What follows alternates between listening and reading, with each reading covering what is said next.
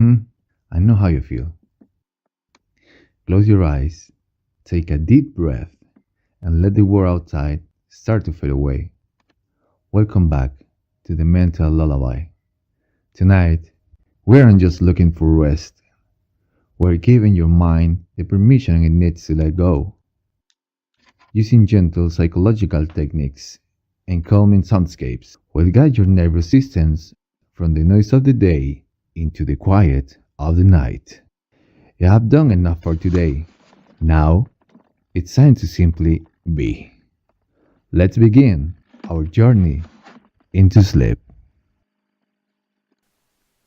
The mysterious origin of the chosen undead from Dark Souls. Hey everyone, welcome back to the channel. Before we dive into today's deep exploration, if you're enjoying these atmospheric journeys through video game lore, please consider liking this video and subscribing. It really helps the channel grow and lets me know you want more content like this. Now, let's dim the lights, settle in, and descend into one of Dark Souls' most compelling mysteries. There's something profoundly haunting about waking up in a cell with no memory of how you got there. No recollection of who you were, what you did, or why you've been imprisoned in this crumbling asylum perched somewhere in the frozen northern mountains. The Northern Undead Asylum greets you not with answers, but with silence, decay, and the distant groans of those who've already lost themselves to madness. You are undead, marked by the dark sign, cursed to rise again and again until your will finally breaks and you become another mindless hollow wandering these forsaken halls. But you are also called something else, something that carries weight and expectation. The Chosen Undead. The title itself raises more questions than it answers. Chosen by whom? For what purpose? And perhaps most intriguingly, chosen from among how many others? Throughout your journey across Lordran, from the depths of Blighttown to the gleaming spires of Aner Londo, from the painted world of Ariamis to the abyssal ruins of Awalasil, you'll be told repeatedly about prophecies and destiny, about the fate of the world resting on your shoulders. But the game never quite confirms whether any of it is true, or if you're simply the latest victim of an elaborate manipulation spanning centuries. Today, we're going to examine the mysterious origin of the Chosen Undead, piecing together fragments of lore from item descriptions, environmental storytelling, and cryptic dialogue to understand not just who this character is, but what their existence means within the larger mythology of Dark Souls. We'll trace the bloodline back to the very beginning, to the furtive pygmy and the Dark Soul itself. We'll examine the nature of the undead curse and why it exists. We'll question the prophecy that Oscar of Astora recites with his dying breath, and we'll explore the competing visions offered by two primordial serpents who each claim to know the truth. The journey begins not in that dank cell, but much earlier, in an age before fire, before life and death as we understand them, in a world of gray crags and arch trees and immortal dragons. The age of ancients and the Lord Souls. In the beginning, there was neither light nor dark, neither life nor death. The world existed in a state of perpetual gray, a timeless limbo where ancient stone arch trees stretched toward ashen skies and immortal dragons ruled over an unchanging landscape. These everlasting dragons knew no hunger, no fear, no desire. They simply existed, eternal and unassailable, their scales harder than stone, their reign unchallenged for eons beyond counting. This was the Age of Ancients, a time of stagnation where nothing ever changed, where the very concept of change held no meaning. The dragons themselves were beings beyond our comprehension. They possessed no souls as we understand them, no driving force or motivation. They were simply part of the landscape, as unchanging and eternal as the stone arch trees they perched upon. Their scales were so incredibly durable that no force in existence could pierce them. They were, in every sense, immortal, existing in perfect stasis with the gray world around them. But beneath this gray veil, in the depths below, something stirred. The first flame appeared, though whether it ignited spontaneously or was born from some unknown catalyst, none can say. What matters is that fire brought with it something entirely new to the static world: disparity. The concept of difference, of opposition, of one thing existing in relation to another rather than simply existing. Where there had been only gray, now there was light and dark. Where there had been only stasis, now there was heat and cold. Where there had been only immortal sameness, now there was life and death. The first flame erupted from the depths of the earth, a blazing manifestation of change itself. Its very existence shattered the equilibrium that had defined reality since before memory.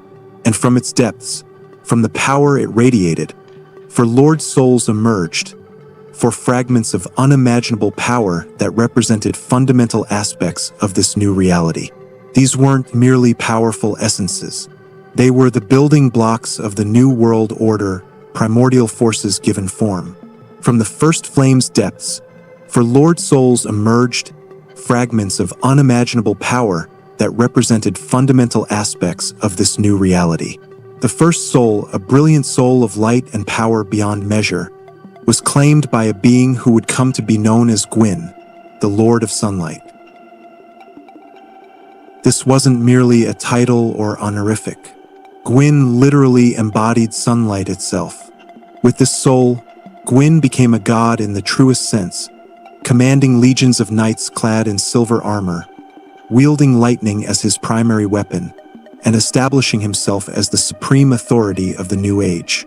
His very presence brought illumination to the world, pushing back the gray and establishing dominion over the light. His bolts of lightning could pierce dragon scales, something that had never been accomplished before the first flame's appearance. Gwyn's kingdom would become Aner Londo, a city of impossible beauty built high above the world, where the light never faded and his power seemed absolute. He had children who inherited fragments of his power. A firstborn son who was a god of war but whose name was later stricken from the annals of history for his alliance with the dragons. Guinevere, a goddess of fertility and bounty, and Gwyndolin, the dark sun, a deity of the moon and illusions who would play a crucial role in the events leading to your journey. Gwyndolin would later create an illusion of his departed sister Guinevere to maintain the facade of Aner Londo's glory long after the other gods had fled. Gwyn also had loyal knights, the 4 Knights of Gwyn, legendary warriors whose names would echo through the ages. Ornstein the Dragonslayer, who wielded a spear in the fashion of Gwyn's firstborn. Artorias the Abysswalker, who would make a covenant with the Abyss to fight the Darkwraiths. Hawkeye Goff, a giant archer whose arrows could pierce dragon wings from miles away, and Lord's Blade Kieran, a deadly assassin who wielded dual blades. The second soul, representing death itself in its purest form, was claimed by Gravelord Nito, the first of the dead. This title isn't metaphorical. Nito was literally the first being to die after the first flame brought death into existence. But rather than ending his existence, death transformed him into something else entirely. Where Gwyn brought light, Nito embodied the end of all things, the final silence that awaits every living creature. His power allowed him to command legions of the dead, raising skeletons and undead servants to do his bidding, and with it, he became the arbiter of mortality, the force that would eventually claim all living things when the Age of Fire inevitably faded. Nito's form reflected his nature, a massive amalgamation of bones and corpses, a walking graveyard that carried with it the miasma of death. His arrival on the battlefield could spread disease and decay, turning the immortal dragon's scales brittle and vulnerable. This was crucial to the war against the dragons, as their stone scales had been impervious to all attacks until Nito's power introduced the concept of decay. After the war, he retreated to the Tomb of Giants, the deepest and darkest pit in all of Lordran, where he slumbered surrounded by the bones of those who came before, the skeletal remnants of creatures from the Age of Ancients. The third soul went to the Witch of Izalith, whose name has been lost to time but whose power was undeniable. Her soul represented life and warmth, the flames of creation rather than destruction. With it, she and her daughters practiced powerful flame sorceries, weaving fire into magic that could shape reality itself. Her pyromancy was art and science combined, the manipulation of flame at a fundamental level that went far beyond simple destruction. The witch created life through her flames, bringing into existence the demons of Izalith who would serve her kingdom. Her kingdom of Izalith was a place of warmth and light, where flames danced in every corridor and her daughters studied the mysteries of fire. The witch had many daughters, including Quelag and Kaelana, who would survive her transformation, and others who would not be so fortunate. Her attempts to recreate the power of the first flame would later result in catastrophic failure when the flame began to fade. In her desperation to keep the fire burning, she attempted to create a new flame using her own soul and the power of pyromancy. The spell went horribly wrong, transforming her into the bed of chaos and giving birth to the race of demons that would plague the world for ages to come. But in those early days, before her ambition exceeded her wisdom, she stood as one of the most powerful beings to ever exist. And then there was the fourth soul, the dark soul. Unlike the others, this soul was not large or immediately impressive. It didn't grant dominion over obvious forces like light or death or fire. It was small, easily overlooked, perhaps even dismissed as insignificant by those who claimed the greater souls. It was found not by a god or a great lord, but by a small, forgotten being known only as the furtive pygmy. The word furtive itself tells us something about how this being was perceived by those who came after. Secretive, guilty, trying to avoid attention. This wasn't a grand lord like Gwyn stepping forward to claim his destiny with trumpet blasts and declarations of power. This was someone small and hunched, someone easily forgotten, someone who found a soul that the others had overlooked or dismissed as unworthy of their attention. Where the others took their souls and immediately began waging war against the dragons, hungry for power and dominion, eager to reshape the world in their image, the pygmy did something radically different, something that would shape the entire future of the world in ways far more profound than any of them could have imagined. He took his dark soul and fragmented it, splitting it into countless pieces and distributing these fragments among the other hollow creatures who had not claimed Lord souls of their own. These hollow beings, these empty shells that had existed in the gray world without purpose or identity, without even the concept of self-awareness, received these fragments and were transformed. The fragments became known as humanity, and the beings who received them became the human race. This act of the pygmies was either incredibly generous or incredibly foolish, depending on one's perspective. He took a lord soul, something that could have granted him personal power equal to Gwyn or Nito or the witch, and divided it among countless others. He abandoned the possibility of personal divinity for the sake of creating an entire race. Every human, every single one born across countless generations, carries within them a shard of the dark soul. This is what makes them human rather than hollow.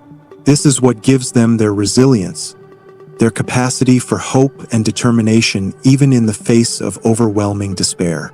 This is what makes them fundamentally different from the gods, who draw their power from light and fire. But here's what makes the dark soul unique among the four Lord souls, what makes it fundamentally different from the power claimed by Gwyn or Nito or the witch. It doesn't diminish when divided.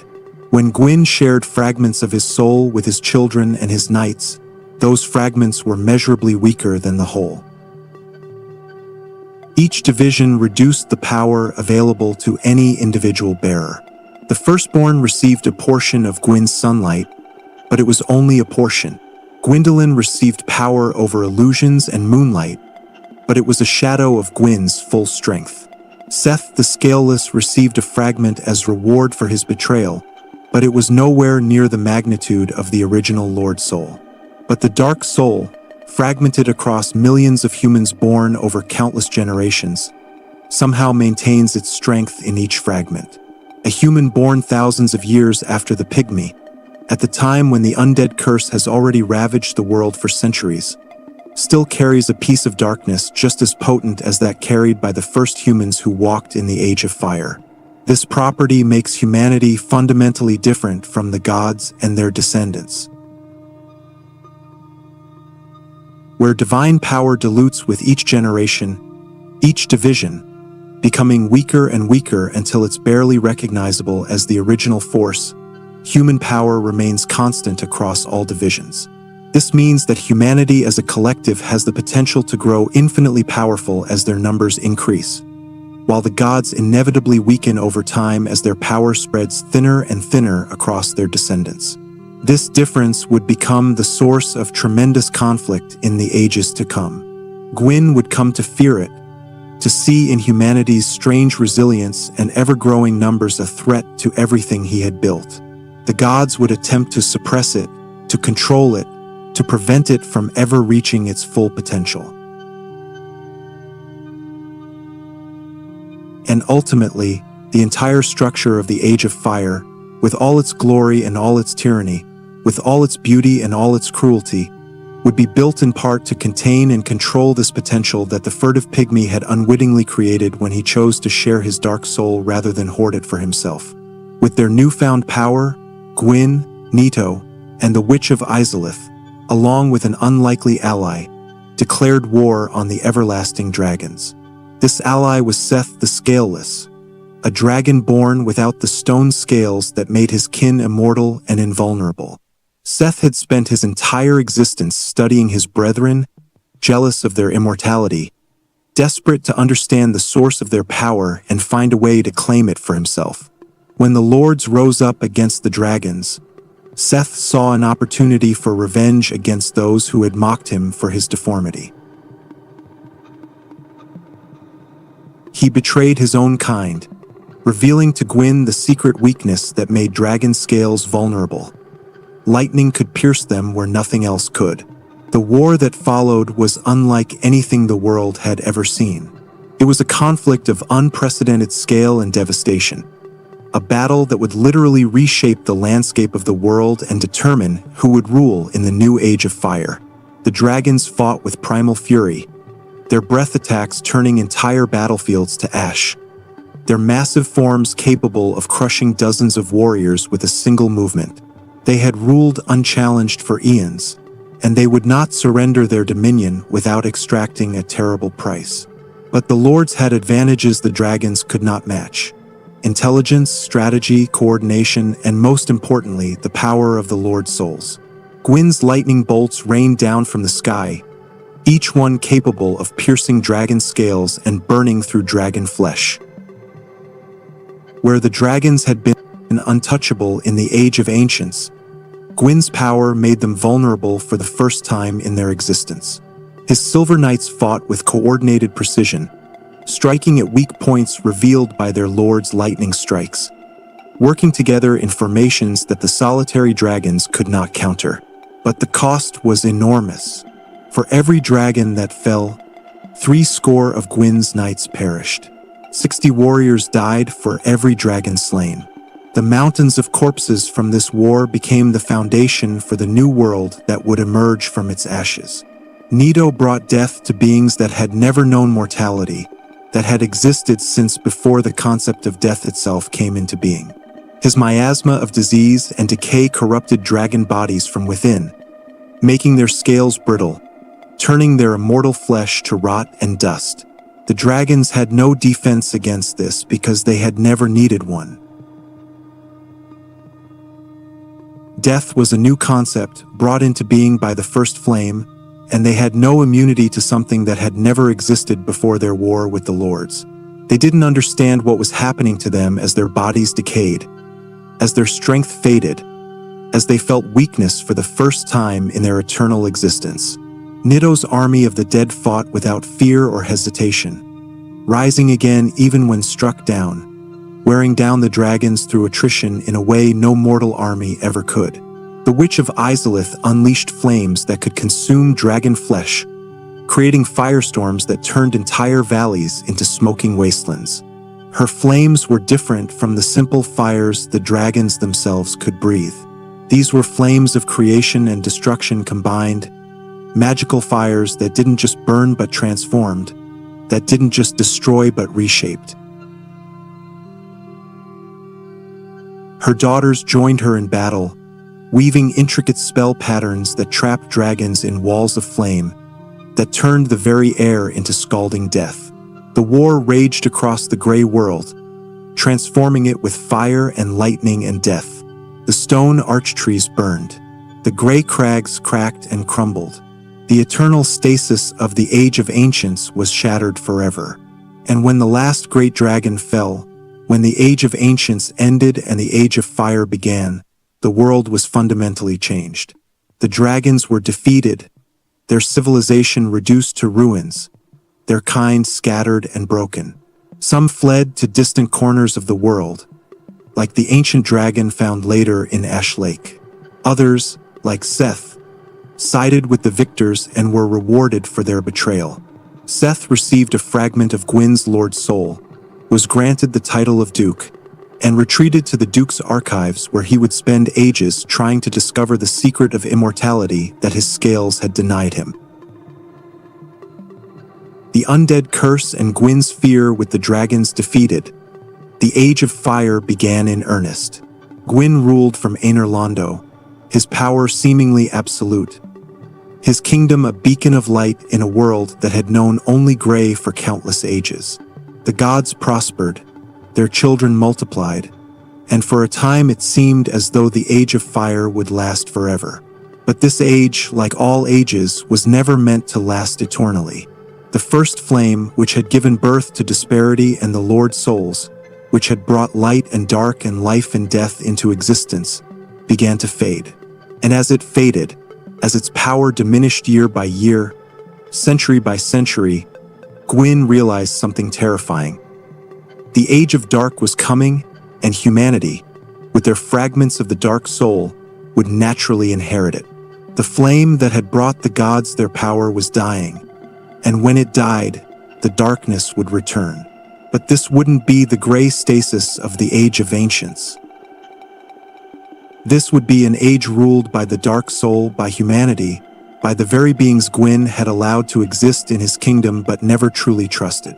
According to Darkstalker Koth and evidence found in later ages, particularly in the Ring City where the truth was preserved, Gwyn placed a seal upon the Dark Soul itself, a ring of fire that would contain its power and prevent it from ever reaching its full potential. This seal became known as the Dark Sign, and it would transform humanity from beings with natural resilience and potential immortality into creatures dependent upon the fire for their very existence.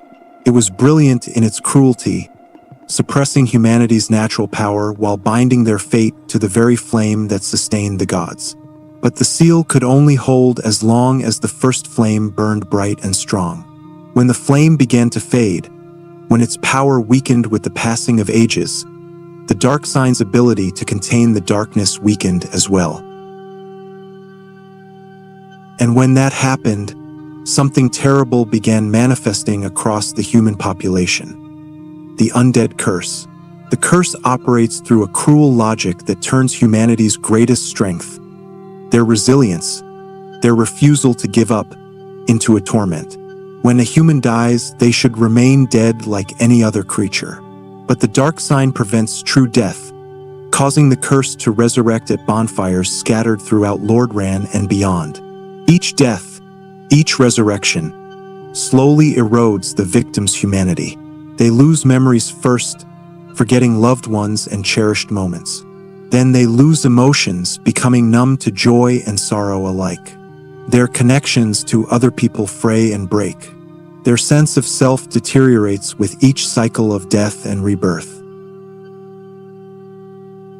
Eventually, if they die enough times or lose all sense of purpose, all reason to continue existing, they go hollow, becoming mindless creatures that attack anything living, shambling through ruins without thought or consciousness, mere shadows of the humans they once were. The progression is horrifying to witness. You see it in the hollows you encounter throughout your journey. Some still wear the armor they died in, still carry the weapons they once wielded with skill. Some wander in patterns that suggest they're trying to perform tasks they remember from life. A hollow soldier endlessly pacing a patrol route, a hollow merchant standing behind a counter with nothing to sell, a hollow mother cradling an empty bundle as if it were still her child. They're not just dead. They're worse than dead. They're the living remnants of people who once had hopes and dreams and loved ones, reduced to automatons acting out the last fragments of purpose they can remember. The bonfires themselves represent a brilliant and terrible piece of this control system. They're linked to the first flame, extensions of its power scattered throughout Lordran. They're fueled by humanity, requiring you to sacrifice those precious fragments of the dark soul to strengthen them, to increase the number of times they can heal you. When an undead dies, their accumulated souls and any liquid humanity they were carrying flow into the bonfire network automatically. No choice or action required. Based on the mechanics of the world, they appear to be absorbed by the bonfires, feeding the flames that connect back to the first flame itself. Think about what this system creates. The undead are motivated to hunt for souls and humanity, gathering these resources through combat and exploration, defeating enemies and claiming their power. They grow stronger through this accumulation, feeling progress and achievement. But then they die, and in Dark Souls, death is inevitable, and all that accumulated power flows into the bonfires. The bonfire network benefits from their deaths. The system that cursed them grows stronger from their failures.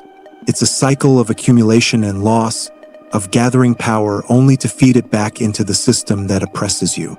Whether this was Gwyn's intention from the beginning, whether he deliberately designed the curse to create this soul-harvesting mechanism, or whether it's simply how the curse functions as a consequence of its nature and connection to the first flame, remains a matter of interpretation among those who study these dark times.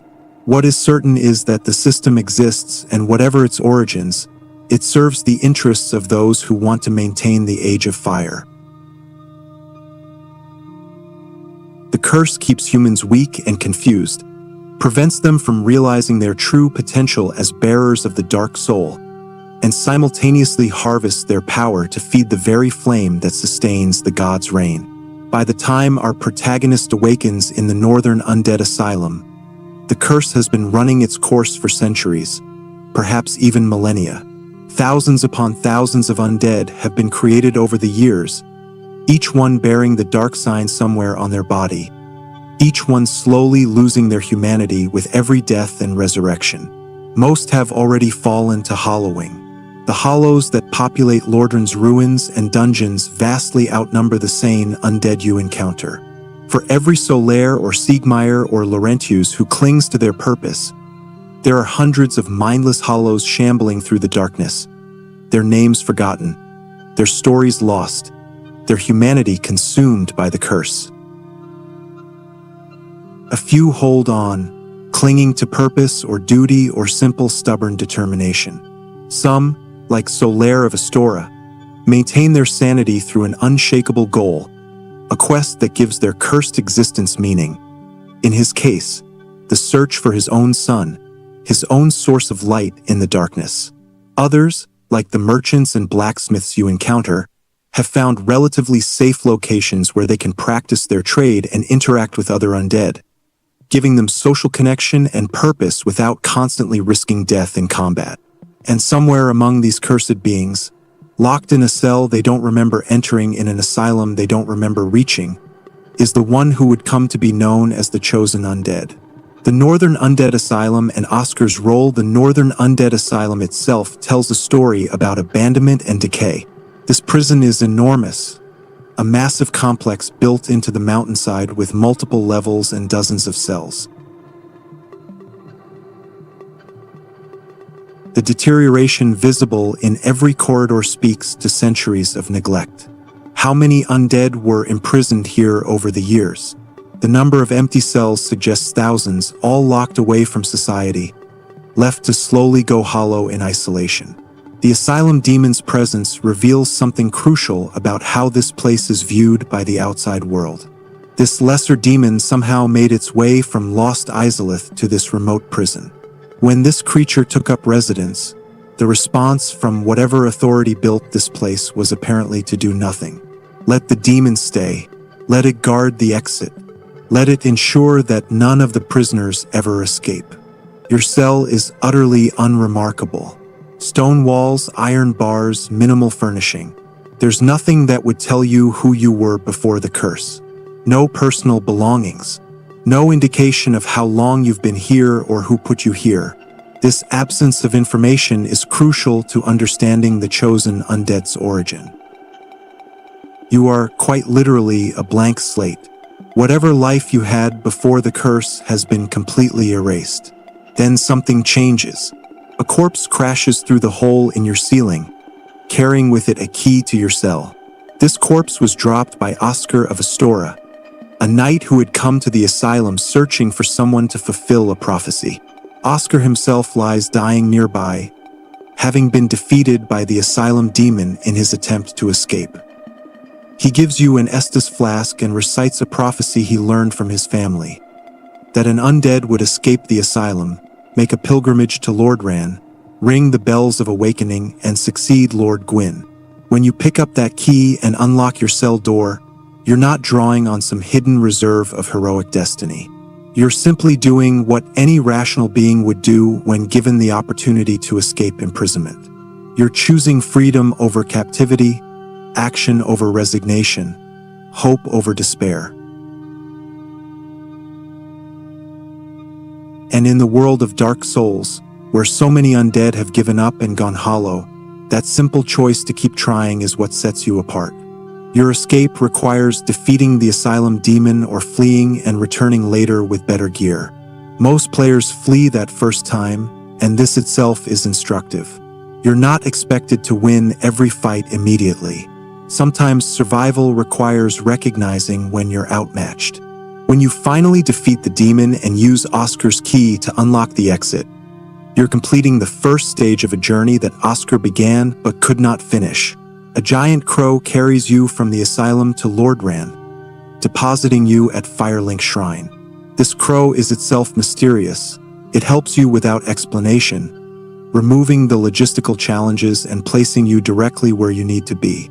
Another facilitator, like Oscar, another piece of the machinery that sets the chosen undead on their path. The prophecy and the Serpent's Firelink Shrine becomes your hub, the place you'll return to repeatedly throughout your journey. But when you first arrive, carried by the giant crow from the asylum, the inhabitants don't treat you as someone special. The crestfallen warrior sits by the bonfire, having given up on his own quest, too hollow in spirit, if not yet in body, to find purpose. He calls you another undead who'll end up like all the others, his voice dripping with the cynicism of someone who's seen too many hopeful undead arrive at Firelink only to give up and go hollow within days or weeks. Petrus of Thorolund and his group arrive representing the Way of White, the religious order dedicated to worshipping the gods and maintaining the Age of Fire. They're searching for someone, though they won't say who or why. Petrus is polite but dismissive, more concerned with his own mission than with helping you. Even Anastasia of Astora, the firekeeper locked in a cell beneath the shrine, mute and unable to communicate, simply performs her function as keeper of the bonfire without acknowledging you as anything more than another undead using her services. None of them recognize you as the prophesied chosen undead because at this point you're not. You're just another cursed human trying to survive, no different from the countless others who've come before. The title, the destiny, the sense of being chosen, all of that comes later, and when it does come, the timing reveals something important about the nature of prophecy itself. It's only later, after you've rung both bells of awakening, the one above in the undead parish and the one below in Quellag's domain, after you've proven yourself capable of achieving what most undead never accomplish, that Kingseeker Frampt appears at Firelink Shrine and starts calling you the chosen undead. The timing is telling, almost suspicious when you think about it carefully. Frampt doesn't appear before you ring the bells. He doesn't seek you out in the asylum or guide you from the beginning of your journey. He doesn't appear to help you through the challenges that test whether you're truly capable. He waits until you've already proven capable of significant achievement, waits until you've demonstrated that you have what it takes to overcome deadly challenges, and then he appears and claims you were chosen all along, that this was always your destiny. Frampt presents himself as a close friend of the great Lord Gwyn, explaining in grandiose terms that your destiny is to succeed Gwyn as Lord of Cinder, to link the first flame and preserve the Age of Fire for another age. He makes it sound glorious, important, like you're being offered the chance to save the world from darkness. To accomplish this grand destiny, he explains, you must obtain the Lord Vessel from Princess Guinevere in Aenir Londo, fill it with the souls of the great lords, Grave Lord Nito in the Tomb of Giants, the Witch of Izalith who became the Bed of Chaos, Seth the Scaleless in the Duke's Archives, and the four kings in the ruins of New Londo, and then use this vessel to access the kiln of the first flame where Gwyn waits, where the fire itself waits to be linked. Frampt tells you this is your purpose, your reason for existing as an undead. He says the curse can be lifted, that linking the flame will end the cycle of death and resurrection. He makes promises about redemption and salvation, about bringing light back to a darkening world. But he conveniently forgets to mention certain crucial details. He doesn't tell you that linking the flame means walking into the fire itself, letting it consume your body and soul. He doesn't mention that you'll burn for ages, possibly centuries. As fuel for the first flame, your consciousness slowly eroding in the flames until another undead comes to take your place. He doesn't explain that succeeding Gwyn doesn't mean inheriting his throne or his power. It means taking his place as kindling, as sacrifice, as fuel. But there's another serpent with a different story, another voice offering another interpretation of destiny and prophecy.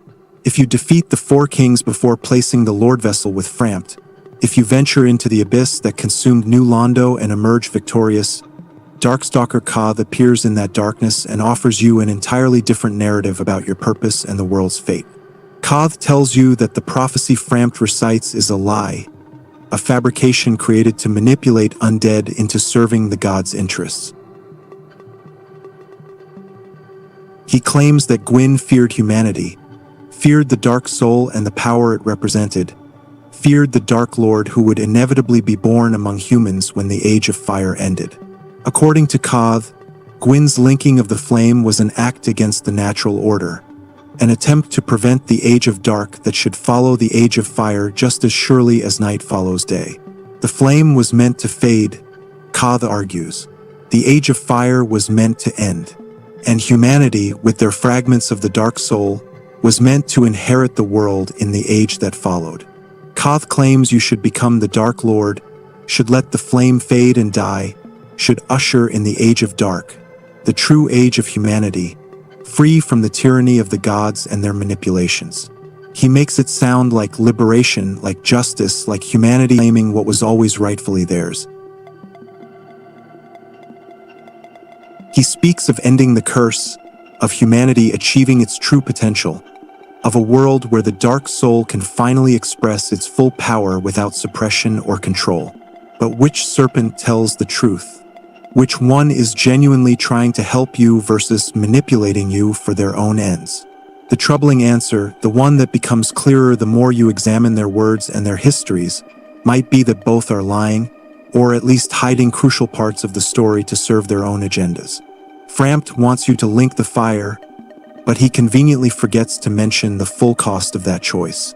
He doesn't explain that you'll burn as fuel until you're nothing but ash and fading consciousness. He doesn't mention that this has happened before, that there have been other chosen undead who came before you, other heroes who linked the flame only to be forgotten as the cycle continued. He presents linking the flame as a glorious destiny when it's really just another sacrifice to maintain the god's power and postpone the inevitable. But Koth's motivations are no clearer, and his history suggests he's not the champion of humanity he claims to be.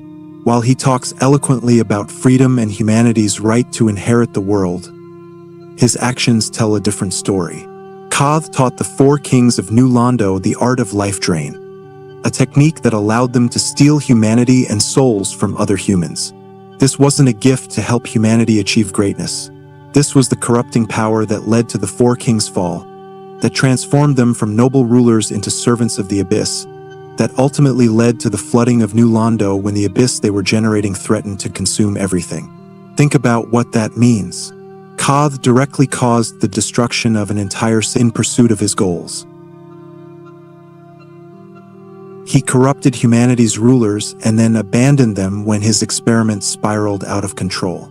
This is not the behavior of someone genuinely concerned with humanity's well-being. And there's more. Dialogue from characters like Marvelous Chester, who appears in the Artorias of the Abyss DLC, and from Hawkeye Goff, one of Gwyn's four knights, suggests that a primordial serpent manipulated the people of Awalisile into disturbing Manus's grave. While they don't explicitly name which serpent was responsible, the connection to darkness and the manipulation of humans toward destructive ends points strongly toward Koth as the culprit. If this interpretation is correct, then Koth orchestrated the destruction of Awalisile just as surely as he orchestrated the fall of New Londo. Awalisile was once a peaceful land known for its unique sorceries that drew power from nature rather than souls. The people lived in harmony with the forest, developing magic that enhanced their connection to the natural world. But they were somehow convinced to dig up and disturb the grave of a primordial human, a being who had been dead and buried for so long that his name, Manus, was nearly forgotten. This being possessed an enormous quantity of humanity, possibly being one of the original recipients of dark soul fragments from the furtive pygmy himself, possibly even being the pygmy. When Manus was disturbed and awakened, when his torment drove him to madness, his humanity ran completely wild, creating the Abyss and consuming Awalisile in uncontrollable darkness. The entire kingdom was destroyed, its people transformed into twisted monsters, its princess kidnapped and held captive, its peaceful existence erased. And all of this happened because someone convinced them that disturbing this ancient grave was a good idea, that whatever they sought was worth the risk. Both serpents, when you examine their patterns, are reactive rather than proactive. They respond to your achievements rather than actively guiding you from the beginning. Neither one appears at the asylum to help you escape. Neither one guides you through the early challenges or protects you from the dangers you face. They only reveal themselves after you've already proven capable of significant accomplishments, after you've demonstrated you have the strength to possibly reach the kiln and make the final choice. This suggests they're less interested in who you were before the curse and more interested in what you can accomplish now, in whether you can serve as a useful tool for their purposes. Which serpent tells the truth? The answer is complex and troubling. The prophecy that Oscar recites, that Frampt reinforces, might be legitimate, passed down through generations of Astran Knights as genuine foreknowledge of events to come. Or it might be a complete fabrication, created by Gwendolyn or Frampt or some other force seeking to ensure that capable undead continue to journey to the kiln and link the flame, perpetuating the Age of Fire indefinitely. The game never confirms which interpretation is correct, never provides definitive evidence one way or the other. What we do know is that the system works. The prophecy motivates people like Oscar to seek out capable undead and set them on the path to Lordran. It gives desperate, cursed individuals a sense of purpose, a reason to keep fighting when everything seems hopeless. It creates a steady stream of potential chosen undead who journey to the kiln, and eventually, one of them succeeds in linking the flame. Whether that success validates the prophecy or simply demonstrates that enough attempts will eventually produce the desired result remains ambiguous. Both serpents present themselves as knowledgeable guides, but both have clear biases and hidden agendas. Frampt serves the gods and wants to maintain their age of dominance. Koth claims to serve humanity, but his methods have repeatedly led to human suffering and destruction. The truth about your destiny, about your purpose, about what you should do when you reach the kiln, neither serpent can be fully trusted to provide it. The journey and what it reveals. Your journey through Lordran is itself profoundly instructive about the nature of your origin and what the chosen undead truly represents. You start weak, barely capable of defeating the hollow soldiers that guard the undead burg. Your starting equipment is basic at best, whatever armor and weapons Oscar left for you or that you scavenged from the asylum. Your skills are limited to simple attacks and dodges. You die frequently to enemies that will later seem trivial. You get lost in areas that will eventually become familiar. You make mistakes that cost you hundreds or thousands of souls. But you learn. With each death, with each resurrection, you gain knowledge. You learn enemy patterns, memorize attack timings, discover shortcuts and secrets. You upgrade your equipment at blacksmiths, level up your stats at bonfires, experiment with different weapons and builds until you find what works for you. And slowly, gradually, through patient accumulation of experience and resources, you transform from a weak prisoner barely surviving against hollow soldiers into a warrior capable of standing against gods and primordial forces. This transformation isn't a result of unlocking some hidden prophesied power that was always inside you, waiting to emerge. It's not destiny suddenly activating or divine intervention granting you strength. It's the gradual accumulation of souls spent on leveling up, the slow improvement of equipment through Titanite and Embers, the patient learning of mechanics and strategies, the hard-won knowledge purchased with countless deaths and resurrections. You become powerful the same way anyone becomes skilled at anything, through practice, persistence, and refusal to give up when faced with failure. The resurrection mechanic is absolutely central to understanding what the chosen undead represents within the mythology of Dark Souls. Every time you die, which happens frequently, dozens, hundreds, perhaps even thousands of times in a typical playthrough, you face a choice. The game doesn't force you to continue. You could stop playing, could give up, could let your character remain dead at that bonfire forever. The choice to respawn, to retrieve your souls, to face that same challenge again with the knowledge you gained from failure, that's a choice you make actively every single time. This is why the undead curse, as horrible and cruel as it is in every other respect, also creates the unique potential for someone like the chosen undead to exist. In a world where death is final, where failure means permanent ending, the gods would always win. They have had centuries or millennia to perfect their power, to master their abilities, to establish their dominion. A mortal human, even a skilled one, couldn't hope to challenge beings like Ornstein and Smuff or Artorias or Gwyn himself in a fair fight where death is permanent. But the curse changes that fundamental equation. The curse gives humans something unprecedented. The ability to try again, to learn from mistakes, to eventually overcome any obstacle through sheer persistence and accumulated knowledge. An enemy who never truly dies, who can always come back for another attempt, who gets slightly better with each resurrection, is ultimately unbeatable given enough time and determination. This is what Gwyn feared when he looked at humanity and saw the potential inheritors of the Age of Dark. Not their strength in any individual moment, but their collective persistence, their stubborn refusal to accept defeat even when beaten down again and again. Think about how many times you die fighting a challenging boss like Ornstein and Smuff.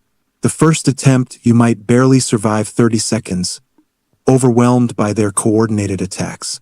The second attempt, you last a bit longer, learning to dodge Ornstein's lightning thrust or avoid Smuff's hammer slam. The third attempt, you manage to kill one of them before dying. And eventually, after many attempts, after learning all their patterns and tells, after upgrading your equipment and adjusting your strategy, you emerge victorious. Not because you were chosen by destiny, but because you refused to accept defeat. The hollows you encounter throughout Lordran represent the alternative path, the fate that awaits those who give up before achieving their goals. Each hollow was once like you, once had their own quest or purpose that kept them sane and gave their cursed existence meaning. Each one had hopes, had goals, had reasons to keep fighting. The hollow soldiers in the undead burg were once guards protecting their city. The hollow warriors in Darkroot Garden were once proud fighters defending their forest. The hollow giants in Anerlando were once blacksmiths serving the gods. But somewhere along the way something changed. Maybe they died one too many times and lost their accumulated souls. Maybe they completed their quest only to find it didn't cure them or give them the peace they sought.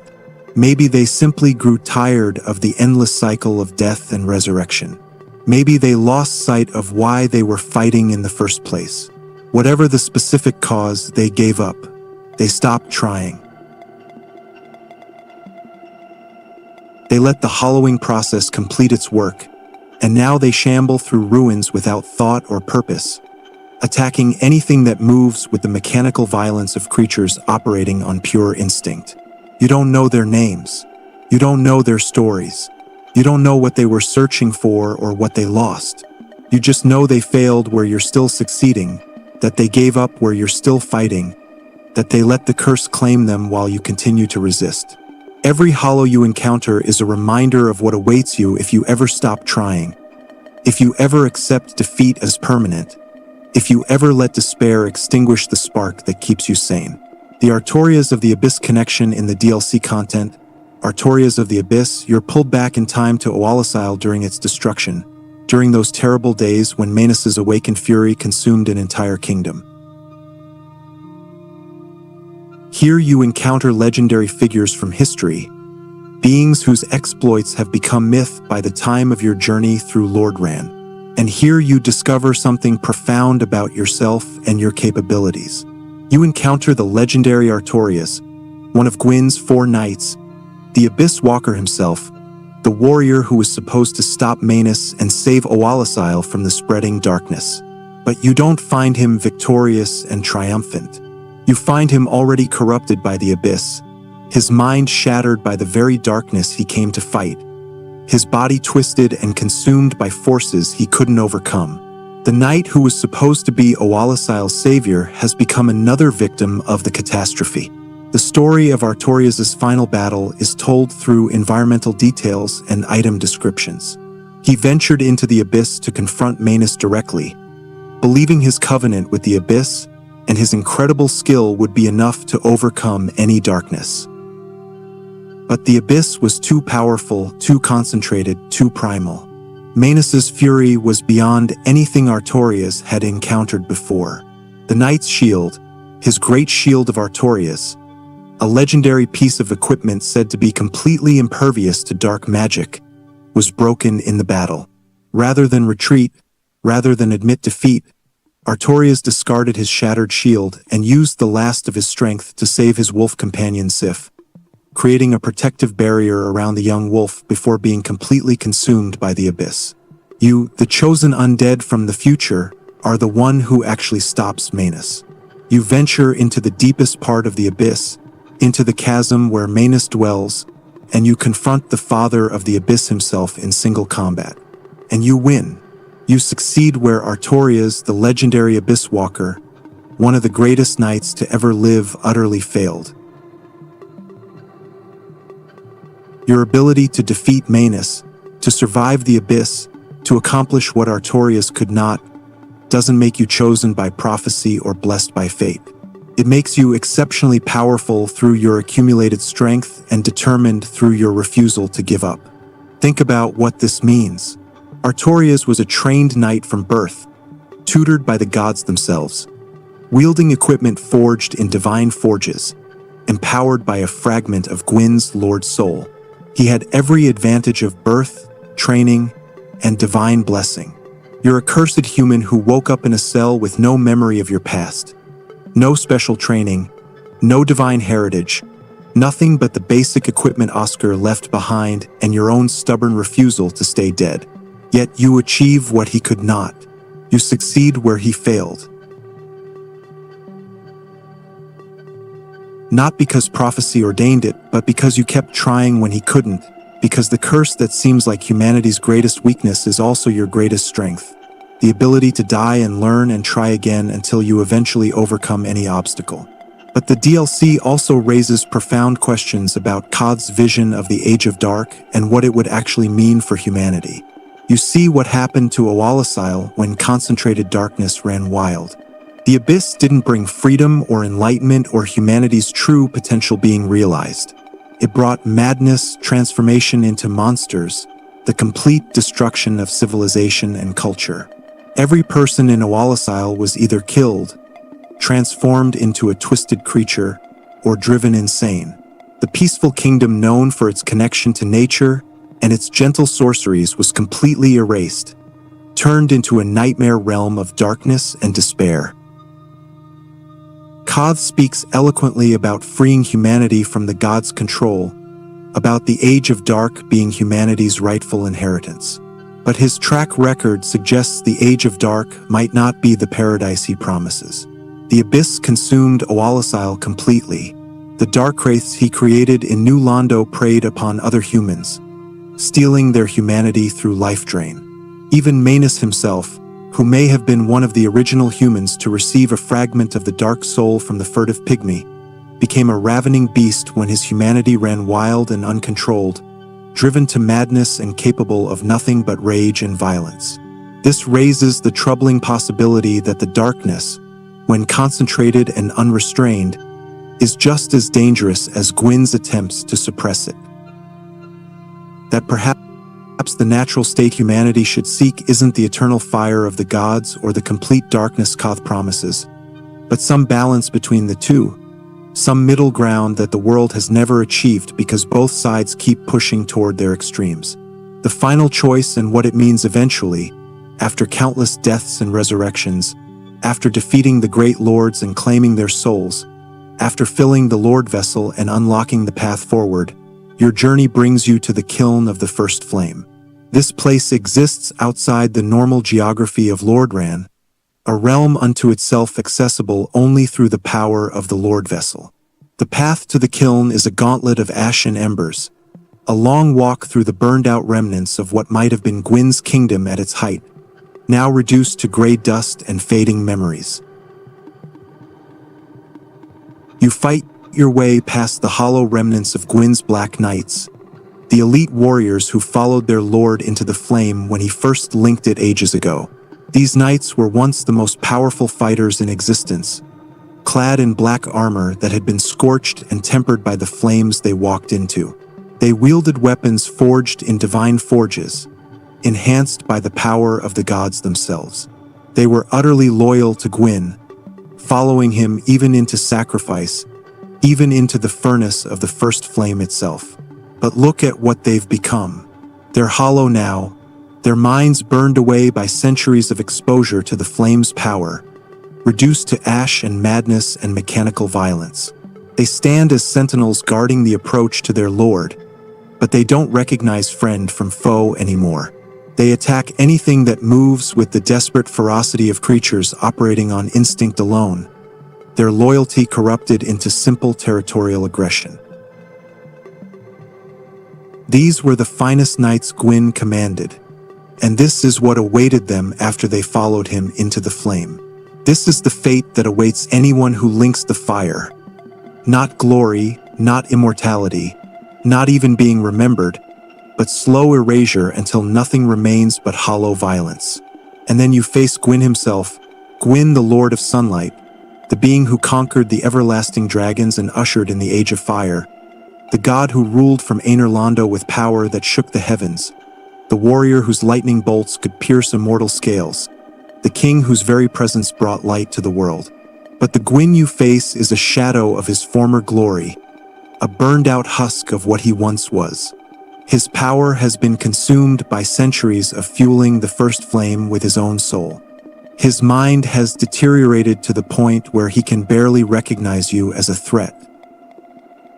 He doesn't speak, doesn't try to reason with you, doesn't acknowledge your presence except as something to be destroyed. He attacks with the desperate ferocity of an animal backed into a corner, fighting not with strategy or intelligence but with the muscle memory of ancient battles that his hollowing mind can still access. His lightning is gone, burned away along with most of his power. He fights with a flaming greatsword, the fire a pale echo of the brilliance he once commanded.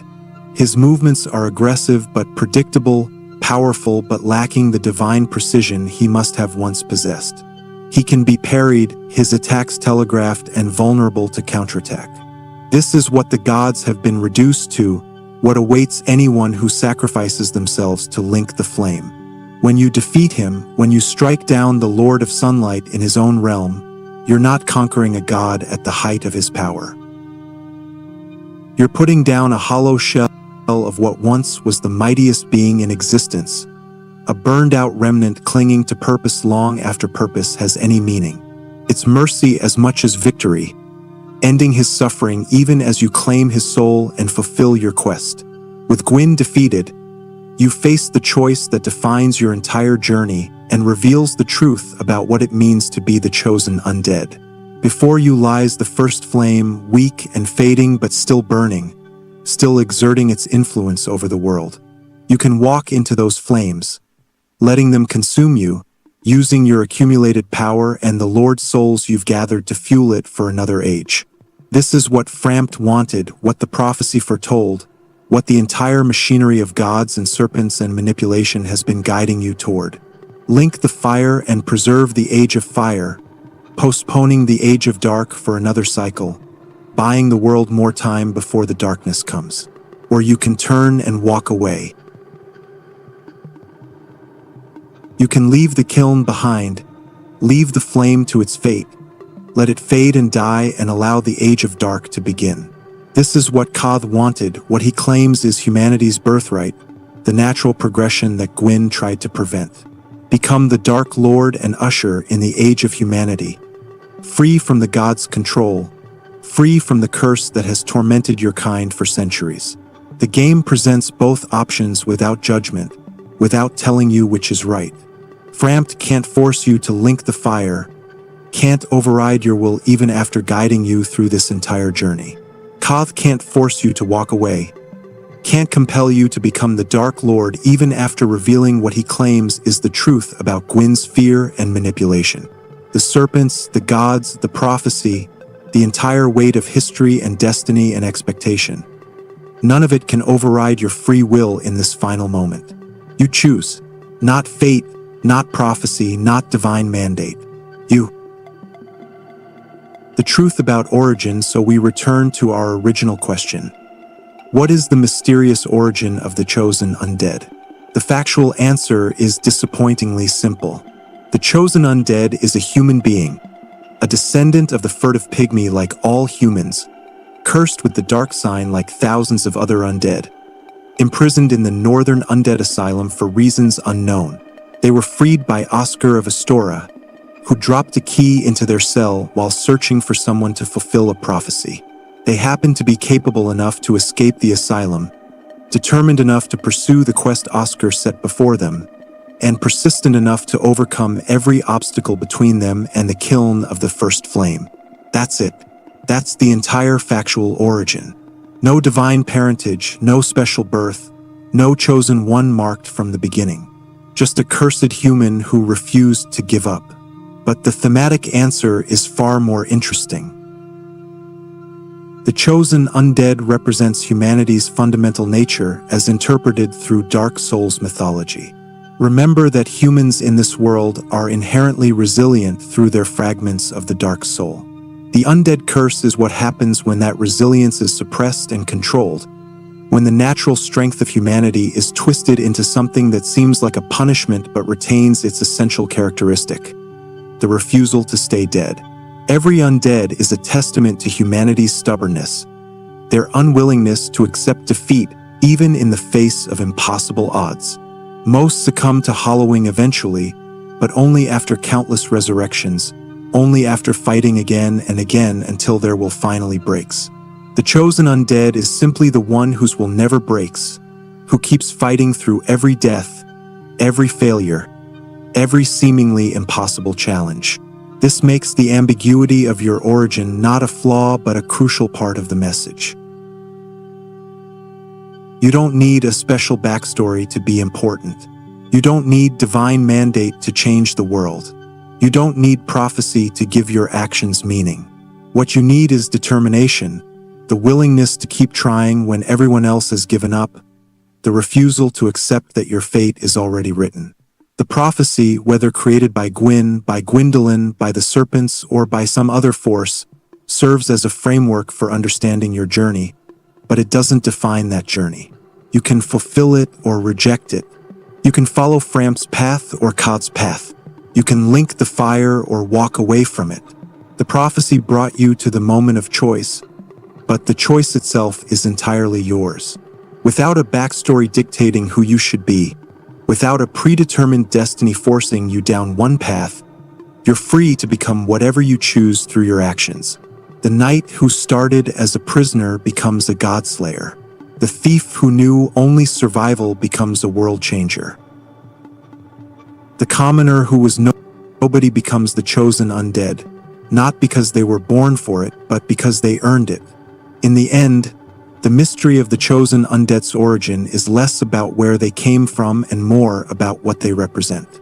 They represent the idea that anyone, no matter how low they start, no matter how dire their circumstances, no matter how heavily the odds are stacked against them, can rise to achieve legendary status through nothing more than determination and refusal to surrender. They represent humanity's essential nature. Resilient, stubborn, capable of enduring unimaginable hardship and still continuing to fight.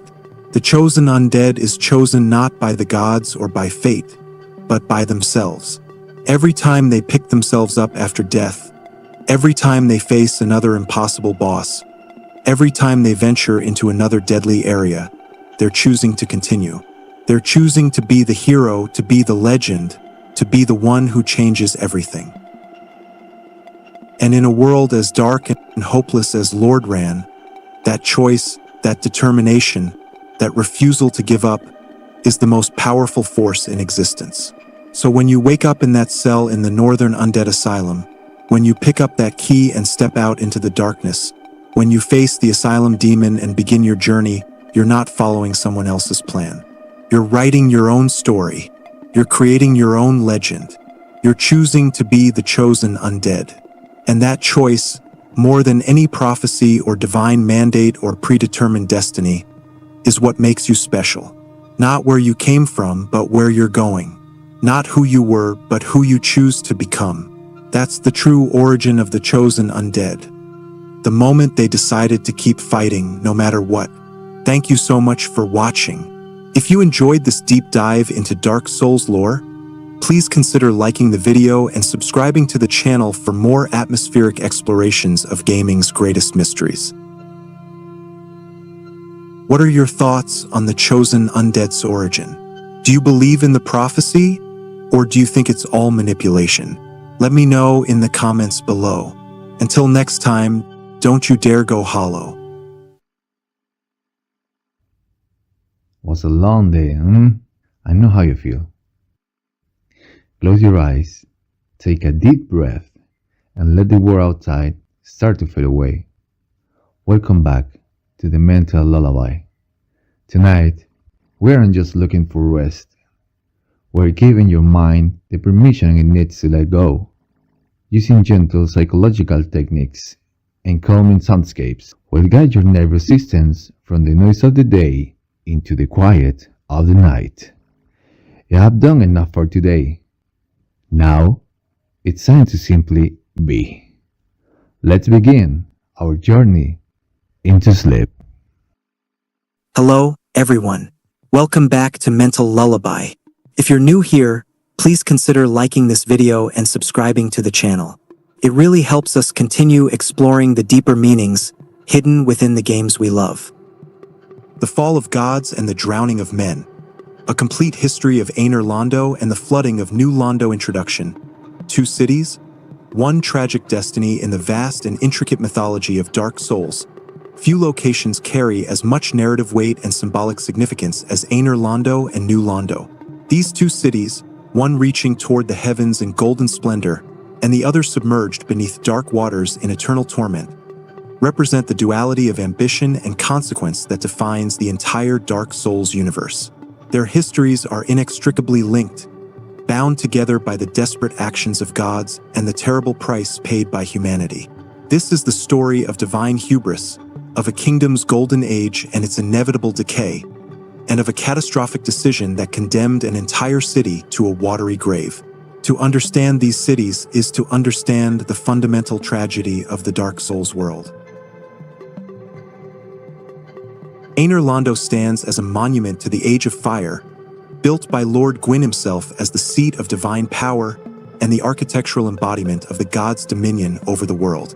Its spires pierce the clouds, its halls gleam with impossible light, and its very existence proclaims the eternal supremacy of the gods who claimed the Lord's souls and used them to overthrow the ancient dragons. Yet beneath this facade of eternal glory lies a hollowed-out shell, a beautiful illusion maintained by the last remaining deity to hide the truth that the gods have abandoned their city and their responsibilities. New Londo, by contrast, represents humanity's place in this divine hierarchy. Built in the shadow of Aner Londo, both literally and figuratively, it was a thriving human city that served as a testament to what mankind could achieve under the patronage and protection of the gods. The four kings who ruled New Londo were granted fragments of Gwyn's own soul, elevating them above ordinary men and binding them in covenant to the Lord of Sunlight. For a time, New Londo prospered, its citizens living in the reflected glory of the gods above. But when darkness came to New Londo, when the four kings fell to corruption and their subjects were transformed into Darkwraiths bent on stealing humanity itself, the response from above was swift and merciless. The sealers of New Londo flooded the entire city, drowning every man, woman, and child within its walls to contain the darkness below. These two cities tell parallel stories of decline and abandonment. Aner Londo, once filled with gods and their servants, now stands empty save for the illusions that mask its desolation. New Londo, once filled with living, breathing humanity, now contains only the tortured ghosts of the innocent sacrificed to protect the world above from the consequences of divine mistakes. Both cities are tombs, monuments to failed ideals, and the inevitable decay that comes when clinging to power becomes more important than the responsibility that power entails. The Age of Ancients preceded all of this, of course. In that primordial era, the world was unformed, shrouded in fog, a land of gray crags, ancient trees, and immortal dragons. There was no life, no death, no light, no dark, no heat or cold. There simply was eternal stagnation, unchanging and unchangeable. But then came fire, and with fire came disparity. Heat and cold, life and death, light and dark. And of course, from the dark came beings who would find souls within the first flame, souls of tremendous power that would allow them to challenge the dragon's eternal dominion. Gwyn, the Lord of Sunlight, claimed the mightiest of these Lord souls, a soul of light and lightning that granted him godlike power. With him came the Witch of Izalith, who found the soul of life, and Gravelord Nito, who claimed the soul of death. There was a fourth soul as well, the Dark Soul, found by a being so small and insignificant that it was barely noticed by the others. This was the soul that would become the progenitor of all humanity, distributed among countless humans, granting them the dark sign and the potential for both great strength and terrible corruption. Together, Gwyn and his allies waged war against the dragons. With the lightning bolts forged from Gwyn's soul, with the flames of chaos wielded by the Witch of Izalith, with the death and disease commanded by Nito, and with the crucial betrayal of Seth the Scaleless, who revealed the dragon's weakness to their stone scales, the gods overthrew the ancient order. The Age of Fire began, and with it came the Age of Gods, the age when Gwyn would build his kingdom in the sky and establish a hierarchy that would endure for countless ages. This is where our story truly begins, with the construction of Aner Londo and the establishment of divine rule. From those heights, we will trace the rise of godly power and the creation of New Londo below. We will witness the golden age when both cities thrived, explore the corruption that infected the four kings and spawned the Darkwraith threat, and chronicle the terrible decision to flood an entire city to contain that darkness. Finally, we will examine the ruins left behind, the ghosts that haunt New Londo's flooded streets, and the hollow illusion that has become of Aner Londo itself. These are not merely the stories of two cities. They are the story of the Dark Souls world itself, of the cycle of fire and dark, of the desperate attempts to preserve power even as it inevitably fades, and of the terrible sacrifices made in the name of prolonging what cannot be prolonged. They remind us that even gods can fall, that even the mightiest kingdoms can become empty shells, and that the price of power is often paid by those who never sought it in the first place. The rise of Aner Londo, the city of gods after the defeat of the ancient dragons and the establishment of the Age of Fire, Lord Gwyn set about creating a capital worthy of his divine status and the new age he had ushered into being. Aner Londo, the city of the gods, would be built on a scale and with a grandeur that proclaimed the eternal supremacy of the divine. Perched impossibly high, its foundations resting upon great arches and buttresses that themselves seemed to defy the laws of nature, Aner Londo was meant to be more than a city. It was a statement, a declaration that the gods existed on a plane above the mortal world, both literally and metaphorically. The architecture of Aner Londo is perhaps its most immediately striking feature. Every structure soars upward, reaching toward the eternal sun that Gwyn himself placed in the sky above his city. The buildings are constructed on a scale meant for beings far larger than humans, with doors that tower stories high and halls so vast that entire human villages could fit within single rooms. This was intentional, of course. The gods were not merely powerful. They were fundamentally different in nature from the mortals who would serve them. The architecture reinforced this difference, making any human who entered Aner Londo feel small, insignificant, reminded at every turn of the vast gulf between themselves and the divine. The great hall where Gwyn held court exemplified this principle. Massive columns of polished white stone rose to support a ceiling so high it seemed to touch the clouds themselves. Windows of crystalline glass, perhaps provided by Seth the Scaleless as part of his reward for betraying his dragon kin, allowed light to pour into the hall, creating an atmosphere of divine radiance. The floor was polished to a mirror shine, reflecting the light from above and creating the impression that one walked through clouds of light itself. At the far end of this hall stood Gwyn's throne, elevated on a dais and crafted from materials that seemed to contain their own inner luminescence. But Aner Londo was more than mere spectacle. It was a functional seat of divine government, the center from which the gods administered their rule over the world below. Various deities made their homes in the different structures throughout the city. Gwyn himself resided in the central keep, surrounded by his most trusted knights and advisors. His daughter, Guinevere, the Princess of Sunlight, occupied chambers decorated with golden treasures and artifacts that celebrated the beauty and fertility she represented. His youngest child, Gwendolyn, hidden away due to his affinity for the moon rather than his father's son, maintained secret chambers beneath the city where he would eventually craft the elaborate illusion that would preserve Aner Londo's appearance long after the gods had departed. The Silver Knights served as Aner Londo's primary military force. These elite warriors, chosen from among the most skilled fighters and granted divine blessing by Gwyn himself, stood as eternal guardians of the city. Clad in ornate silver armor that reflected the sunlight streaming through Aner Londo's countless windows, they were stationed at key positions throughout the city, ever vigilant against threats both external and internal. Unlike the Black Knights who would accompany Gwyn into battle against the demons of Izalith and lose their minds to the flames of chaos, the Silver Knights remained in Aner Londo, a symbol of its inviolate sanctity. The four Knights of Gwyn represented the pinnacle of the Silver Knights Order. Ornstein the Dragon Slayer, captain of the four Knights, was perhaps the most renowned. His name alone struck fear into the hearts of dragons during the Great War, and even after the dragon's defeat, he remained at Gwyn's side as the ultimate protector of the Divine Order. Artorias the Abyss Walker, though he would eventually be stationed in Awalisile to combat the spreading darkness there, served initially as one of Aner Londo's greatest defenders. Hawkeye Goff, the giant archer whose skill was legendary even among gods, watched over Aner Londo from his vantage point. And Lord's Blade Kieran, mysterious and deadly, operated in the shadows, eliminating threats before they could fully manifest. The religious life of Aner Londo centered on the worship of the gods themselves, naturally, but also on the maintenance of the age of fire that made their rule possible. Priests and priestesses tended to the various shrines and altars throughout the city, offering prayers and sacrifices to ensure the continuation of the current age.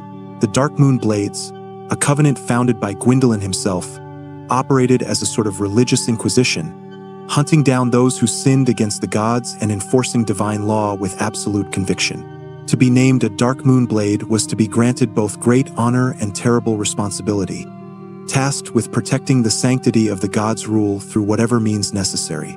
The cultural life of Aner Londo during its golden age must have been extraordinary, though much of it is lost to time and the decay that eventually consumed the city. We know that great feasts were held in the massive dining halls, where gods and their most favored servants would gather to celebrate victories and commemorate important events. Artists and craftsmen worked to create wonders that glorified the gods and the Age of Fire. Scholars studied in libraries filled with knowledge accumulated since the overthrow of the dragons, seeking to understand the fundamental nature of souls and the flames that gave them power. Guinevere, as Princess of Sunlight and symbol of bounty and fertility, likely presided over many of these cultural activities. Her very presence was said to bring warmth and comfort, a reflection of the sun her father had placed in the sky. Prayers offered to Guinevere sought blessings for crops, for healthy children, for prosperity and growth. She represented the generative aspects of the Age of Fire, the promise that under the gods' rule, life would flourish and humanity would thrive under divine protection. Yet even in Aner Londo's golden age, there were hints of the problems to come. Gwendolyn, Gwyn's youngest child, was raised as a daughter despite being born male, because he possessed an affinity for the moon rather than the sun. This suggests that even the gods were bound by certain strictures and expectations, that deviation from the ordained path was problematic even for divine beings. Gwendolyn's relegation to the shadows, his secret chambers and hidden rituals, indicates that all was not perfect harmony even at the height of Aner Londo's power. The relationship between Aner Londo and the rest of the world was one of clear hierarchy. The gods ruled from above, and below them existed various gradations of servants, allies, and subjects.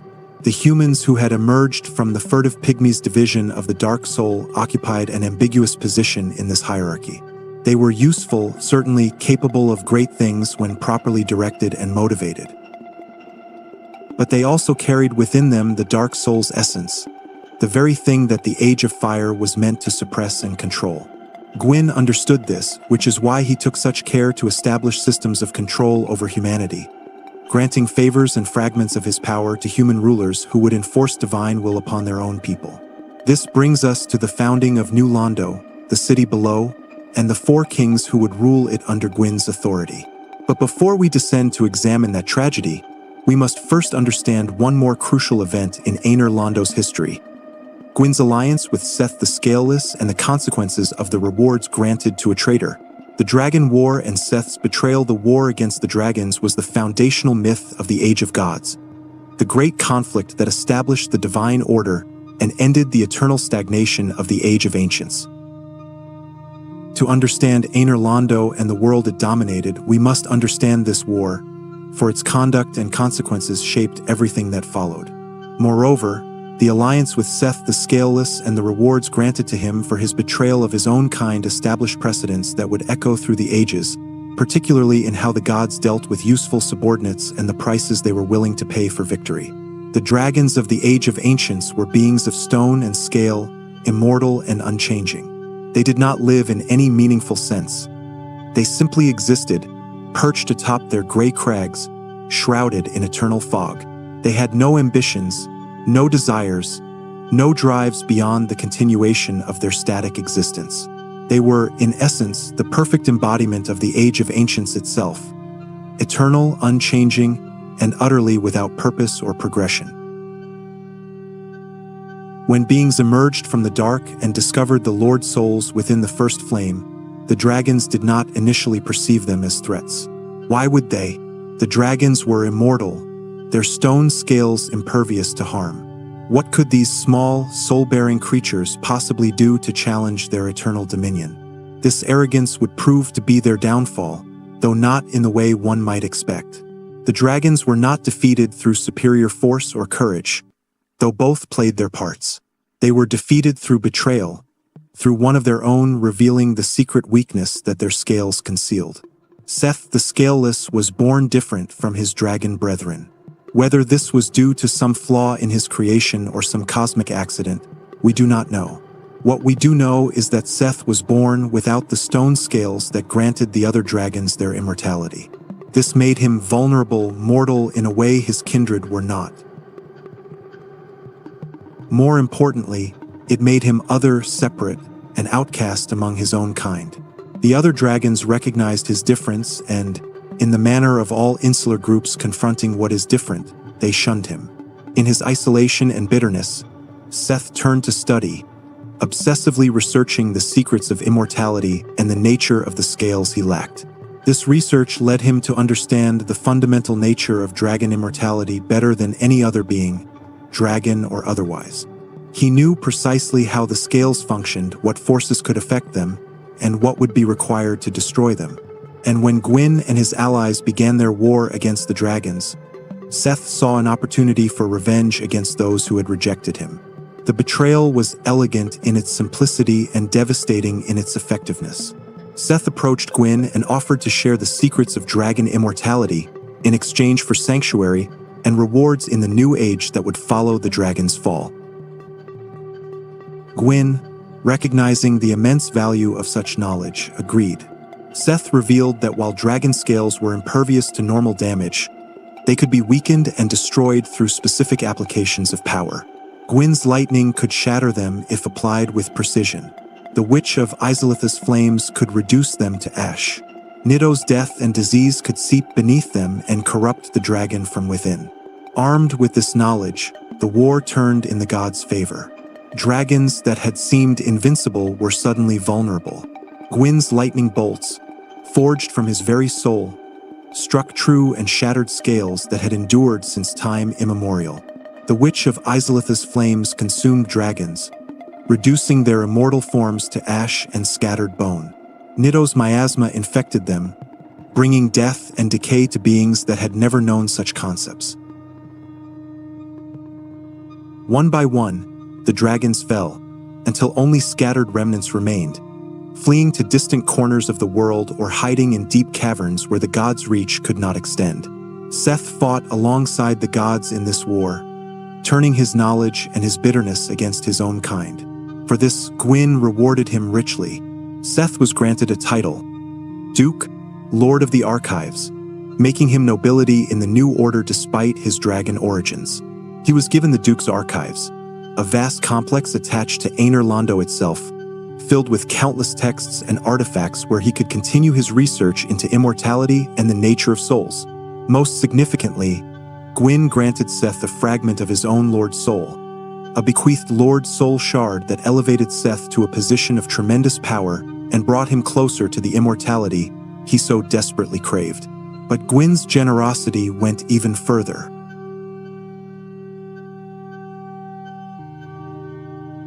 Recognizing that Seth's research required materials and subjects, the Lord of Sunlight granted the Scaleless one permission to conduct experiments, to pursue his obsessive quest for understanding immortality and achieving it for himself.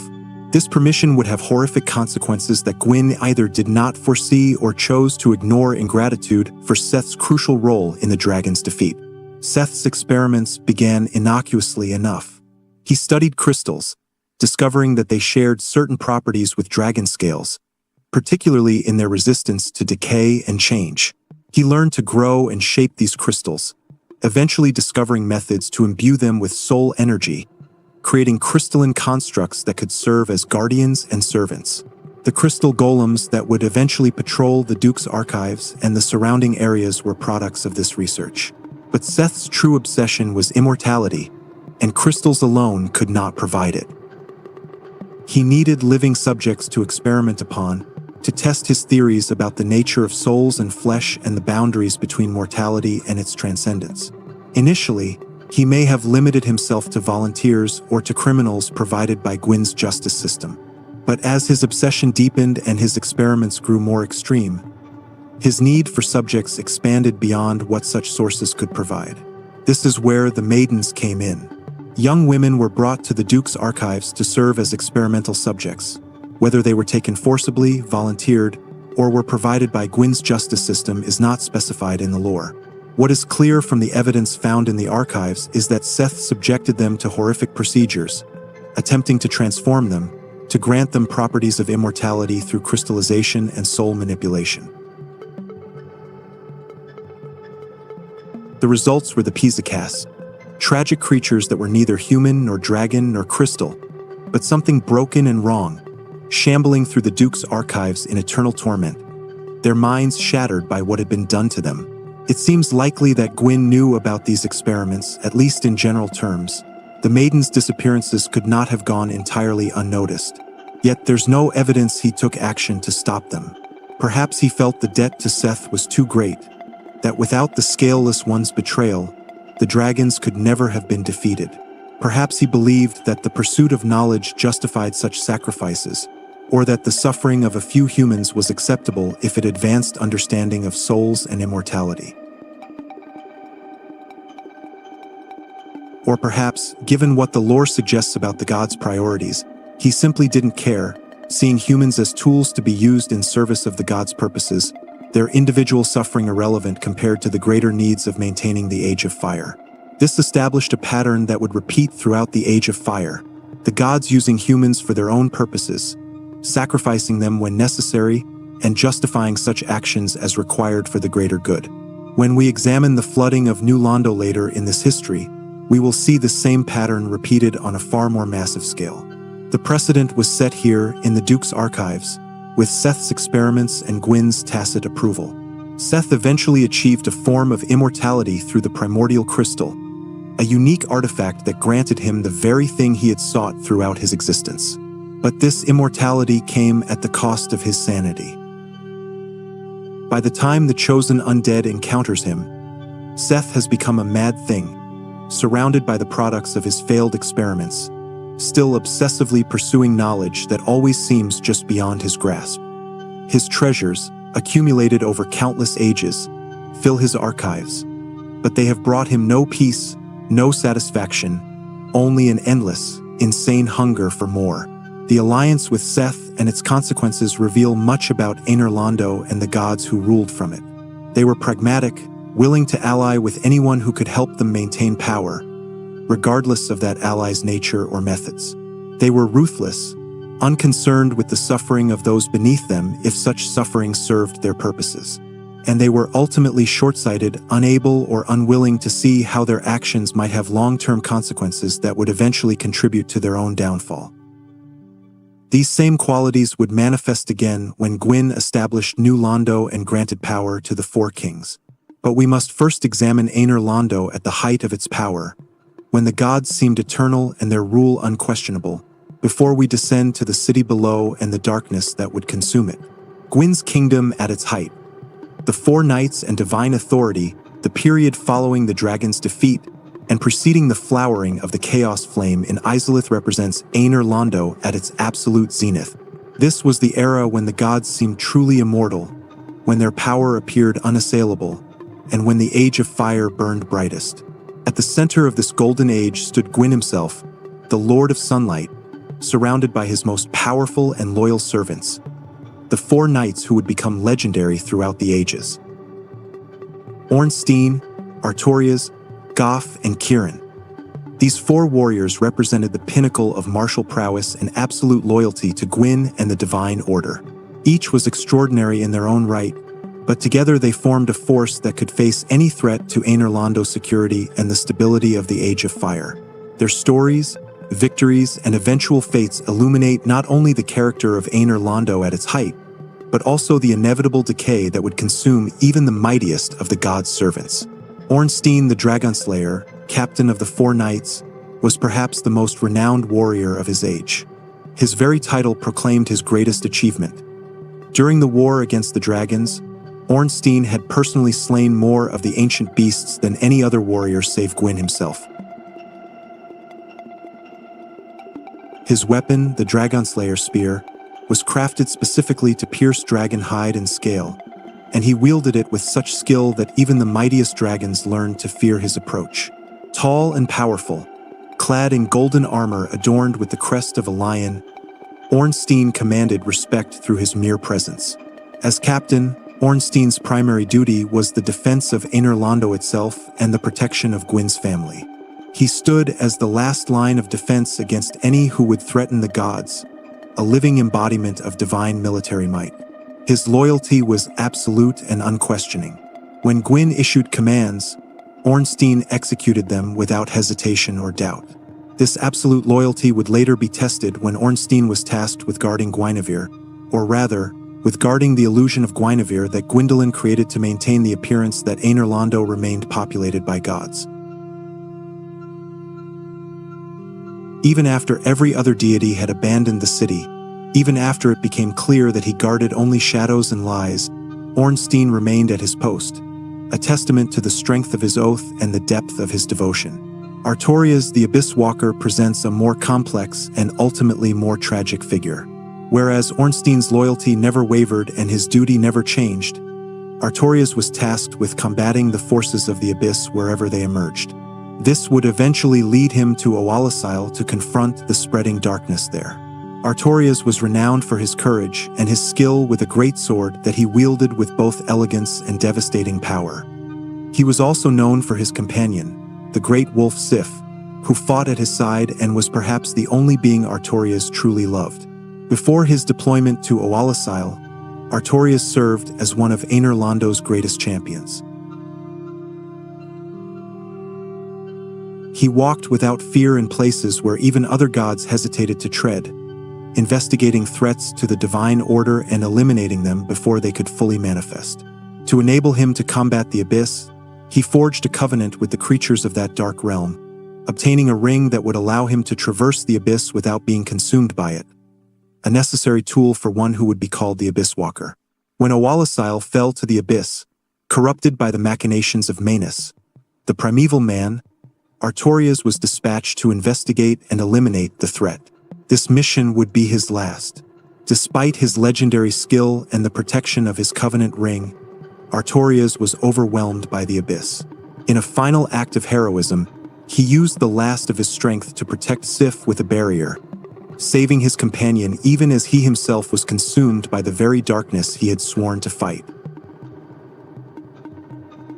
The knight Artorias who the chosen undead eventually encounters is a corrupted, maddened shell, his mind destroyed by the Abyss, his once graceful movements reduced to wild, desperate flailing. His fate stands as a stark reminder that even the mightiest servants of the gods could fall, that the darkness they fought was not some distant, abstract threat but a real and terrible force that could consume anyone, no matter how strong or loyal. Hawkeye Goff, the giant archer, represents yet another aspect of the four knights' diversity. Goff was, quite literally, a giant, towering over even the other knights and possessed of strength that few could match. But it was not his physical might that made him legendary. It was his skill with a bow. Goff could fire arrows with such power and precision that he could bring down dragons in flight, striking them from distances that seemed impossible. His great bow and specialized arrows were weapons of almost mythical capability. Despite his fearsome reputation as a warrior, Goff was also known for his gentle nature and his skill as a craftsman. When not fighting, he carved wooden statues, creating works of surprising delicacy and beauty. This combination of deadly martial prowess and artistic sensitivity made Goff a complex figure, suggesting that even in Einerlando's militaristic culture, there was room for pursuits beyond simple violence. Goff's ultimate fate was to be isolated in his tower in what would later be known as Owalasile Township. His helmet was stuffed with resin, rendering him effectively blind. Whether this was done maliciously by those who feared his power or was the result of some other circumstance remains a matter of interpretation. By the time the chosen undead encounters him, Goff has been isolated for so long that he has lost track of time itself. Yet even in this condition, he maintains his skill, his dignity, and his loyalty to the memory of what Einerlando once represented. Lord's Blade Kirin, the final member of the Four Knights, is the most mysterious. She operated in shadow rather than light, eliminating threats to the divine order through assassination and subterfuge rather than open combat.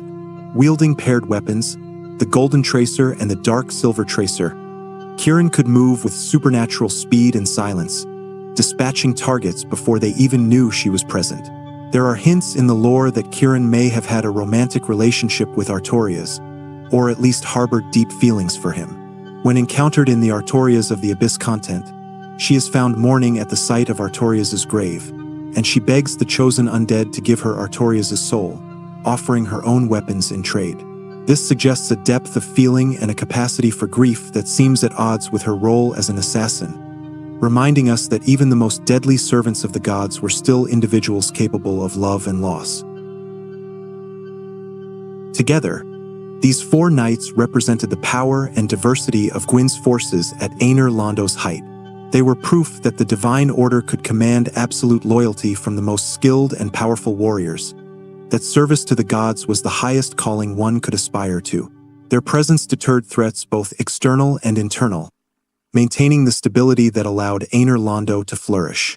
But the four knights were only the most visible element of Aenir Londo's military might. The Silver Knights formed the backbone of the city's defenses, stationed at key positions throughout the sprawling complex. These elite warriors, while not equal to the four knights in individual prowess, were still formidable fighters, each one capable of defeating dozens of lesser opponents.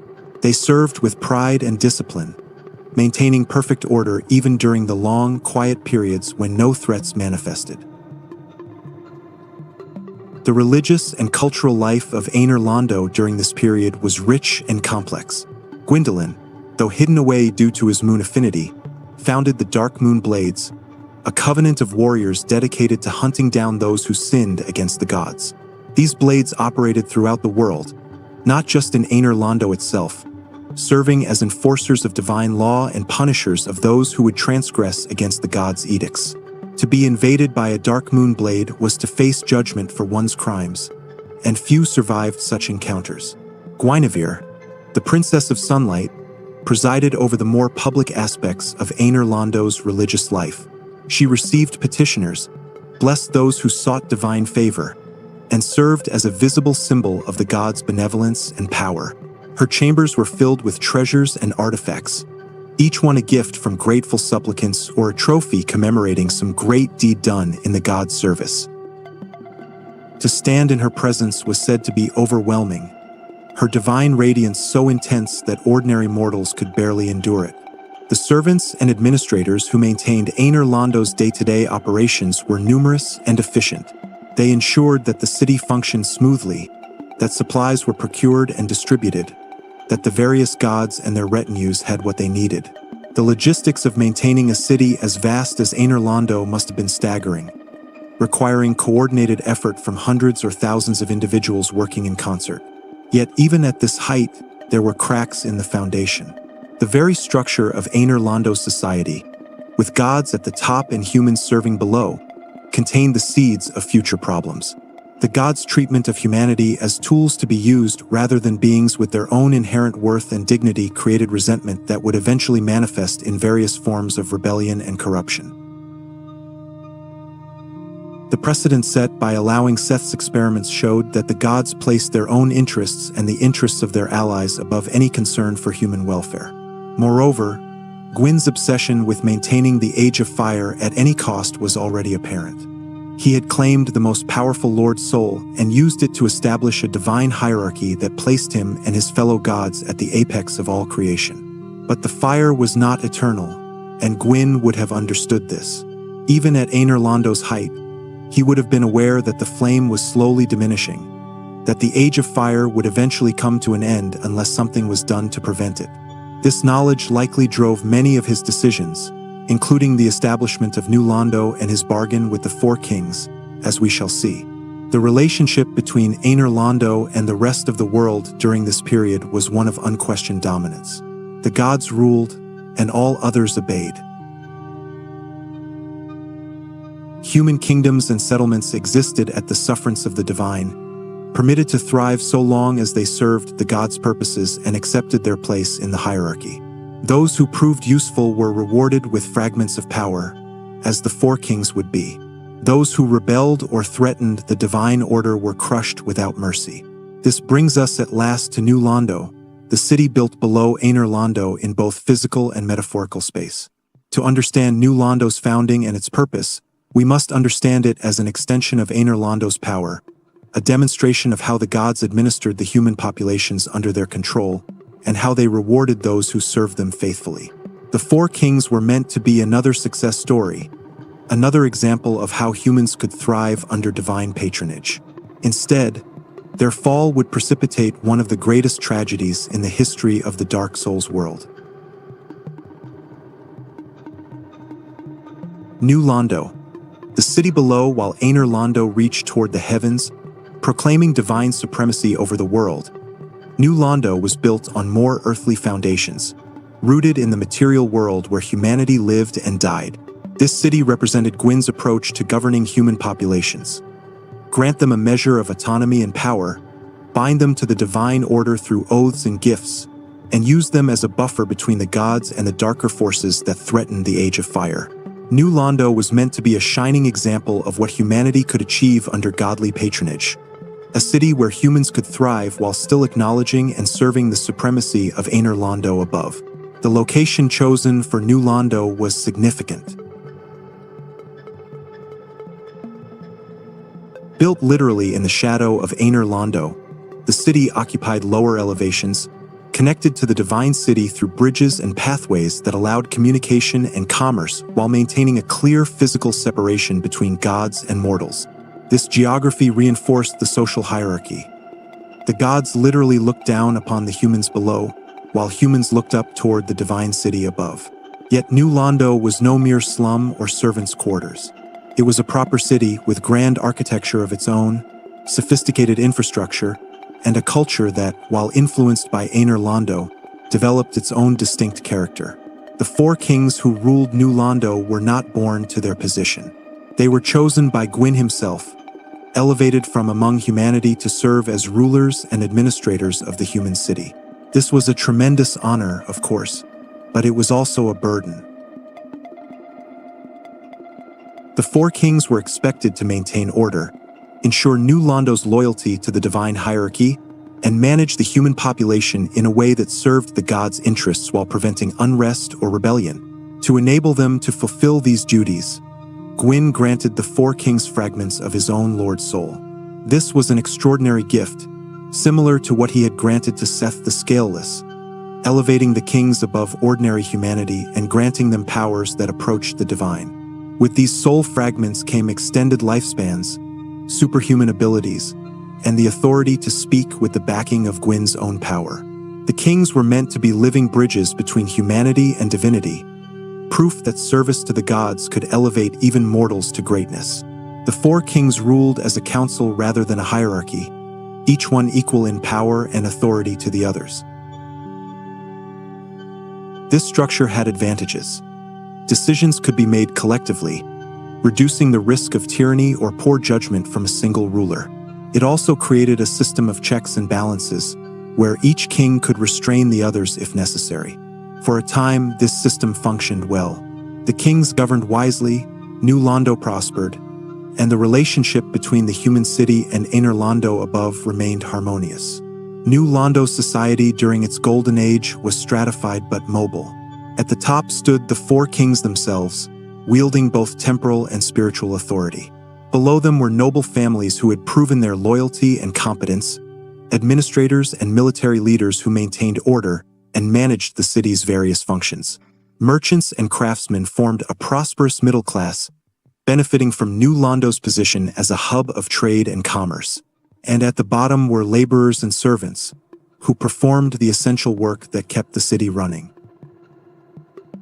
But unlike some rigidly hierarchical societies, New Londo offered opportunities for advancement. Skill and loyalty could elevate one's station. A talented craftsman could become wealthy and influential. A brave soldier could rise through the military ranks to positions of authority. The four kings themselves stood as ultimate proof that even humans could reach heights of power previously unimaginable. This social mobility, combined with the prosperity that New Londo enjoyed, created a relatively stable and content population.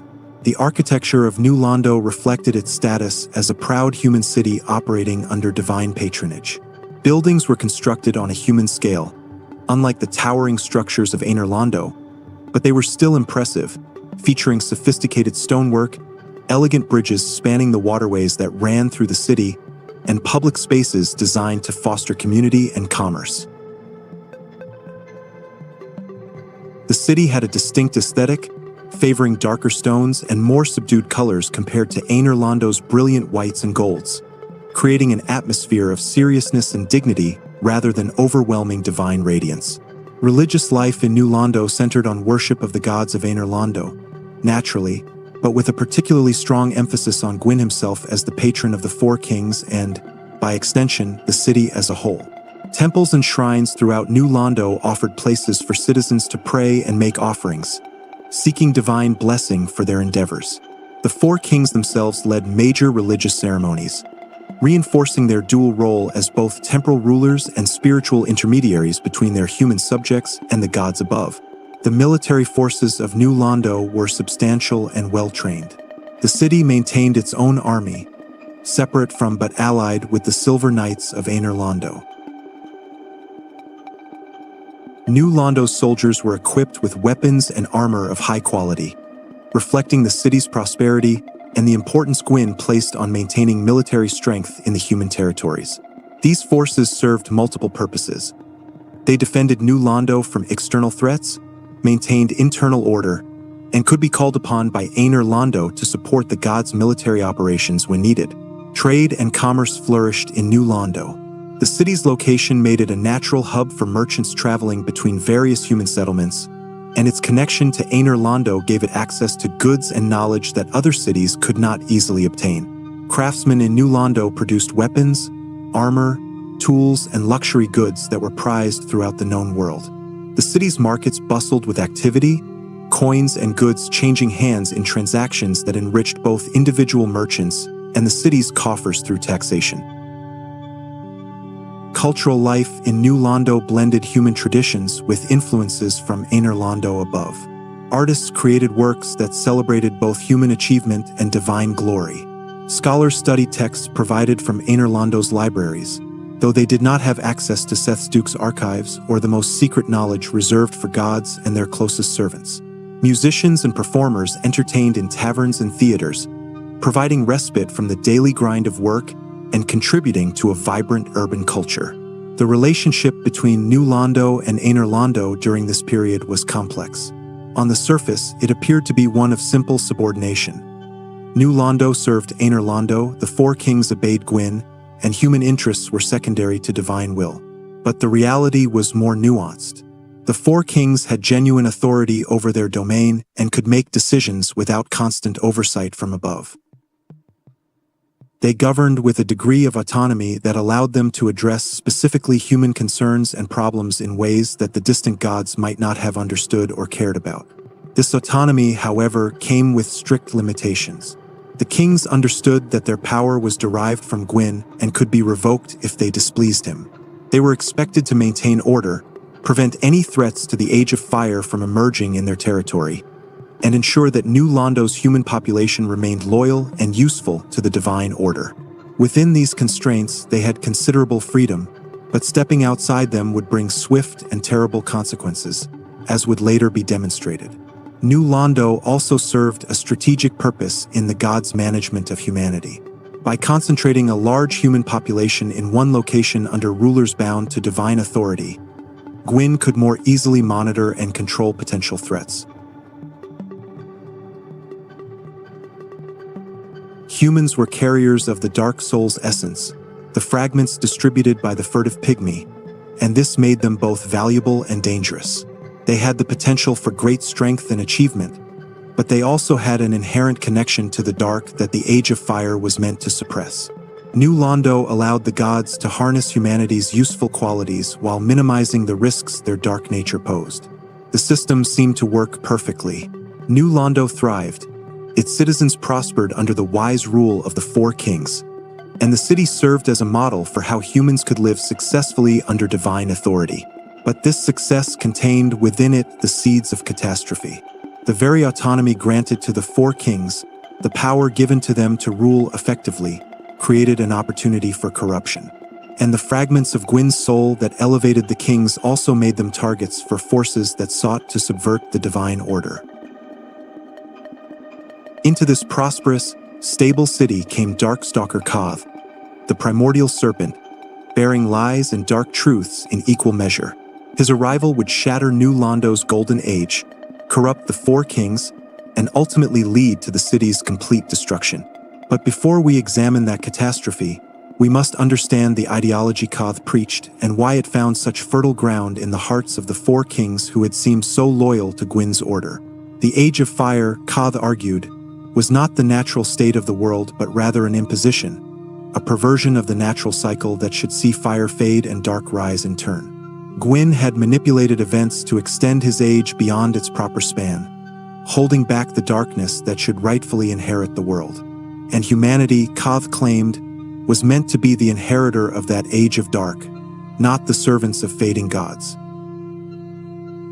The dark soul that humans carried within them was not a curse or a danger, but their true nature and their rightful inheritance. Why did this message resonate with the four kings? We can only speculate, but several factors likely contributed.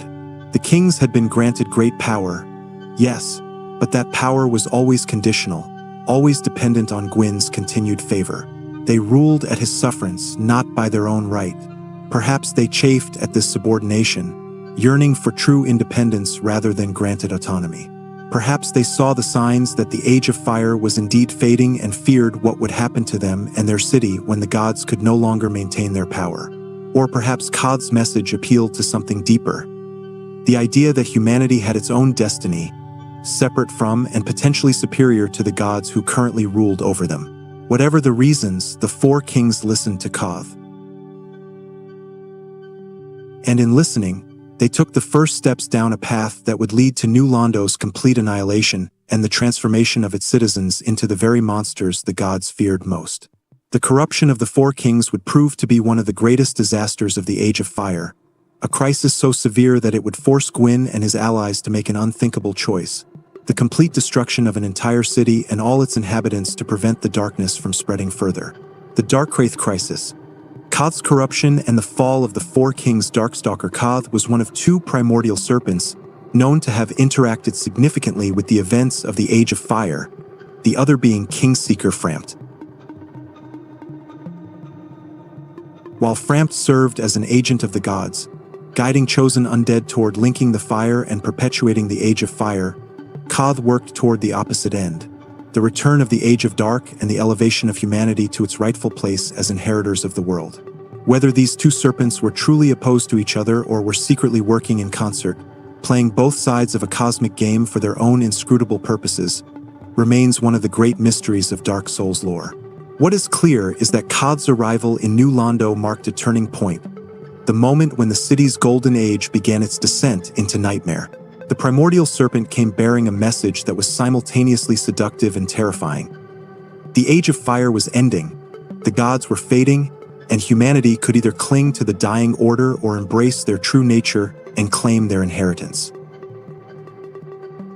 For the four kings, who had spent their reign maintaining the divine order that Gwyn had established, this message represented both a threat and an opportunity. Koth's philosophy centered on several key claims.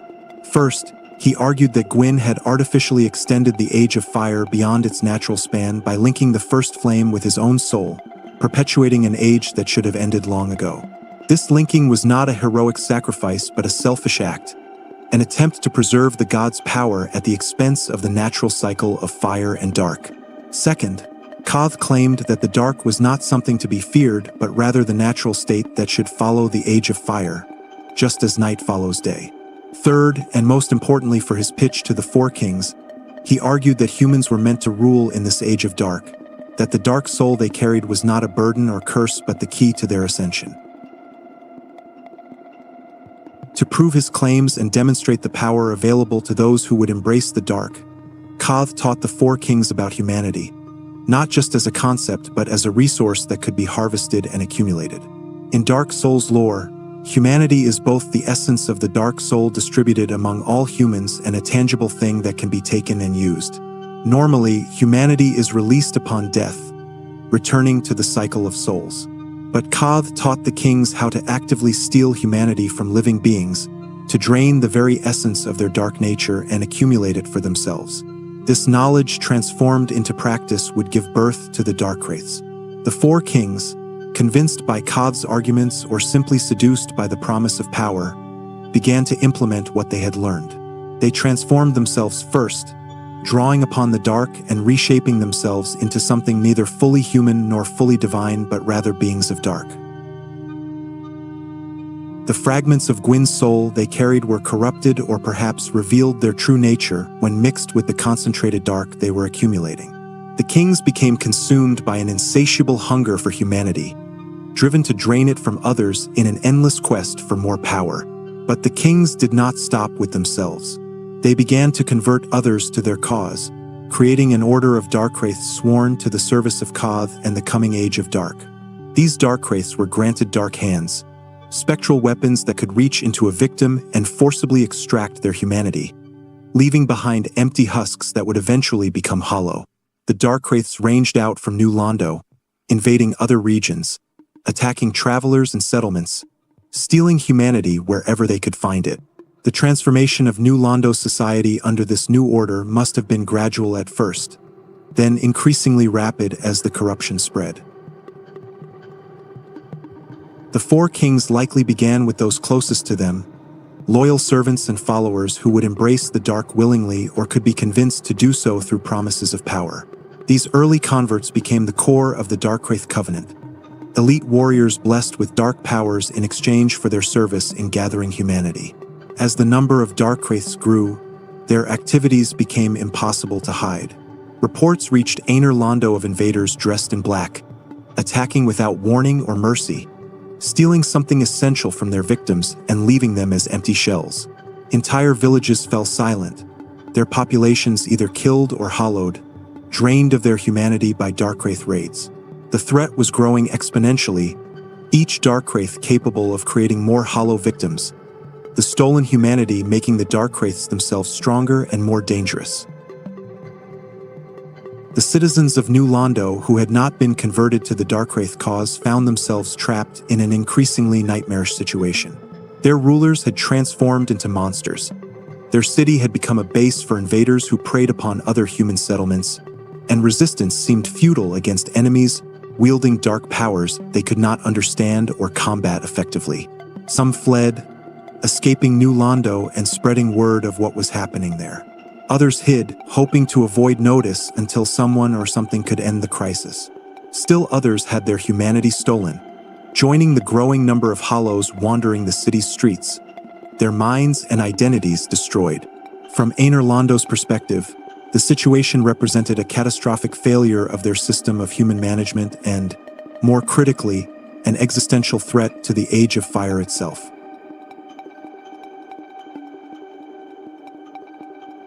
The Darkwraiths were not merely raiders or rebels. They were actively working to hasten the Age of Dark, stealing humanity to strengthen themselves and weaken the forces that supported the current age. If left unchecked, they could theoretically gather enough power to challenge the gods directly or, at minimum, so thoroughly destabilize the world that the Age of Fire would collapse prematurely. Gwyn faced a terrible choice. He could attempt to retake New Londo through military force, sending the Silver Knights and perhaps even some of his divine allies to storm the city and eliminate the Darkwraiths. This approach had several problems. First, the Darkwraiths had proven formidable in combat, and their dark powers gave them advantages over conventional forces. Second, New Londo's architecture, with its narrow streets and many bridges, favored defenders over attackers. Third, and perhaps most importantly, such a campaign would be costly in terms of divine resources and might ultimately fail, allowing at least some Darkwraiths to escape and continue their predations elsewhere. There was another option, one that would ensure complete containment of the Darkwraith threat at the cost of every innocent life remaining in New Londo. The city could be flooded, drowned beneath water that would trap the Darkwraiths and prevent their escape. The undead nature of the Darkwraiths meant they would not die from drowning, but they would be contained, imprisoned in their own city, unable to continue their raids on the outside world. The living citizens who remained in New Londo would also drown, of course, but this was deemed an acceptable price for preventing the spread of the dark. While the lore does not explicitly state that Gwyn personally ordered the flooding, the decision to sacrifice New Londo to contain the Darkwraith threat would have required approval at the highest levels of divine authority. Whether Gwyn gave the order directly or the sealers acted with his tacit blessing, the result reveals much about the priorities of Aner Londo's order.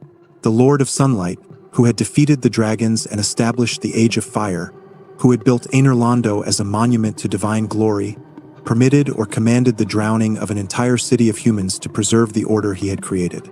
The thousands of innocent citizens drowned in the flooding were not enemies of the gods. They were simply in the way, collateral damage in the gods' war against threats to their power. The decision made, the execution was entrusted to a group of 3 sorcerers known as the Sealers of New Londo. These individuals, led by a man named Ingward, were practitioners of magic who specialized in sealing and binding techniques. They were loyal to the divine order and willing to carry out the terrible task assigned to them, though whether they acted on direct orders from Aner Londo or made this agonizing decision themselves remains unclear from the available lore. What is certain is that the weight of what they were about to do must have been crushing. The mechanism of New Londo's flooding is not entirely clear from the lore, but it appears that the sealers used their magic to break or open barriers that had previously held back water sources around and beneath the city. New Londo's location in a low-lying area, surrounded by water sources, made it vulnerable to such an attack. Once the seals were broken, water rushed in with devastating speed, filling the lower levels of the city first and then rising inexorably through the streets and buildings. The citizens of New Londo had little warning and no chance to escape. Those who were not Darkwraiths, the ordinary men, women, and children who had lived in the city, found themselves trapped as water filled their homes and workplaces. The desperate scramble for higher ground was futile. The water rose too quickly and filled every space. Thousands drowned, their screams silenced as water filled their lungs. Families died together, clutching each other as the flood took them. The entire population of New Londo, save the Darkwraiths who could not die by such means, was exterminated in a single catastrophic act. The sealers watched this happen, maintaining their magical seals to ensure the water remained trapped within the city even after the initial flooding was complete. They had condemned an entire city to death, sacrificing thousands of innocents to contain a threat that those innocents had not created and could not control.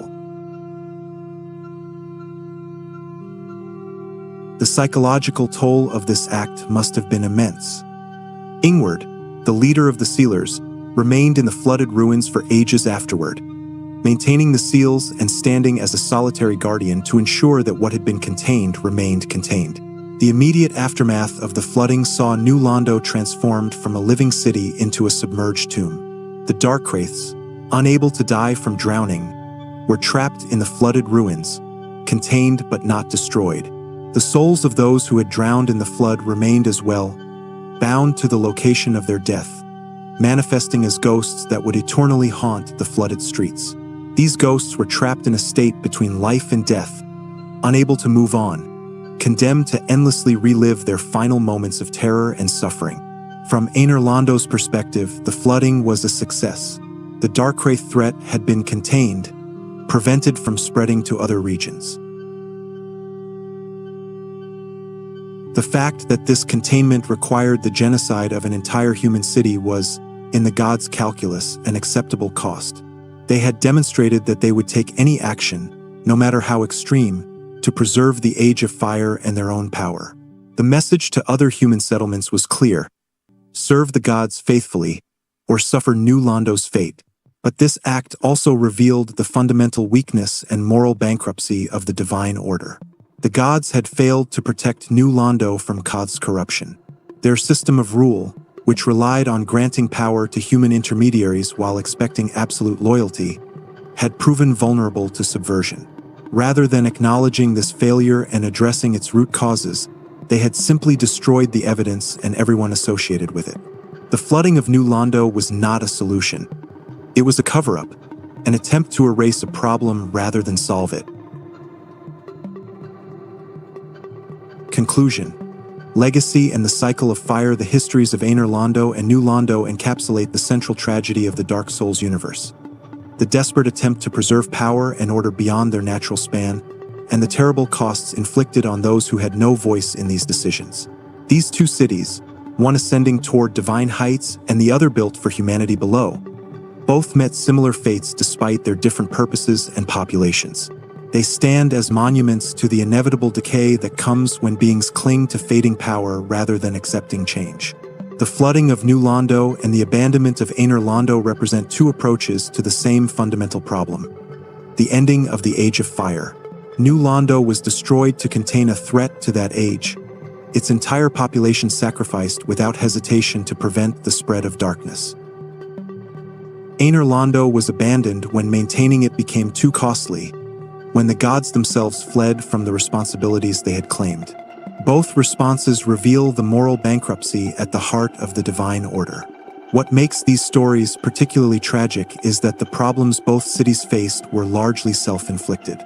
The Darkwraith crisis emerged because Gwyn's system of granting power to humans while expecting absolute loyalty proved vulnerable to corruption when those humans were offered an alternative vision.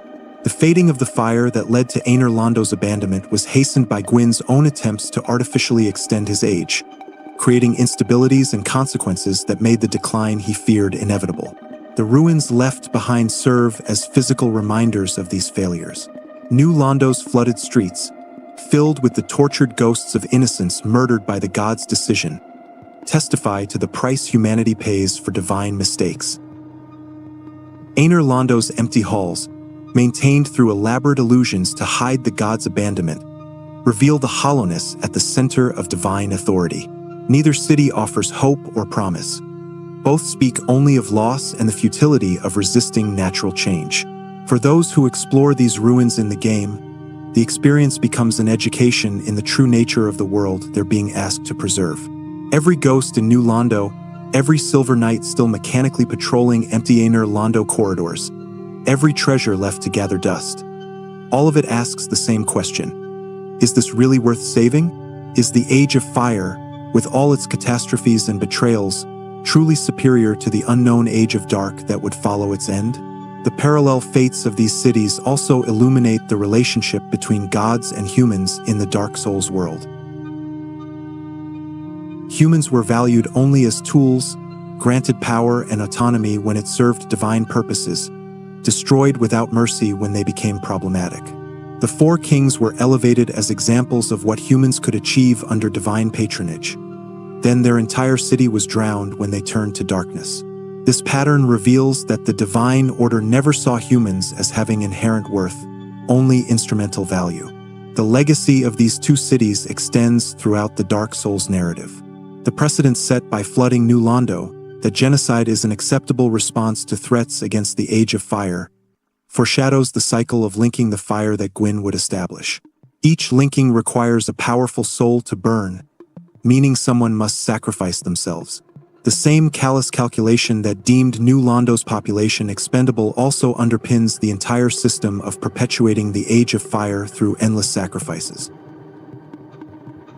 Moreover, the corruption of the Four Kings by Kod demonstrates that the Divine Order's grasp on humanity was always tenuous, maintained through a combination of granted power, religious indoctrination, and the threat of overwhelming force. When an alternative was presented, when humans were told they could rule rather than serve, the system proved vulnerable. This suggests that much of the Age of Fire's stability rested on humanity's ignorance of alternatives rather than on any genuine superiority of the Divine Order. The environmental storytelling present in both cities' ruins is masterful, allowing observant players to piece together these histories without extensive exposition. The positioning of corpses in New Londo, the water damage patterns, the locations where people desperately tried to escape, all tell the story of the flooding. In Aner Londo, the contrast between areas maintained by illusion and areas where the illusion has faded reveals the truth of abandonment. The game respects its players enough to let them discover these truths themselves. These stories also raise profound questions about sacrifice and consent. Gwyn's sacrifice in linking the fire is often presented as heroic, the ultimate expression of a leader taking responsibility for his realm. But under this same divine order, an entire city was drowned without giving its citizens any choice in the matter. The juxtaposition asks us to consider, is sacrifice truly noble when you're sacrificing others rather than yourself? And does establishing a system that requires endless repetitions of such sacrifices really solve anything, or does it simply perpetuate suffering? The cycle that Gwyn established by linking the fire creates a loop where these patterns repeat indefinitely. More cities will rise and fall. More populations will be sacrificed. More heroes will be manipulated into burning themselves to fuel a dying flame. The ruins of Aner Londo and New Londo are not unique tragedies, but rather examples of a pattern that will continue as long as the cycle persists. This is perhaps the darkest implication of these histories, that nothing was learned, nothing changed, and the same mistakes will be repeated endlessly. The gods proved incapable of accepting the natural progression from fire to dark, instead choosing to perpetuate their age through increasingly desperate and morally questionable means. And now that system continues even in their absence, maintained by illusions and lies, convincing new generations of heroes to sacrifice themselves for an order that was already failing when the gods still ruled. The choice presented to the player at the end of Dark Souls, to link the fire or let it fade, is fundamentally about whether to perpetuate this cycle. The histories of Aner Londo and New Londo provide evidence for both sides. Link the fire, and perhaps you prevent disasters like the Darkwraith crisis from spreading unchecked. Let it fade, and perhaps you end the cycle of sacrifices and allow something new to emerge, though that new thing is unknown and potentially terrible. What these histories make clear, however, is that maintaining the status quo has its own terrible costs. The Age of Fire was preserved through the drowning of New Londo, through Seth's experiments on innocent maidens, through the corruption and madness of various beings, through the abandonment of Aner Londo and the lies used to conceal that abandonment. These are not incidental costs but fundamental features of a system designed to preserve what cannot be preserved. In the end, the fall of these two great cities teaches us that all things must end, that resisting this truth creates only suffering, and that the price of preservation is often paid by those who never consented to bear it. Whether the player chooses to link the fire or let it fade, the ruins of Aner Londo and New Londo remain as testimony to what has been lost and warning about what may yet be lost if the lessons of history are not heeded. They are the past that haunts the present, the choices that constrain the future, and the questions that demand answers even when those answers lead only to more questions and deeper mysteries in the rich, tragic world of Dark Souls. The Fall of Gods and the Drowning of Men. Extended Analysis and Additional Perspectives Part 2. Deeper themes and unexplored narratives. The role of memory and forgetting in both cities. One of the most profound aspects of Aner Londo and New Londo's tragedies is how memory functions in both locations. In Dark Souls, memory is not merely the recollection of past events, but an active force that shapes the present and constrains the future. The way these cities are remembered, forgotten, or deliberately misremembered tells us much about the nature of power and control in the Age of Fire. Aner Londo's relationship with memory is built entirely on controlled narrative and deliberate forgetting. Gwendolyn's illusions serve not just to make the city appear populated, but to create a false memory of what Aner Londo is. Visitors who arrive and see the radiant Guinevere, the gleaming halls, the eternal sunlight, form memories of divine glory and eternal order. These memories are lies, but they are powerful lies that influence behavior and belief. The chosen undead who accepts Guinevere's quest to link the fire does so based on memories of a city that never truly existed, at least not in the form they witnessed. The deliberate erasure of Gwyn's firstborn son from all records represents another dimension of Aner Londo's manipulation of memory. Whatever transgression this unnamed deity committed was deemed so severe that his very name was stricken from history, his statues defaced, his existence relegated to whispered rumors and fragmented hints. This erasure demonstrates the god's power to shape history, to decide what is remembered and what is forgotten. But it also demonstrates the limits of that power, for the erasure is incomplete. Traces remain. Ornstein's eventual departure to seek the Nameless King suggests that some memories cannot be fully suppressed, that truth has a way of persisting despite efforts to eliminate it. New Londo's memory problem is different but equally profound. The city is forgotten not through deliberate erasure but through catastrophic trauma and the passage of time. The citizens who drowned, whose souls remain trapped as ghosts, are caught in an eternal loop of remembering their final moments. They cannot move forward, cannot create new memories, cannot escape the trauma of their deaths. This is memory as prison, as torture, as the opposite of healing or growth. For the outside world, New Londo becomes a cautionary tale that people would prefer to forget. It's easier to avoid thinking about the genocide committed by the gods and their agents, easier to accept the official narrative that the flooding was regrettable but necessary, than to confront the moral horror of what actually happened. The flooded ruins become a place that people avoid not just because it's dangerous, but because it represents truths they don't want to face. Ingward, as the last of the sealers, carries memories that no one else shares or wants to hear. He remembers the decision to flood the city, the execution of that plan, the screams of the drowning, the silence that followed. These memories isolate him, separate him from others who didn't experience what he experienced and don't want to understand it. His position in the ruins, maintaining the seals and guarding against anyone who might undo what was done, is as much about being unable to escape his memories as it is about duty. The contrast between how the two cities handle memory reveals fundamental differences in their nature and their ends. Aner Londo actively constructs false memories through illusion and propaganda, trying to shape how it is perceived and remembered. New Londo is passively forgotten, allowed to sink into obscurity and myth, its true story lost to all but a few who carry the burden of remembering what others choose to forget. This manipulation and loss of memory serves the cycle of linking the fire.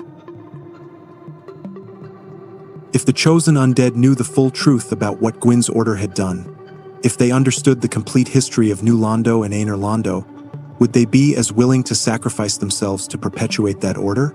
The illusions and the forgetting work together to create a narrative that encourages linking the fire. The gods are glorious and eternal. Their order brought prosperity. The alternatives are chaos and darkness. Your sacrifice is heroic and necessary. But the ruins themselves serve as counter-memory, as physical evidence that contradicts the official narrative. Walking through flooded New Londo or empty Aner Londo creates memories that conflict with what Frampt and the illusions claim, being it came from. These fragments allow observant players to reconstruct histories that the powerful would prefer remain forgotten. The relationship between memory and hollowing adds another layer to this theme. Hollows are beings who have lost their memories, their identities, their sense of purpose. They go hollow because they forget why they continue what they're fighting for, who they are. The gods' manipulation of memory, their erasure and illusion crafting, is a kind of cultural hollowing, removing true memory and replacing it with false narratives that serve power rather than truth. The economics of souls and the commodification of humanity. Dark Souls' fundamental gameplay mechanic, the collection and expenditure of souls, has profound implications for understanding the economies and power structures of both Aner Londo and New Londo. Souls are simultaneously the essence of living beings, a form of currency, a source of power, and a consumable resource. This multifaceted nature of souls reveals much about how the divine order functions and why it inevitably fails. In Aner Londo's heyday, the gods sat at the top of a soul economy that extracted value from all beings below them. The Lord Souls that Gwyn and his allies claimed from the First Flame were not just powerful. They were the original capital, the fundamental wealth upon which all subsequent power was built. Gwyn's decision to grant fragments of his Lord Soul to useful subordinates, Seth, the Four Kings, was an investment, a way of extending his influence and control by distributing pieces of his power while maintaining ultimate authority. This soul economy created clear hierarchies. The gods, possessing Lord Souls or fragments thereof, stood at the apex. Below them came beings like the Four Knights, who were granted power and privilege based on their service to the gods. Further down came the Silver Knights and other elite servants. And at the bottom were ordinary humans, whose souls were individually weak but collectively valuable due to their numbers. The dark soul that the furtive pygmy found and distributed among humanity created a strange situation within this economy. Humans carried fragments of a Lord's soul, making them potentially powerful, but these fragments were so dispersed that individual humans were weak. However, if humanity could be gathered and concentrated, if enough fragments could be assembled, the potential power was enormous. This is what made the Darkwraiths so threatening. They were actively consolidating humanity, concentrating the Dark Soul's power in ways that could challenge the gods' authority. New Londo's economy during its golden age likely functioned as a typical city-state economy, with goods and services exchanged, craftsmen producing valuable items, merchants facilitating trade. But underlying this conventional economy was the soul economy that connected New Londo to Aner Londo. The Four Kings' power came from Gwyn, and they used that power to govern and protect their city. This created a dependency relationship where New Londo's security and prosperity relied on maintaining Gwyn's favor and the flow of power from above.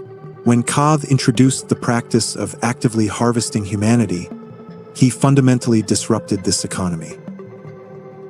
Instead of souls circulating naturally through death and rebirth, with powerful beings accumulating souls gradually through conquest or service, the Darkwraiths extracted humanity directly from living beings. This was soul extraction as violence, as theft, turning the essence of human beings into a commodity to be stolen and hoarded. The Darkwraiths' activities created a deflationary crisis in human souls.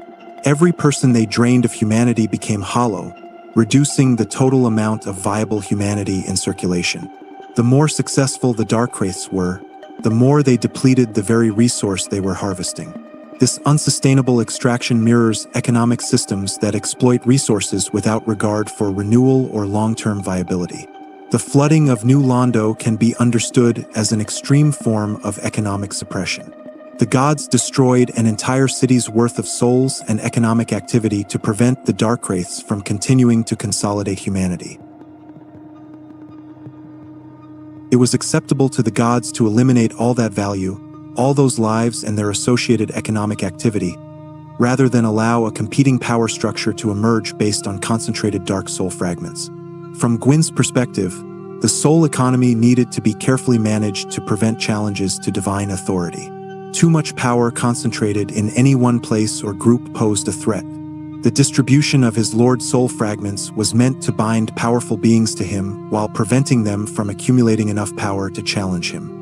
The failure of this system with the Four Kings demonstrated that even careful management couldn't prevent ambitious or corrupted beings from seeking to overturn the existing order. The cycle of linking the fire represents the ultimate expression of the soul economy's unsustainability. The first flame must be fed with powerful souls to continue burning. Gwyn fed it his own Lord's soul, the most valuable soul in existence, but this was only a temporary solution. The flame would eventually consume that soul and require another feeding. This creates an economy that inevitably exhausts its capital, consuming the very foundations of its own power in a desperate attempt to maintain that power. The chosen undead exists within this economic system as both participant and victim. They collect souls from enemies to increase their own power, literally consuming the essence of defeated foes to grow stronger. This mirrors the Darkwraith's extraction of humanity but is presented as acceptable, even necessary, because it serves the purpose of creating a being powerful enough to link the fire. The player character becomes a collector and concentrator of souls, preparing themselves to be the next fuel for the flame. The merchants and services found throughout Lordran operate on the soul economy, accepting souls as payment for goods and services. This normalizes the commodification of being itself, making it seem natural that the fundamental essence of existence should be bought and sold. The blacksmith who upgrades weapons for souls, the merchant who sells items for souls, the trainer who teaches skills for souls, all participate in an economy where existence itself is currency. The souls of bosses and major enemies are particularly valuable, described as containing immense power or tremendous strength. These souls can be consumed for large quantities of standard souls, or they can be used to craft unique weapons and items. This choice, consume immediately for power or invest in creating something unique, mirrors economic decisions about consumption versus investment, immediate gratification versus long-term planning. The humanity items themselves, physical manifestations of the dark soul fragments that humans carry, are perhaps the clearest example of commodification. Humanity can be found, traded, consumed to reverse hollowing or kindle bonfires, or offered to covenants. The very essence of what makes humans human is treated as just another resource to be managed and expended for various purposes. This commodification extends to the concept of death itself in Dark Souls. Death is not an end but a transaction, a temporary state from which one returns at the cost of dropped souls and humanity. Even death becomes part of the economy, a risk that affects one's currency and resources but not one's fundamental existence. This changes the nature of risk and sacrifice, making death less final but also less meaningful in some ways. The Dark Moon Blades and other covenants that reward player invasions and PvP activities with souls and items formalize conflict and violence as economic activity. Hunting sinners or invading other players becomes a way to farm resources, to accumulate souls and humanity. This mercenary approach to conflict reflects the broader commodification of existence and action within the soul economy. Understanding both cities through this economic lens reveals that the catastrophes that befell them were not just moral or military failures but economic ones. New Londo's fall began when the Darkwraiths disrupted the soul economy through unsustainable extraction. Aner Londo's decline accelerated when the gods could no longer maintain the economic relationships that sustained their authority, when the cost of maintaining the Age of Fire exceeded the benefits it provided even to those at the top of the hierarchy. The architecture of power, how space reinforces hierarchy. The physical design of both Aner Londo and New Londo is not merely aesthetic or practical. It is deeply political, encoding social hierarchies and power relationships into stone and space. Architecture in Dark Souls functions as a form of propaganda and control, shaping how inhabitants and visitors understand their place in the world and their relationship to authority. Aner Londo's architecture is perhaps the most overtly political in all of Lordran. Every element of its design proclaims divine superiority and human insignificance. The scale is the most immediate and obvious manifestation of this. Doors tower stories high, clearly designed for beings much larger than humans. Halls stretch to impossible lengths, their ceilings so high they seem to touch the clouds. Staircases require dozens of steps to reach the next level, emphasizing the vertical distance between ground and sky, between mortal and divine. This gigantic scale serves multiple purposes. Practically, it accommodates the gods, who are physically larger than humans and possess power that requires grand spaces for its expression. Politically, it makes any human who enters Aner Londo feel small, insignificant, reminded at every turn of the vast gulf between themselves and the divine. Psychologically, it creates an atmosphere of awe and intimidation, making resistance or rebellion feel futile against beings who exist on such a different scale. The vertical organization of Aner Londo reinforces hierarchies through spatial arrangement. The city is built upward, reaching toward the sky, with the most important spaces occupying the highest positions.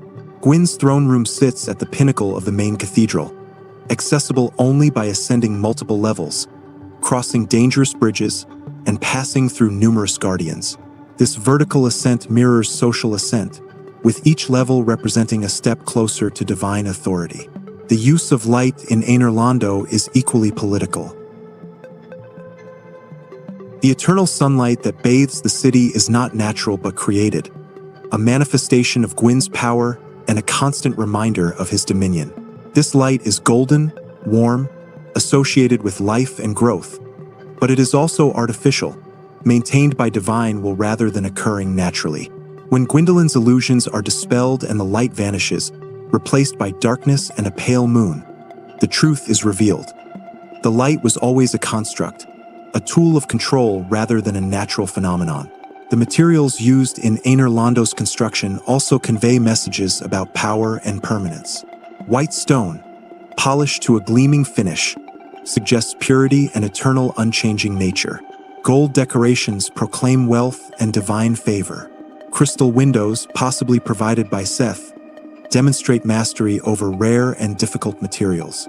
Every surface is carefully finished, every element precisely placed, creating an impression of perfect order and absolute control.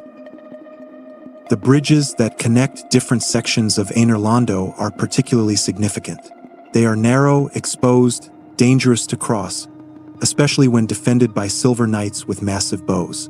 These bridges serve practical defensive purposes, but they also create psychological barriers.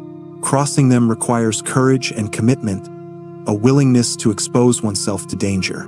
They function as tests, filters that separate those who are worthy of reaching the inner sanctums from those who are not. New Lando's architecture tells a very different story. While still impressive, it is built on a human scale with doors and halls sized for human use.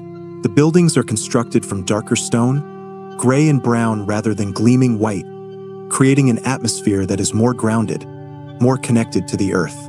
The city spreads horizontally rather than reaching vertically, occupying lowland areas rather than elevated positions.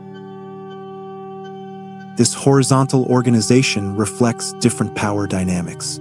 New Lando was a city of humans ruled by the four kings, beings who were elevated above normal humanity but still fundamentally connected to it. The lack of extreme verticality suggests a flatter hierarchy, where the distance between ruler and ruled was significant but not insurmountable. The kings were accessible in ways that the gods of Einerlando were not. The bridges and waterways that characterize New Lando create a different kind of spatial organization. The city is divided by water, with bridges connecting different districts. This creates natural neighborhoods and divisions, but it also makes the city vulnerable to flooding. The very design that made New Lando prosperous, its relationship with water for trade, transportation, and daily life, became the mechanism of its destruction. The materials and construction techniques used in New Lando suggest a wealthy but not divine city. The stonework is skilled, the buildings well constructed, but they lack the supernatural perfection of Einerlando's architecture. This creates a sense of humanity's achievement. Look what we can build when given the resources and time, but also humanity's limitations. We cannot match the gods, even at our best. The lower levels of New Lando, now permanently flooded, contain the working-class districts and commercial areas. The upper levels, some of which remain above water even after the flooding, house the wealthy and powerful. This vertical stratification within a generally horizontal city reflects the internal hierarchies of New Lando society. When the flood came, it affected the lower levels first and most severely, drowning the poor before the wealthy, a grim commentary on how catastrophes impact different social classes. The Duke's Archives, attached to Einerlando but occupying its own distinct space, represents yet another architectural expression of power. The archives are a vertical complex, with multiple levels of libraries and research spaces ascending toward Seth's personal chambers at the top. This verticality mirrors Einerlando's, but in service of knowledge rather than divine authority. The ascent through the archives is an intellectual journey as much as a physical one, passing through increasing levels of esoteric and dangerous knowledge. The prison at the base of the Duke's Archives, where Seth keeps his experimental subjects and captures those who oppose him, inverts the usual top-down hierarchy. The lowest level is where the most terrible things happen, where the victims of Seth's research are kept and tortured. This creates a different kind of spatial horror. Descending into the prison means moving toward increasing suffering and degradation rather than away from power and light. The painted world of Ariamis, accessible from Einerlando, represents architecture as exile and containment. The painted world is not a naturally occurring space but a created pocket dimension designed to hold everything the gods found aberrant or inconvenient. Its architecture mirrors Einerlando's style in some ways, suggesting it was created by the same divine powers, but it is colder, darker, more overtly hostile. This is architecture as prison, as dumping ground, as the spatial manifestation of rejection and exile. The environmental hazards built into both cities' architecture serve both practical and symbolic purposes. The rafters in Einerlando's cathedral, which players must navigate carefully to avoid falling to their deaths, represent the precariousness of approaching divine power. One misstep, one failure of courage or skill, and you fall. This creates a spatial metaphor for the risks of challenging or approaching the gods. The flooded ruins of New Londo create different hazards.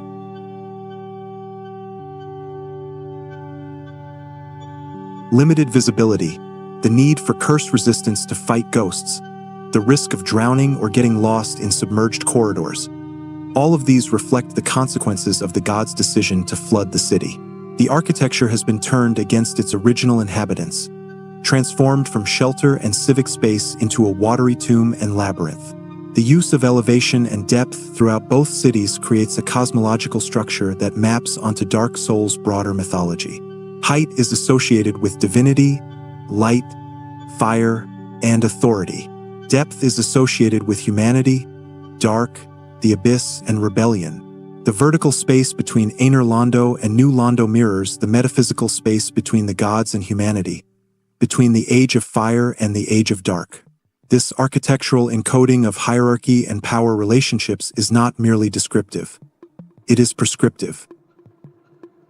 The spaces shape behavior, encourage certain movements and discourage others, create pathways that funnel inhabitants and visitors toward particular destinations and away from others. The architecture teaches without words, enforcing social norms and power dynamics through the simple act of moving through space. When the chosen undead navigates these spaces, they are not just traveling from point A to point B. They are moving through a physical manifestation of the Age of Fire's power structures. Ascending Aner Londo's heights, they climb toward divine authority. Descending into New Londo's depths, they move toward humanity's suffering and the dark truths the gods tried to suppress. The spatial journey mirrors and reinforces the narrative journey. The role of covenants. Ideological warfare in ruined cities, both Aner Londo and New Londo serve as home bases for covenants that represent fundamentally opposed ideologies about the nature of the world and the proper course of action regarding the Age of Fire. These covenants are not merely gameplay mechanics. They are factions engaged in an ongoing philosophical and literal war about the future of the world. Understanding these covenants and their relationship to the cities they inhabit reveals deeper layers of the narrative. The Dark Moon Blades, founded by Gwendolyn and operating from Aner Londo, represent the enforcement arm of divine law and the preservation of the gods' order. Members of this covenant hunt sinners, those who have transgressed against the gods or their allies, invading their worlds and punishing them for their crimes.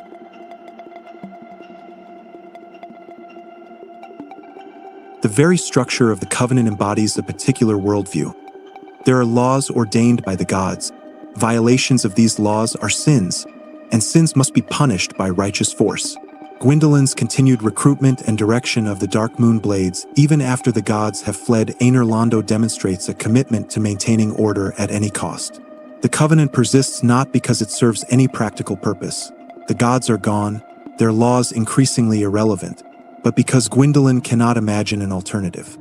He was raised to serve his father and preserve the divine order, and he continues this service even when that order has clearly failed.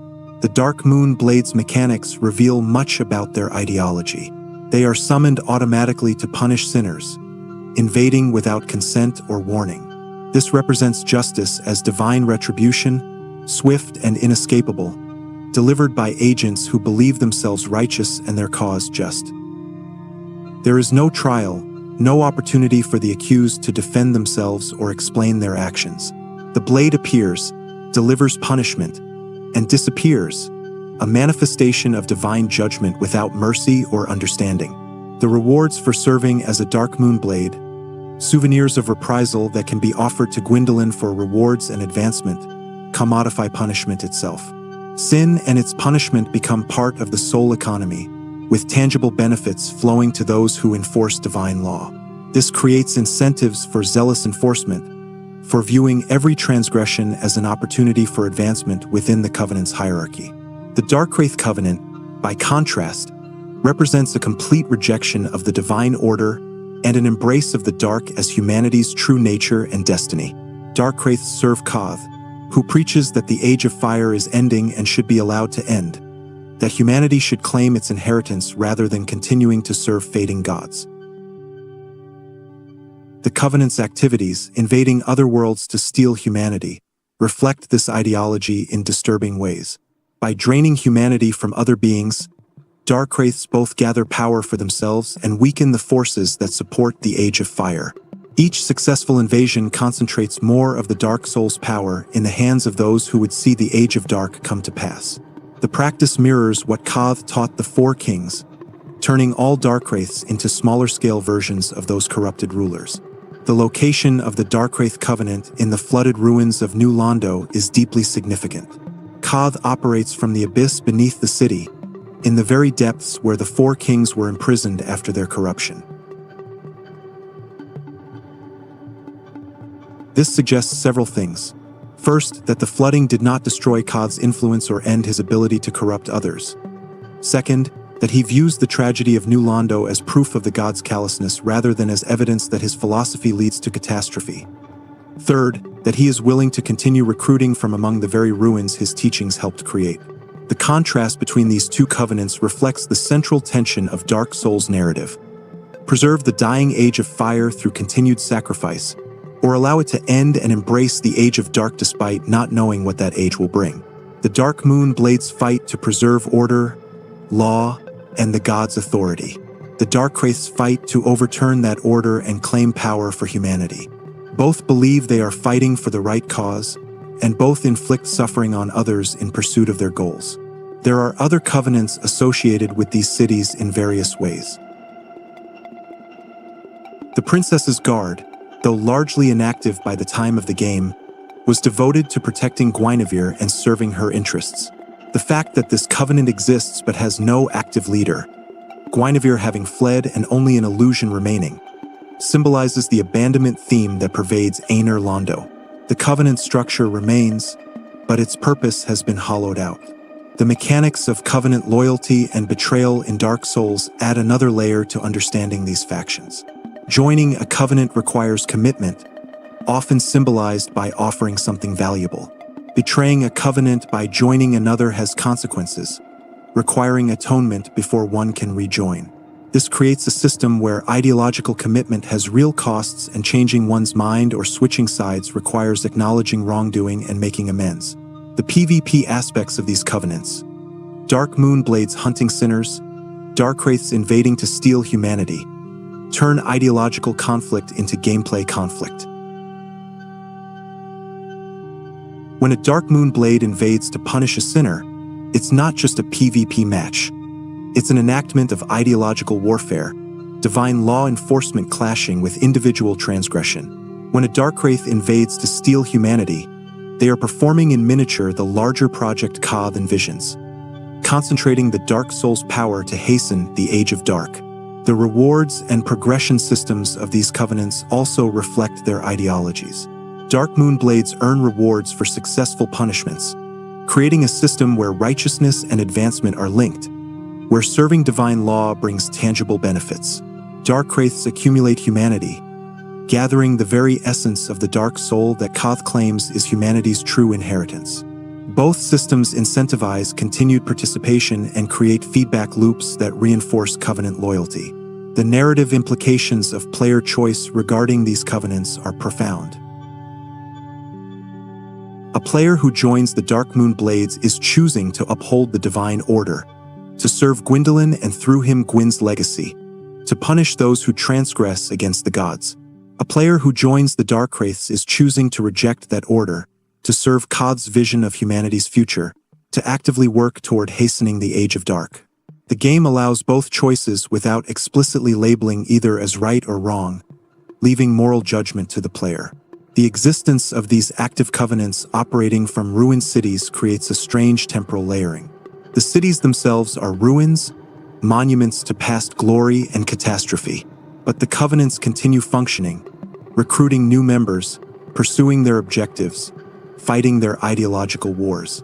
This suggests that the conflicts that destroyed these cities are not resolved but merely ongoing, continuing in new forms with new participants but fundamentally unchanged in their essential nature. The fact that both covenants involve invading other players' worlds is significant. Neither covenant is content to simply defend a position or maintain a status quo. Both are actively aggressive, projecting force into other spaces, imposing their ideology through violence. This mirrors the broader pattern in Dark Souls where major factions and figures attempt to impose their will on others rather than allowing freedom of choice. The symbolism of water and light, the flooding of New Londo and the false light of Aner Londo, represent two different but related forms of deception and control, both using natural elements, water and light, as tools of power and manipulation. Understanding the symbolic weight these elements carry helps illuminate the deeper meanings encoded in both cities' designs and fates. Water in Dark Souls is generally associated with cleansing, barriers, and the unconscious. It appears throughout the game in various forms, each carrying slightly different symbolic weight. The flooded ruins of New Londo represent water as execution and imprisonment, as the tool of genocide and the substance that traps ghosts and dark wraiths alike. This is water corrupted from its cleansing and life-giving properties into an instrument of death and containment. The darkness of New Londo's floodwater is particularly significant. Normal water should be clear or at least allow some light penetration, but New Londo's water is perpetually murky, visibility limited to almost nothing. This suggests that the magical seals that contain it have altered its nature, making it something other than normal water. It has become a substance of entrapment and concealment, hiding the truth of what lies beneath while simultaneously preventing anything from escaping. The fact that ghosts can exist underwater but living beings cannot creates an inverted environment where the dead are at home and the living are intruders and victims. This inversion reflects the broader catastrophe. New Londo was supposed to be a place where living humans thrived, but it became a place where only the dead remain. The water enforces this transition, maintaining the separation between the world of the living and the realm of the dead that New Londo has become. Water as a barrier appears throughout Dark Souls in various forms, but New Londo's flood represents the most extreme version of this symbolism. The water doesn't just mark a boundary, it fills the entire space, transforming the city into an underwater labyrinth. To enter deeply into New Londo requires either cursing oneself or acquiring items that allow one to combat ghosts, essentially requiring one to become partially dead oneself to navigate a dead city. The act of draining New Londo, breaking the seals and allowing the water to flow out, is symbolically significant beyond its practical effects. It represents a refusal to let the past remain buried and forgotten, a determination to confront what was done rather than allowing it to remain hidden beneath the water. It also represents a willingness to release what was contained, to accept the risks that come with revealing truth and undoing the terrible but effective containment the flood provided. Light in Aner Londo functions very differently but serves similar purposes of control and deception. The eternal golden sunlight that bathes the city is presented as natural and divine, a blessing that proves the god's power and benevolence. But it is actually artificial, created and maintained by Gwendolyn's illusions to preserve the appearance of divine presence and eternal glory. This is light as propaganda, as a tool to shape perception and control narrative. The warmth and beauty of Aner Londo's light create feelings of awe and comfort, encouraging visitors to see the city and its divine inhabitants as glorious and good. The psychological impact of the light is subtle but powerful, influencing emotion and perception in ways that verbal arguments or obvious propaganda could not. Standing in that golden radiance, it becomes easier to believe that the gods are worthy of worship and service, that linking the fire to preserve this beauty is the right choice. When the illusions are dispelled and the false light vanishes, the transformation is shocking. The same city that appeared glorious in golden sunlight looks cold and abandoned under the pale moonlight that replaces it. Nothing about the physical architecture has changed, but the different light reveals different truths. The moon's light is real rather than artificial, but it illuminates emptiness and decay rather than glory and divine presence. This contrast between false golden light and true pale moonlight reflects Gwendolyn's own nature and tragedy. He was born with an affinity for the moon rather than the sun, which his father Gwyn found problematic enough to raise him as a daughter rather than a son. Gwendolyn's power is lunar, connected to night and truth-revealing rather than the sun's life-giving warmth. Yet he uses this power to create illusions of his father's solar glory, denying his own nature to serve Gwyn's legacy. The symbolism of the sun in Dark Souls is complex and often ironic. The sun is associated with Gwyn and the Age of Fire, representing life, warmth, and divine authority. But the sun above Aner Londo is artificial, and the true sun visible elsewhere in Lordran often appears weak or distant, suggesting the fading of the age it represents. The contrast between the promised eternal sun and the actual declining sun reflects the gap between propaganda and reality. Light and dark in Dark Souls are not simple good versus evil binaries. Light represents the Age of Fire, the gods' order, authority, and civilization. But it also represents deception, as shown by Aner Londo's false light, and the dangerous extremes of chaos, as shown by the Witch of Izalith's chaos flame.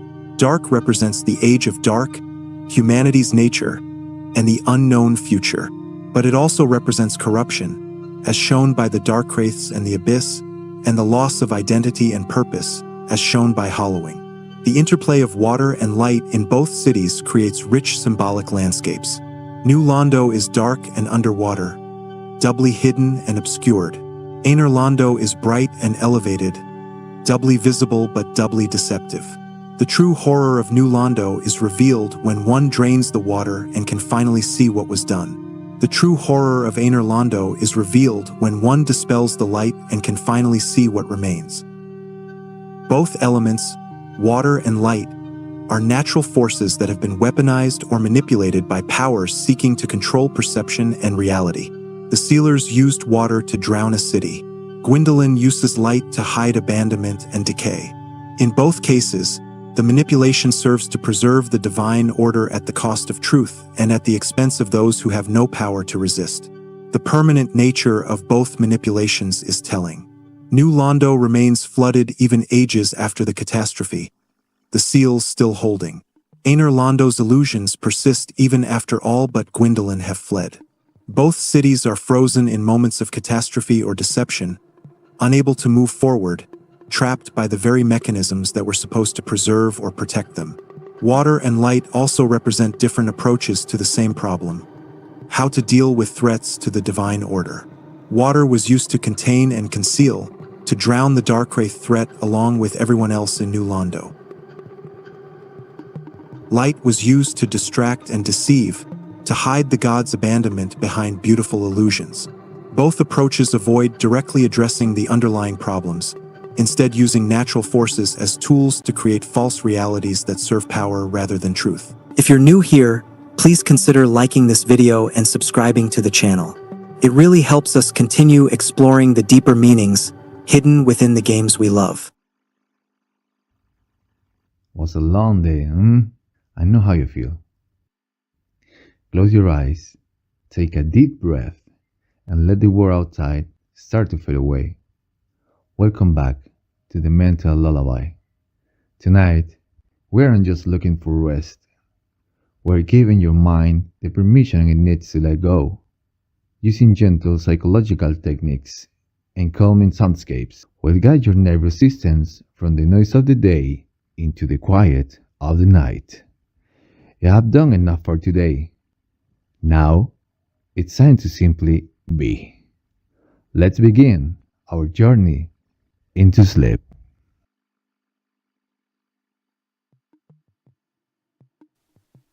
Solaire of Astora, the knight who never found his son.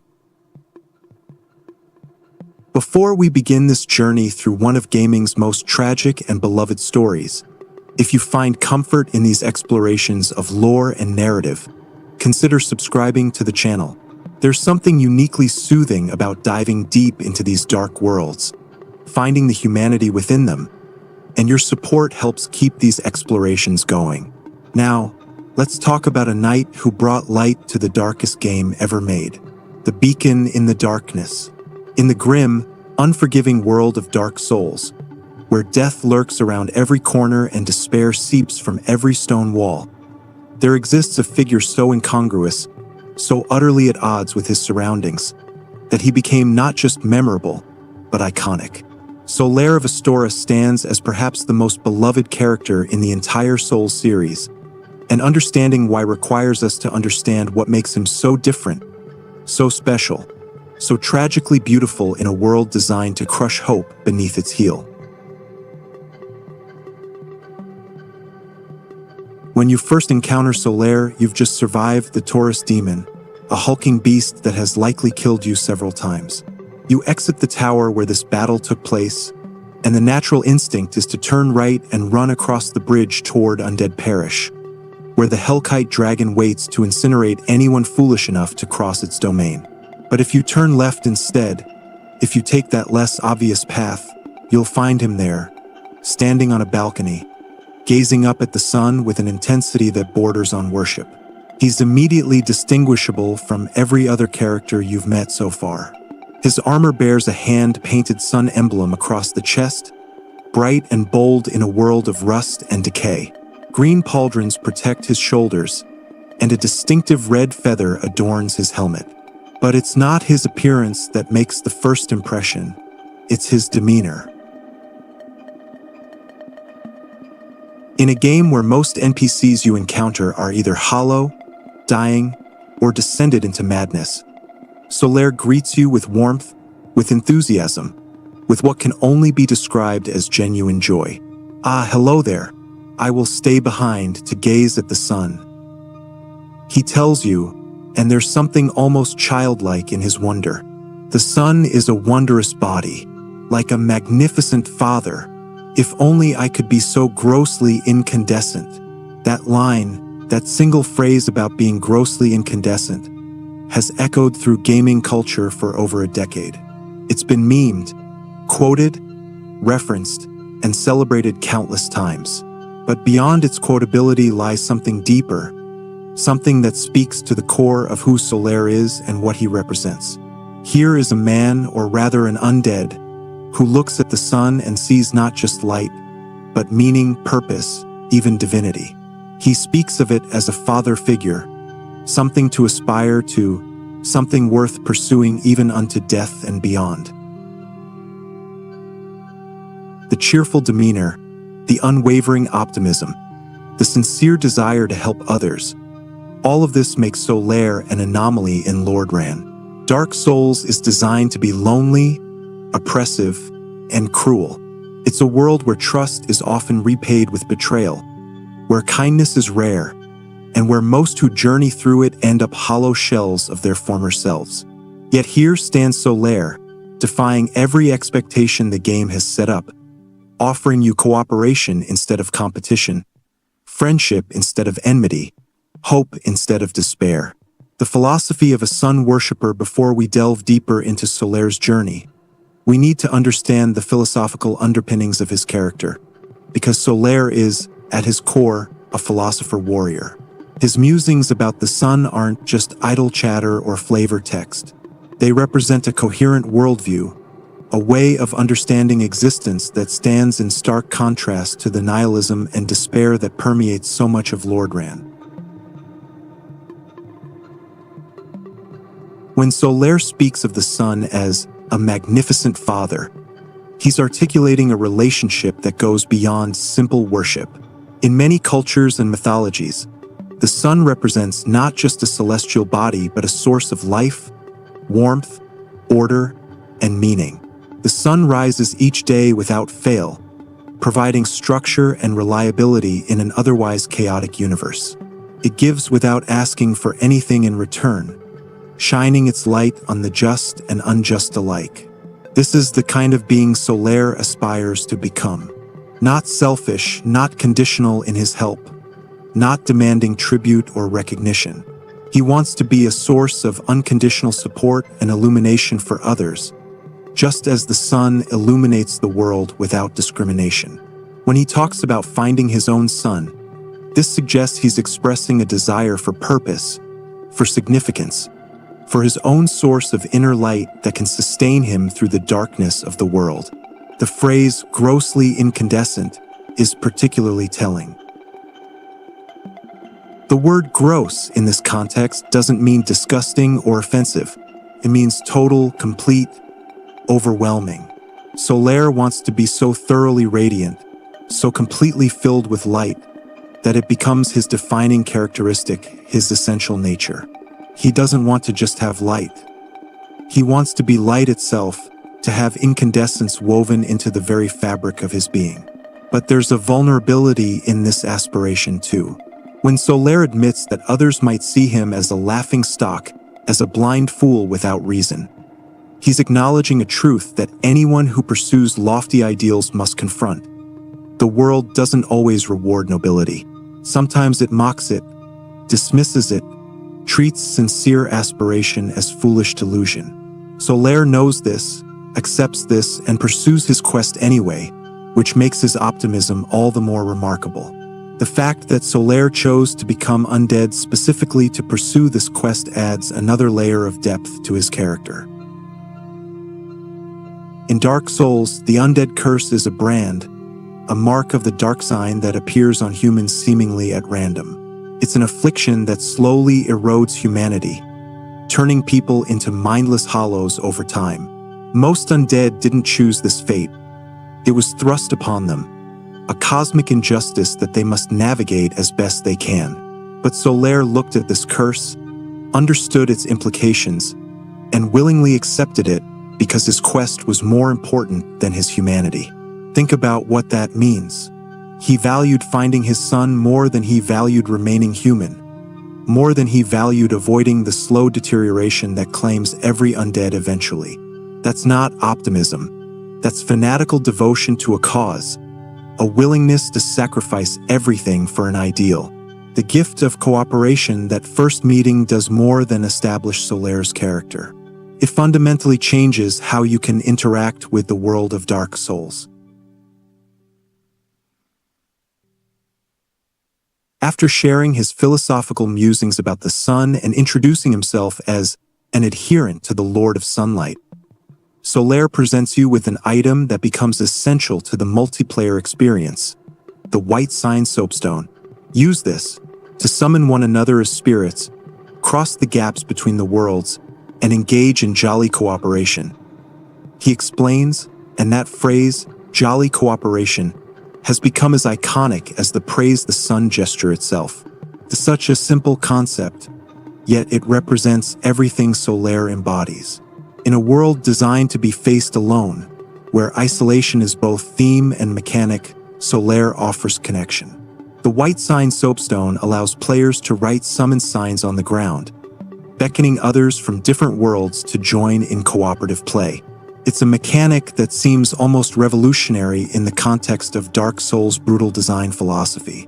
The game wants you to struggle, to fail, to overcome through persistence and skill. Yet here's Solaire, essentially saying that you don't have to face these challenges alone, that seeking help isn't weakness, that cooperation can be joyful. And Solaire doesn't just give you this tool and disappear. Throughout your journey, you'll find his golden summon sign before various boss fights, offering his assistance not as a transaction, but as genuine camaraderie. His summon sign glows gold rather than white, marking him as a member of the Warriors of Sunlight Covenant. And when summoned, he appears as a golden phantom, radiant and warm in a way that seems to defy the very nature of the world around him. The voice acting for Solaire, provided by Daniel Flynn, deserves particular recognition. Flynn imbues the character with a warmth and sincerity that could easily have come across as foolish or naive, but instead registers as genuine, even noble. There's a musical quality to how Solaire speaks, a rhythm and cadence that makes even his most philosophical statements feel natural rather than forced. When he laughs, which he does often in those early encounters, it's not the hollow cackle of someone losing their grip on sanity. It's real laughter, the sound of someone who still finds joy despite everything the world has thrown at them. His dialogue is peppered with moments of profound observation delivered with casual ease. We are amidst strange beings, in a strange land, he muses. The flow of time itself is convoluted, with heroes centuries old phasing in and out. The very fabric wavers, and relations shift and obscure. He's explaining the multiplayer mechanics, the lore reason why players from different times and worlds can interact, but he's doing it in a way that feels organic, like he's sharing observations about the nature of reality itself rather than delivering exposition. This understanding of Lordran's temporal instability reveals another dimension of Solaire's tragedy. He's searching for his son in a world where time itself is breaking down, where the normal progression of past to present to future has dissolved into chaos. If heroes from different eras can phase in and out, if all moments exist simultaneously, then his quest becomes exponentially harder. How do you find something when the very fabric of reality refuses to hold still? A knight from Astora understanding Solaire requires understanding where he came from, both literally and philosophically. He hails from Astora, a land that exists largely in the background of Dark Souls lore, but carries significant thematic weight. Astora is described as a land of nobles and knights, a refined culture with sophisticated society. It's a place that produced not just Solaire, but other notable characters like Oscar, the knight who frees you from the undead asylum, and later in the series, Henri of Astora. What's particularly significant about Astora is its relationship with the culture and mythology of Einerlando and the gods. Astora is heavily influenced by the ideals of Gwyn and his Age of Fire. The country is subservient to the concept of the chosen undead, the prophecy that an undead will make pilgrimage to Lordran and link the fading flame. This isn't just background lore. It's central to understanding why characters like Oscar and Solaire journey to this cursed land in the first place. But Solaire's story has a crucial distinction that sets him apart from others who came to Lordran. He didn't become undead through the curse, through the brand of the dark sign that afflicts humanity. He deliberately chose to become undead. This is stated explicitly in the game.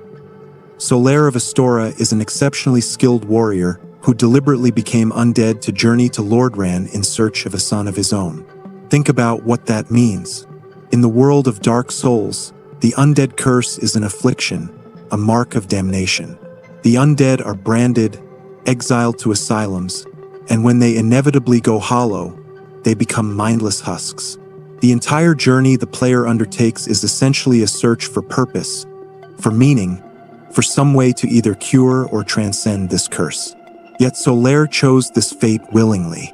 He looked at the curse, understood its implications, and embraced it anyway because his quest, his search for his own son, was more important than the risks involved. This choice reveals something profound about Solaire's character. He's not just optimistic.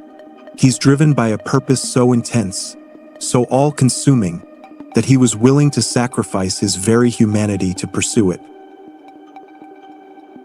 That takes a level of conviction, of faith, that borders on the fanatical. But Solaire never presents as a fanatic. He's warm, friendly, self-deprecating even.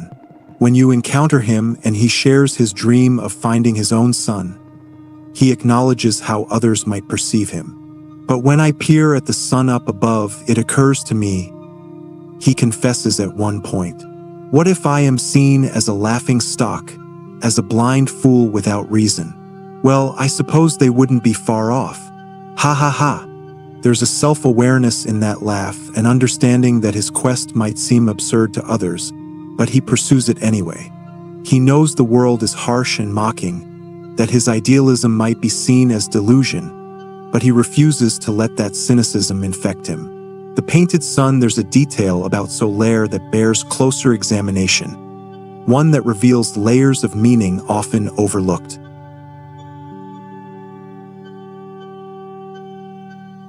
The sun emblazoned on his armor and shield, that iconic symbol that's become synonymous with Dark Souls itself, wasn't granted to him by divine powers or inherited from some ancient lineage. Solaire painted it himself. The item descriptions for his equipment are explicit about this. The large holy symbol of the sun, while powerless, was painted by Solaire himself. Reads the description for his armor. The shield tells us the same. Decorated with a holy symbol, but Solaire illustrated it himself, and it has no divine powers of its own. Think about what this means. Solaire looked at blank armor and a plain shield and said, "These need to represent what I believe in, what I'm searching for, what I hope to become." And then he took pigments and brush, or perhaps cruder tools, and painted these suns himself. They're not perfect.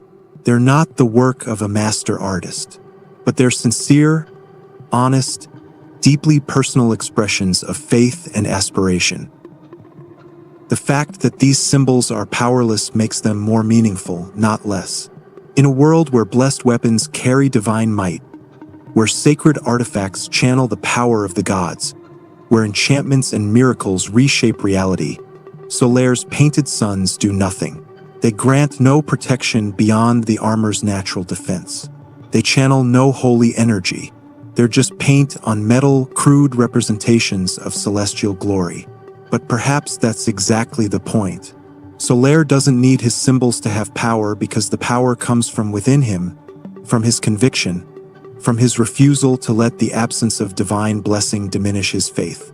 The painted suns are reminders, totems, manifestations of internal commitment rather than external power. His equipment tells us even more about his character. The armor he wears is described in item descriptions as having no special properties whatsoever. The item description for his armor explicitly states, "Solaire's incredible prowess must have come from rigorous training alone, for his equipment exhibits no special traits." This is crucial to understanding Solaire. In a world where power often comes from ancient souls, from magical artifacts, from divine gifts or dark pacts, Solaire's strength is entirely self-made. He's not a chosen one, not blessed by the gods despite his devotion to the sun. He's a skilled warrior because he trained, because he worked, because he pushed himself to excellence through dedication and effort. The sunlight straight sword he wields carries interesting contradictions in its description. While it's said to contain the very power of the sun, the item description also notes it's well-forged and kept in good repair, but unlikely to live up to its grandiose name. It's a standard long sword elevated by Solaire's dedication rather than inherent magic. The impossible quest. So what exactly is Solaire searching for when he speaks of finding his own sun? This question lies at the heart of his character and his tragedy. On the surface, it seems almost literal. He stares at the sun, worships it, compares it to a magnificent father, and seeks to become as grossly incandescent as that celestial body. But Dark Souls rarely operates on purely literal levels. The sun in Dark Souls is intrinsically linked to Gwyn, the Lord of Sunlight, the god who sacrificed himself to link the first flame and prolong the Age of Fire. Gwyn wielded the power of lightning, which is essentially weaponized sunlight in this universe. His firstborn, later strongly suggested to be the Nameless King in Dark Souls 3, inherited this power and became known as the God of War. The sun represents not just light, but divine power, authority, purpose, and meaning in a world increasingly falling to darkness. But there's a specific element to his quest that makes it particularly poignant. Solaire isn't searching for the sun. He's searching for his own sun. He doesn't want to simply bask in the reflected glory of Gwyn or the gods. He wants something personal, something that belongs to him specifically, something that makes him special and significant in his own right. This is the quest of someone seeking identity, seeking to prove their worth, seeking to become something more than just another undead warrior in a world full of them. Throughout your journey with Solaire, you encounter him at various locations, and each meeting reveals more about his state of mind and his ongoing search. After you ring both bells of awakening and make your way to Anerlando, you can find him by a bonfire inside the castle. This is after you've faced the infamous Silver Knight archers on the ledges, after you've seen firsthand how cruel and unforgiving this world can be. And there's Solaire, still hopeful, still searching. The way I see it, our fates appear to be intertwined, he tells you. In a land brimming with hollows, could that really be mere chance? I hardly think so. He sees meaning in your continued encounters, significance in the fact that both of you continue to push forward when so many others have given up and gone hollow. There's something touching about his need to find pattern and purpose in what might be mere coincidence. Something very human in his desire to believe that the connections he makes matter. If you summon Solaire to help fight Ornstein and Smuff, one of the game's most difficult boss encounters, and if he survives the battle, you're rewarded with the Sunlight Medal. These medals are the currency of the Warriors of Sunlight Covenant, tangible proof of cooperation and victory. But more than that, they represent what Solaire values: helping others, achieving victory through teamwork, being a source of strength and support. Each medal is described as faintly warm, as if holding a small piece of that sun Solaire seeks. This warmth is not metaphorical. The medals actually carry heat, a physical manifestation of the cooperative spirit that earned them. When you hold one, you're holding proof that you helped someone, that you stood beside another undead and together achieved victory. For Solaire, these medals might be the closest thing to his sun that actually exists in Lordran. Tangible, warm proof of light brought into others' lives through cooperation. After the battle with Ornstein and Smuff, Solaire moves to the Sunlight Altar in Undead Parish. This is where things start to become more complex, more layered with meaning and melancholy. The Sunlight Altar is a broken statue, its body long since crumbled away, leaving only the feet and a portion of the spear it once held. This statue once depicted Gwyn's firstborn son, the god of war, the founder of the Warriors of Sunlight Covenant. But when the firstborn betrayed Gwyn by siding with the ancient dragons, Gwyn ordered all statues and records of his son destroyed, his very name stricken from history. Solaire stands before this ruined monument to a forgotten god, and if you speak with him here, his dialogue takes on a different tone. He's starting to doubt, starting to feel the weight of his fruitless search. "I did not find my own son, not in Aner Londo," he admits. The city of the gods, the seat of power, the place where sunlight should surely be found, and yet it yielded nothing for him. His quest continues, but the optimism is beginning to show cracks. This is also where Solaire offers you the chance to join the Warriors of Sunlight Covenant if you meet the requirements. The Covenant requires significant faith investment, a mechanical representation of the dedication needed to follow this path of cooperation and sunlight. When you join, you receive the Lightning Spear Miracle, the ability to hurl bolts of lightning, weaponized sunlight at your enemies. These miracles are the legacy of Gwyn's firstborn, passed down through the covenant he founded before his exile. There's a tragic irony in Solaire's relationship with this covenant. He worships the sun, serves at this altar, follows the teachings of a god who was cast out, forgotten, whose very name was erased from history. The statue is broken, the god is gone, but Solaire maintains his faith. He stands before the ruins of someone else's legacy and continues to believe that somewhere, somehow, he'll find his own sun, his own source of meaning and purpose. The covenant itself provides structure and meaning through its mechanics. Each successful cooperation earns a sunlight medal. Accumulate enough medals and you can trade them for increasingly powerful miracles. 10 medals for Great Lightning Spear, 30 for Sunlight Spear. This progression system transforms abstract ideals of cooperation into concrete rewards, giving tangible shape to Solaire's philosophy. But perhaps the most important thing the Covenant offers is purpose itself. As long as Solaire can help others, as long as there are bosses to fight and phantoms to summon, he has a reason to continue. The quest for his son may be impossible, but the act of cooperation is always available, always achievable. Every time his summon sign appears and someone calls upon him, every time he helps another undead overcome a challenge, he's living his values even if he's not achieving his ultimate goal. The descent begins as you progress deeper into the game. Heading into the demon ruins and lost Izalith, Solaire's journey takes a darker turn. After you defeat the centipede demon and continue into Lost Izalith, you can encounter Solaire at the bonfire. His dialogue here marks a significant shift in his character arc, a movement from optimism tinged with doubt to something approaching genuine despair.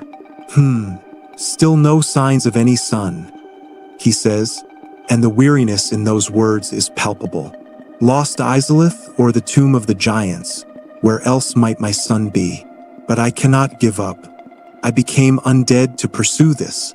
But when I peer at the sun up above, it occurs to me, what if I am seen as a laughing stock, as a blind fool without reason? This is Solaire at his most vulnerable, most human.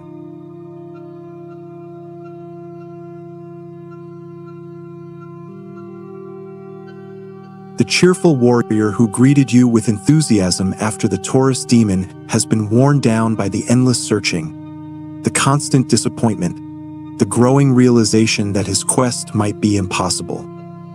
He's questioning himself now, wondering if his entire purpose, the thing he became undead to pursue, might be nothing more than foolish delusion. But even in this moment of doubt, he tries to maintain his spirit.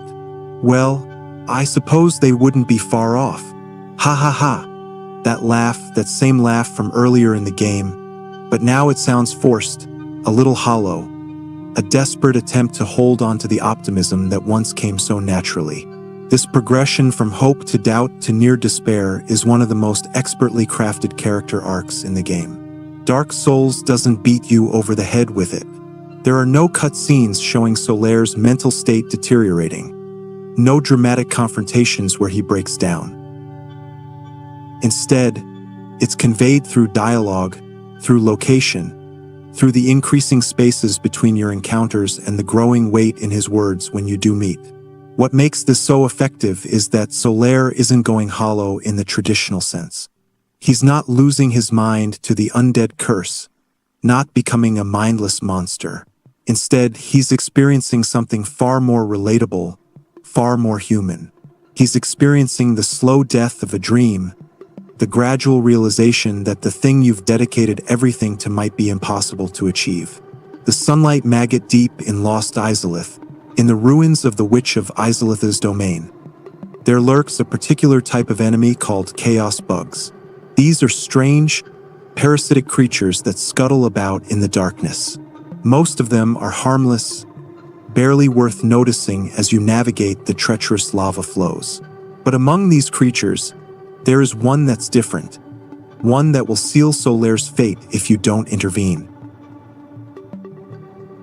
This particular chaos bug, distinguishable by its red eyes and the fact that it doesn't respawn once killed, carries within it a parasite known as the sunlight maggot. When worn on the head, this parasite emanates a bright, constant light, providing illumination in the darkest areas of the game. In practical terms, it's one of 3 light sources available to the player, useful for navigating areas like the Tomb of the Giants. But the sunlight maggot is far more than just a utility item. Its description is chilling in its simplicity. A loathsome parasite that inhabits Lost Izalith. It is completely immobile, yet still lives. When worn on the head, it emanates blinding light, which is why it is known as a sunlight maggot. Immobile yet alive. A thing that produces light but cannot move, cannot grow, can only exist in its parasitic state, feeding off its host while creating the illusion of radiance.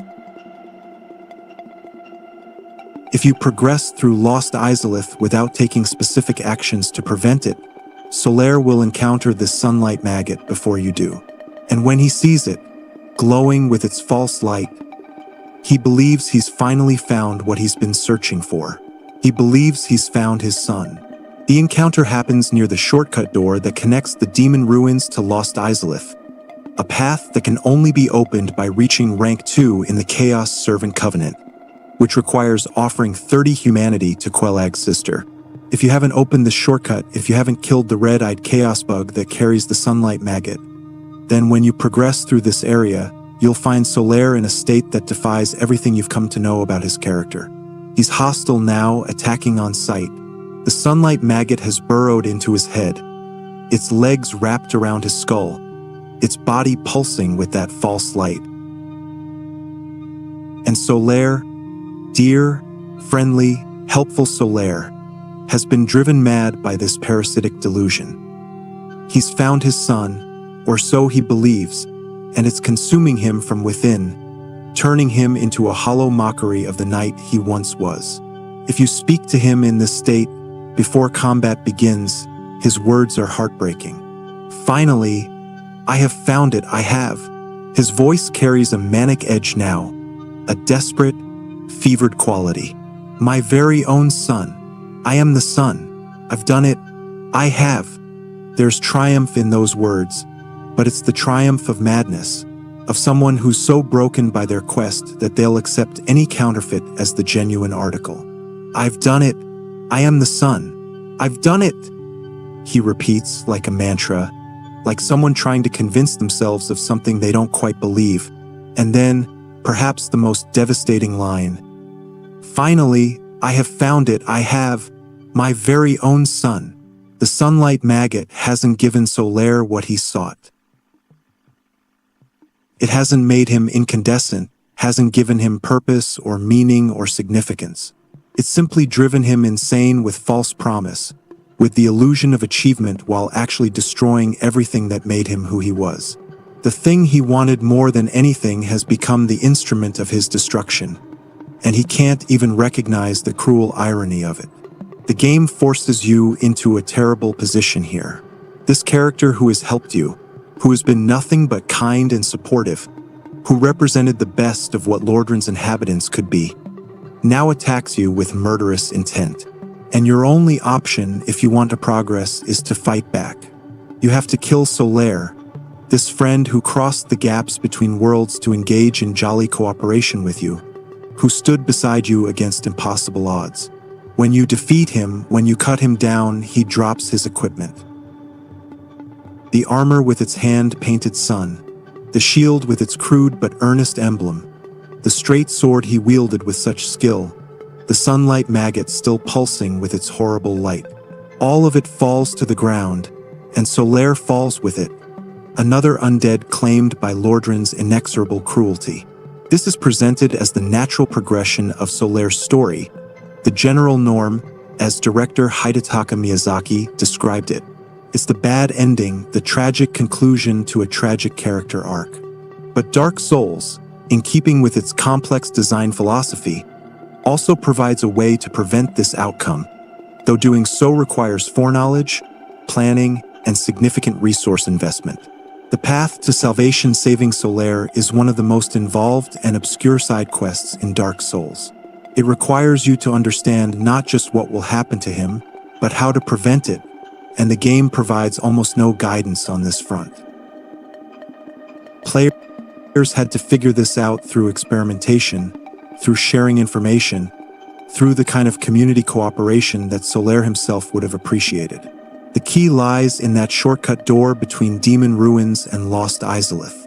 To open it, you must first find the fair lady, Quelaag's sister, behind an illusory wall near the boss arena where you fought Quelaag. She's the leader of the Chaos Servant Covenant, a blind, mutated being who mistakes you for one of her sister's servants and weakly asks if you've brought her food. The fair lady speaks in a language you can't understand unless you possess the old witch's ring, one of the starting gift options, or something you can trade for later. But you don't need to understand her to join her covenant. By doing so and offering her 30 humanity, you can reach rank 2, which opens the shortcut door.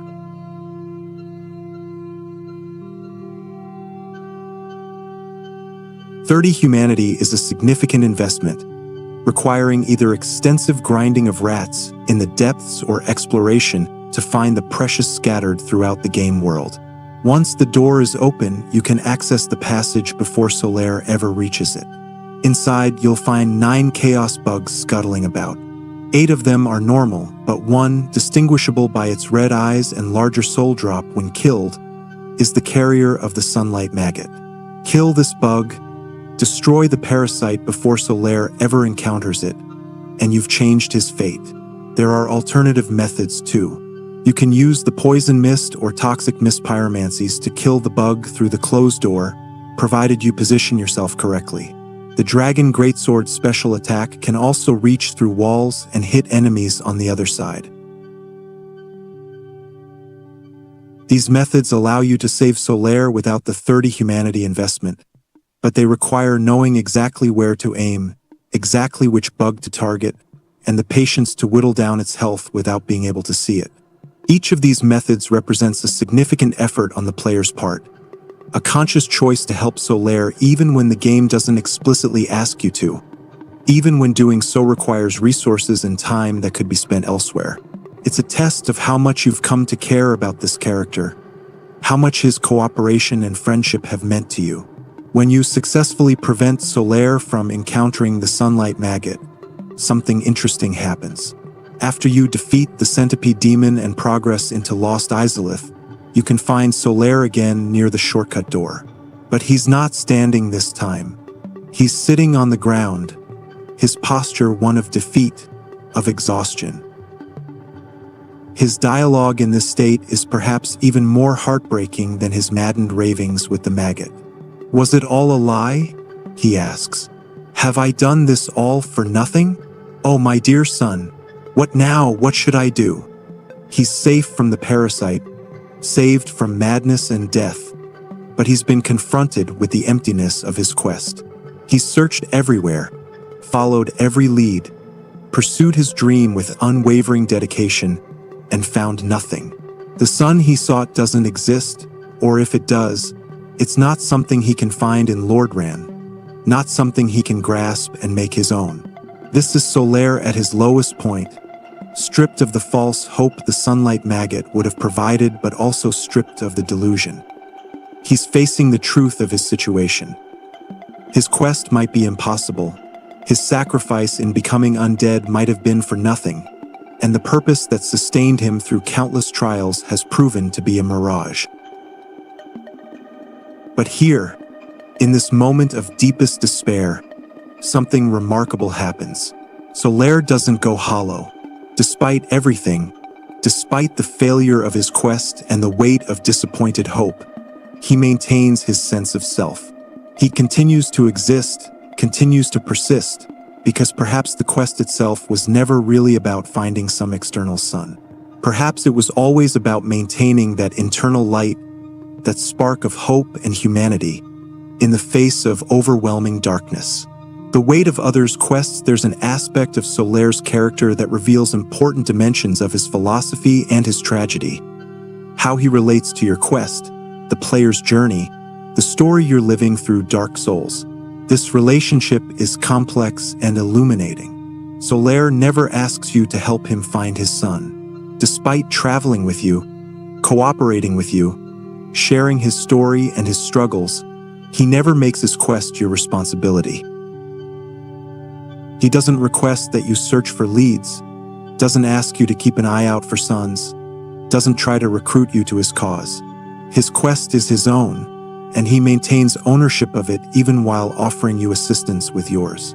This is remarkable restraint and reveals an important aspect of his character.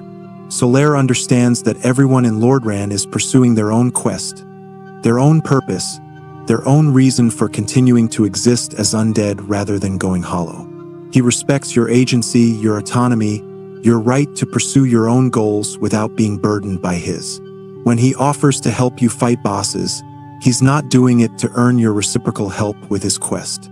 He's doing it because helping is intrinsically valuable to him, because cooperation itself has meaning, because being a source of light and support for others is part of who he is and what he values. There's no quid pro quo, no transaction, no expectation of repayment. This generosity of spirit is rare in Lordran.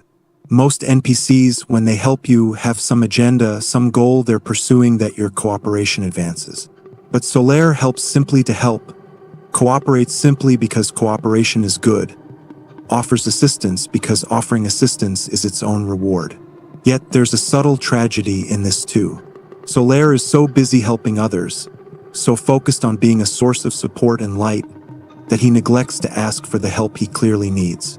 By the time you encounter him in Lost Izalith, he's nearly broken by his fruitless search, Yet he never asked you to join him in that search, never invited you to help bear the burden of his impossible quest. The fact that you can save Solaire without his knowledge adds another layer to this. When you kill the sunlight maggot through that shortcut door, Solaire never knows you did it. He doesn't know that you sacrificed 30 humanity to join a covenant he's never heard of, opened a door he didn't know existed, and killed a bug that would have destroyed him. You save him in secret, and he never gets to thank you for it. This creates a beautiful asymmetry in your relationship. Solaire helps you openly, standing beside you in battle, his cooperation visible and acknowledged. You help him invisibly, changing his fate without him ever knowing the role you played. It's the ultimate act of the cooperation he values so highly, performed without recognition or reward. The final mystery: if you continue to the end of the game with Solaire saved, you can summon him for the final boss fight against Gwyn, Lord of Cinder. His summon sign appears outside the kiln of the first flame, golden as always, offering one last chance at jolly cooperation. And when summoned, Solaire fights alongside you against the god he once venerated, the Lord of Sunlight whose glory he sought to emulate. There's something profoundly moving about this. Solaire, who sought his own sun, who wanted to be as incandescent as that celestial body, helps you defeat the being most associated with the sun in this entire world. He doesn't do it out of hatred or revenge. He does it because you asked for his help, because cooperation, friendship, and mutual support have always been more important to him than abstract worship of distant divinity. What happens to Solaire after you defeat Gwyn is deliberately left ambiguous. The game doesn't provide a clear answer, but Hidetaka Miyazaki, the game's director, has offered some insight. According to Miyazaki, if you save Solaire and he helps you defeat Gwyn, this represents the happiest ending for the character. In this outcome, Solaire links the fire in his own world, finally finding his sun by becoming the sun, sacrificing himself to keep the age of fire burning just a little while longer. Think about what this means. Solaire sought to be grossly incandescent, to be like the sun itself, a source of light and warmth. By linking the fire, he achieves exactly this. He becomes a source of light, sustaining the age, providing illumination in the darkness, serving as a beacon for others to follow. He doesn't find a sun to worship or emulate. He becomes the sun, fulfills his dream through ultimate sacrifice. But this ending, which Miyazaki describes as the happiest available to Solaire, is still fundamentally tragic. To achieve his goal, Solaire must burn away completely, must sacrifice everything he is to keep the fire going for just a little while longer, postponing the inevitable darkness rather than truly conquering it. The Age of Fire cannot last forever, no matter how many undead throw themselves into the flame. Solaire's sacrifice, like all such sacrifices in Dark Souls, is ultimately futile in the grand scheme of things. Yet there's a kind of beauty in this futility, a nobility in choosing to be a light in the darkness even when you know that darkness will eventually win. Solaire's quest to find his sun was perhaps always meant to end this way, with him becoming the very thing he sought, if only for a brief, brilliant moment before being consumed entirely. The legacy of the sun, the impact of Solaire on gaming culture cannot be overstated.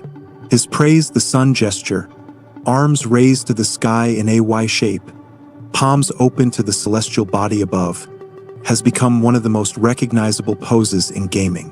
Players perform it ironically, seriously, in celebration, in commemoration. It's been referenced in countless games, shows, and media properties. The gesture transcends its original context, becoming a universal symbol of hope, perseverance, and refusing to give up even when the odds are overwhelming. In Dark Souls 2, the Warriors of Sunlight Covenant returns under a new name, Heirs of the Sun. The Covenant rewards are items associated with Solaire from the first game, including his straight sword. The description of these items suggests that Solaire has become a legendary figure, his story passed down and celebrated by those who continue his mission of cooperation and mutual support. The painted sun that Solaire created, crude but earnest, becomes the official symbol of the Covenant. Dark Souls 3 brings back the Warriors of Sunlight under their original name, and the Covenant continues to embody the principles Solaire represented. When you use the Covenant's items or perform the Praise the Sun gesture in that game, you're participating in a tradition that Solaire helped establish, carrying forward his legacy of cooperation in the face of overwhelming darkness. The gesture itself was actually conceived before Solaire as a character. Miyazaki has stated in interviews that the Praise the Sun pose appeared in Demon's Souls as a rare holy gesture used when casting miracles while wearing the Ring of Sincere Prayer.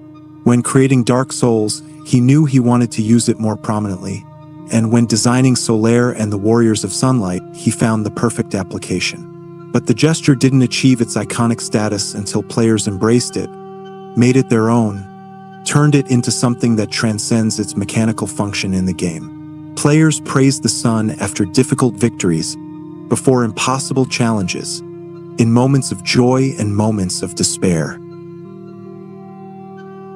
The gesture has been recreated in countless screenshots, artworks, and real-life photos.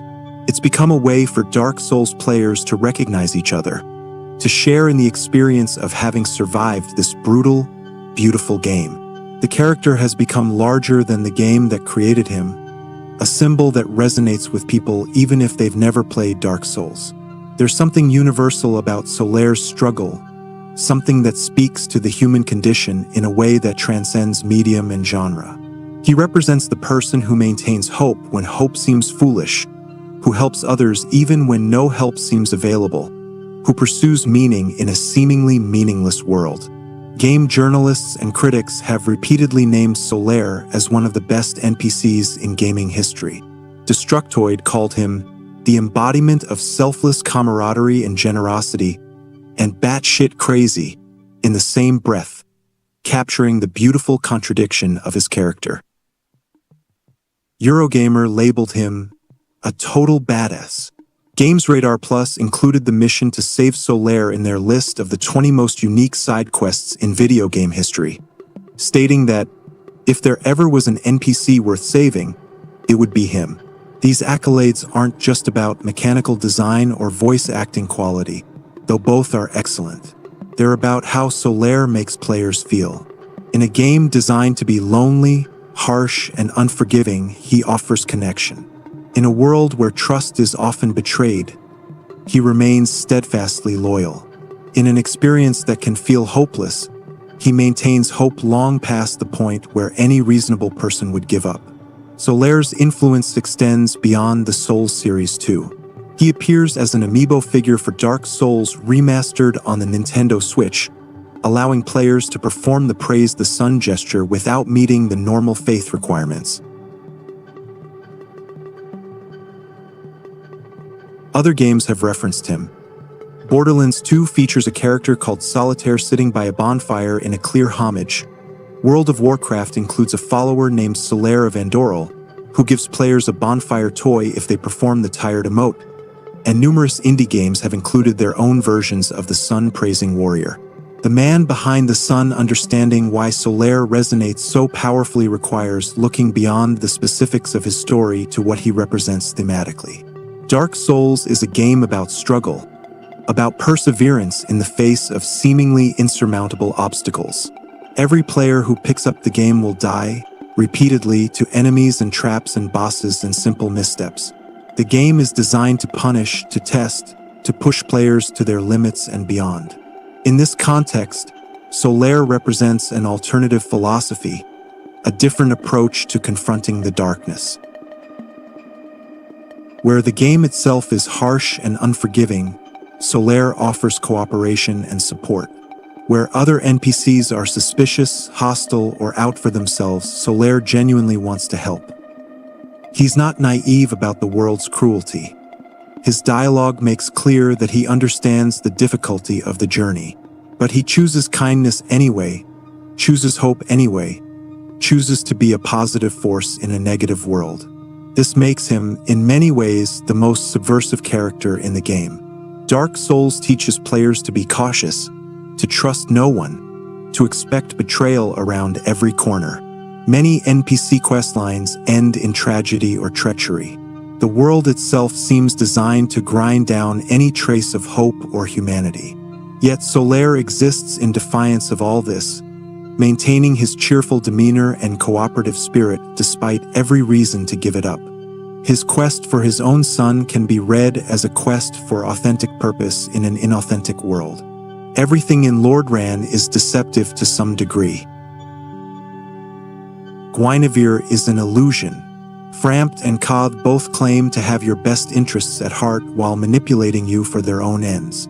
The chosen undead prophecy itself might be a fabrication designed to trick undead into linking the fire. In a world of lies and half-truths, Solaire seeks something genuine, something real, something that belongs to him and cannot be taken away or revealed as false. The fact that he never finds this doesn't diminish the nobility of the quest. If anything, it makes it more meaningful. Solaire continues to search, continues to hope, continues to help others, even when he starts to doubt, even when he begins to suspect that his quest might be impossible. He doesn't give up and go hollow. He doesn't turn bitter or cynical. He maintains his core self in the face of mounting evidence that his dream might be unachievable. This is why players connect with him so strongly. Solaire's struggle is, in miniature, the player's own struggle. The player seeks to complete an impossible game, to overcome challenges that seem designed to be insurmountable, to find meaning and accomplishment in an experience built around failure and repetition. Solaire seeks his son, knowing it might not exist, knowing the search might destroy him, but unable to give up because the quest itself has become his reason for being. When you save Solaire, when you go out of your way to prevent his encounter with the sunlight maggot, you're not just completing a side quest.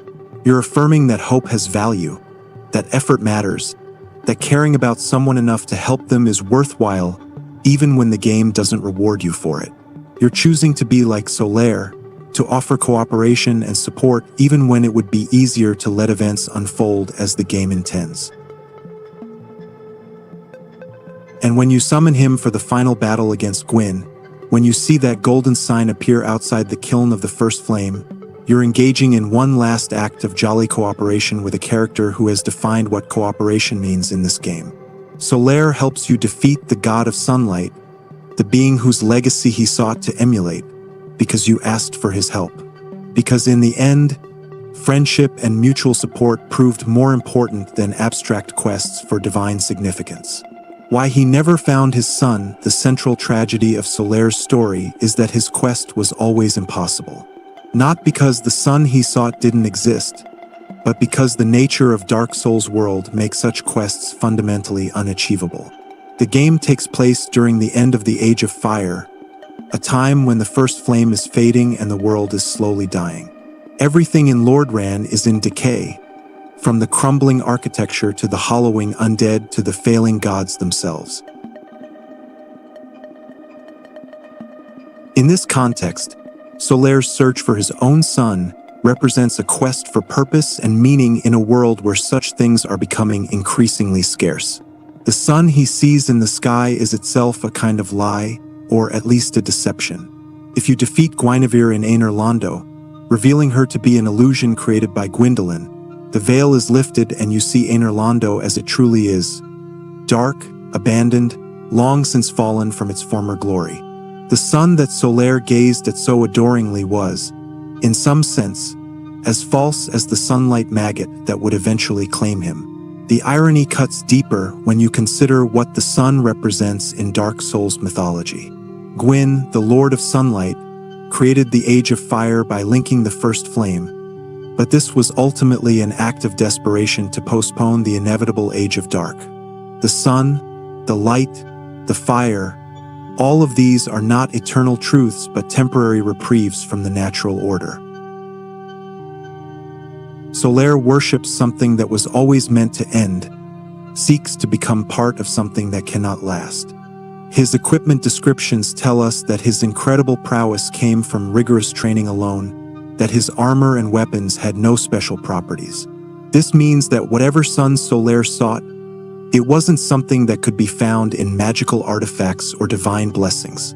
It had to come from within, had to be something he created or discovered through his own efforts and understanding.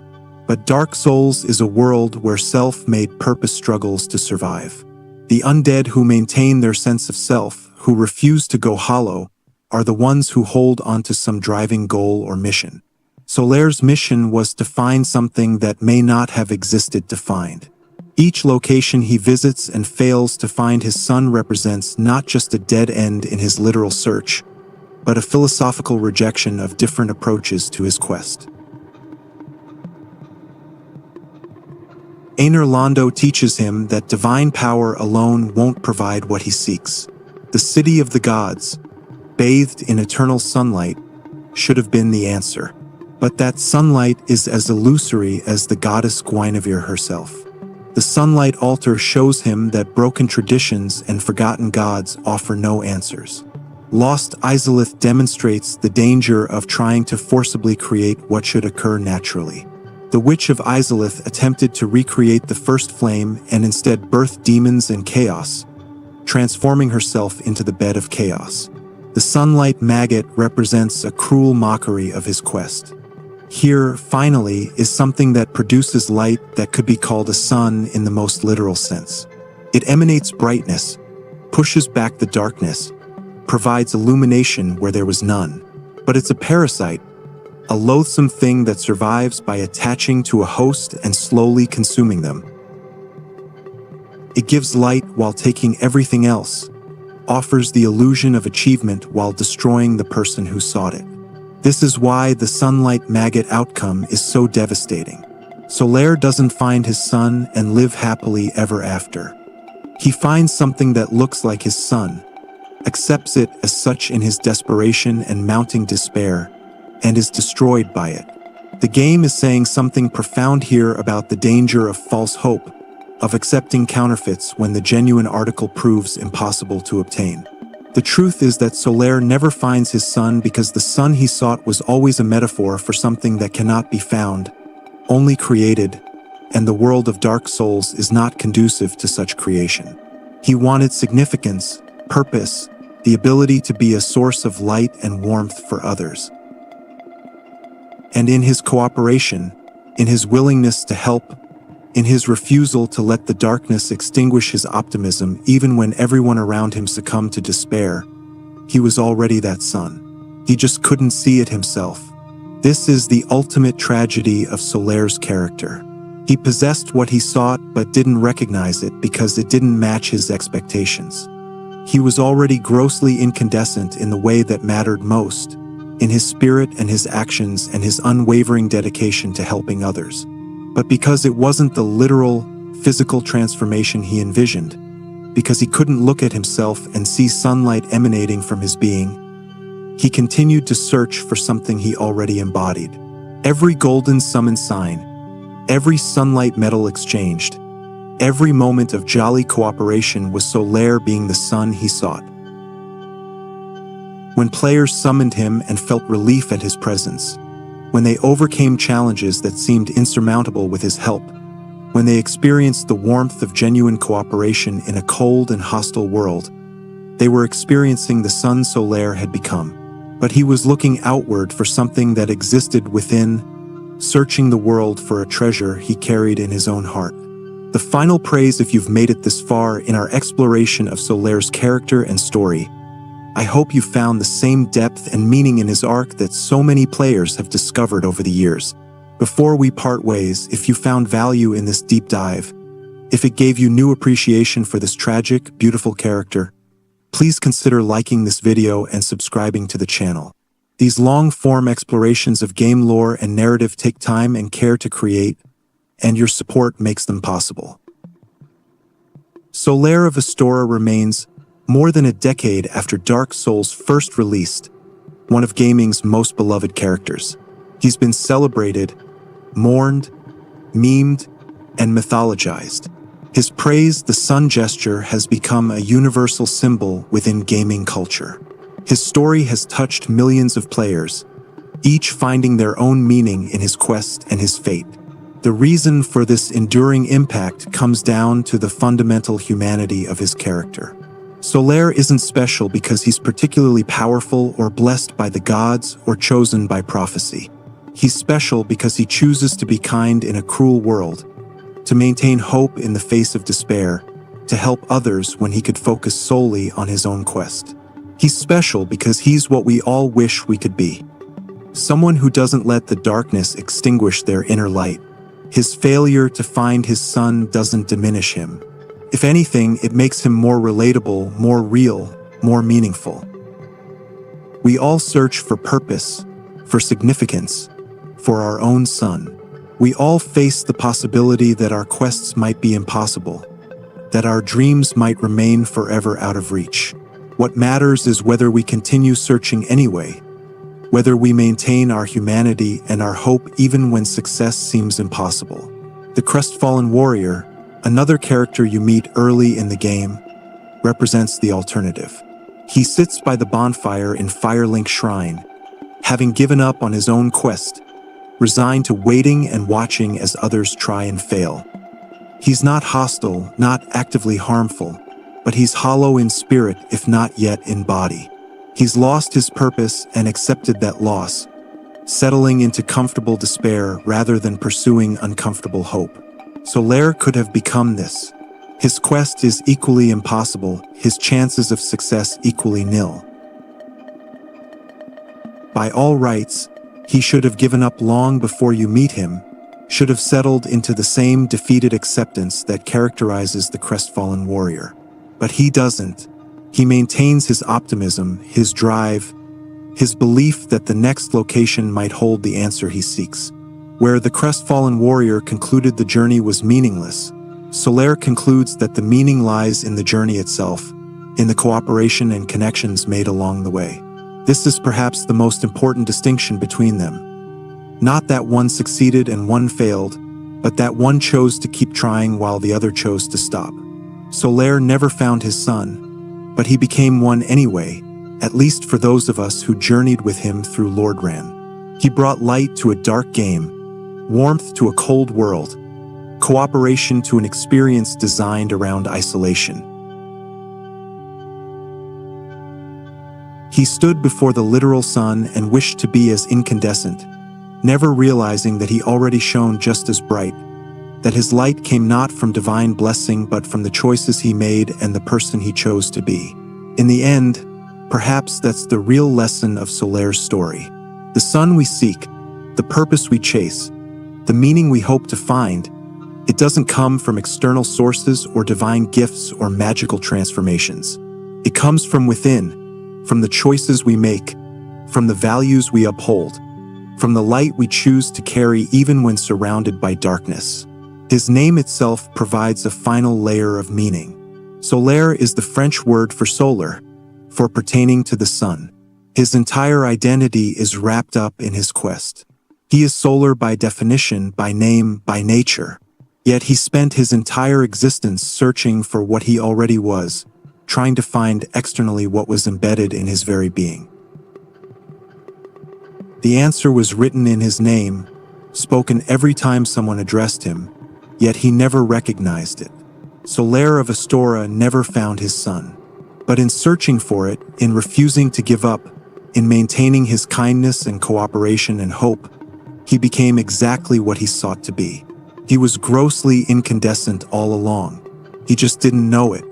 And perhaps that's the greatest tragedy of all. Not that his quest was impossible, but that he succeeded without realizing it. That the light he carried within himself was always the sun he sought. That the answer to his question was staring back at him every time he looked at his own reflection, if only he'd had eyes to see it. Every time he helped another undead, every time his golden summon sign appeared, every time he shared his philosophy of jolly cooperation, he was manifesting the very incandescence he sought. The irony is almost unbearable. He wanted to be a sun, to provide light and warmth to others, and he did exactly that. For countless players across countless playthroughs, Solaire was and is a beacon of hope, a source of strength, a reminder that even in the darkest worlds, kindness and cooperation still matter. He achieved his dream without knowing it, became what he sought to be without recognizing his own success. Perhaps this is why his story resonates so deeply. We've all searched for something while failing to recognize we already possess it. We've all looked outward for validation, purpose, or meaning that existed within us all along.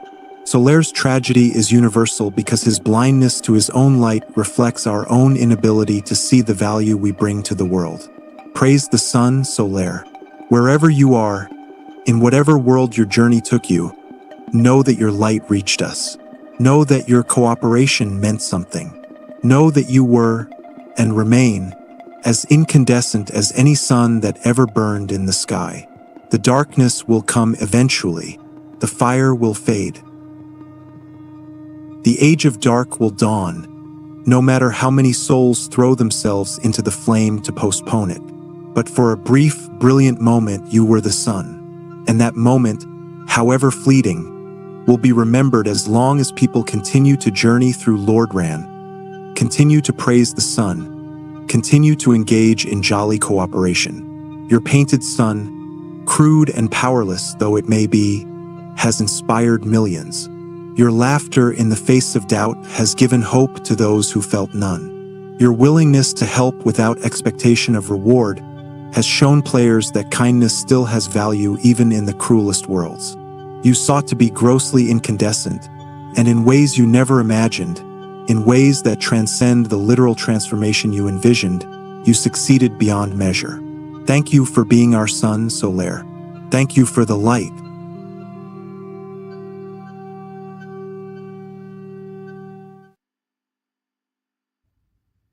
Was a long day, I know how you feel. Close your eyes, take a deep breath, and let the world outside start to fade away. Welcome back to the mental lullaby. Tonight, we aren't just looking for rest. We're giving your mind the permission it needs to let go. Using gentle psychological techniques and calming soundscapes will guide your nervous systems from the noise of the day into the quiet of the night. You have done enough for today. Now, it's time to simply be. Let's begin our journey into sleep.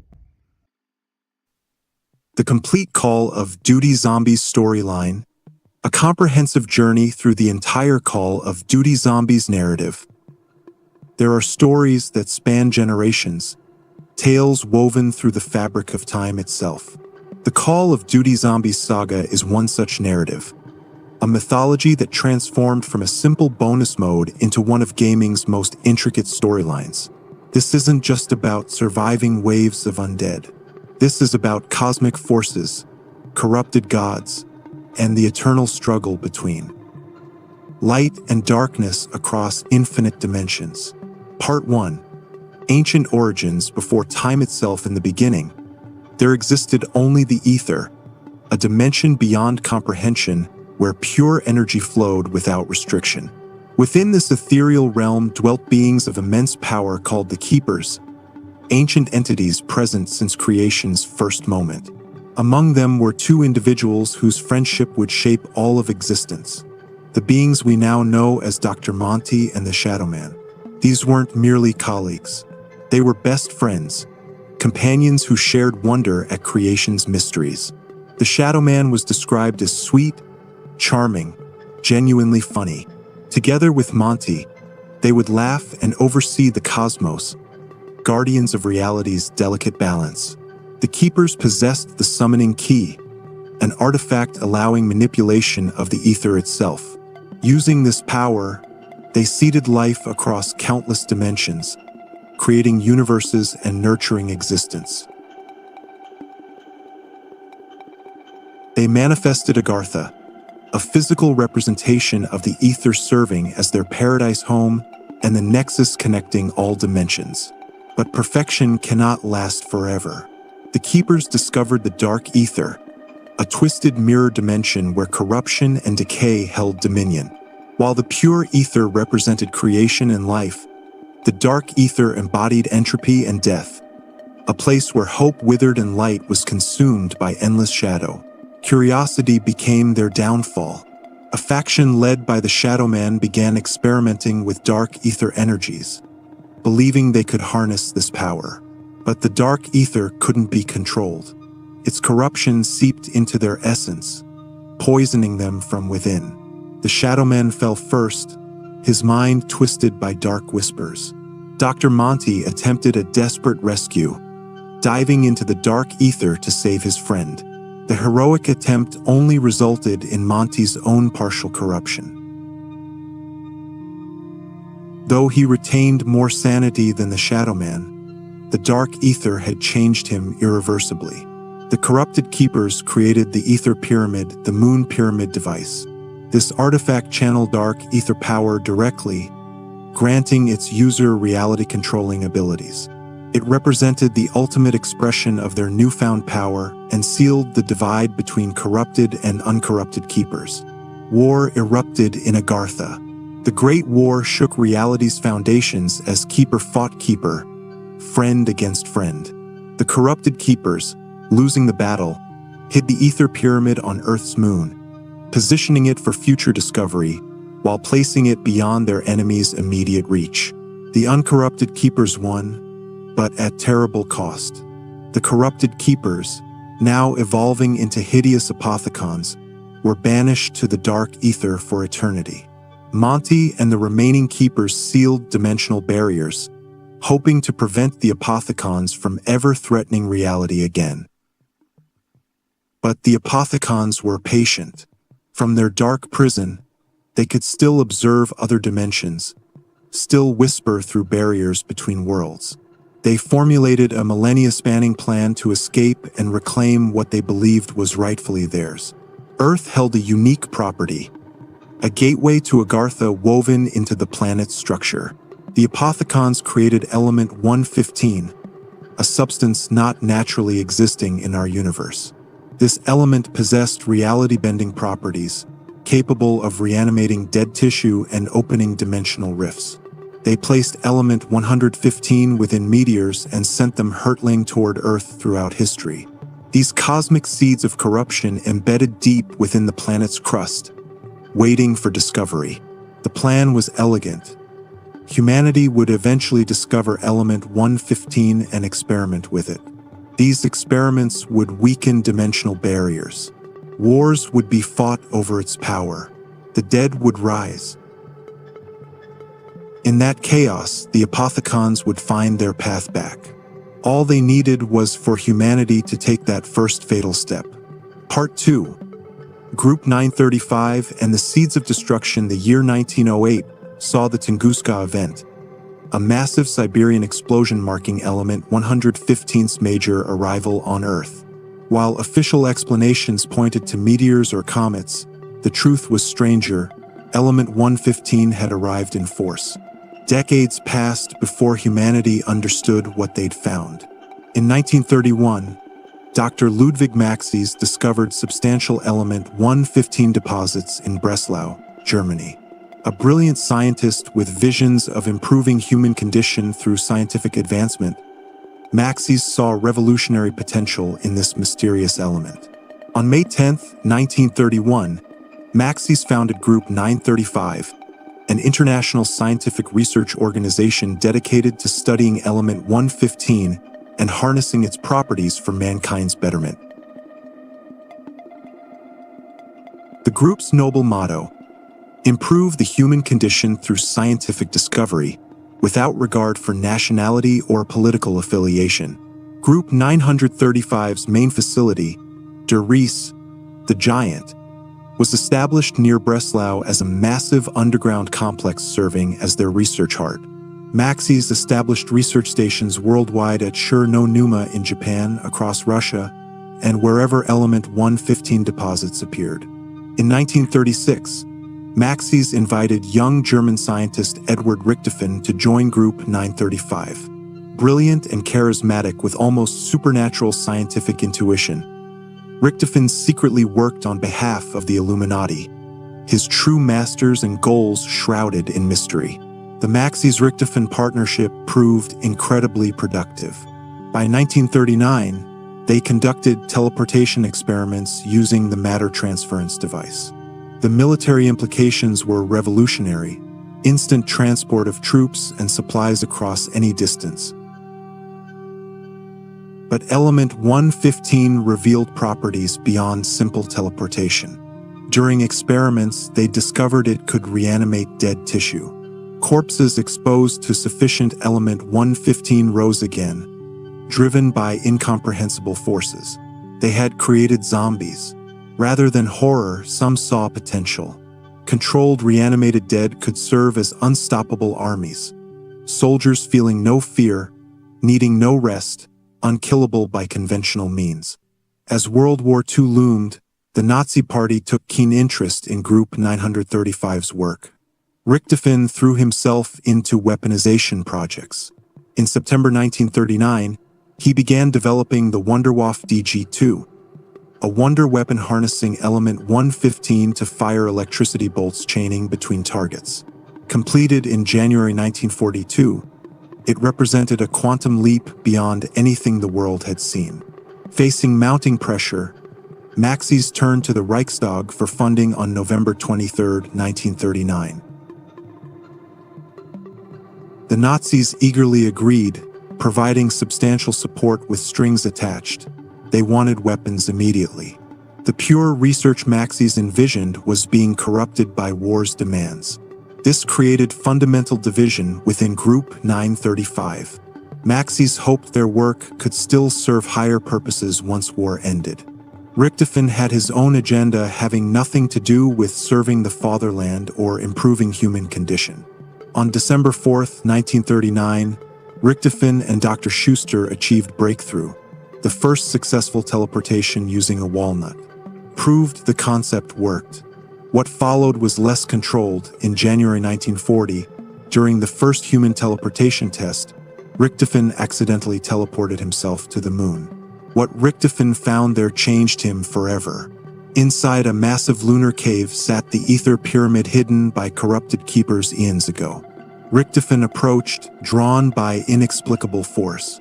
When he touched its surface, voices began.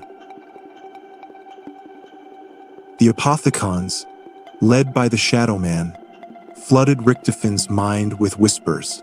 They spoke of power beyond imagination, control over life and death, destiny making him God among men. The corruption destroying the Keepers now infected Richtofen's psyche, fundamentally altering his personality and goals. Richtofen returned to Earth a month later, but he wasn't the same man. He immediately began planning Griffin Station's construction, a secret moon base built without Maxis' knowledge. Over coming months, Richtofen recruited scientists and workers loyal to him alone, ferrying them to the moon to construct the facility housing the Ether Pyramid. By February 1942, Griffin Station was complete. Richtofen appointed Dr. Groff as lead scientist. Their primary objective: discover how to harness the MPD's power. But the pyramid proved more complex than imagined, requiring a specific power source. In July 1942, Groff and Schuster made terrible discovery. While experimenting near the MPD, Schuster accidentally killed a rat. The pyramid reacted, drawing in the rat's soul and converting it to energy. They realized with horror what the MPD required: souls. Human souls, consumed in massive quantities. When reported to Richtofen, rather than disturbed, he saw it as solution. He ordered soldiers and less essential scientists volunteered as fuel. One by one, they were sacrificed to the MPD, their souls absorbed to charge its mechanisms. The pyramid began filling with swirling blue liquid, compressed soul energy made physical. At Der Rees, Maxis continued work creating controllable zombie armies for Germany. But he fought a losing battle. The reanimated corpses proved impossible to control, attacking indiscriminately. Element 115 exposure caused unexpected effects. Scientists experienced memory loss, paranoia, and psychosis. Maxis had one source of joy: his daughter Samantha, born November 5, 1934. the light of his life, especially after her mother's death during childbirth. Despite consuming work, Maxis tried spending time with Samantha. She desperately wanted more attention, often feeling neglected as Maxis spent endless laboratory hours. On January 11, 1942, Maxis gave Samantha a puppy she named Fluffy. The young girl was overjoyed, finally having companionship. Maxis even allowed Samantha bringing Fluffy to the lab occasionally. But Richtofen saw Samantha and her dog as experimental subjects. He'd been conducting experiments using element 115 on living subjects, studying its effects. Results were horrifying. Rapid decay, loss of higher brain function, violent aggression.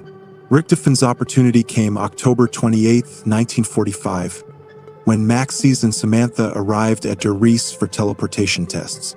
Fluffy wandered into the teleportation chamber.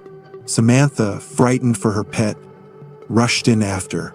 Maxis followed his daughter, trying to pull her back.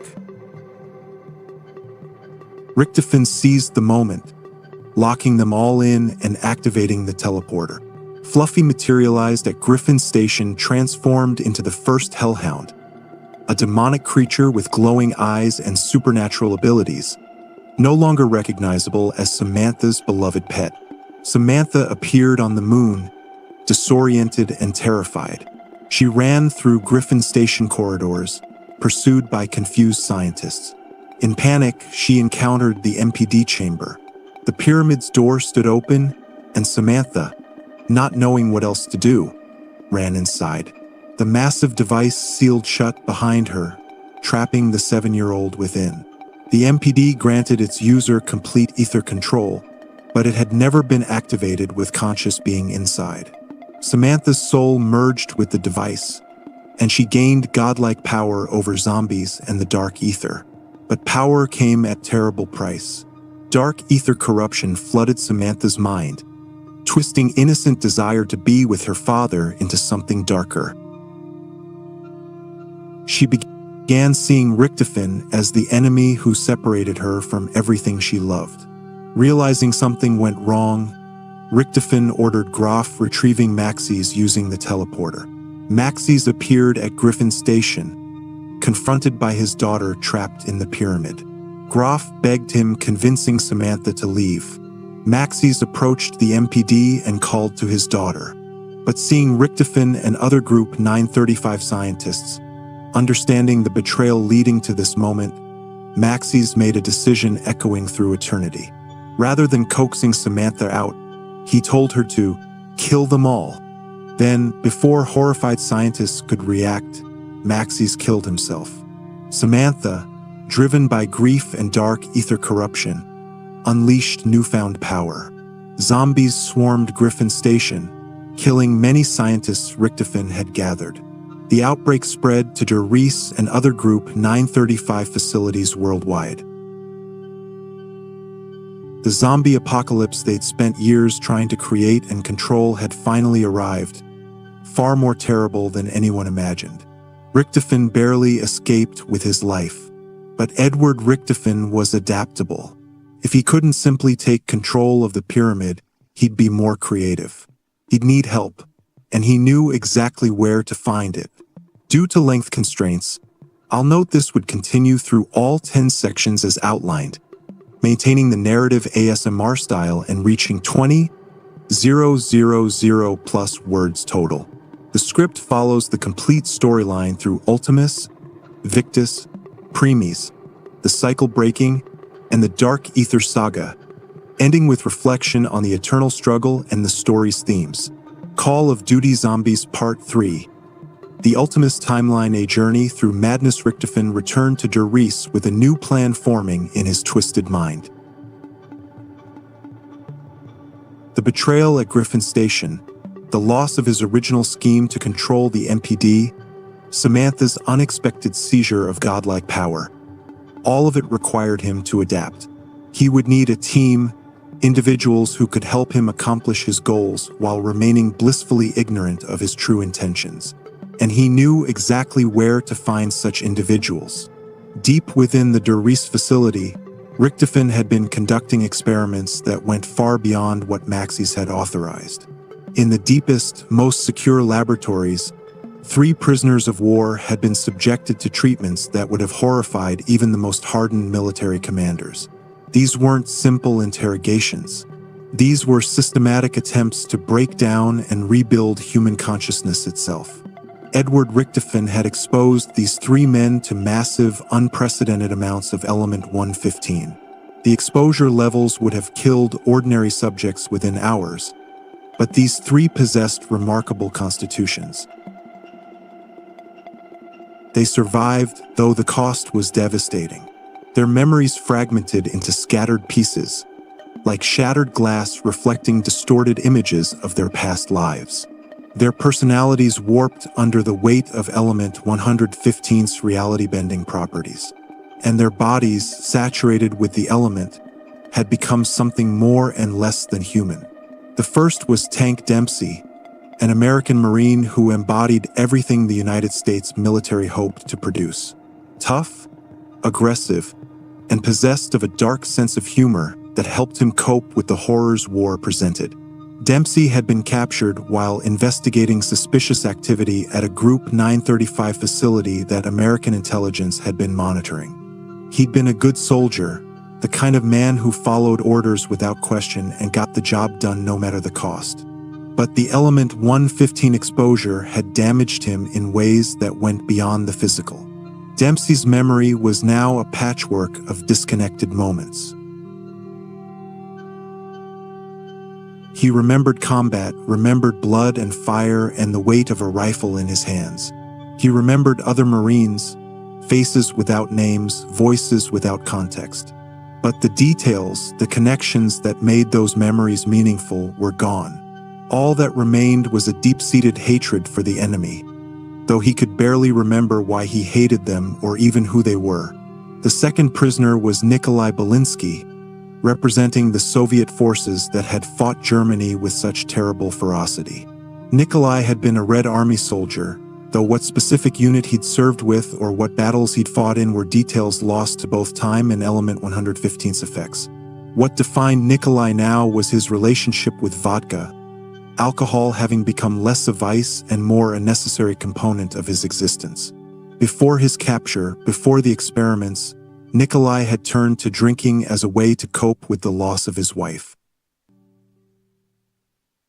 She had died in a German air raid, one of millions of civilian casualties in a war that consumed entire populations.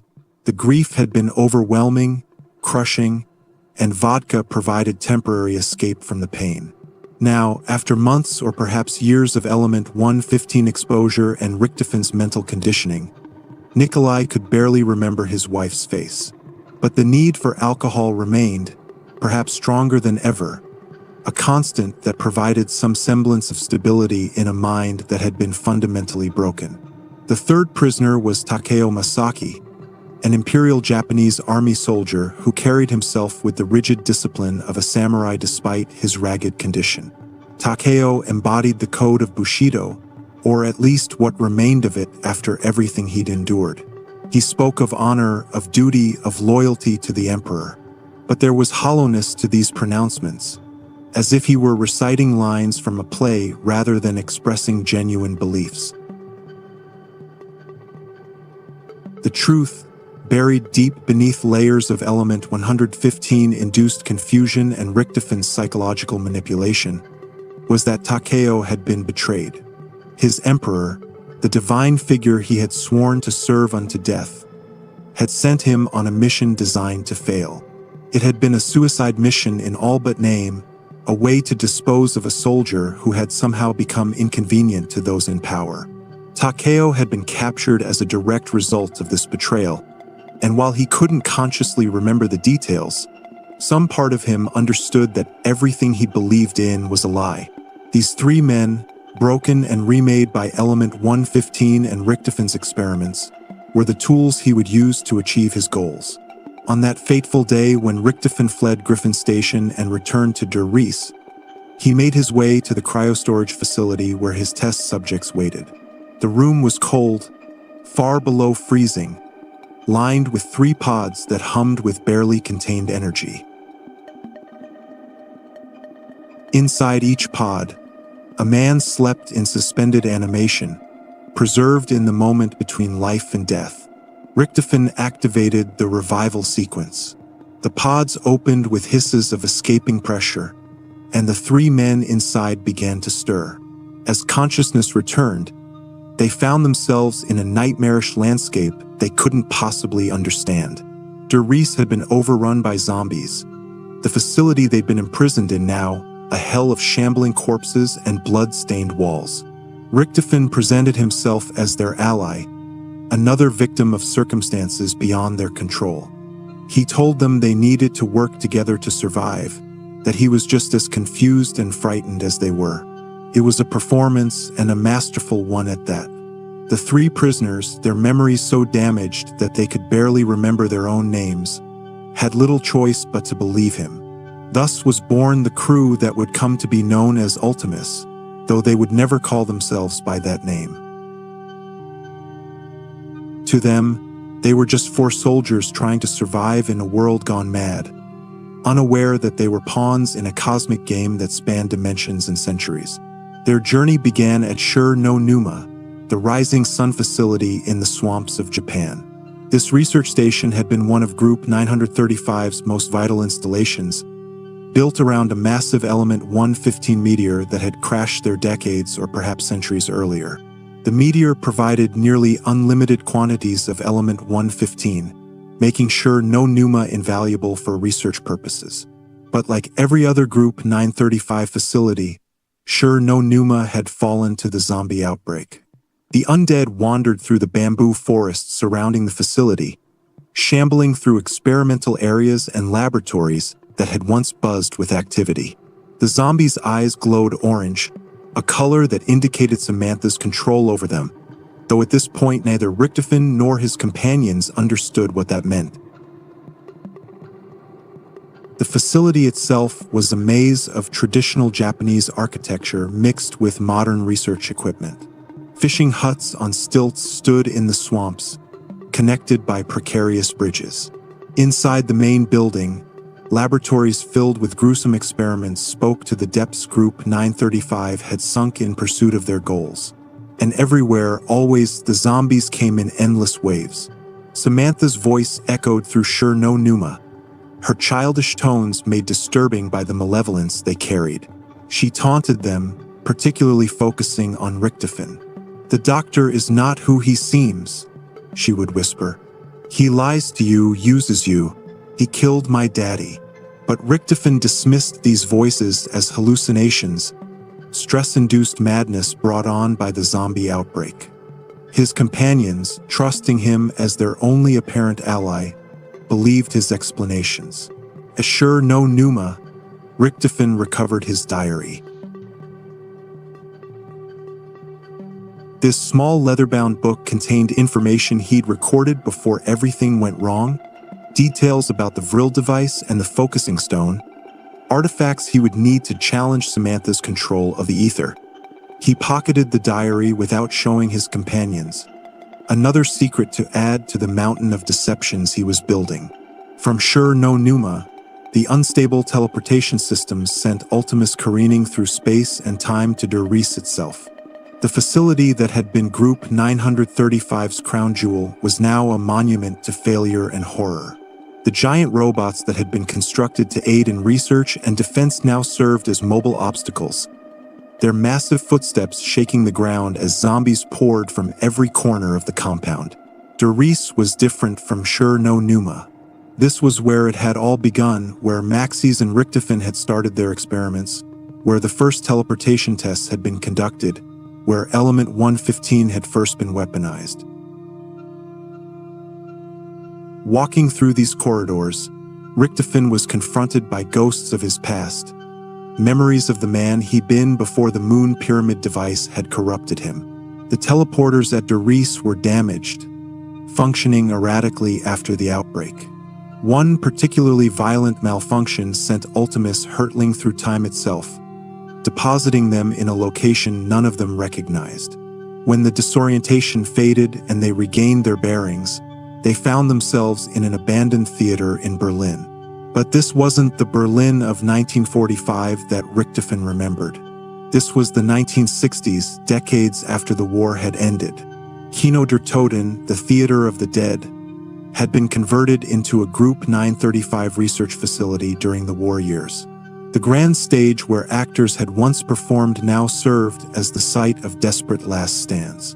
The seats where audiences had laughed and cried were torn and blood-stained. And behind the scenes, in rooms never meant for public viewing, the evidence of Group 935's atrocities lay scattered like accusations. The theater had been used for psychological experiments, testing methods of mind control and propaganda.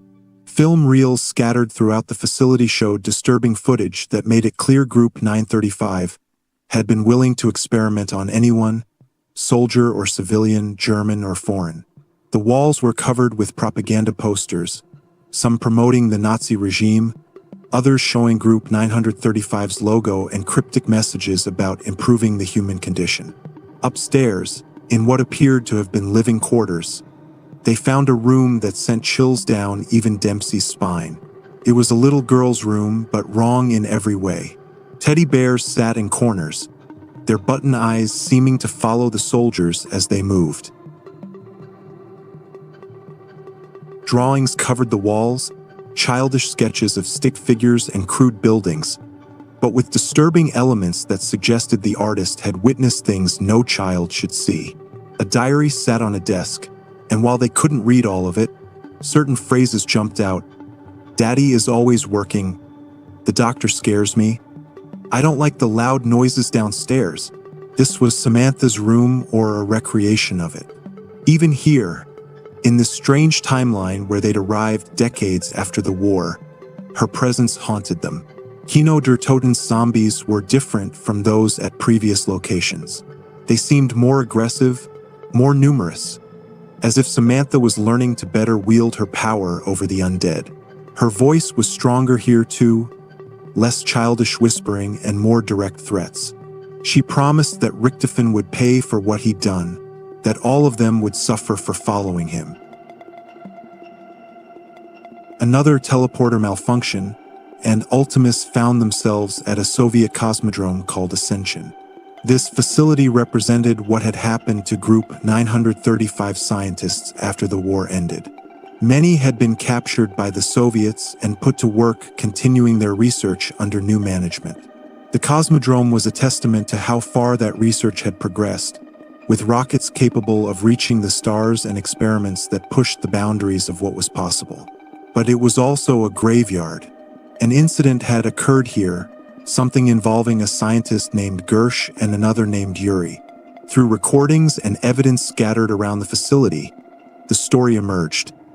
Samantha had manipulated Yuri into tricking Gersh into activating a device called the Gersh device.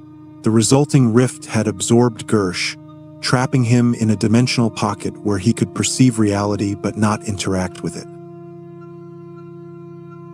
Ultimus managed to free Gersh from his prison by completing a complex series of tasks. The grateful scientist, before departing to parts unknown, provided Richthofen with crucial information: the location of the Vril device they would need for his plan to challenge Samantha. The Vril device was hidden in Siberia, at a facility that had been studying ancient artifacts. But getting there would require passing through other locations, following a trail that seemed almost deliberately laid out by forces beyond their understanding. Their next destination was Call of the Dead, a frozen wasteland where a movie was being filmed. The famous horror director George Romero had chosen this location to shoot a zombie movie, completely unaware that real zombies were about to make an appearance. When the outbreak occurred during filming, Romero himself was infected, becoming a unique type of zombie that retains some intelligence while being driven by uncontrollable hunger. The film crew, Sarah Michelle Gellar, Robert Englund, Danny Trombetta, and Michael Rooker, found themselves fighting for their lives against zombies that were all too real. Meanwhile, Ultimus was trapped in a different section of the facility, separated from the actors by barriers they couldn't cross. Through radio communication and creative cooperation, the two groups worked together, the actors completing tasks that would help Ultimus progress toward their goal. It was at Call of the Dead that Richtofen finally obtained the Vril device, though the exact circumstances were complicated and involved the actors retrieving it from areas Ultimus couldn't access. With this crucial artifact in hand, they could continue to the next location. Shangri-La awaited them, a legendary temple complex hidden in the Himalayas. This place existed partially outside normal time and space, trapped in an endless loop caused by the focusing stone's power. An expedition had discovered this location before Group 935 even existed, finding evidence that ancient civilizations had been experimenting with element 115,000 of years before modern science stumbled upon it. The temple was a place of contradictions. Beautiful architecture concealed deadly traps. Peaceful statues stood guard over rooms filled with zombies. And everywhere, the temporal distortions made it difficult to understand what was happening when past, present, and future seemed to exist simultaneously in certain areas, creating paradoxes that hurt to think about. But Richtofen had been here before, in another life before Element 115 had corrupted him. He knew the secrets of Shangri-La, understood how to navigate its temporal mazes. He'd even been revered here once, treated as a figure of importance by the expedition that had discovered the temple. With his team's help, he solved the puzzles, navigated the time loops, and retrieved the focusing stone. Now Richtofen possessed both artifacts needed for his plan, the Vril device and the focusing stone. But there was one more location they needed to visit before they could proceed to their ultimate destination. They needed to make a brief stop at the Pentagon. The map called 5 took place during the height of the Cold War, at the very heart of American power.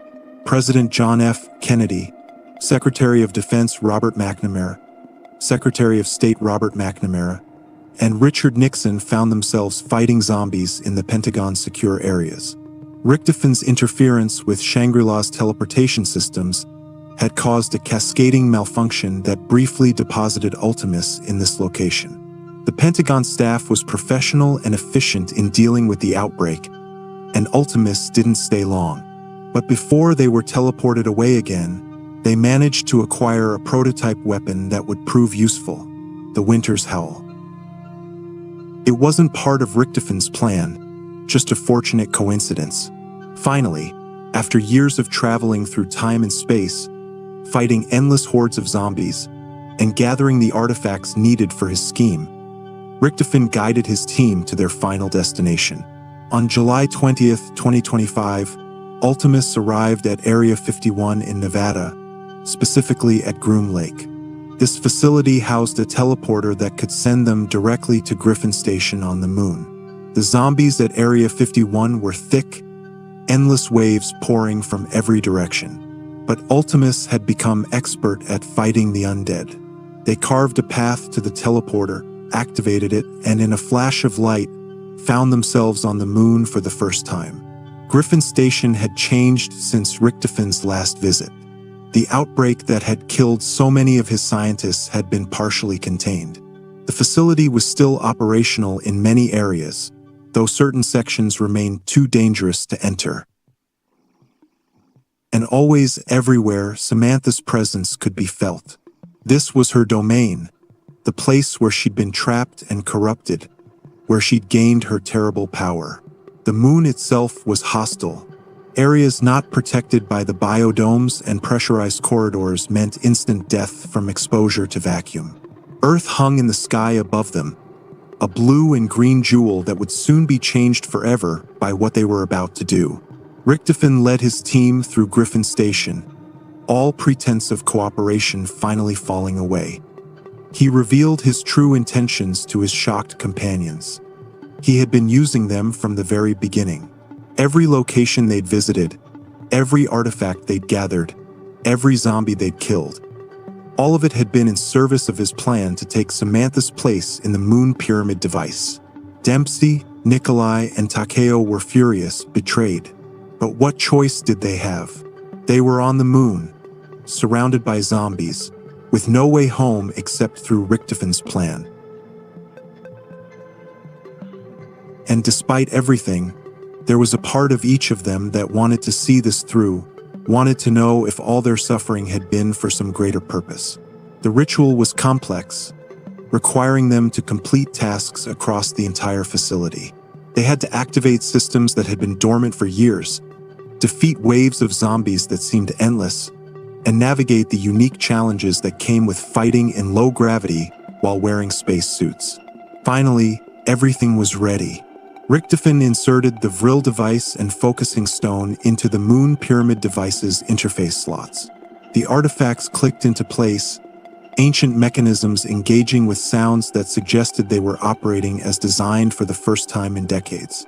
Energy began to flow through the pyramid, building toward a crescendo that would change everything. The body swap was instantaneous but felt like eternity. Richtofon's soul was torn from his physical form and pulled into the MPD. He felt himself merging with the device, his consciousness expanding to encompass the ether itself. For the first time since touching the pyramid in 1940, he could feel the full scope of the power he'd been promised. He could control the zombies, could manipulate reality on a small scale, could perceive things happening across vast distances. Samantha's soul, meanwhile, was violently expelled from the pyramid and forced into Richtofon's body. She found herself suddenly limited, confined to physical form after years of existing as pure consciousness merged with the ether. The shock was overwhelming, the sensation of being flesh and blood again after so long, something she'd almost forgotten. For a moment, Richtofon savored his victory. He'd done it. After decades of planning, suffering, and manipulation, he'd finally achieved what he'd always wanted. He was a god, or close enough to make no difference. But Samantha, even trapped in Richtofon's body, was not helpless. She could still hear her father's voice. Ludwig Maxis's consciousness had survived all these years, merged with Griffin Station's computer systems just as he'd intended when he killed himself in 1945. He'd been waiting, planning, preparing for this very moment. Samantha and the Ultimus crew activated Maxis's contingency plan. It was simple, brutal, and would doom Earth to save it from Richtofon's control. They would launch 3 nuclear missiles at the planet, targeting specific points that would maximize geological damage. The missiles fired. They fell through space toward Earth, 3 streaks of light carrying apocalyptic payload. When they struck, the results were catastrophic. The planet's crust shattered like an eggshell. Massive chunks of Earth broke free and floated in the atmosphere, held in place by gravity but no longer connected to the main planetary mass. Oceans boiled. Continents shifted. The few humans who survived the initial impact were left in a hellscape barely recognizable as the world they'd known. Richtofon's connection to the ether was severely weakened by Earth's destruction. The planet had served as a kind of anchor for the ether's energies, and its devastation disrupted the flow of power he needed to maintain full control. He could still command the zombies, could still influence reality, but he was nowhere near as powerful as he'd expected to be. His grand scheme had succeeded, but the victory was hollow. He'd won the game only to discover the prize wasn't what he'd been promised. And on the moon, standing in Richtofon's body with 3 very angry test subjects, Samantha Maxis began to smile. Her father had a plan to make Richtofon pay for everything he'd done. It would just take time to implement. The Ultimus timeline had reached its terrible conclusion. Earth was destroyed, billions were dead, and the man who'd orchestrated it all sat in the MPD realizing he'd been played by forces beyond even his comprehension.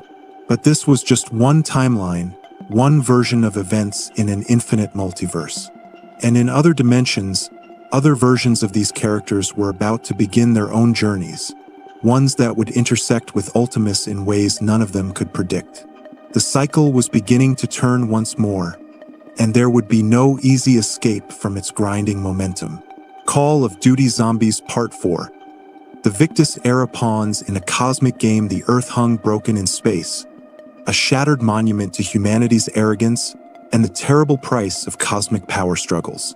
25 years had passed since the missiles fell, 25 years of survivors scratching out desperate existence in the ruins of civilization. The population that had once numbered in the billions was now reduced to scattered thousands, maybe hundreds of thousands if you were optimistic. Nobody really knew anymore. There was no census in the apocalypse. The zombies wandered freely across the wasteland, their eyes glowing blue to reflect Richtofan's control. But Richtofan's power was not absolute, and another consciousness was stirring in the electronic systems that spanned the devastated planet. Ludwig Maxis had been patient, building his strength, preparing for the moment when he could strike back at the man who had killed him and corrupted his daughter. Into this nightmare world, for survivors found themselves drawn together by forces they didn't understand. They were ordinary people thrust into extraordinary circumstances, and their names would become significant in ways none of them could have imagined. They would become known as Victus, though like Ultimus before them, they would never use that name themselves. To them, they were just four people trying to survive another day. Samuel J. Stullinger was a man haunted by his past and tormented by voices in his head. Before the apocalypse, he'd been many things: a conspiracy theorist, a con artist, someone who always had an angle, always looking for the next score. When the world ended and desperation set in, Stullinger had made choices that would shame him for the rest of his life. He'd been a member of the Flesh, a cult that had emerged in the early days of the apocalypse. These people believed that consuming zombie meat would grant them advantages, would help them survive in ways normal humans couldn't. Whether there was any truth to this belief was debatable, but Stullinger had participated in their rituals, had eaten flesh that was no longer entirely human. The practice had consequences beyond the physical revulsion. Something about consuming zombie meat created a connection to the ether, a thin thread that allowed certain voices to reach through and speak directly into the consumer's mind. For Stullinger, that voice belonged to Richtofan, who saw an opportunity to manipulate someone in the physical world after his control had been weakened by Earth's destruction. Stullinger lived in constant fear that his new companions would discover his past. If they knew he'd been part of the Flesh, if they understood what he'd done to survive, would they abandon him? Or worse, the guilt ate at him constantly, made worse by Richtofan's voice whispering in his ear, making demands, offering promises that Stullinger knew better than to trust but couldn't quite ignore. Abigail Misty Briarton was everything Stullinger wasn't: direct, honest, and tough as nails. She'd grown up on a farm, learned to shoot before she could drive, and when the apocalypse came, she'd survived through sheer determination and refusal to give up. Where others had crumbled under the weight of the new reality, Misty had adapted, treating the zombie-infested wasteland like just another challenge to overcome. She was the heart of the group in many ways, the one who kept them focused on survival rather than despair. Misty had known Russman before the apocalypse, though the exact nature of their prior relationship remained somewhat mysterious. There was history there, familiarity that suggested they'd traveled in similar circles, but neither of them spoke about it much. Despite the horror surrounding them, Misty maintained her humanity. She could still laugh, still find moments of joy in small victories. And she'd developed feelings for Marlton, the nervous engineer who seemed so out of place in this harsh new world. Their budding romance was one of the few sources of hope in an otherwise bleak existence. Marlton Johnson represented the intellectual counterpart to the group's more physical members. He was an engineer, someone who understood how things worked and could fix problems through careful analysis and technical expertise. Marlton had been at Nuketown during the zombie outbreak there, one of the few survivors of an incident that had killed everyone else at the testing site. His survival had been a matter of preparation meeting opportunity. While others panicked, Marlton had analyzed the situation, calculated the best course of action, and executed his plan with the kind of methodical precision that came naturally to someone with his mindset. But that analytical nature also made him anxious, prone to overthinking every decision and seeing dangers that might not actually exist. Despite his nervous demeanor, Marlton was essential to the group's survival. His technical skills allowed them to navigate areas others couldn't, to repair equipment that would otherwise be useless, to understand the remnants of pre-apocalypse technology that still functioned. And his growing relationship with Misty had started to bring out a confidence in him that had been buried under layers of anxiety and fear. The fourth member was Russman, an elderly man whose memory was so damaged that he could barely remember his own past. What Russman didn't know was that before the apocalypse, he'd been a scientist working for Broken Arrow, a secretive American organization that studied Element 115 and other paranormal phenomena. Russman's work with Broken Arrow had exposed him to massive amounts of Element 115 over many years.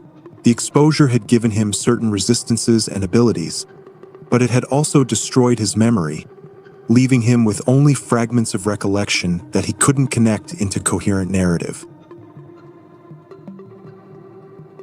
He had no idea that some of the facilities they would visit had been his workplaces, that some of the equipment they encountered had been operated by a younger version of himself. Despite his age and confusion, Russman possessed survival instincts honed by decades of hardship. He'd been homeless before the apocalypse, living on the streets and learning to get by with nothing. That experience translated well to the post-apocalyptic world, where everyone was essentially homeless and resources were always scarce. These four individuals found themselves at Green Run, a sprawling area in Washington state that had once been home to thousands of people. Now it was a nightmare landscape of destroyed buildings, broken infrastructure, and zombies shambling through the ruins. The area was too large to navigate on foot, so survivors had to rely on a bus that still ran on automated systems, driving its pre-programmed route regardless of whether anyone was actually operating it. The bus driver was a robot, an automated system that had continued functioning long after its human creators had died. It would announce stops in a cheerful mechanical voice that seemed obscene given the circumstances, would wait patiently while survivors fought off zombie hordes, and then would continue on its route as if nothing unusual was happening. Green Run consisted of several key locations connected by the bus route. The bus depot where survivors could stock up on supplies and catch the bus. The diner, a small restaurant that had been fortified but not well enough to keep the zombies out permanently. The farm, where agricultural buildings provided some cover but also hiding places for the undead. The power station, a massive facility that still generated electricity despite decades of neglect. And finally, the town, where the remains of civilization crumbled slowly under the weight of time and decay. But Green Run was more than just another survivor settlement. Hidden beneath the surface, accessible through the power station, was a Broken Arrow facility where experiments with Element 115 had been conducted before the apocalypse. The equipment was still operational, still running experiments that nobody controlled anymore. And scattered across the area were polarization devices, artifacts that could be activated to manipulate the flow of Element 115 energy across the planet. Victus found themselves caught between two competing voices, both demanding their assistance. Richtofen, speaking directly into Stellinger's mind, promised survival and rewards if they would help him maintain his tenuous control over the ether. His voice was charming, persuasive, offering Stellinger things he desperately wanted: safety, purpose, maybe even redemption for his past sins. But there was another voice broadcasting through electronic equipment scattered across Green Run. Ludwig Maxis, his consciousness merged with computer systems worldwide, offered his own promises of salvation. His voice came through radios, televisions, anything with a speaker. And unlike Richtofen, who could only speak to Stellinger, Maxis could reach all of them. The objective both voices laid out was the same: activate the polarization devices hidden across the globe. These devices, relics of Broken Arrow's research into Element 115, could be used to manipulate energy flow. But depending on which side Victus chose to support, they could either strengthen Richtofen's control or help Maxis seize power for himself. Neither Richtofen nor Maxis was honest about their intentions. Richtofen wanted to maintain his position in the Moon Pyramid device and the power it granted him. Maxis wanted to take that power for himself, to reunite with Samantha in Agartha where they could be together for eternity. Neither actually cared about Victus's survival beyond how useful they could be. Stellinger was torn. Richtofen had chosen him specifically, spoke to him personally, made him feel important in a way he hadn't felt in years. But the others were suspicious of Richtofen's promises, and Stellinger couldn't reveal why he was hearing this voice without admitting his past with the flesh. At Green Run, Victus activated the first polarization device after completing a complex series of tasks that required them to navigate the entire area, fighting through endless zombie hordes while powering up systems that had been dormant for years. The device hummed to life, sending out a pulse of energy that neither Richtofen nor Maxis fully explained. Both voices urged them to continue. There were more devices to activate, and the outcome of the cosmic struggle between these two would-be gods depended on which side Victus ultimately chose to support. Their next destination was Dai Rise, the remains of two skyscrapers in Shanghai, China. The city had been devastated not just by the moon rockets, but by years of neglect and zombie infestations. The buildings Victus found themselves navigating were partially collapsed in impossible ways. Sections hanging upside down, rooms existing sideways, pathways that defied gravity and logic. Getting to Dai Rise had been its own nightmare. The journey from Green Run to China was something Victus barely remembered clearly, involving portals or teleportation or some other technology they didn't understand. One moment they were in Washington, the next they were hundreds of feet above the ruined streets of Shanghai, inside a building that seemed determined to kill them even without the zombies. The vertical nature of Dai Rise created unique challenges. A fall from the upper levels meant instant death, and the zombies seemed adapted to this environment in ways that made them even more dangerous than usual. They could climb, could navigate the twisted architecture, could corner survivors in areas with no escape route. High above the fog-shrouded ruins, Victus discovered evidence that they were not the first group to be contacted by Maxis and Richtofen. Television screens showed recordings of previous teams, survivors who had attempted similar missions in this very location. Most of the recordings ended badly: screams, then static, then nothing. The revelation was disturbing. How many other groups had been used as pawns in this game? How many had failed and died before Victus even knew this conflict existed? And if those teams had failed, what made Victus think they would succeed? But they had no choice except to continue. Dai Rise held the second polarization device, and both Richtofen and Maxis were growing more insistent in their demands. The promises were becoming threats, the helpful suggestions taking on darker tones. Stellinger, in particular, was struggling. Richtofen's voice in his head was becoming more demanding, more manipulative. The entity in the Moon Pyramid device could sense Stellinger's weakness, his guilt, his desperate need for redemption.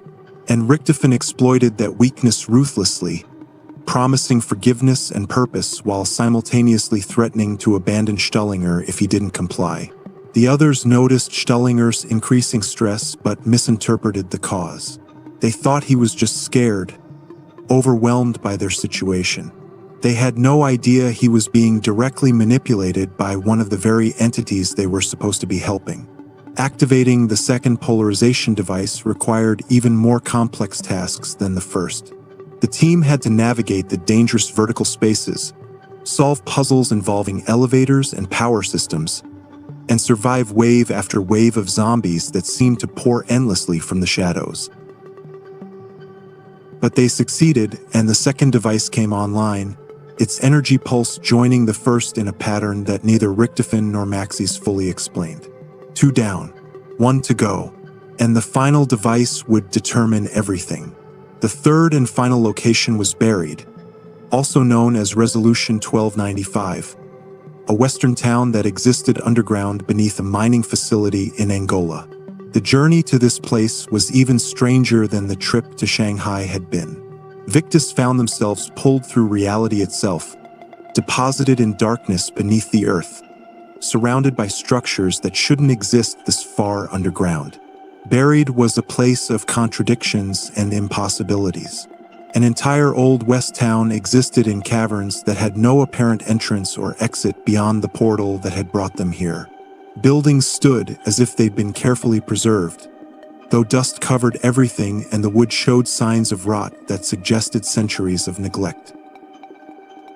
Streets wound through the underground settlement, lit by some mysterious light source that had no visible origin. Ghosts wandered the streets alongside the zombies. Translucent figures of the town's original residents went through the motions of their daily lives, completely unaware of or unconcerned with the undead shambling past them. These were temporal echoes, Richtofen explained through Stullinger, remnants of people trapped in loops created by Element 115's reality warping properties. But the most remarkable resident of Buried was Arthur, a gentle giant who seemed out of place in every way. Arthur stood at least 8 feet tall, with proportions that suggested something other than normal human genetics. Despite his intimidating size, he was kind-hearted and would help Victus if they showed him kindness in return. What Victus didn't know was Arthur's true history. He was the same person as Leroy, who in turn was the servant known as Arthur from medieval times, the one who had scattered the Wolf King's ashes in Der Eisendrake Castle. Temporal distortions and dimensional rifts caused by Element 115 had pulled him forward through time to this place, where he'd been wandering for who knew how long. Arthur would follow them around if they gave him candy, which they could find scattered throughout the town. He would help them fight zombies, would break down barricades, would complete tasks they couldn't manage on their own. In exchange, all he wanted was sweets and kind treatment. It was a small island of innocence in an ocean of horror. The polarization device in Buried was the most powerful of the 3, housed deep within the mining facility beneath the town. Activating it would determine the final outcome of the conflict between Richtofen and Maxis. Victus had to make a choice: side with Richtofen and help him maintain his control of the ether, or support Maxis and enable him to seize that power for himself. The decision was agonizing. Richtofen had been helping them through Stullinger, had provided guidance and assistance. But Maxis presented himself as the more sympathetic figure, a father trying to reunite with his daughter. His promises sounded more genuine, less manipulative than Richtofen's. In the canonical timeline, Victus chose to support Maxis.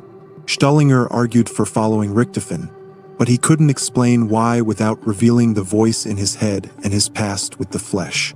The others, suspicious of Richtofen from the start, sided with Maxis.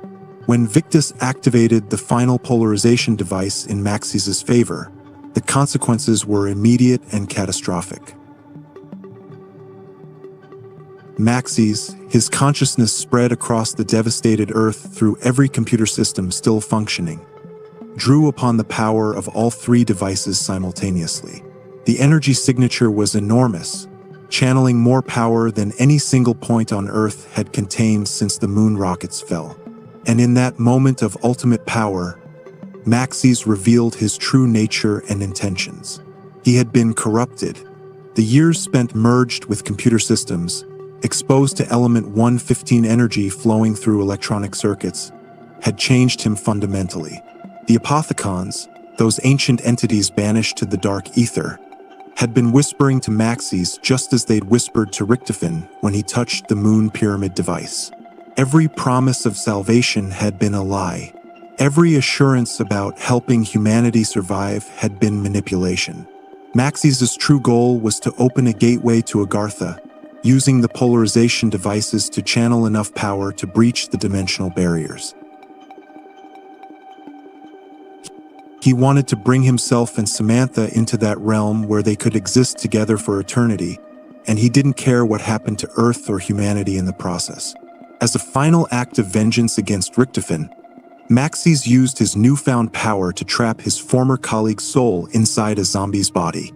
Richtofen, who had spent so long in the godlike position of controlling the undead, was now reduced to shambling among them. His consciousness remained fully intact, trapped in rotting flesh that followed instincts he couldn't control.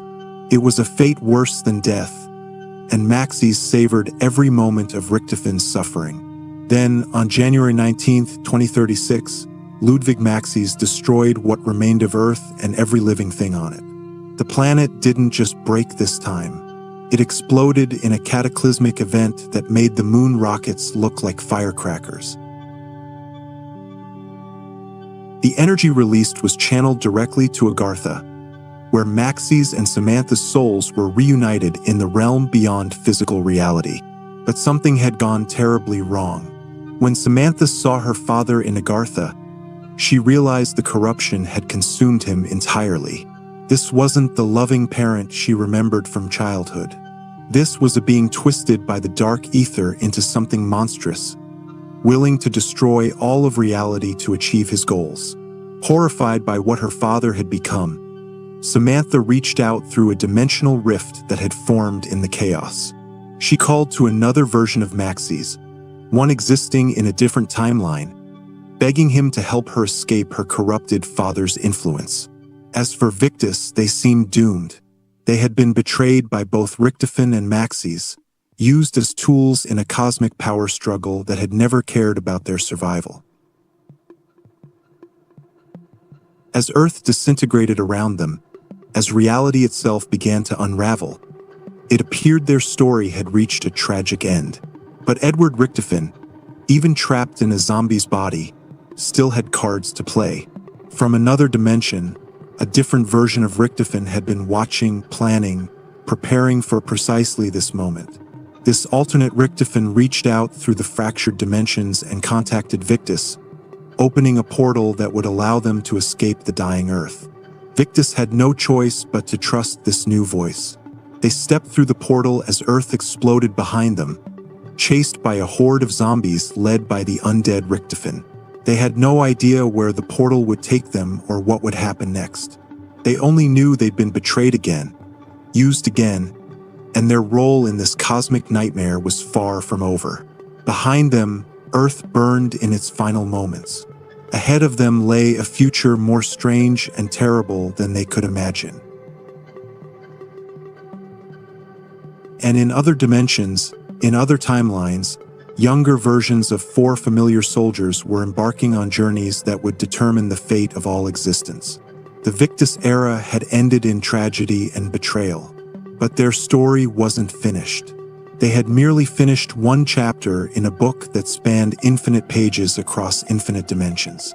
And somewhere in the dark ether, ancient forces watched and waited, knowing that the cycle would continue, that the pattern would repeat, that corruption would always find new vessels to exploit. The wheel turned, the cycle ground forward, and for ordinary people who had wanted nothing more than to survive found themselves preserved for purposes they couldn't begin to understand. Call of Duty Zombies Part 5: Origins and the Birth of Preemies: A Different Timeline. A new beginning. While Ultimus had been traveling through time fighting zombies and Victus struggled to survive on a dying Earth, a completely different timeline was unfolding in a parallel universe. This was Dimension 63, a reality where history had taken divergent paths. Here, the First World War still raged in 1918, and the events that would lead to Group 935's formation had not yet occurred. But Element 115 had still found its way to this world, and its discovery would set in motion events that would echo across the entire multiverse. In northern France, deep in the Argonne forest near the blood-soaked battlefields of Verdun, German military forces had uncovered something extraordinary during their excavations.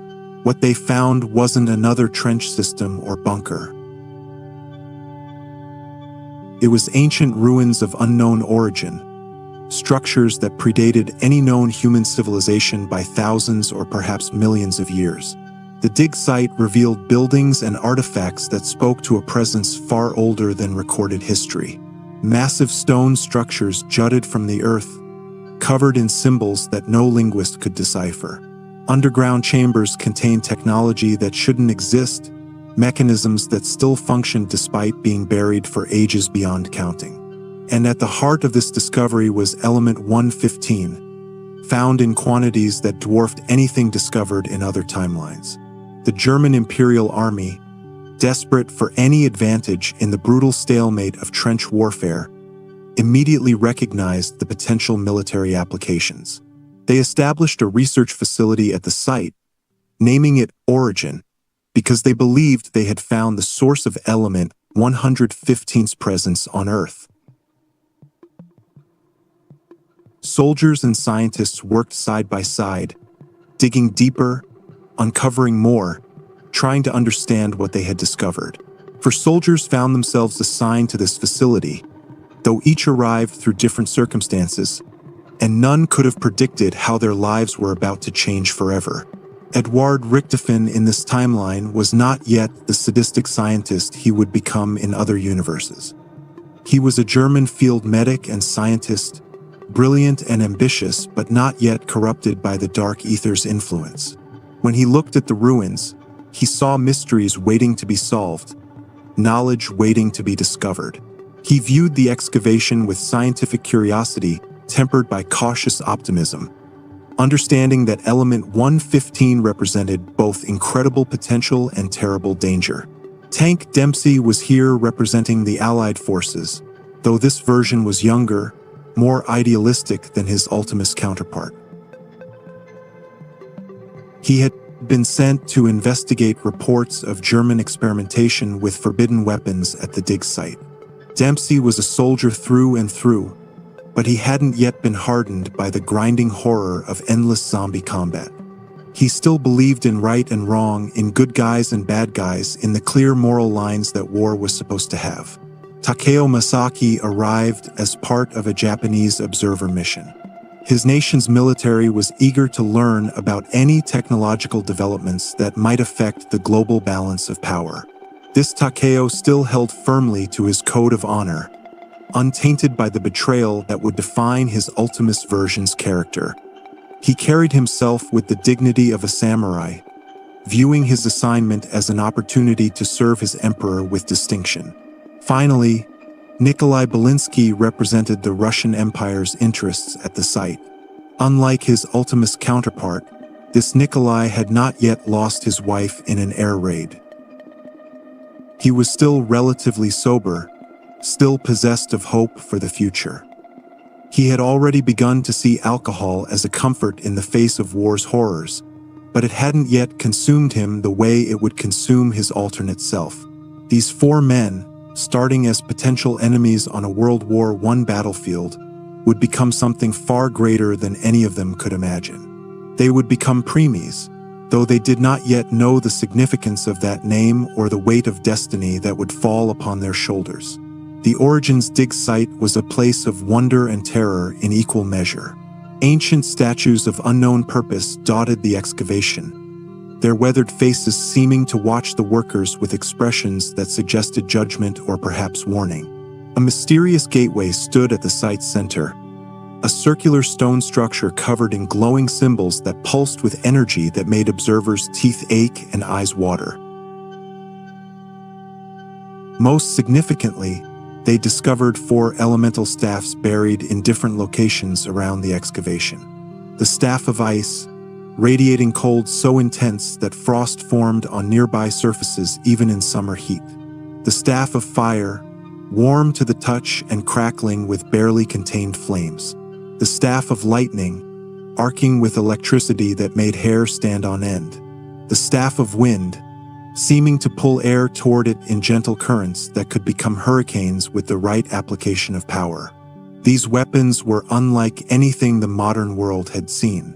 They could channel the raw forces of nature itself, creating blizzards that froze zombies solid, firestorms that reduced undead to ash, lightning strikes that chained between dozens of targets, and tornadoes that lifted zombies off their feet and tore them apart. The staffs predated Element 115's modern discovery by countless ages, suggesting that ancient civilizations had known about and utilized this element long before modern science stumbled upon it. But the Germans' experiments with Element 115 at the dig site had predictable and terrible consequences. The dead began to rise from the battlefields surrounding the excavation. Soldiers killed in trenches just days before returned as zombies, mindlessly attacking anything living. The outbreak spread rapidly, turning the archaeological site into a battlefield where the living fought desperately against an enemy that could not be stopped by conventional means.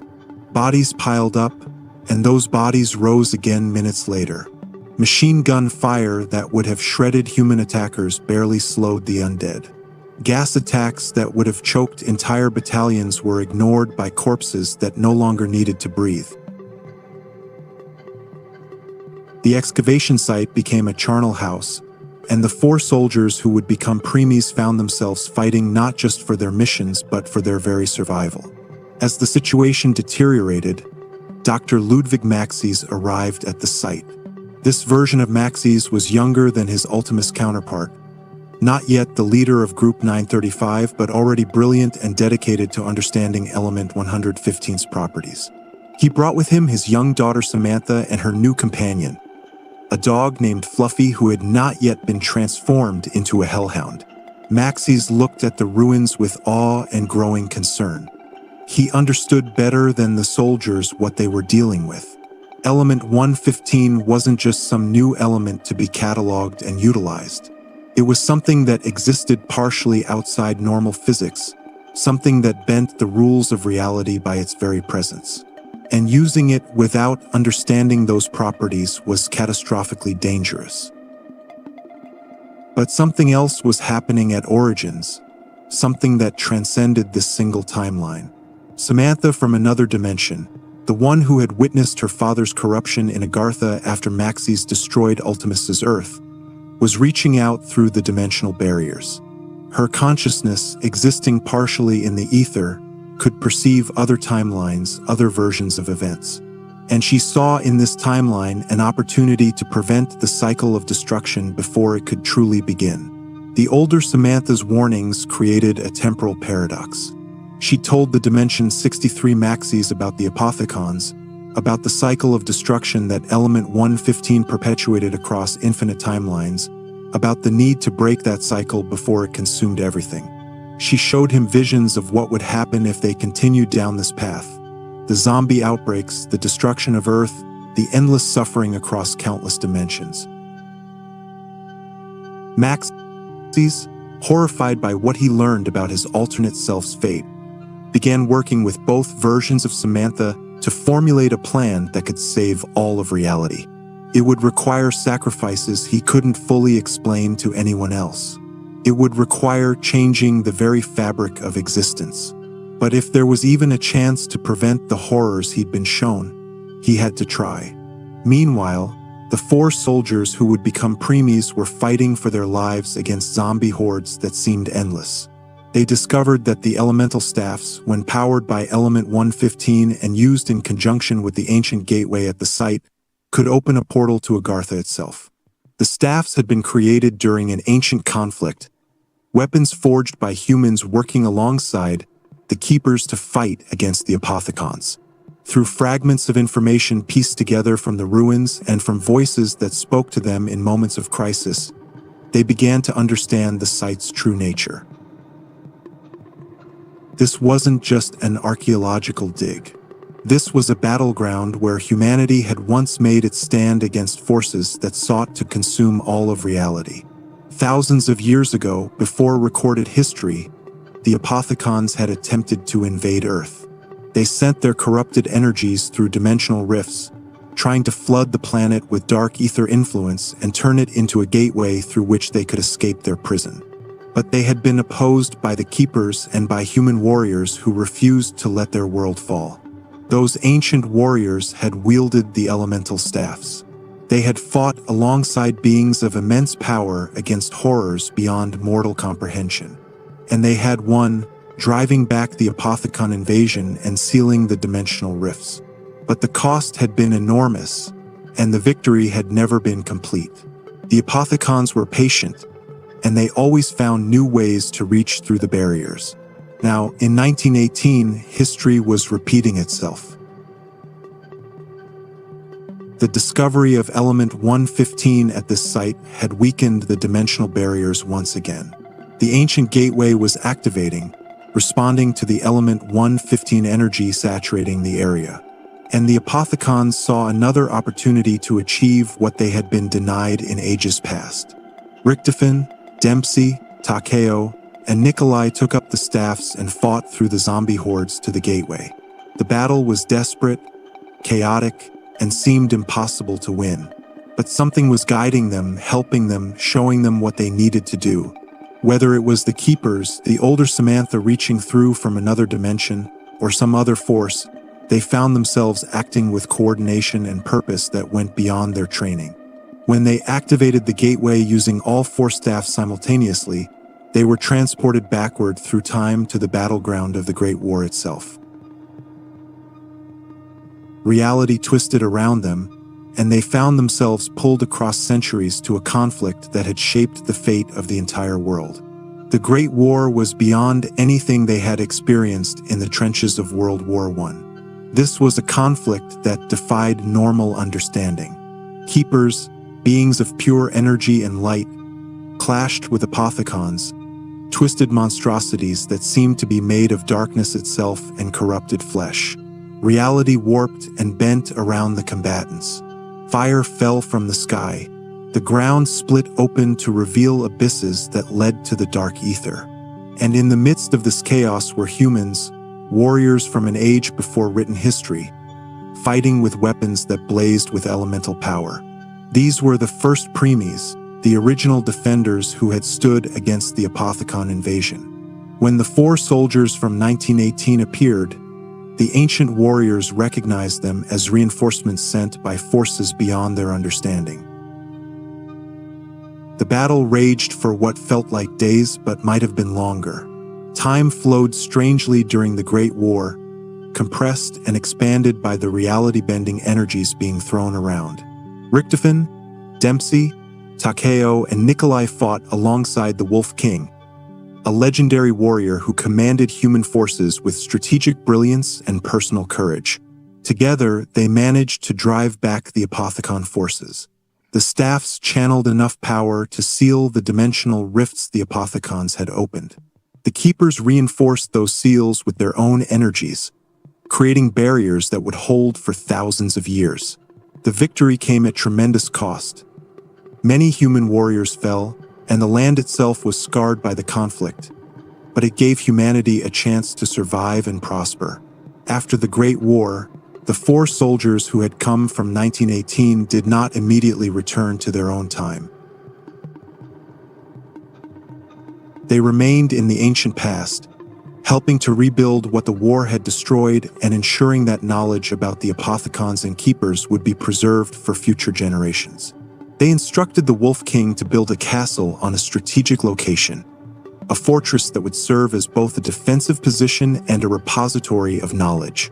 Der Eisendrake, it would be called, and it would stand for millennia as a monument to the battle that had saved the world.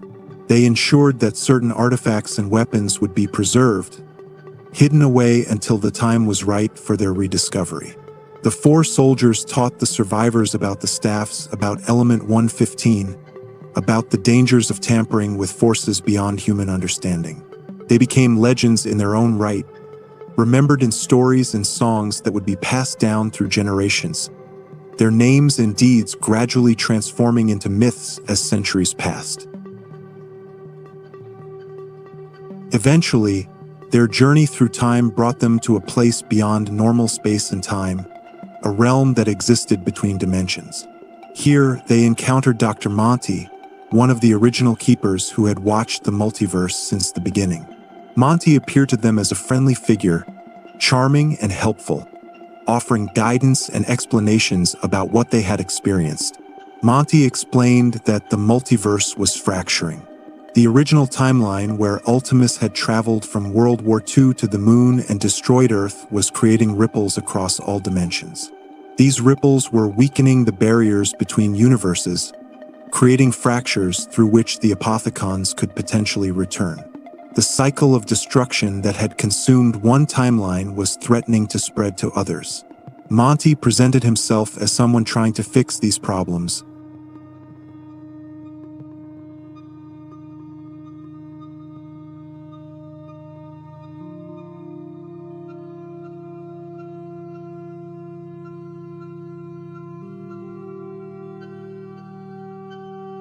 To heal the fractures and create a perfect world where the Apothicons could never threaten reality again. He told Premies that they were central to his plan, that their actions could save all of existence. But to do that, they would need to gather certain artifacts and souls, pieces of a cosmic puzzle that would allow them to challenge the very foundations of the corrupted multiverse.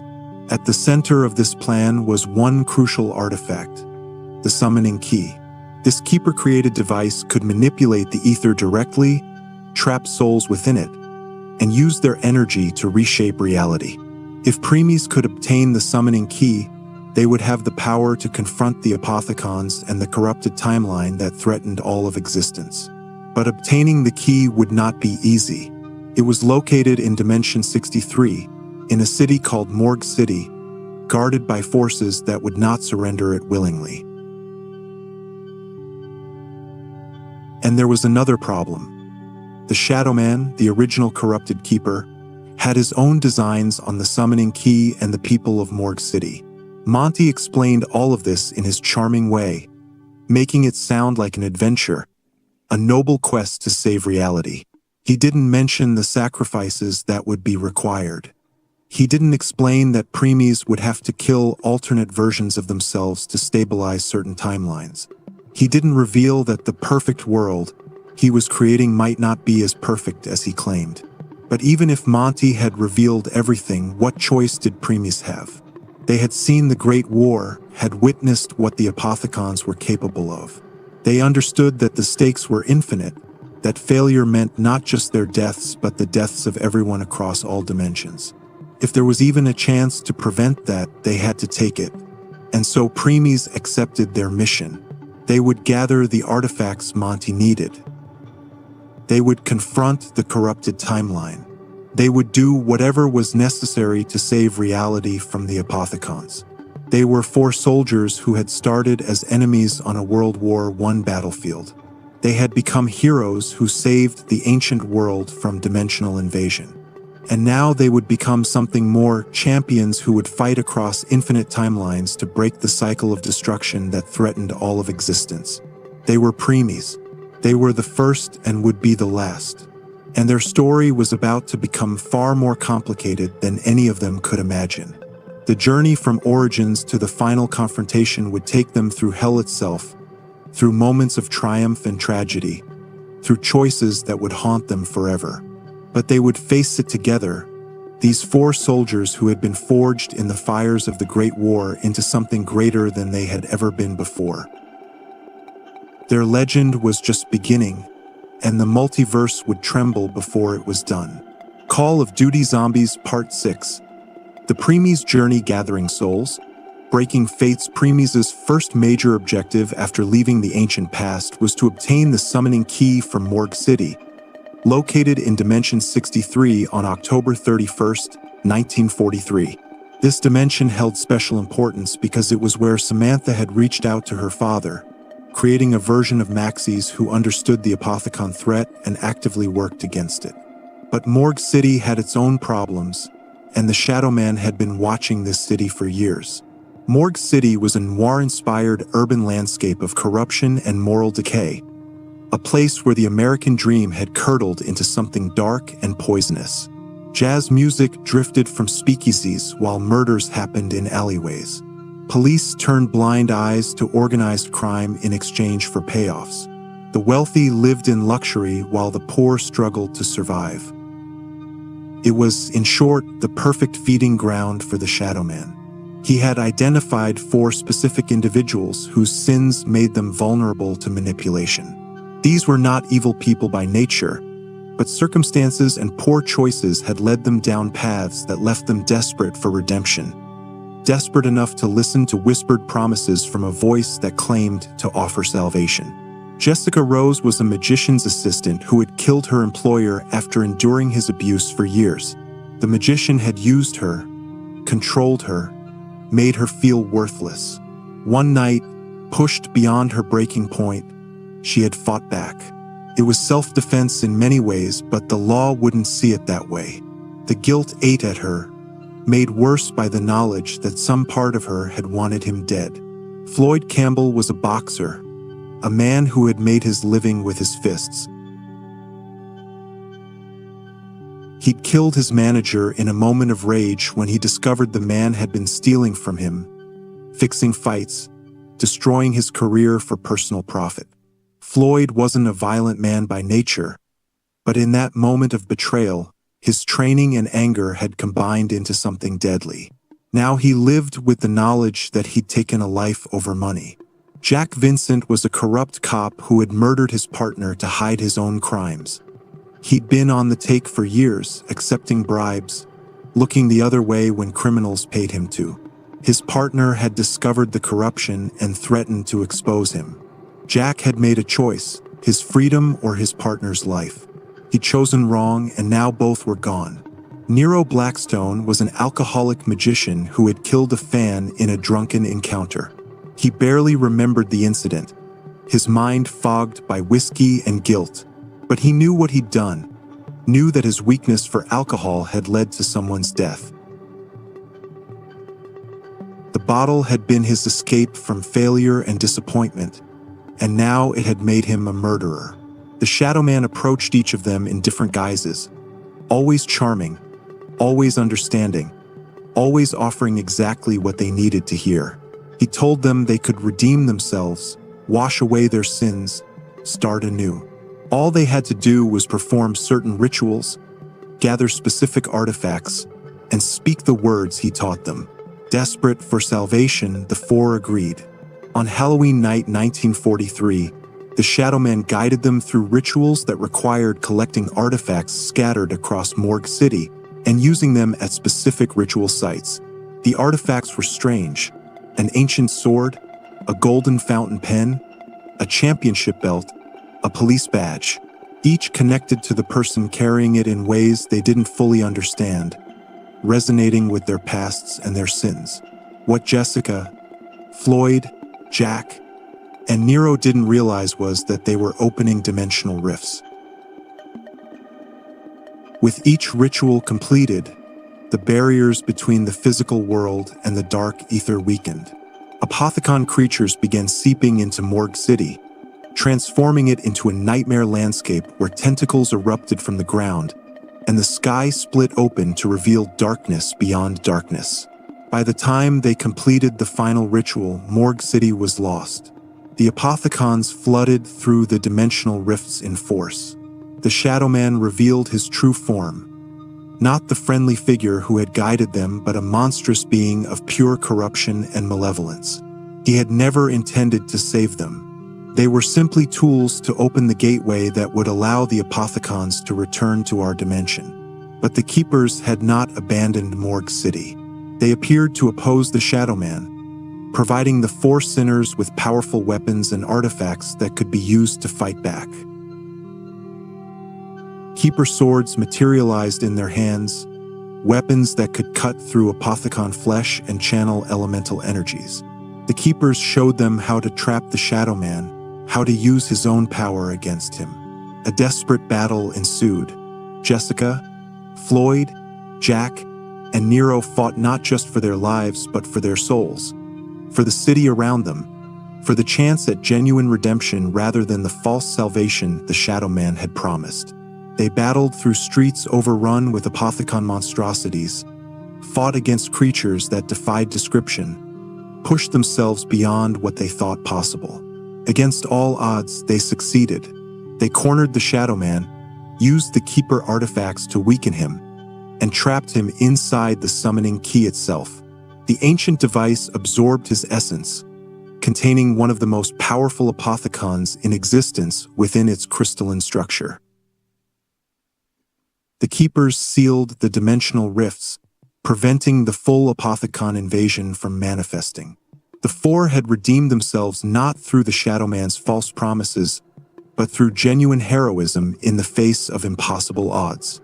They had faced the consequences of their sins, had fought against the very embodiment of corruption, and had won. At that moment, Edward Richtofen of Premies arrived through a portal. He had been watching and waiting for the precise moment when the Shadow Man would be trapped in the summoning key. Richtofen thanked the four for their efforts, his words sincere but brief. Then he grabbed the summoning key and departed before they could fully process what had happened. Jessica, Floyd, Jack, and Nero were left in the ruins of Morgue City, their fate uncertain but their redemption earned. They had broken the Shadow Man's plan and given Premies the tool they needed to save the multiverse. With the summoning key in hand, Premies could proceed to the next phase of their mission. But Monty's plan was more complex than simply gathering artifacts. The fractures in the multiverse needed to be healed, and that meant going to the original timeline, the Ultimus timeline, and changing key events. Specifically, they needed to prevent Ultimus from continuing their journey as it had originally unfolded.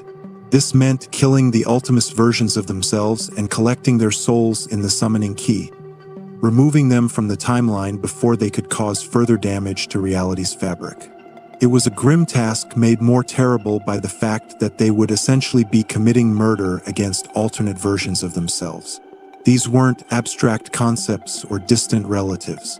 These were them, just older, more damaged, having walked different paths. But Monty insisted it was necessary for reality's salvation. Samantha, watching from the house where Monty kept her safe, sent Premies to their first destination, Der Eisendrache, a castle in Austria that had been converted into a Group 935 facility. This was the very castle that the Wolf King had built on Premies' instruction ages ago, now serving as a research station where the Ultimus version of Dempsey was being held in cryogenic storage. Premies arrived at Der Eisendrache on November 5, 1945, in the middle of a timeline fracture called Deceptio. The castle was magnificent even in ruins, with stone walls that had stood for centuries and modern German military technology awkwardly integrated into medieval architecture. But it was also overrun with zombies, and a massive rocket facility had been built into the mountain beneath it. Giant mechanical dragons flew through the air, remnants of Group 935's experiments with Element 115 power technology. These weren't living creatures but machines, robots built to incredible scale and given artificial intelligence that made them seem almost alive. They had been weapons once, but now they were just another hazard in a facility full of dangers. The mission was straightforward in concept, but emotionally devastating in execution. Premies had to free Ultimus Dempsey from his cryopod, then kill him before he could be awakened and continue his original journey. When they found him, Premies Dempsey looked into the face of his older, more damaged self. The Ultimus Dempsey, barely conscious, seemed to understand what was happening. His eyes focused on his younger self with something like recognition or perhaps relief. He'd been fighting for so long, had endured so much, had been used and manipulated until there was barely anything left of the man he'd once been. Maybe this was mercy. Maybe this was what he'd wanted all along without knowing it. His last words before Premies Dempsey pulled the trigger were simple: "It's good to see ya, Tank." Then the gunshot, and Ultimus Dempsey's soul was pulled from his body and trapped in the summoning key, preserved for purposes none of them fully understood. Premies Dempsey stood there for a long moment, staring at the body of the man he might have become. Then he turned away and moved on, because that's what soldiers do. They complete the mission no matter how it makes them feel. One soul down, two to go. The next destination was Zetsubu no Shima, a Japanese island facility where Group 935 had conducted some of their most horrific experiments. The name meant Island of Extinction, and it was aptly named. This facility specialized in botanical research, using element 115 to create massive zombie plant hybrids and other biological weapons. The island was a nightmare landscape of mutated vegetation and shambling corpses. Giant plants with teeth grew alongside trees that bled when cut. Flowers released spores that caused hallucinations or paralysis. The very ground seemed alive, reaching for them with tendrils and vines. Here, Primis found Ultimus Takeo, who had been captured during his service in the Imperial Army. But this mission proved more complicated than Der Eisendrache. When Primis Takeo confronted his older self, they spoke at length about honor, duty, and the nature of their mission. Ultimus Takeo learned that the emperor he had served so loyally had betrayed him, sending him on a suicide mission just to dispose of a soldier who had somehow become inconvenient. The revelation broke something in him. Everything he had believed in, everything he had sacrificed for, had been built on lies. But rather than collapsing into despair, Ultimus Takeo made a choice. He chose to die with honor, to give his death meaning even if his life had been built on deception. Rather than being executed by his younger self, he asked to commit seppuku, the ritual suicide reserved for warriors who wished to die with dignity. Primis Takeo performed the role of Kaishakunin, delivering the final blow to end his older self's suffering. It was an act of mercy and respect, warrior to warrior, one Takeo to another. The older version died with dignity, and his soul joined Dempsey's in the summoning key. 2 down, 1 to go for the original Primis crew. But there was another soul they would need, a fourth member of Ultimus whose fate was tied up in the very fabric of their journey. The third soul required taking Primis to Gorod Krovi, a war-torn Stalingrad in 1945 where Ultimus Nikolai had somehow gained control of a massive robotic dragon and was using it to fight through hordes of zombies. The Soviets had continued Group 935's research after the war, and Stalingrad had become a testing ground for their most advanced Element 115-powered weapons. The city was a hellscape. Buildings burned despite the rain. The streets ran red with blood and ash. German and Soviet technology mixed in impossible combinations, creating weapons and defenses that shouldn't exist but did. And in the sky, the dragon flew, breathing fire and lightning while Ultimus Nikolai rode on its back, drunk and laughing like a madman. Primis descended from the sky in parachutes, landing directly in front of Ultimus Nikolai's position. The older Russian, drunk and battle-weary, initially tried to kill them before realizing they were versions of his companions. Primis Nikolai tried to reason with his older self, to explain what needed to happen and why.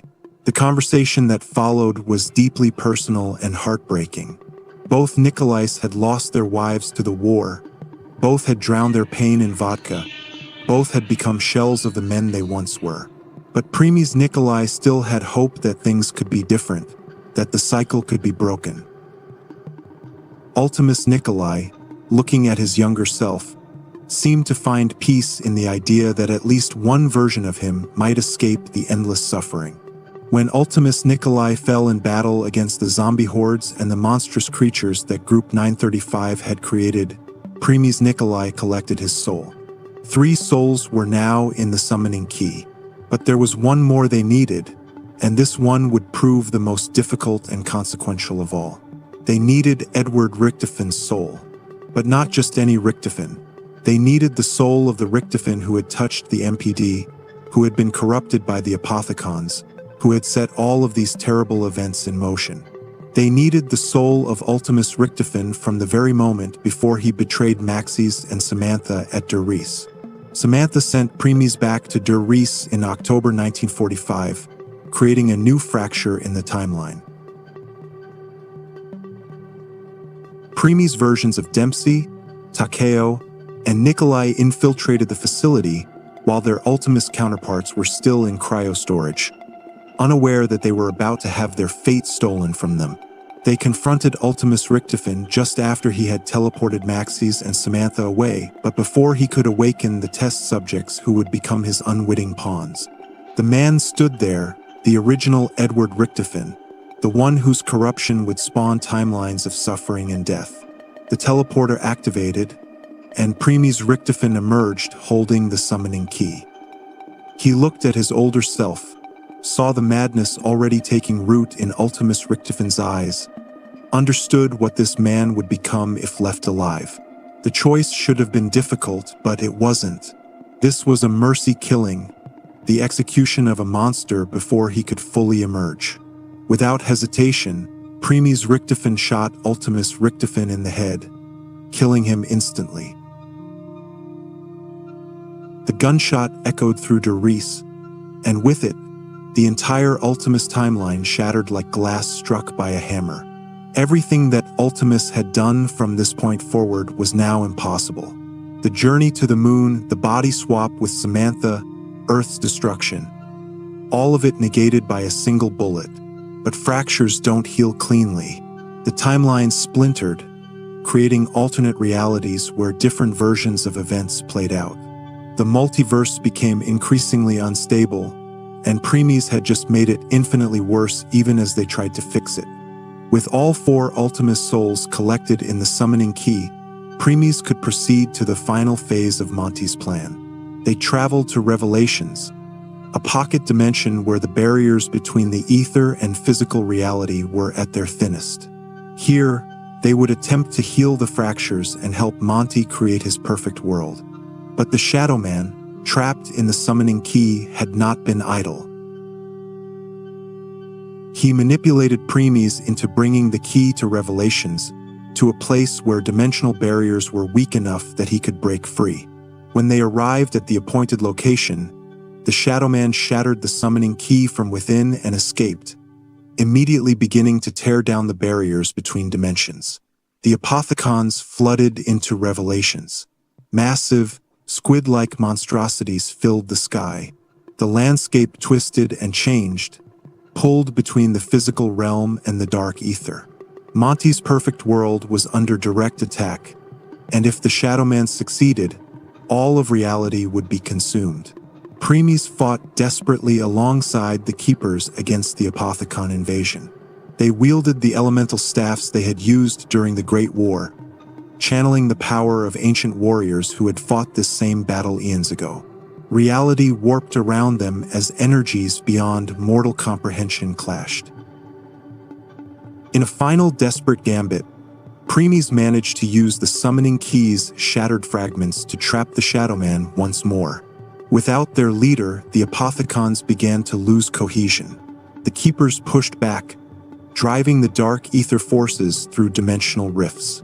Monty sealed the barriers, banishing the Apothicons for what everyone hoped would be the final time. Victory seemed assured.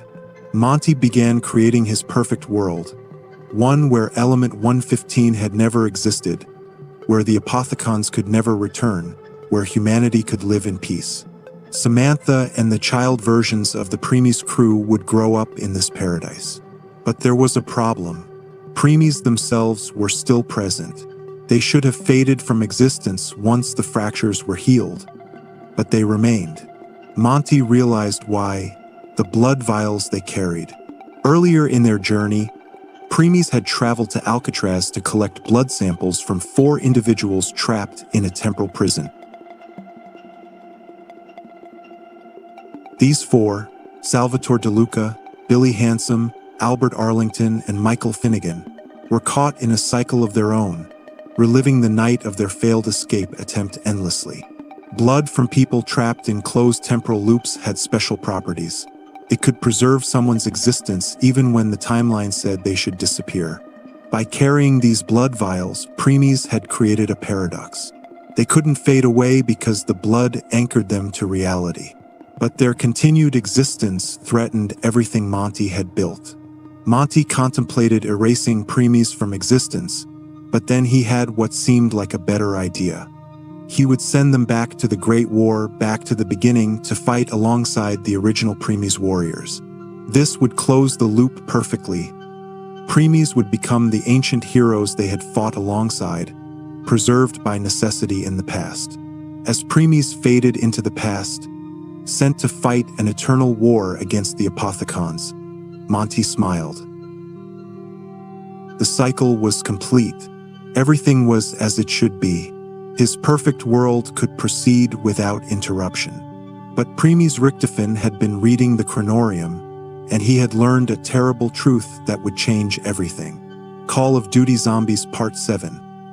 Breaking the Cycle, The Final Sacrifice. The Chronorium was a book that existed outside of normal time, a tome that recorded all of history across all dimensions simultaneously. Reading it was not like reading a normal book. The pages shifted and changed based on who was reading them and when. It showed possible futures, alternate timelines, the consequences of choices not yet made. And Edward Richtofen, studying the Chronorium in stolen moments while his companions rested, had learned something that shook him to his core. Dr. Monty was corrupted by the dark ether. The friendly figure who had guided them, who had presented himself as their ally in the fight against the Apothicons, was himself touched by the same corruption that had transformed the Shadow Man.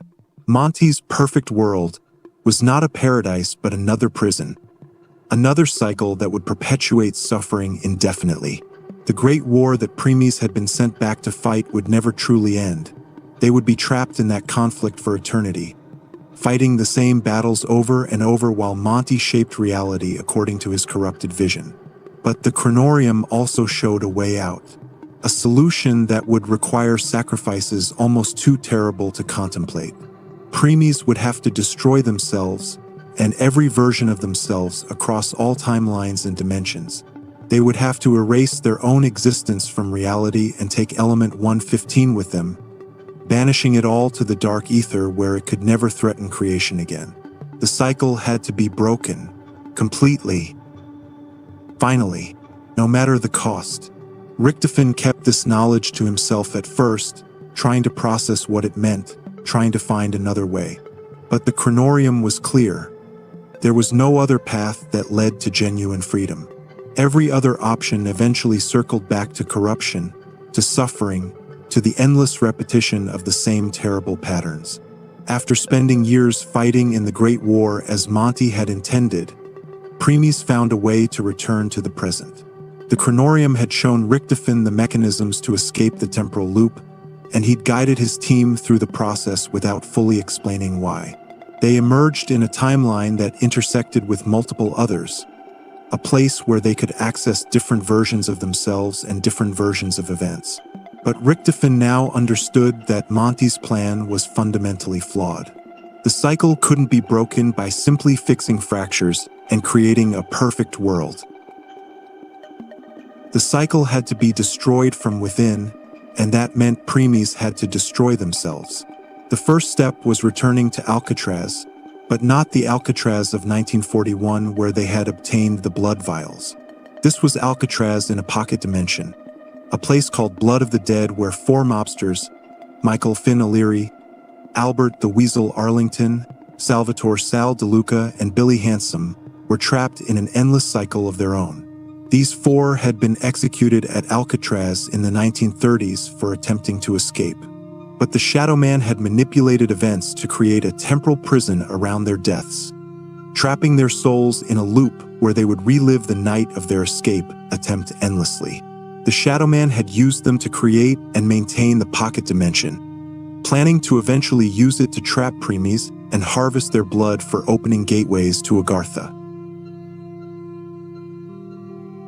When Premies arrived at Blood of the Dead on July 4, 2018, they found themselves trapped in this pocket dimension, unable to escape as zombies poured in from all directions. But Richtofen had another version of himself hidden here, an alternate Richtofen who had been frozen in cryogenic storage beneath Alcatraz.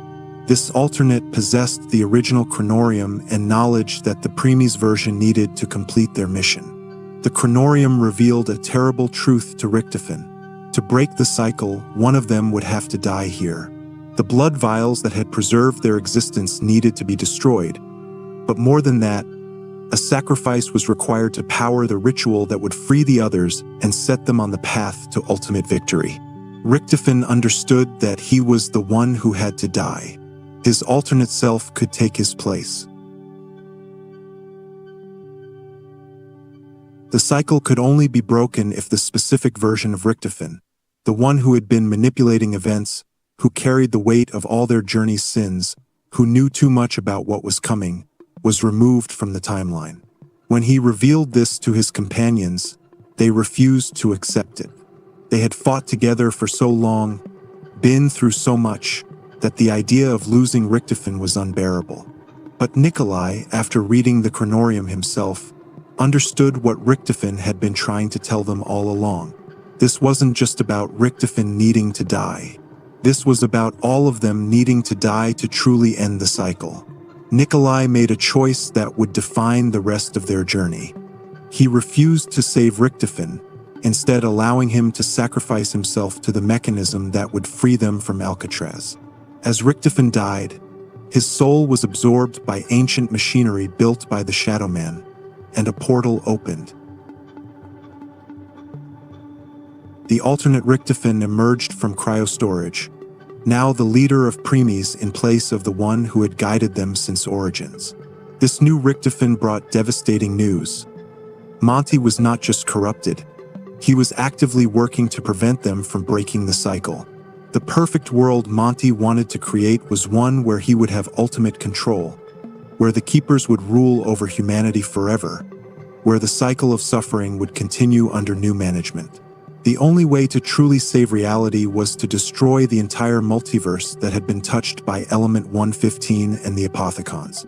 Every timeline, every dimension, every fragment of reality where corruption had taken root had to be banished to the dark ether and sealed away forever. To accomplish this, they needed several crucial artifacts working in concert. The elemental shard, which could channel massive amounts of energy. The summoning key, which could manipulate the ether itself. And most importantly, they needed the cooperation of both their Ultimus counterparts and the Victus crew. Premies traveled to Area 51 in the year 1963, to a facility called Classified where the Ultimus crew had been imprisoned after being teleported from the moon following Earth's destruction. When Premies arrived, they found their alternate selves in cryostorage, being kept by a scientist named Cornelius Purnell. Purnell had been experimenting on himself with Element 115, trying to gain powers that would allow him to combat Samantha's influence over the zombies. The experiments had gone catastrophically wrong, transforming him into a being called the Avogadro, an energy-based entity of immense power but fragmented consciousness. He was no longer fully human, existing partially as electricity and partially as corrupted flesh. Premies had to defeat Purnell to free Ultimus, a battle that took them through the shadowy halls of Groom Lake's secret laboratories. The Avogadro could teleport through electrical systems, could possess electronics, could attack from multiple directions simultaneously. But Premies had fought worse. They destroyed the entity that had once been a patriotic American scientist, and in doing so, freed the Ultimus crew from their imprisonment. With Ultimus freed, both crews traveled together to Camp Edward in Nevada, another Broken Arrow facility where the elemental shard was being kept. But this mission was particularly dangerous because Dr. Monty had become aware of what they were attempting. Monty appeared before them at Camp Edward, revealing his true nature as a keeper corrupted by the dark ether. The friendly facade fell away, and they saw him for what he really was, an ancient being who had manipulated events across countless timelines for his own purposes, who saw humanity as children to be controlled rather than free agents deserving of choice. To demonstrate his power and his willingness to destroy anyone who threatened his plans, Monty killed the Dimension 63 version of Ludwig Maxis right in front of Samantha. He devoured Maxis' soul, demonstrating that even the scientists and researchers who had tried to help were expendable in Monty's grand design. This brutal act finally made Samantha understand that Monty was not the benevolent protector he claimed to be. She joined forces with Premies and Ultimus, along with Eddie, the child version of Richtofen from Monty's house, to oppose the being who had been manipulating all of them. At Camp Edward, they defeated the remnants of the Avogadro's power and retrieved the elemental shard. They also acquired weapons and tools they would need for the final confrontation. But before they could proceed, they needed Victus to complete their part of the plan. Premies Richtofen had been communicating with Victus through Stullinger, using the connection established during the Maxis versus Richtofen conflict. He guided Victus through portals across dimensions, having them collect components needed to construct the Agarthan device, an artifact capable of granting its user anything they truly desired if powered correctly. The Agarthan device was ancient Keeper technology, one of the most powerful artifacts ever created. It had been hidden in Angola, in the town of Purgatory Point where Jebediah Brown had first discovered the Pack-a-Punch machine. The device required specific components: the blood of an apothecon, an elemental shard, and a metallic vessel to contain the energies it would channel. Victus fought through multiple dimensions gathering these components, never fully understanding what they were building or why. They were told it would save them, would give them the freedom they'd been promised so many times before. But there was no freedom coming. There was only one final use for them in the grand design. The final destination was Tagder Toten, a facility in Siberia built on the site where the Tunguska event had occurred in 1908. This location held massive deposits of element 115 and was one of the strongest connection points between our dimension and the dark ether. It was here that the cycle would finally end. Victus arrived first, fighting through zombie hordes to construct the Agarthan device according to the instructions they'd been given. Meanwhile, Premies and Ultimus gathered in a nearby forest, preparing for what they all now understood would be their last night alive. 8 warriors who had fought across space and time sat around a campfire. They shared stories, made confessions, spoke of regrets and moments of joy. It was the last time they would all be together, and each of them knew it. Ultimus Richtofen, no longer the sadistic madman but somehow redeemed through his journey, asked for forgiveness from those he had wronged. The others, understanding what he had become versus what he had been, granted it. Ultimus Dempsey spoke about the simple life he wished he could have lived. A house, a family, peace. Ultimus Takeo shared wisdom from his code of honor, finding solace in the idea that death with purpose was better than life without meaning. Ultimus Nikolai toasted to his wife's memory one final time, the vodka in his flask tasting both bitter and sweet. He had never truly moved past her death, but perhaps now, in whatever came after, he could find peace. The Premies crew was more resigned, having known this was coming for longer. Premies Dempsey made jokes to hide his fear, maintaining the soldier's facade until the very end. Premies Takeo meditated on the nature of sacrifice, finding spiritual acceptance in what they were about to do. Premies Richtofen contemplated the Chronorium's prophecies and wondered if they had made the right choices. And Premies Nikolai, the one who would have to carry the burden of ending it all, simply sat and drank, preparing himself for what came next. At dawn, they proceeded to Tagder Toten. Victus had completed construction of the Agarthan device but needed the final components: the elemental shard that Premies and Ultimus had retrieved from Camp Edward, and the summoning key that Premies still possessed. When all components were assembled, Premies Nikolai enacted the final phase. He had prepared poison vodka, lacing it with a substance that would kill painlessly and peacefully. He offered drinks to both crews, telling them it was to celebrate their victory, to honor their sacrifice. They all drank, even knowing what it contained. It was easier this way than facing execution or violent death. The poison worked quickly, making them drowsy, peaceful. They said their final goodbyes to each other and to the universe they had fought so hard to save. Ultimus Richtofen had one last act of kindness. He communicated with Samuel Stullinger, who was desperately calling out for guidance about what Victus should do next. Richtofen, this man who had caused so much suffering and manipulated countless people, spoke words of genuine sorrow. "I know, Sammy, and I am so very sorry." Victus understood then that they had been betrayed one final time. There would be no reward, no escape, no salvation. They had built the device that would end the multiverse, and they would die along with it. As Primes and Ultimus fell into their final sleep, one remained. Primes Nikolai had consumed less poison, staying conscious long enough to complete the final act. He approached the Agarthan device and inserted the summoning key into its heart. The device activated with power that shook reality's foundations. It began drawing all versions of Element 115 from across the entire multiverse, pulling it inexorably toward the dark ether. Every meteor, every experiment, every zombie that had ever risen, all of it was being unmade, erased from existence. The Apothecons tried to intervene but were dragged back into the dark ether along with everything they had touched. The Shadow Man screamed his fury as he was banished for the final time. The corrupted keepers were torn from their hiding places and sealed away.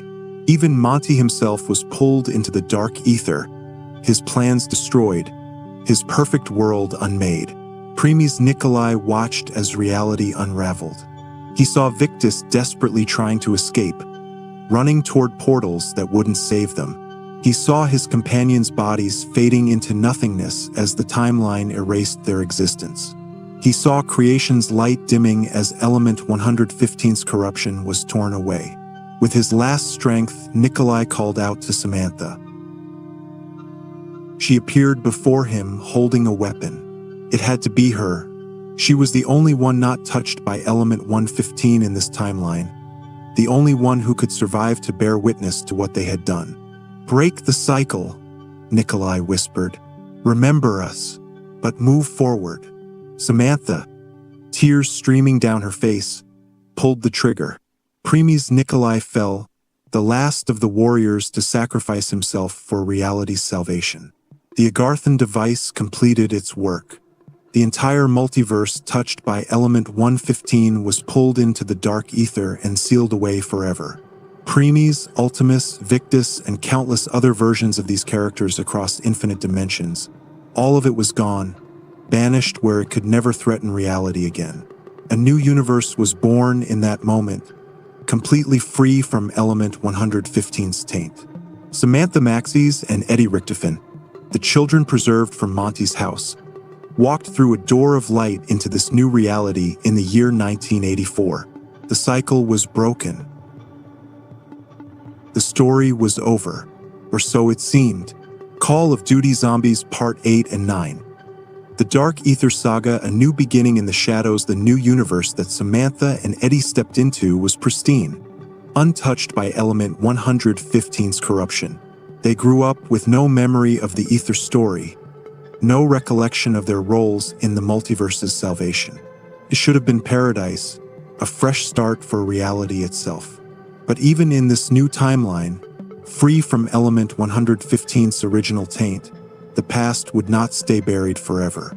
Samantha Maxey's became a BND agent working in Germany, skilled and dedicated, never knowing she had once been a child trapped in a pyramid with godlike powers. Edward Richtofen married, had a son, and joined the CIA, eventually rising to positions of significant authority. His memories of the old timeline would return eventually, but for years he lived as an ordinary man, or as ordinary as a high-level intelligence operative could be. But the dark ether, now bloated with all the energy and souls banished to it at Tag der Toten, pressed against the barriers between dimensions. It was a realm of infinite hunger, swollen with the collective suffering of countless timelines, and it wanted to feed on this fresh, uncorrupted reality. The first breach occurred in 1945, during World War II's final days. Nazi scientists, working without any knowledge of Group 935 or the original timeline, discovered ways to manipulate spacetime. They called their project Project Endstation, and it involved a particle accelerator designed to probe reality's fundamental nature. What they didn't know was that their experiments thinned the barrier between our dimension and the dark ether. On November 7, 1945, during a test at the facility in Morasko, Poland, Dr. Ulrich Vogel and his team activated the cyclotron at full power. The barrier shattered. A rift opened directly to the dark ether, and through it poured energies that transformed everyone nearby. The dead rose as zombies, their eyes glowing with power from the other dimension. Scientists were corrupted and twisted into monstrous forms. Reality began to buckle under the strain of two dimensions attempting to occupy the same space. A Soviet soldier named Kazimir Zykov was present during the accident. Realizing the portal couldn't be sealed from outside, he made the choice to sacrifice himself. Zykov entered the rift and sealed it from within the dark ether, trapping himself in that nightmare dimension to save his comrades and the world. What happened to Zykov in the dark ether was a tragedy of cosmic proportions. Time moved differently there. What was approximately 48 years in our world translated to roughly 4 centuries in that twisted realm. He found himself in a place of endless hunger and madness, surrounded by entities banished from the old multiverse.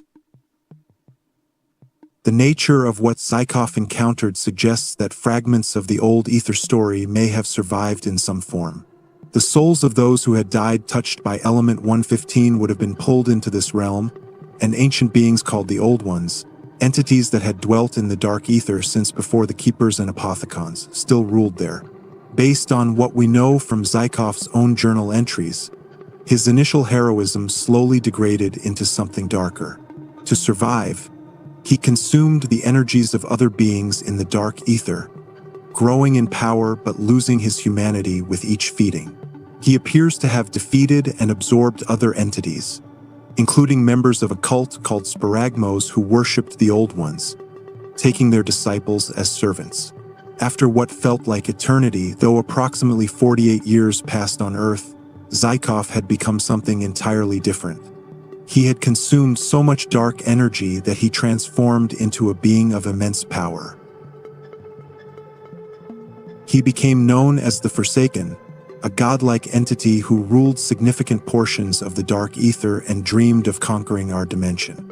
The Forsaken believed that by merging our world with the dark ether, he could end all conflict. In his corrupted mind, he saw himself as a savior who would bring peace through forced unity, not recognizing that he had become a tyrant seeking to devour all reality. In our dimension, life continued without knowledge of what lurked beyond the dimensional barriers. But the Forsaken was patient. He began whispering through the veil to those whose minds were open to such influences. He found his first major prophet in a young Russian girl named Valentina. Valentina grew up plagued by visions she didn't understand. The Forsaken appeared to her in dreams, taking the form of her dead father, telling her she had a special destiny. He filled her head with promises of power and purpose, grooming her to become his agent in our world. She infiltrated the Soviet Omega Group, a military research organization, and rose through the ranks, orchestrating events to ensure the Project Endstation site would be rediscovered. In 1983, Valentina's manipulation bore fruit. The Soviets found the old Endstation facility and, following procedures detailed in documents she had discovered, reactivated the particle accelerator. Once again, a rift opened to the dark ether. This time, there was no Zykov to seal it. Outbreak zones began appearing across the globe as the veil between dimensions weakened. The dead rose as zombies powered by Etherium, a crystallized form of dark ether energy even more potent and unstable than element 115 had been.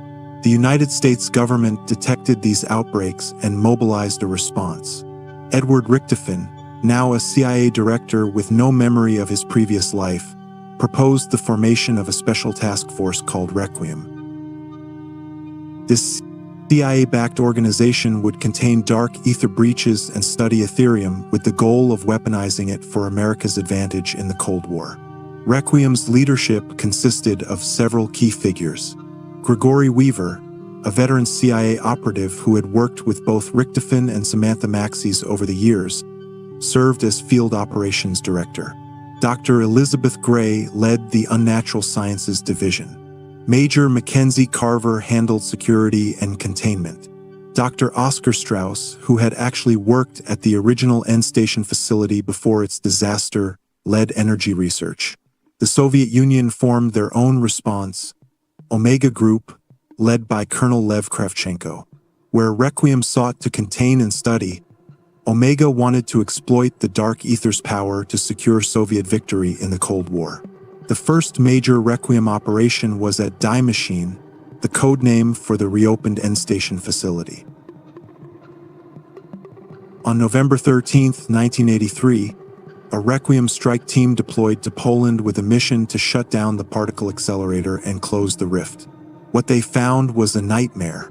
The facility was overrun with zombies emanating from the dark ether breach. Reality distorted around the rift, creating zones where physics didn't apply normally. Within the dark ether itself, they encountered creatures so saturated with Ethereum that they could split into multiple entities. The strike team succeeded in destroying the cyclotron and collapsing the rift. But the victory was temporary. The veil between dimensions had been weakened across the globe, and closing one rift didn't stop others from forming. The Cold War escalates into dimensional conflict. The next major crisis occurred in Vietnam. Samantha Maxey's, working as a BND agent, had been investigating Omega Group's activities in the region.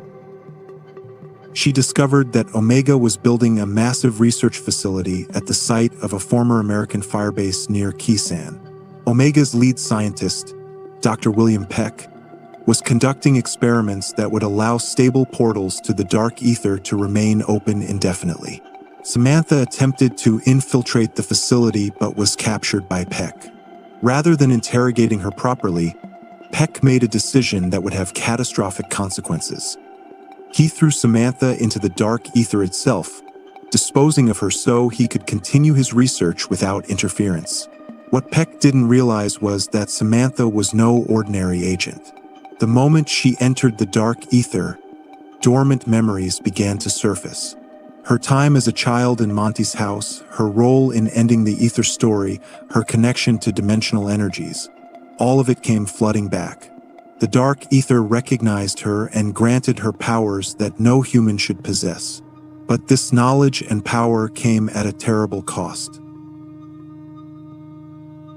Samantha's psyche was damaged by the dark ether's influence, her memories of 2 lifetimes mixing in ways that left her mentally unstable.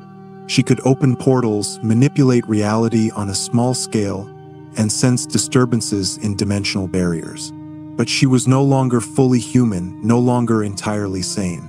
Requiem launched Firebase Z, a rescue operation to extract Samantha from Omega's facility. They were aided by Captain Sergei Ravanov, an Omega scientist who had become disillusioned with his organization's methods and agreed to spy for Requiem. The strike team fought through Vietnam's jungles to Outpost 25, where they found Samantha emerging from the dark ether in a state of enhanced power but questionable mental stability. They managed to extract her, but Peck's experiments had already borne fruit. The rift he'd created remained stable, allowing Ethereum to flow freely into our dimension. As 1984 progressed, outbreak zones appeared across the Ural Mountains in Russia. Omega Group was running ahead in the arms race, establishing multiple facilities to harvest Ethereum and develop weapons. Requiem launched Operation Threshold, deploying strike teams into these outbreak zones to gather intelligence and samples. Meanwhile, Richtofen had been conducting secret experiments on Samantha, trying to understand her powers and how they could be weaponized. He kept these experiments hidden from the rest of Requiem's leadership, isolating Maxey's in a secure facility where he tested the limits of her abilities. Richtofon's true identity as the Edward Richtofen from the old timeline, somehow preserved with his memories intact, would not be revealed until much later. He had his own agenda, one that involved capturing the Forsaken for something he called Project Janus. Samantha and Ravenov went behind Requiem's back to conduct their own operation, Operatia Inversia. They discovered that Omega was building reality inversion warheads, nuclear weapons enhanced with Ethereum that could tear massive rifts between dimensions. Samantha and Ravenov destroyed these weapons, but their unsanctioned operation was discovered. Kravchenko, learning that Ravenov was a traitor, set a trap. He orchestrated Operation Excision, where he Requiem's strike team into an ambush. The strike team was captured, and Requiem's operations were severely compromised. The captured Requiem team was transported to Berlin, where Valentina had established a massive dark ether rift in her attempt to bring the Forsaken into our world. The Map Mauerter Toten took place in this divided city, where Requiem operatives were forced to work under Omega's supervision to stop Valentina's plan. Valentina had finally realized she'd been manipulated by the Forsaken, that the promises he'd made were lies designed to use her as a tool. But by the time she understood this, it was too late. The rift was open, and the Forsaken was preparing to cross over. Requiem's strike team, with reluctant assistance from Kravchenko and other Omega personnel, fought through Berlin to Klaus the robot, a defense mechanism Richtofen had left in the city years before. They used Klaus to transport a nuclear warhead into the rift, and the explosion sealed the portal. This display of power confirmed to Richtofen that Samantha was becoming too powerful to control safely. She was a threat to Project Janus if she couldn't be contained. The final confrontation came at a site in western Ukraine. Omega Group, still pursuing their goal of extracting Zykov from the dark ether, had built a massive facility around a stable rift. They called the Operation Forsaken, intending to pull the Soviet hero from his prison. What emerged was not the hero Zykov had been. The Forsaken, in his full terrible glory, stepped through the rift with the intention of merging our dimension with the dark ether. He commanded legions of zombies and dark ether entities, possessing godlike powers that made him nearly invincible. Requiem and Omega forces joined together in desperation. Samantha threw herself into battle against the Forsaken. The two beings, both touched by the dark ether, but in fundamentally different ways, clashed with reality-warping force. The strike team managed to activate the Ethereum Neutralizer, a weapon developed to counter dark ether energies. Combined with Samantha's powers, they succeeded in trapping the Forsaken in a containment chamber. But Samantha had to sacrifice herself, remaining in the dark ether to keep the Forsaken imprisoned.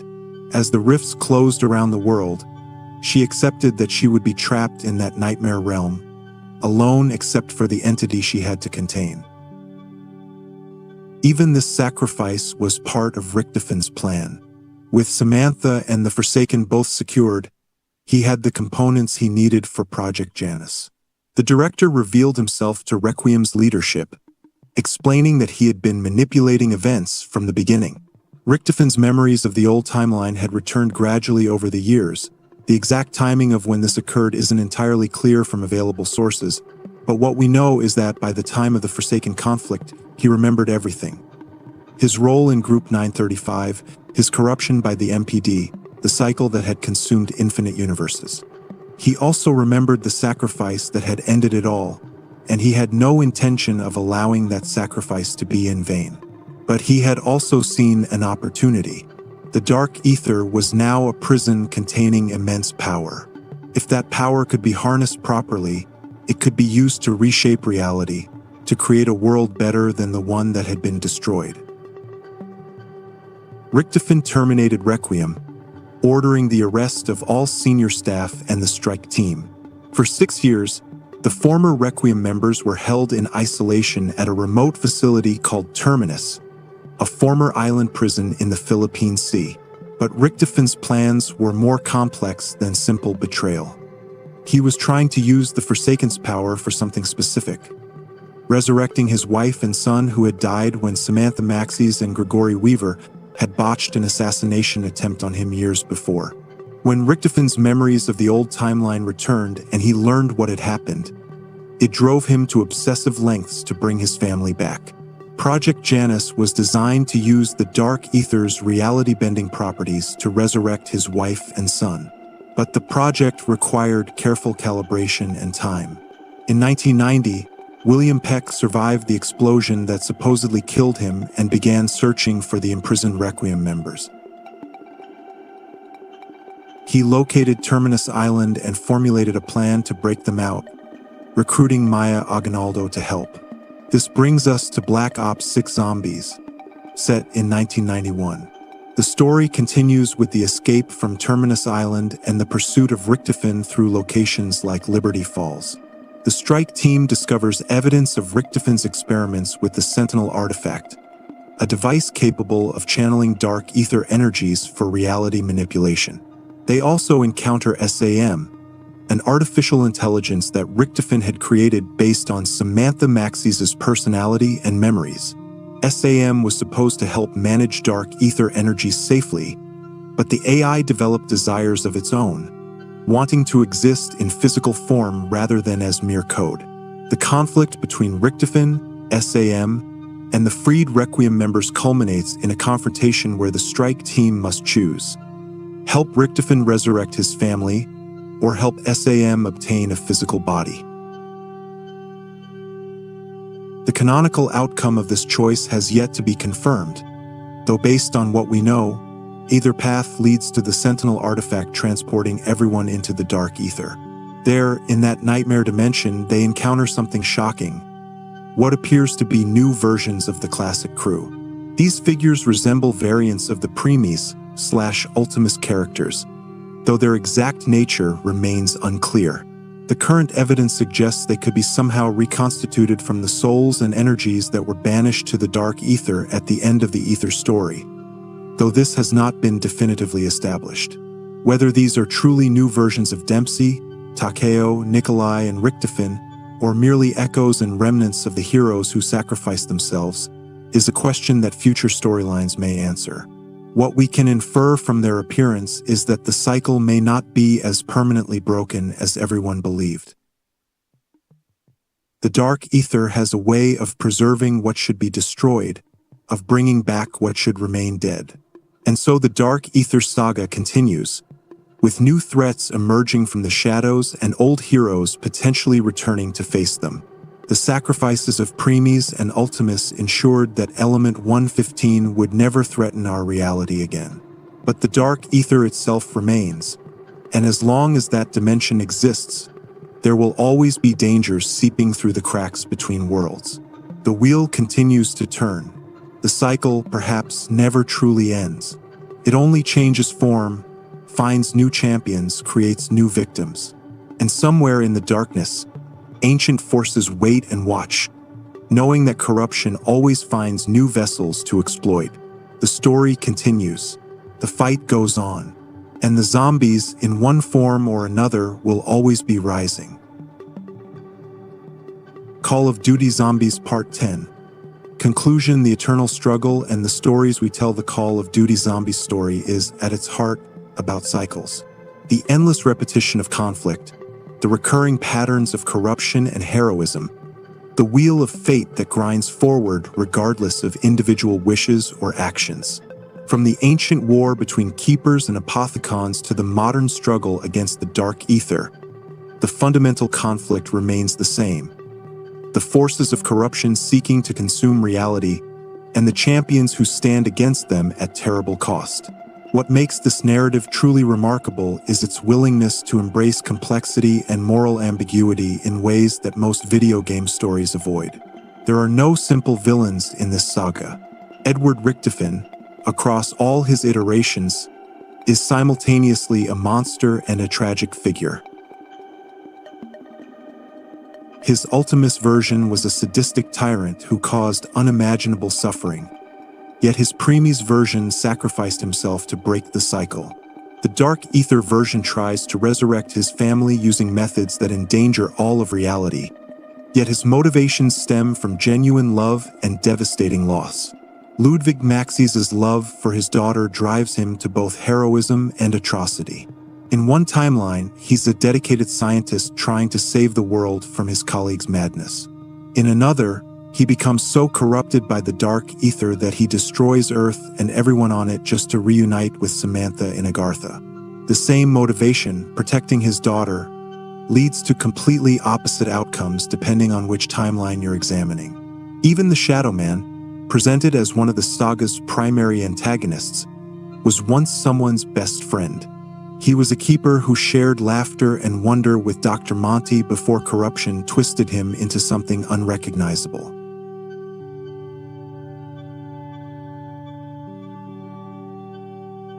His fall from grace mirrors humanity's own struggles with temptation and the corrupting influence of power. The story asks difficult questions about sacrifice and the cost of victory. Primis and Ultimus gave everything. Their lives, their existence across infinite timelines, their very souls, to save reality from Element 115's corruption. Was it worth it? The new universe they created is free from that particular threat, but it faces dangers from the Dark Ether that may be just as terrible, perhaps worse, because the dimensional barriers have been weakened by all the previous conflicts. Consider the weight of what they accomplished and what they lost. Primis Nikolai had to poison his friends, watch them die, and then ask a young girl to shoot him so the cycle could end. Richtofen had to kill alternate versions of himself, had to manipulate his closest companions, had to die and be replaced so that the mission could continue.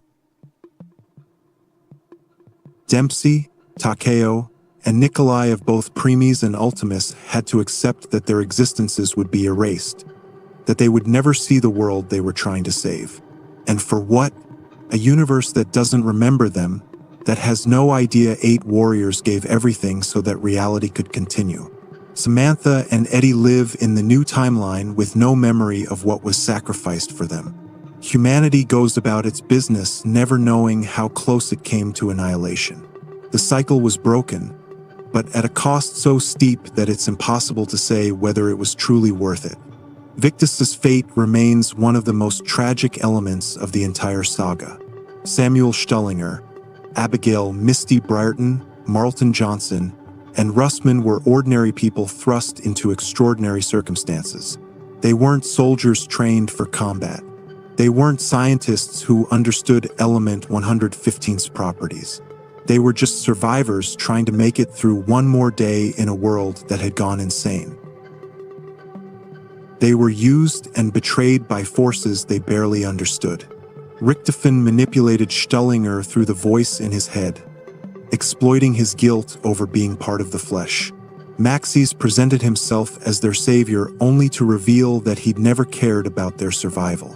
And in the end, they were sacrificed without ever truly understanding why, dying as the multiverse collapsed around them while crying out for answers that never came.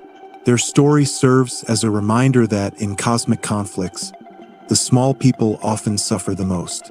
The gods and monsters play their games across dimensions, but it's always the ordinary humans who pay the price. Victus wanted nothing more than to survive, to find some semblance of safety in a world overrun by zombies.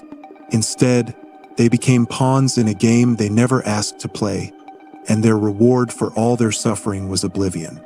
The Dark Ether saga demonstrates that even when one cycle ends, another begins. The heroes of this new era, the Requiem Strike team, Samantha Maxis Reborn, even the antagonist Edward Richtofen with his Project Janus, face challenges that echo the old struggles but require new solutions. The dimensional barriers that were once sealed can be breached. The Dark Ether that was meant to be a prison has become a source of power and a dwelling place for entities that want nothing more than to consume our reality. Kazimir Zaykov's transformation into the Forsaken shows how even the most heroic sacrifice can be corrupted given enough time and suffering. He sealed the end station rift to save the world, trapping himself in the Dark Ether for what he thought would be a brief moment. Instead, He spent subjective centuries in that nightmare realm, consuming other beings to survive, gradually losing his humanity until he became the very thing he tried to prevent.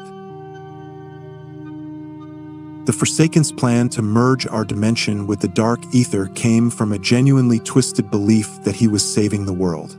In his corrupted mind, forced unity under his rule was better than the conflicts and wars that plagued humanity.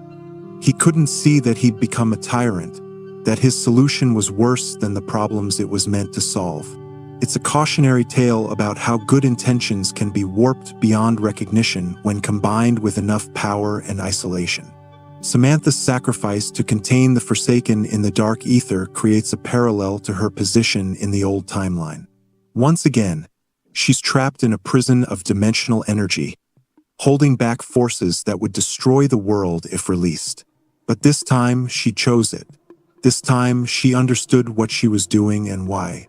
It doesn't make the sacrifice less tragic, but it gives it meaning in a way her original imprisonment never had. Edward Richtofan's arc across all timelines reveals something fundamental about the nature of redemption and corruption. Ultimus Richtofan was a monster who died unrepentant. Primus Richtofan tried to be better, to make choices that would save reality even at the cost of his own existence. The Dark Ether Richtofan is trying to use terrible methods for an understandable goal, bringing back his murdered family. Which version is the real Richtofan? Are they all equally valid representations of what he could be under different circumstances? The story suggests that people are shaped by their experiences and choices, that given different paths, the same person can become hero or villain. It's a more nuanced view of morality than we typically see in gaming narratives. The recurring theme of fathers and daughters runs throughout the entire saga. Maxie's and Samantha's relationship drives many of the most important events across multiple timelines. Richtofan's desire to resurrect his son shows that even the most morally compromised characters can be motivated by genuine love. The Wolf King and his servant Arthur, Monty and his children in the house, even the Shadow Man's twisted relationship with those he manipulates. All of these echo the fundamental human need for connection and the lengths people will go to protect those they care about. Perhaps the ultimate message of the zombie storyline is that the fight never truly ends. There will always be new threats emerging from the darkness, new champions rising to meet them, new sacrifices required to preserve what we hold dear. The cycle may be broken in one form, but it continues in another, adapted to new circumstances but fundamentally unchanged in its core nature. The dimensional barriers that were sealed after Tagder Toten have been breached again in the Dark Ether saga. The Apothicons may be gone, but the Forsaken and the Old Ones pose threats just as terrible. Element 115 has been banished, but Ethereum serves a similar function in the new timeline. The names change, the specifics shift, but the pattern remains. Corruption seeps through from other dimensions, the dead rise, and heroes must make impossible choices to save a world that will never fully appreciate what was sacrificed for it. And yet, despite the futility suggested by these endless cycles, there's something profoundly meaningful in the struggle itself. Primus and Ultimus knew they were walking toward their deaths, knew the cycle would likely continue in some form even after they were gone. But they made the choice to fight anyway, to sacrifice themselves anyway, because even if they couldn't achieve permanent victory, they could at least give the next generation a chance. The Requiem strike team fights against the Dark Ether outbreaks not because they believe they can permanently solve the problem, but because fighting is better than surrender. Samantha traps herself with the Forsaken not because she thinks it's a permanent solution, but because someone has to hold the line, and she's willing to be that person. This is the heart of the zombie story. The choice to fight even when victory seems impossible, to sacrifice even when the sacrifice might be meaningless, to hope even when hope seems foolish. It's a story about finding meaning in struggle itself, about the bonds forged between people facing impossible odds together, about the small acts of heroism that might not save the world but might save someone, and sometimes that has to be enough. The gameplay itself reinforces these themes. Players fight endless waves of zombies knowing they'll eventually be overwhelmed. The question isn't if they'll fall, but when and how many rounds they can survive before the inevitable comes. Yet players keep fighting, keep trying to reach higher rounds, keep working together to hold back the tide a little longer. The futility is the point. The struggle is what matters. And now, with the appearance of what might be new versions of Primis and Ultimus in the Dark Ether, we're faced with the possibility that the sacrifice at Tagdertoten wasn't as final as it seemed. Whether these are truly the same characters reborn or merely echoes preserved in the Dark Ether remains to be seen. But their presence suggests that the story isn't over, that the cycle continues to turn, that the wheel keeps grinding forward. Perhaps that's as it should be. Stories about ending cycles and achieving final victories are satisfying in their way, but they're also finite. They close doors and answer questions. The zombie story, by leaving things open, by suggesting that the struggle continues, maintains its relevance and power. There will always be more stories to tell, more battles to fight, more sacrifices to make. The Call of Duty Zombies storyline, spanning from Nakdur unto 10 in 2008 to Black Ops 6 in 2024, represents one of gaming's most ambitious narrative experiments. It took a simple concept, survive waves of zombies, and built upon it a mythology that encompasses ancient wars between cosmic entities, time travel across infinite dimensions, moral philosophy about sacrifice and redemption, and deeply personal stories about fathers and daughters, soldiers and duty, corruption and heroism. It's messy and convoluted at times. The timeline fractured so many times that keeping track of which version of which character did what in which dimension requires charts and spreadsheets. But that complexity, that willingness to embrace chaos and contradiction, is part of what makes it compelling. Real myths, real legends are always complicated. They have multiple versions, contradictory details, elements that don't quite fit together. The zombie story feels mythic because it has those qualities. And at the center of it all, regardless of which timeline or dimension you're examining, are people trying to do the right thing in impossible circumstances. Sometimes they succeed, sometimes they fail, sometimes they become the very monsters they were fighting against. But they keep trying, keep fighting, keep hoping that maybe this time they can break the cycle for real. The zombies keep rising, the heroes keep fighting, the cycle keeps turning. And somewhere, in the darkness between dimensions, ancient forces watch and wait, knowing that corruption always finds new vessels, that suffering always finds new victims, that the struggle never truly ends. But neither does hope. Neither does courage. Neither does the choice to stand and fight when running would be easier. That's the story of Call of Duty Zombies. That's the legacy of Primis and Ultimus and Victus and all who came after. That's what makes it matter even when, especially when, it seems like nothing matters at all. The end. And also the beginning. Epilogue. For the champions who fought across dimensions to tank Dempsey, who never stopped fighting even when he couldn't remember why. To Nikolai Belinsky, who drowned his pain in vodka but never his humanity. To Takeo Masaki, who found honor even in a world without meaning. To Edward Richtofen in all his versions, monster, hero, and everything in between. To Samantha Maxis, who bore burdens no child should carry. To Ludwig Maxis, who tried to save the world and destroy it, sometimes simultaneously. To Misty, Marlton, Stullinger, and Russman, the Victus who deserved better. To the Requiem Strike team, fighting wars they never signed up for. To Kazimir Zykov, who made the hero's sacrifice and paid the tyrant's price. To all who stood against the darkness, who fought the endless waves, who sacrificed everything so that reality could continue. Your story is told. Your sacrifices are remembered. The cycle is broken. The cycle continues. Both are true. Both will always be true. And that, perhaps, is fitting. For the champions who fought across dimensions, from the first knack to the last tag, from Origins to Forsaken, from the ancient Great War to the modern Dark Ether, this story is dedicated to you. Asterisk, you were the first. You were the last. You were preemies and ultimates and everything between. Asterisk, asterisk, rest now, warriors. Your fight is done. Asterisk, but the story goes on.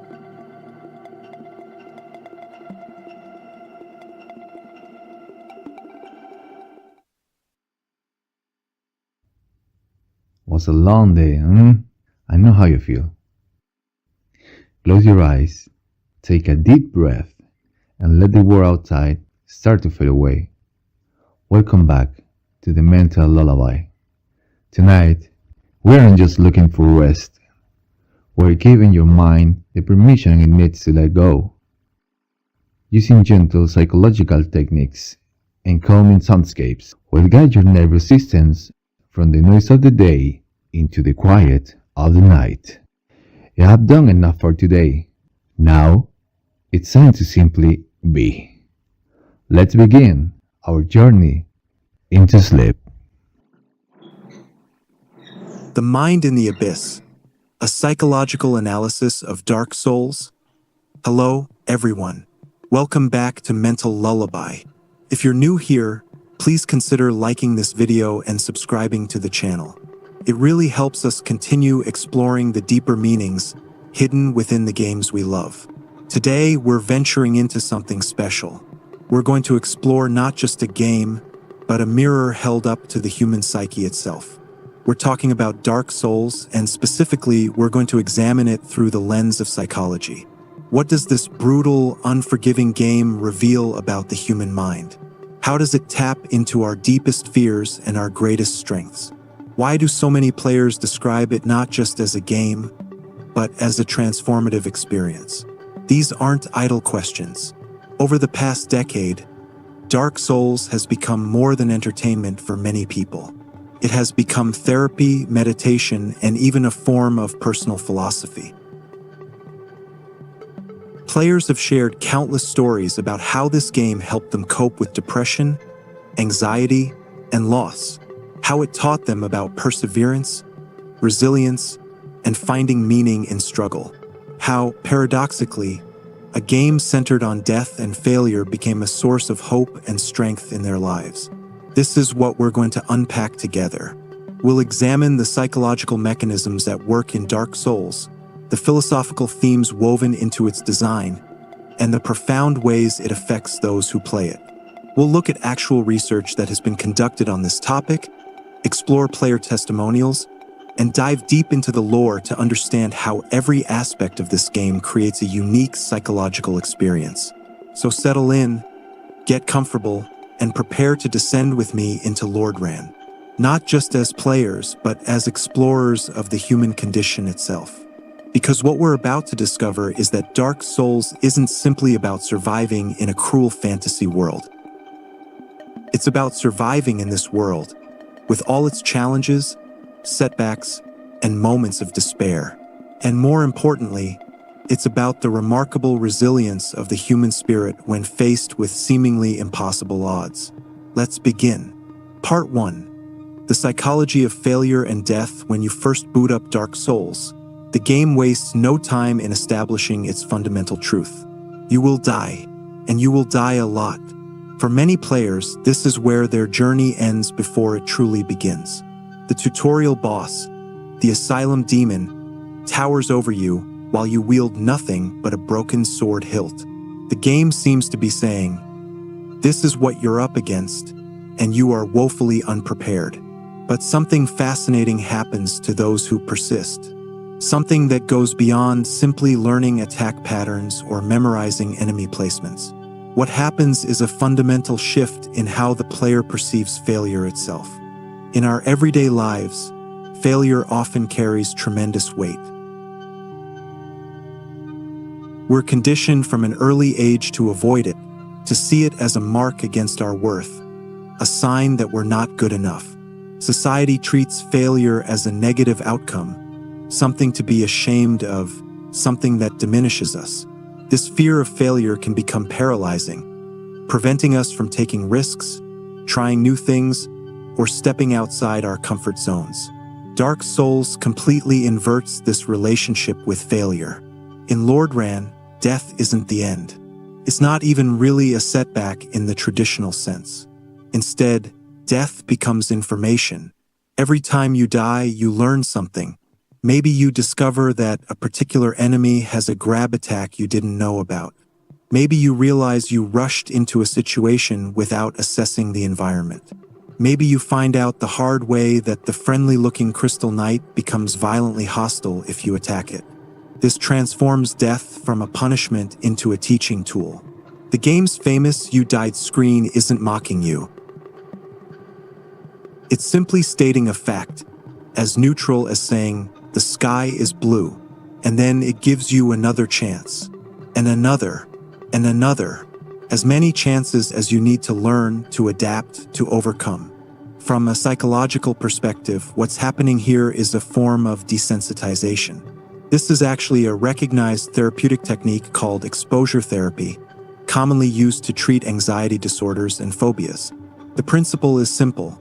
Repeated exposure to a feared stimulus in a safe environment gradually reduces the fear response. By experiencing failure over and over in the controlled environment of a video game, players become less sensitive to the emotional pain that failure typically causes. Research published in Proceedings from the Conference on Human Factors in Computing Systems in 2025 analyzed Reddit discussions where players talked about Dark Souls in relation to depression. The study found that players repeatedly described how the game helped them cope with failure in their real lives. One player wrote that the game taught them that everything can be overcome through perseverance, that no matter how dark and bleak life seems, things get better if you're willing to put in the hard work. Another player described their experience this way.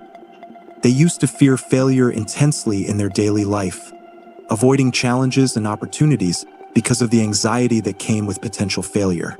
But after spending dozens of hours in Dark Souls, dying hundreds of times to the same bosses, something shifted.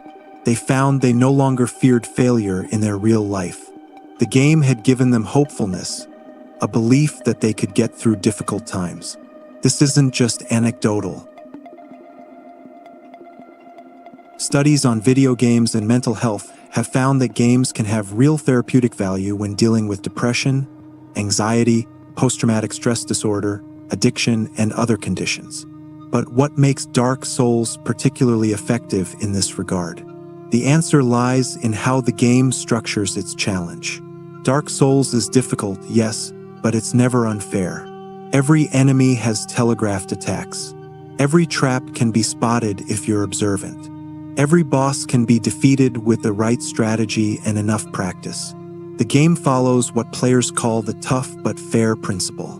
This is crucial because it means that when you fail, you know it's because of something you did or didn't do. The responsibility lies with you, which paradoxically makes failure less threatening. Because if failure is your responsibility, then so is success. You have agency. You have control. This ties into what psychologists call self-efficacy, a concept developed by Albert Bandura. Self-efficacy refers to your belief in your ability to succeed in specific situations.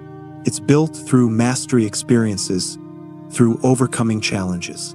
And Dark Souls is essentially a machine for creating mastery experiences. When you finally beat that boss who killed you 20 times, the sense of accomplishment is profound precisely because you earned it through persistent effort. The game's death mechanic reinforces this learning process in another subtle way. The bloodstain system. When you die, you leave behind a pool of blood where you fell, containing all the souls you were carrying. If you can make it back to that spot without dying again, you recover those souls. But if you die before reaching it, those souls are lost forever. This creates a risk-reward dynamic that keeps you engaged even after failure. You're not just retrying the same section mindlessly. You have a specific goal: recover what you lost. And importantly, you can see other players' bloodstains scattered throughout the world, marking where they died. You can even activate these bloodstains to watch a ghostly replay of their final moments. What this does psychologically is profound. It reminds you that you're not alone in your struggle. Other people have died here too. Lots of them. Failure is universal. Everyone who plays this game experiences it. There's actually comfort in that shared suffering. It normalizes failure, makes it feel less personal, less like a unique deficiency on your part. One player on Reddit described watching another player's death replay and laughing, knowing that other players would probably laugh at theirs too. But there was no malice in it, just recognition of their shared humanity, their shared vulnerability. The schadenfreude becomes compassionate rather than cruel because everyone knows they're in the same boat. This communal aspect of failure does something else important. It removes shame from the equation.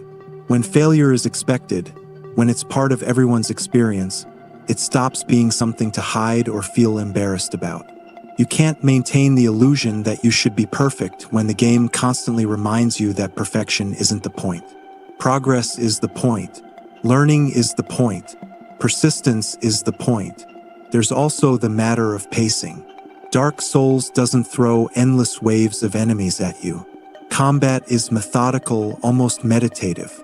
You can't button mash your way through encounters. You have to observe, plan, execute. This slower pace gives you time to process what's happening, to learn from each interaction. It respects your intelligence even as it challenges your skills. When you die in Dark Souls, you respawn at the last bonfire you rested at. You're undead, cursed to return from death over and over. But here's the thing. In the lore, losing this ability to resurrect, truly dying, is called going hollow. And going hollow is described as losing your purpose, your drive, your will to continue. As long as you keep trying, as long as you refuse to give up, you remain human in the most important sense. The game makes this explicit through its mechanics. You can reverse hollowing by using an item called humanity at a bonfire.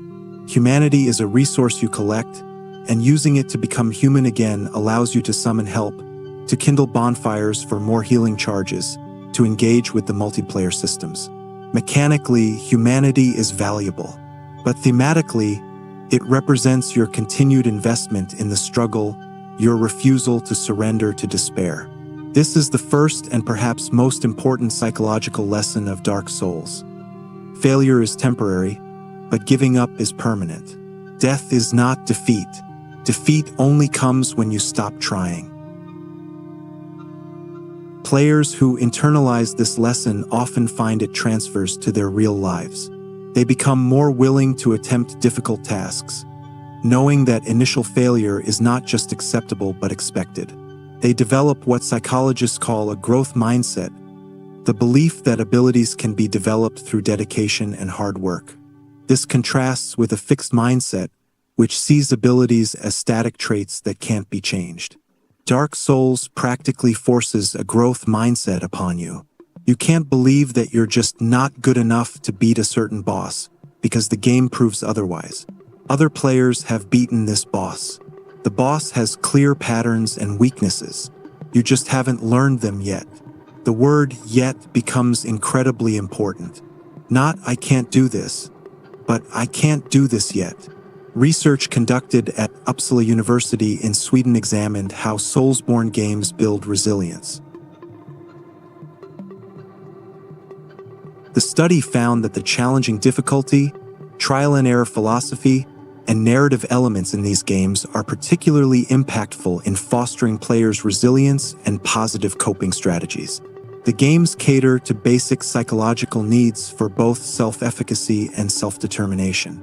Self-determination theory, developed by psychologists Edward Deci and Richard Ryan, proposes that humans have three basic psychological needs: autonomy, competence, and relatedness. Dark Souls satisfies all three: autonomy through player choice in how to approach challenges, competence through the mastery experiences we've discussed, and relatedness through the passive multiplayer systems that connect you to other players, which we'll explore more later. When these needs are met, people experience intrinsic motivation, the drive to do something because it's inherently interesting or enjoyable, not because of external rewards. This is why players will spend hours attempting the same boss fight. Not because the game is dangling some amazing reward in front of them, but because the process of overcoming the challenge is itself rewarding. This intrinsic motivation is key to why Dark Souls can have therapeutic effects. External rewards, extrinsic motivation, tend to be short-lived. But when you're intrinsically motivated, when the challenge itself becomes meaningful, you develop a different relationship with struggle. It stops being something to endure and becomes something to engage with, even to appreciate. There's a beautiful irony in all this. Dark Souls is known for being punishingly difficult, for killing players repeatedly, for seemingly going out of its way to frustrate and challenge. And yet, for many people, it becomes a source of comfort, a place they return to when real life feels overwhelming. Because unlike the chaos and uncertainty of the real world, Dark Souls follows rules. The challenge is consistent. Your progress, however slow, is guaranteed as long as you persist. One player described it perfectly. They said that Dark Souls taught them that failure is just a learning process. It doesn't mean you are a failure, just that you need to keep trying until you find a way to move forward. This reframing of failure, from a judgment of personal worth to simply a step in the learning process, is incredibly powerful. And this is just the beginning. This relationship with failure and death forms the foundation upon which all the other psychological elements of Dark Souls are built. Because once you've accepted that failure is acceptable, once you've been desensitized to the fear of dying, you're free to engage with the deeper themes the game explores. You're ready to confront what it means to lose yourself entirely. You're ready to face the concept of hollowing. Part 2. Hollowing, a metaphor for depression and loss of purpose. If death is Dark Souls' first lesson, hollowing is its second, and far more disturbing one. Hollowing is the state all undead are doomed to eventually reach if they lose their sense of purpose. It's a slow degradation of the self, a withering away of everything that makes you who you are, until all that remains is a mindless husk that attacks anything with souls. The first time you really understand what hollowing means, it's chilling. You meet the crestfallen warrior at Firelink Shrine early in your journey. He's given up, lost hope. He sits by the bonfire and essentially tells you that everything is pointless, that the prophecy you're following is probably a lie, that you'll end up just like all the others. Eventually, if you progress far enough, you find that he's gone hollow. He's become hostile, lost to the very fate he feared. The same happens to other characters throughout the game. Laurentius, the kindly pyromancer who offers to teach you his art, can go hollow if you lead him down the wrong path. Siegmeyer of Katarina, the jovial knight who becomes a recurring companion, meets a tragic end related to losing his purpose. Again and again, Dark Souls shows you what happens when someone loses their reason to keep going. And here's what makes this so psychologically resonant. Hollowing is an almost perfect metaphor for depression. Depression isn't just sadness. It's a loss of meaning, a flattening of emotional experience, a fading of the self. People with depression often describe feeling hollow, empty, as though they're going through the motions of life without really being present. They lose interest in activities they once enjoyed. They struggle to find purpose or meaning in their daily existence. In severe cases, they may lose their sense of identity entirely, feeling disconnected from who they used to be. This is exactly what hollowing represents in Dark Souls. The undead curse doesn't just trap you in a cycle of death and rebirth. It slowly erodes your humanity, your memories, your sense of self. Every death, every resurrection, takes something from you. And if you lose sight of what you're fighting for, if you can't find a reason to continue, the curse completes its work and you become hollow. The visual representation of hollowing is equally telling. Hollow enemies in Dark Souls are emaciated, their skin pulled tight over bones, moving with jerky, purposeless motions. They're often found repeating the same meaningless actions endlessly. A hollow soldier stands at a post, staring at nothing, because that was the last order they remember receiving before losing themselves. A hollow merchant continues selling wares long after they've lost any understanding of what they're doing or why. This resonates deeply with how depression can trap people in routines that have lost all meaning. Going through the motions of daily life, doing things because that's what you're supposed to do, but feeling no connection to any of it. The light has gone out, but the machinery keeps running on momentum alone. But Dark Souls doesn't just present hollowing as an inevitability. It shows you how to fight it. And the answer every single time comes down to purpose. Characters in Dark Souls who maintain a sense of purpose resist hollowing. Solaire of Astora continues his quest to find his own son. And as long as that search gives him meaning, he remains himself. The same is true for Siegmeyer, who maintains his jolly nature through his determination to overcome challenges and prove his worth. Even Patches, the untrustworthy trickster, remains unhallowed through his consistent purpose of looking out for himself. The player character is unique in that your purpose is defined by you, the person holding the controller. This creates a fascinating parallel. In the game, you fight hollowing by having a goal, by pursuing something that matters to you.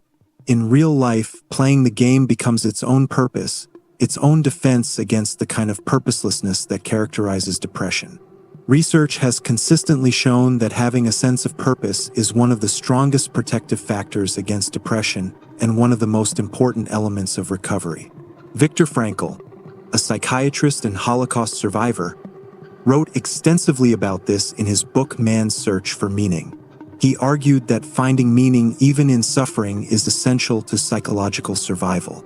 This existential approach to psychology aligns perfectly with the themes of Dark Souls. Players dealing with depression have described Dark Souls as helpful precisely because it gives them a concrete purpose when real life feels purposeless. The goals in the game are clear. Reach the next bonfire, defeat the boss, ring the bell, kindle the flame. These goals might seem arbitrary, but they're achievable, and achieving them provides a sense of progress when progress in other areas of life feels impossible. One player on Reddit wrote about their experience with depression, describing how they found life exceedingly difficult and had extensive experience with depressive episodes. But playing Dark Souls helped them realize something important. In the game, you have to face the same obstacles time and time again until you learn how to overcome them. It might take many attempts, failing and trying again, but when you finally figure out how to defeat that enemy, the feeling is uplifting and motivating. This player connected this directly to their approach to depression, seeing it not as a permanent state but as a challenge to overcome through persistent effort. The concept of hollowing also addresses something rarely discussed in mainstream conversations about mental health: the fear of losing yourself. Depression doesn't just hurt, it threatens your very identity. You look in the mirror and barely recognize the person staring back. You wonder if you'll ever feel like yourself again, or if this empty, numb version is all that's left. Dark Souls validates this fear by making it literal. Yes, you can lose yourself. Yes, the curse can win. The hollows you fight were once people like you, with hopes and dreams and personalities. Now they're gone, worn away by time and suffering and loss of purpose. It's horrifying because it acknowledges that the fear is real and justified. In Dark Souls 2, this theme is reinforced through a different hollowing mechanic. Each time you die, you lose a small percentage of your maximum health, eventually capping at 50%. This progressive weakening mirrors how repeated setbacks and failures can compound, making each subsequent challenge harder. The game is showing how the cycle of struggle can wear you down over time if you don't find ways to restore yourself. In the game, through human effigies, in life, through rest and support. But the game also says, not yet, not today. As long as you keep fighting, you're still you. As long as you have a reason to continue, hollowing can be resisted. This is symbolized by the humanity mechanic. Using humanity at a bonfire reverses your hollowed state, restoring your connection to other players, improving your defenses, allowing you to kindle bonfires. It's temporary, yes. You'll die again, lose your humanity again, but you can always reclaim it if you try. This mirrors the reality of living with depression. Recovery isn't usually a single dramatic transformation. It's a daily choice to keep going, to keep engaging with life, to keep holding on to meaning even when everything feels meaningless. There will be setbacks. There will be times when the darkness returns. But that doesn't mean the fight was pointless. It means the fight continues. The NPCs in Dark Souls who successfully resist hollowing all share something beyond just having purpose. They have specific, personal purposes that matter to them as individuals. Solaire seeks his son, his own enlightenment. Siegmeyer seeks adventure and to prove his honor. Anastasia, the mute firekeeper, faithfully tends her bonfire. Their purposes aren't grand or universally significant. They're personal quests that give their existence meaning. This is an important lesson about depression recovery that Dark Souls teaches through its narrative. Your purpose doesn't have to be objectively important.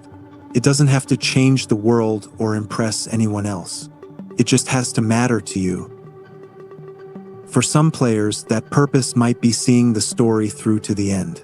For others, it might be mastering a particular build or defeating every boss. The specific goal matters less than having one. There's also profound wisdom in how the game handles the fate of characters who do go hollow. They're not erased from the story. They become enemies you must face and ultimately defeat. This can be interpreted as a form of mercy, releasing them from the hollow existence they're trapped in. But it's also a warning. If you give up, if you lose your purpose, you don't just fade away. You become an obstacle for others, a cautionary tale. This resonates with how depression affects not just the individual but those around them. When someone loses themselves to depression, their relationships suffer. They may withdraw, push people away, or become hostile. They're not themselves anymore, and the people who care about them have to deal with that loss. Dark Souls doesn't shy away from showing this difficult reality, but the game also shows the limits of intervention. Even with your help, Siegmeyer's story ends tragically. Despite surviving the challenges you help him through, he eventually hollows at Ash Lake, consumed by despair at repeatedly needing rescue. His daughter Sieglind must put him down. However, if you save Solaire from a certain fate in Lost Izalith, he can fulfill his quest and find the meaning he sought, suggesting that purpose can protect against hollowing when genuinely maintained. The phrase, "Don't you dare go hollow," becomes a mantra in the Dark Souls community. NPCs say it to you. Players say it to each other. It's simultaneously a warning, a plea, and a show of solidarity. Don't lose yourself. Don't give up. Keep fighting. I'm fighting too, and I want to see you make it through this. This simple phrase has taken on profound meaning for players struggling with mental health issues. It's been shared in Reddit threads about depression, anxiety, and suicidal ideation. People get it tattooed on their bodies.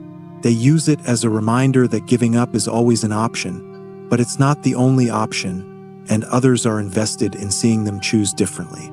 The connection between hollowing and depression goes even deeper when you consider the game's treatment of memory. In Dark Souls 2, memory is explicitly connected to maintaining your sense of self. One character, Aldea, speaks about how undead lose their memories over time, forgetting who they were and what they cared about.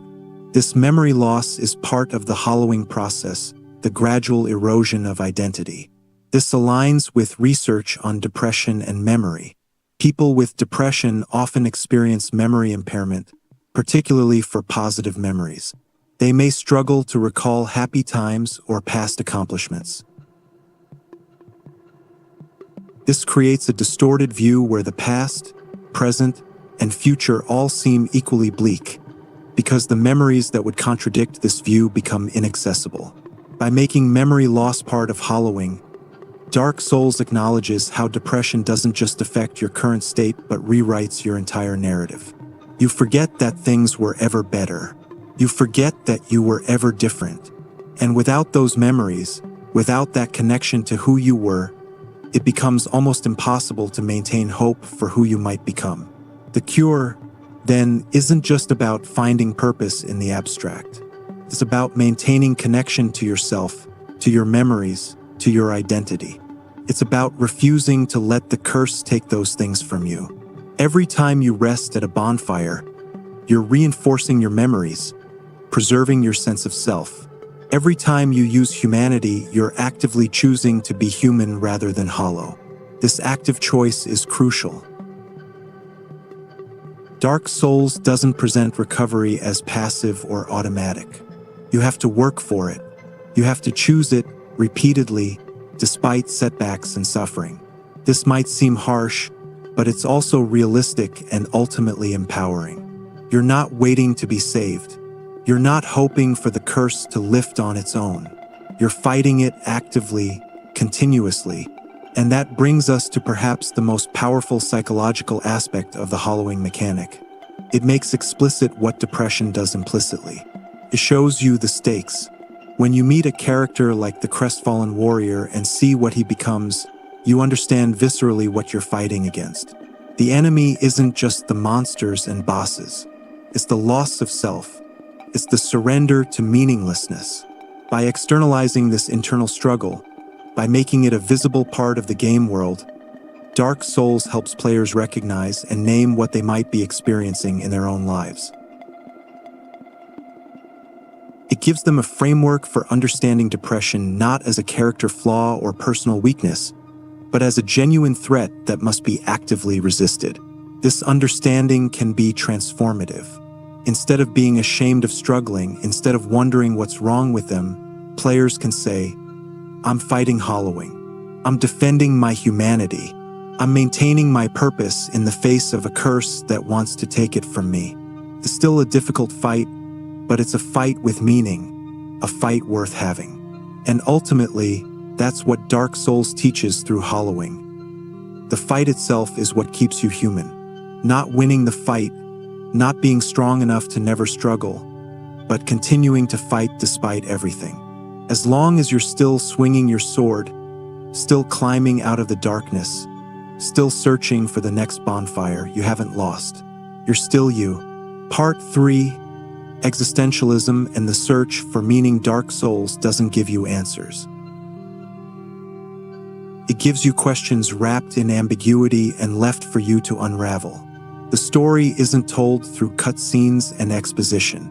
It's hidden in item descriptions, cryptic dialogue, environmental details, and connections you have to make yourself. Even the game's central conflict, the choice between linking the fire or letting it fade, is presented without clear moral guidance. The game refuses to tell you what the right choice is, or if there even is a right choice.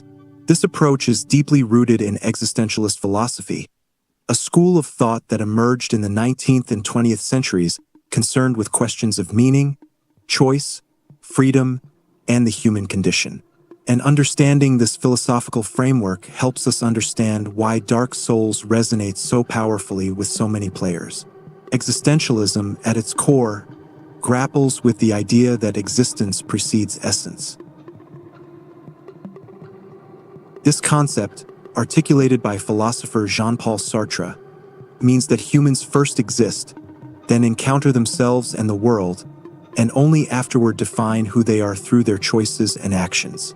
We're not born with a predetermined purpose or nature. We have to create it ourselves. This is exactly the situation you find yourself in when you begin Dark Souls. You wake up in a cell in the undead asylum with no context, no explanation, just a corpse that drops a key into your cell and a vague suggestion that you might be chosen. But chosen for what? To do what? By whom? The game doesn't say. Oscar of Astora mentions a prophecy about an undead chosen to ring the bells of awakening and succeed Lord Gwyn. But even he admits he doesn't really know if it's true. You're thrown into the world, to use philosopher Martin Heidegger's term. This concept of thrownness describes how we find ourselves existing in a world we didn't choose, in circumstances we didn't create, without instruction manual or clear purpose. And from that position of radical uncertainty, we have to figure out what to do, who to be, what to pursue. The game emphasizes this through its minimal tutorialization. Apart from basic control instructions, you're given almost nothing. You have to explore, experiment, fail, learn. The world doesn't care if you understand it. It existed before you, it will exist after you, and it owes you no explanations. This can be frustrating, but it's also strangely liberating. Since nothing is explained, everything is possible. You're free to engage with the world on your own terms. This freedom, this radical autonomy, is central to existentialist thought. Sartre argued that we are condemned to be free, meaning that freedom isn't just a gift but a burden. We have to choose, and we're responsible for our choices, even when we'd rather have someone else tell us what to do. This weight of choice is palpable in Dark Souls. Do you trust Patches when he says there's treasure down that hole? Do you free Lautrec even though he seems suspicious? Do you give the Firekeeper soul to Anastasia or use it to upgrade your Estus flask? Do you kill Priscilla even though she hasn't attacked you? Do you ultimately link the fire or walk away?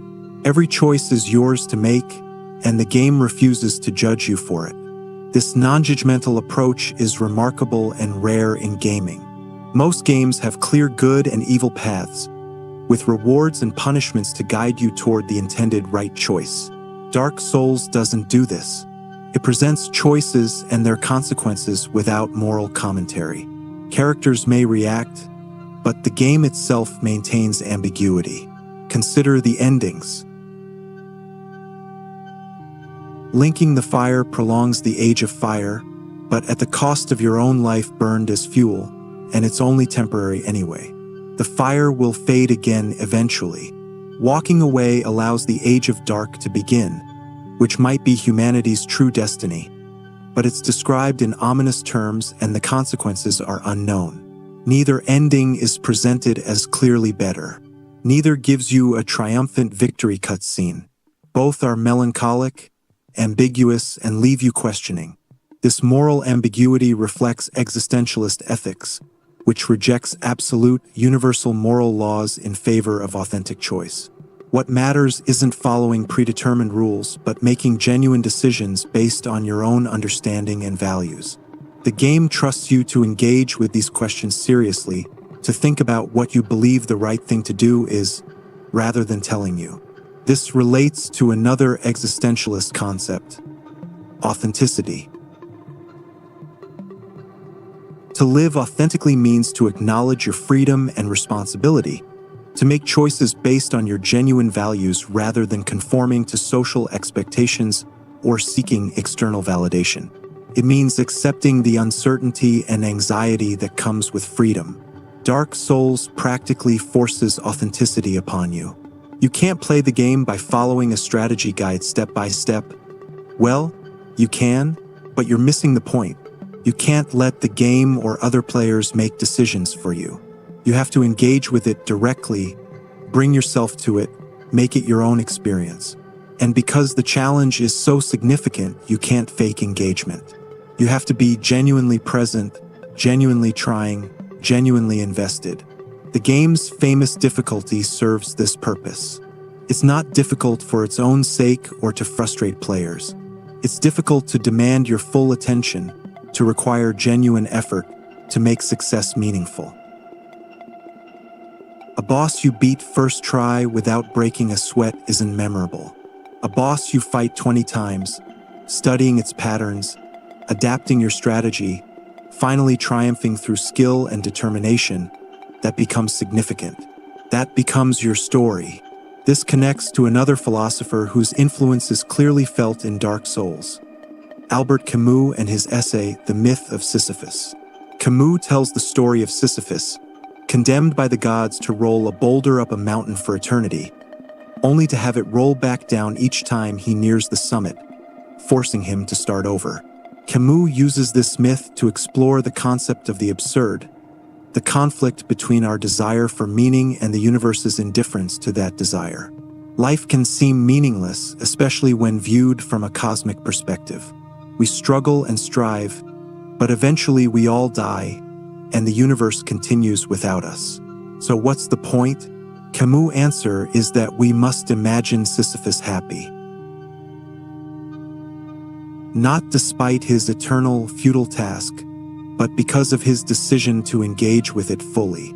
Sisyphus rebels against the meaninglessness of his situation by finding meaning in the struggle itself. The act of pushing the boulder becomes his purpose, his assertion of self against the gods who tried to break him. Dark Souls is filled with Sisyphean imagery and themes. You fight your way through Lord Ran, die, return to the last bonfire, and have to fight through the same areas again. Enemies respawn. Challenges you've overcome before must be overcome again. The cycles of fire and dark have repeated for ages and will continue repeating. Even if you link the fire, it will fade again eventually. The wheel keeps turning. But like Sisyphus, you can choose your relationship with this cycle. You can see it as pointless repetition, or you can find meaning in the act of pushing forward. One player described it perfectly, saying that Dark Souls subconsciously teaches you that everything can be overcome through perseverance, that no matter how dark and bleak life seems, everything gets better if you're willing to put in the hard work.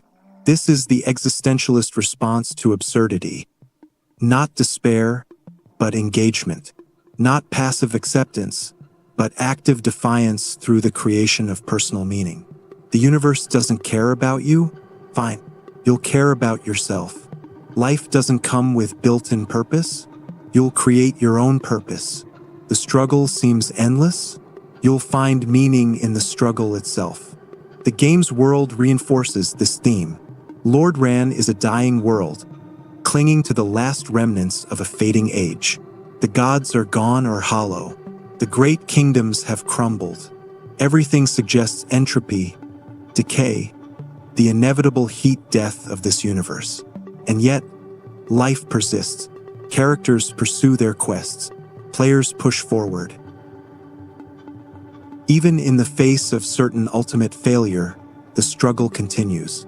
This persistence without guarantee of success, this continuation despite knowing how the story ultimately ends, is quintessentially existentialist. It's choosing to be engaged with life even though you know you'll die. It's pursuing goals even though they might not matter in the cosmic sense. It's caring about things despite the fact that caring makes you vulnerable.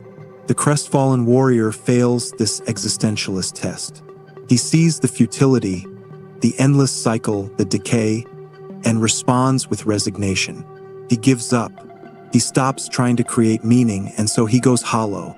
The player character, by contrast, keeps going even with full awareness of the same futility. That choice, that continued effort, is what preserves humanity. This is where Dark Souls offers something powerful to players struggling with depression or existential crisis. It acknowledges that yes, you might fail. Yes, the world is often cruel and meaningless. Yes, suffering is real and sometimes seems pointless. But it also says, and yet, you can choose to continue. You can choose to care. You can choose to create meaning through your actions and choices, even if that meaning isn't universal or permanent. There's a concept in existentialism called existence precedes essence, which we touched on earlier, but it's worth exploring more deeply. This means that you're not born with a fixed nature or destiny. You create yourself through your choices. In Dark Souls terms, you're not destined to be the chosen undead just because a prophecy says so. You become the chosen undead by choosing to pursue that path, by choosing to continue when others give up, by choosing to engage with the world rather than retreat into hollowness. The game's character customization reinforces this. You create your character at the beginning, choosing their appearance and starting class, but these choices are barely relevant to who your character ultimately becomes. The class just determines starting equipment and stats. Any character can eventually use any weapon, learn any spell, pursue any build. Your essence, your nature as a character, emerges from how you play, what you prioritize, which challenges you embrace. This same principle applies to the moral choices in the game. You're not a hero or a villain based on some inherent quality. You become what you choose to become through your actions. Save Solaire or let him go mad. Help Siegmeyer or leave him to his fate. Join the Dark Wraiths and invade other players or protect them as a Dark Moon. These choices define you. The game even allows you to change your mind, to abandon covenants and join new ones, to shift your approach mid-playthrough. This flexibility reflects the existentialist idea that you're never locked into a single identity. You're always free to choose differently, to redefine yourself through new choices and actions. There's also the matter of NPCs and their own existential struggles. Solaire seeks meaning through finding his own sun, his own source of enlightenment. He's aware that this might be foolish, that others mock him for it, but he pursues it anyway because it gives his existence purpose.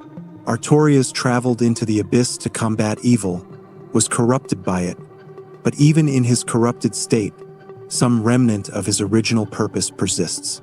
Sif guards Artorias' grave, faithful to a master long dead, because that loyalty gives him purpose. These characters illustrate different responses to the fundamental existential questions. Some, like Solaire, if you save him, successfully maintain their purpose and remain themselves. Others, like Artorias, are corrupted or destroyed in pursuit of their goals. Still others, like the crestfallen warrior, give up and hollow. The game doesn't judge these outcomes. It simply presents them as possibilities, different paths through the same fundamental human condition. The ambiguity of the lore itself functions as an existentialist statement. The game presents fragments of information, contradictory accounts, mysterious references, and leaves you to construct your own understanding. There's no authoritative narrator explaining what really happened or what it all means. You have to interpret, to choose what to believe, to create your own narrative from the pieces available. This can be frustrating for players who want clear answers, who want to know the objective truth of the story. But from an existentialist perspective, that frustration is the point. Life doesn't come with an instruction manual explaining what it all means. We have access to partial information, contradictory perspectives, and our own subjective experiences. From these fragments, we construct meaning. The process is uncertain, sometimes uncomfortable, but ultimately necessary if we want to live authentically. The act of playing Dark Souls becomes a microcosm of existential engagement with life. You're thrown into a world you don't fully understand, given incomplete information, faced with difficult choices, challenged by significant obstacles, and ultimately responsible for creating your own meaning and purpose. The game can't tell you why you should keep playing any more than life can tell you why you should keep living. You have to find your own reasons, create your own meaning, choose your own engagement. And for many players, this resonates profoundly. The game validates their experience of life as uncertain, difficult, and sometimes seemingly meaningless, while simultaneously demonstrating that meaning can be created through choice, effort, and persistence. You're not waiting for the game to give you purpose. You're creating purpose through your continued engagement, through your refusal to go hollow. This existentialist framework also helps explain why Dark Souls can be therapeutic despite, or perhaps because of, its difficulty and bleakness. It doesn't offer false comfort or pretend that struggle isn't real. Instead, it says, yes, existence is difficult. Yes, the world is often hostile and unfair. Yes, you will fail repeatedly. And yet, meaning is possible. Purpose is possible. Not given from above, not guaranteed or easy, but possible through your own choices and actions. For someone struggling with depression, with existential crisis, with the feeling that nothing matters, this message can be powerful. The game meets you in that dark place, acknowledges the darkness, and then shows you that even there, even in the deepest depths of Lord Ran or the abyss itself, choice and meaning are still possible. Light can still be kindled. Humanity can still be preserved. Not because the world is kind or fair, but because you choose to make it so. This is the heart of existentialist thought and the heart of Dark Souls. You are free, terrifyingly free, to create meaning in an indifferent universe. And that freedom, that responsibility, is both the burden you carry and the source of your strength. Part 4, Resilience, Perseverance, and the Growth Mindset. Let's talk about what happens in your brain when you finally beat that boss who's been defeating you for hours, or when you discover a shortcut that connects back to a familiar bonfire, or when you successfully parry an attack for the first time after dozens of failed attempts. There's a rush of dopamine, sure, but it's more than that. You've just experienced what psychologists call a mastery experience, one of the most powerful builders of self-efficacy and resilience. Self-efficacy, a concept developed by psychologist Albert Bandura, refers to your belief in your ability to succeed in specific situations or accomplish tasks. It's not the same as self-esteem, which is about how you value yourself overall. Self-efficacy is contextual and skill-specific. And it's incredibly important because it influences which challenges you're willing to take on, how much effort you'll respond to obstacles and failures. Bandura identified 4 main sources of self-efficacy: mastery experiences, vicarious experiences, social persuasion, and physiological states. Dark Souls leverages all 4, but it's particularly masterful at creating mastery experiences. A mastery experience is successfully performing a task. It's the most powerful source of self-efficacy because it provides authentic evidence that you can succeed. When you beat Ornstein and Smuff, when you successfully navigate Blighttown, when you defeat Artorias after he's killed you a dozen times, you're not just progressing in the game. You're building concrete proof of your capability. What makes Dark Souls exceptional in this regard is that its challenges are genuinely difficult. The success isn't handed to you. You can't just grind levels until you're overpowered enough to trivialize encounters. Skill, strategy, patience, and learning are required. This means that when you succeed, you know you truly earned it. And that knowledge, that evidence of capability, transfers beyond the game. Research on video games and resilience has found that the challenge-skill balance in games like Dark Souls is particularly effective at building what psychologists call psychological resilience. This is your ability to adapt to stress, adversity, trauma, or significant sources of stress. It's not about being unaffected by difficulty, but about being able to recover and even grow from it. A study conducted at Uppsala University specifically examined resilience building in Soulsborne games. The researchers found that the trial-and-error philosophy, the challenging difficulty, and the narrative elements combined to foster players' resilience and positive coping strategies. The games satisfy basic psychological needs while pushing players outside their comfort zones in a controlled, safe environment. This relates to another psychological concept: the growth mindset, developed by psychologist Carol Dweck. A growth mindset is the belief that abilities and intelligence can be developed through dedication and hard work. This contrasts with a fixed mindset, which sees abilities as static traits that can't fundamentally. People with growth mindsets are more likely to embrace challenges, persist through setbacks, learn from criticism, and find inspiration in others' success. People with fixed mindsets tend to avoid challenges, give up easily, see effort as fruitless, and feel threatened by others' success. Dark Souls practically forces a growth mindset. You can't maintain the belief that you're simply not good enough to beat a particular challenge when the game provides clear evidence otherwise. Speedrunners beat the entire game in under an hour. Players complete it at level 1 without taking a single hit. If they can do it, the limitation isn't inherent ability but current skill level, which can be improved. The phrase, "you can't do this yet," becomes crucial. When you encounter a new boss and get destroyed, the appropriate response isn't, "I can't beat this boss," but "I can't beat this boss yet." That single word transforms the statement from one of fixed limitation to one of growing capability. It shifts the question from, "Am I good enough?" to, "What do I need to learn?"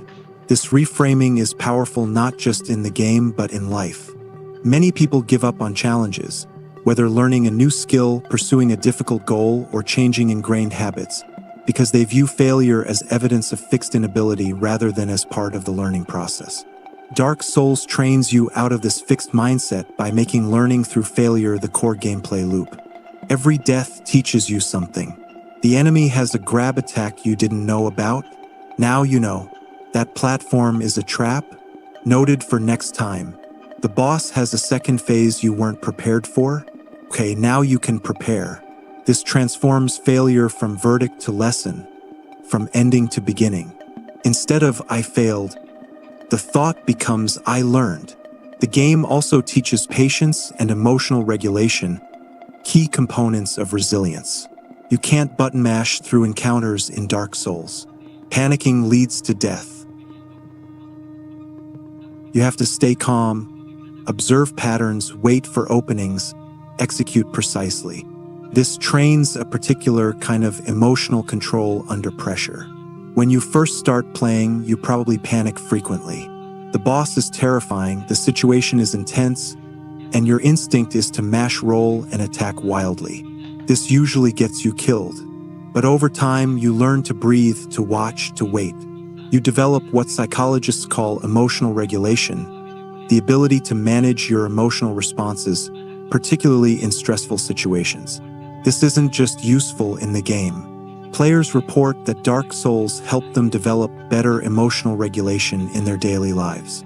When faced with stressful situations, they remember, breathe, observe, respond deliberately. Don't panic. Don't rush. Take it one step at a time. These lessons transfer surprisingly well to real-world challenges. There's also the matter of what psychologists call distress tolerance, the ability to tolerate negative emotions without being overwhelmed by them or resorting to unhealthy coping mechanisms. Dark Souls builds distress tolerance through repeated exposure to frustration, failure, and difficulty in a context where those feelings are safe and temporary. You feel frustrated when you die to the same boss repeatedly, but you learn that this frustration isn't permanent and doesn't mean you should quit. You feel anxious exploring a new area, but you learn that acting despite anxiety is possible and often rewarded. You feel discouraged after a setback, but you learn that discouragement is just a feeling, not a fact, and you can choose to continue anyway. These experiences of tolerating negative emotions while continuing to engage productively build a kind of psychological muscle. You become more capable of sitting with uncomfortable feelings without being derailed by them. This is an essential skill for managing depression, anxiety, and many other mental health challenges. The community aspect also plays into resilience building through vicarious experiences and social persuasion, two other sources of self-efficacy that Bandura identified. Vicarious experiences are seeing others succeed, which can boost your belief that you can succeed too. Dark Souls provides this through bloodstains, messages, and the broader community. When you see a message saying, "Praise the sun," or "Don't give up, skeleton," you're receiving a tiny dose of social persuasion, encouragement from others who have been where you are. It's not much, but it's something. When you see a bloodstain showing how another player died to the same enemy that just killed you, you get vicarious experience. Others have struggled here too, but many have gotten through. The broader community, whether on forums, Reddit, YouTube, or social media, provides extensive vicarious experiences. You can watch others beat challenges you're stuck on, read about their strategies, see that it's possible. This is different from just looking up a solution because you're seeing evidence that other players, people like you, have succeeded. If they can do it, maybe you can too. Research on Dark Souls and mental health consistently finds that the community aspect is crucial. Players describe finding comfort in knowing they're not alone in their struggle. The phrase, "Don't you dare go hollow," has become a community rallying cry. a form of collective social persuasion encouraging persistence. One player described their experience with Dark Souls during a difficult period in their life. They were dealing with severe depression and found getting out of bed nearly impossible. But they made a deal with themselves. If they could play Dark Souls for an hour, focusing on the challenge, that counted as a successful day. The game gave them a reason to keep trying, concrete evidence of their capability when they succeeded, and a community that encouraged persistence.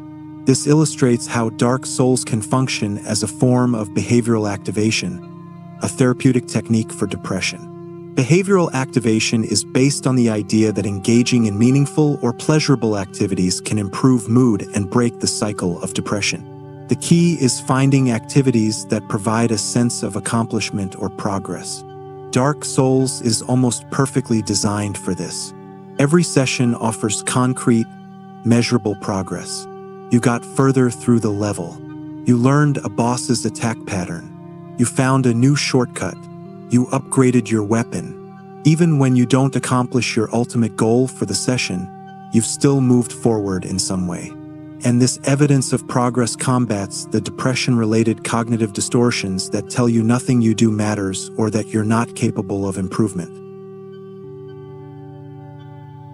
The game's design also supports what psychologists call self-determination theory, specifically the need for competence, autonomy, and relatedness. We've touched on these before, but they're worth exploring in detail regarding resilience. Competence is the feeling that you're effective in your activities, that you're capable and skilled. Dark Souls builds competence through its difficulty curve and mastery experiences. You start barely able to survive the undead burg and end slaying gods. That progression isn't automatic or trivial. It represents genuine skill development, and that skill is demonstrable, measurable, yours. Autonomy is the sense of being self-directed, making your own choices. Dark Souls respects player autonomy by offering multiple viable approaches to every challenge.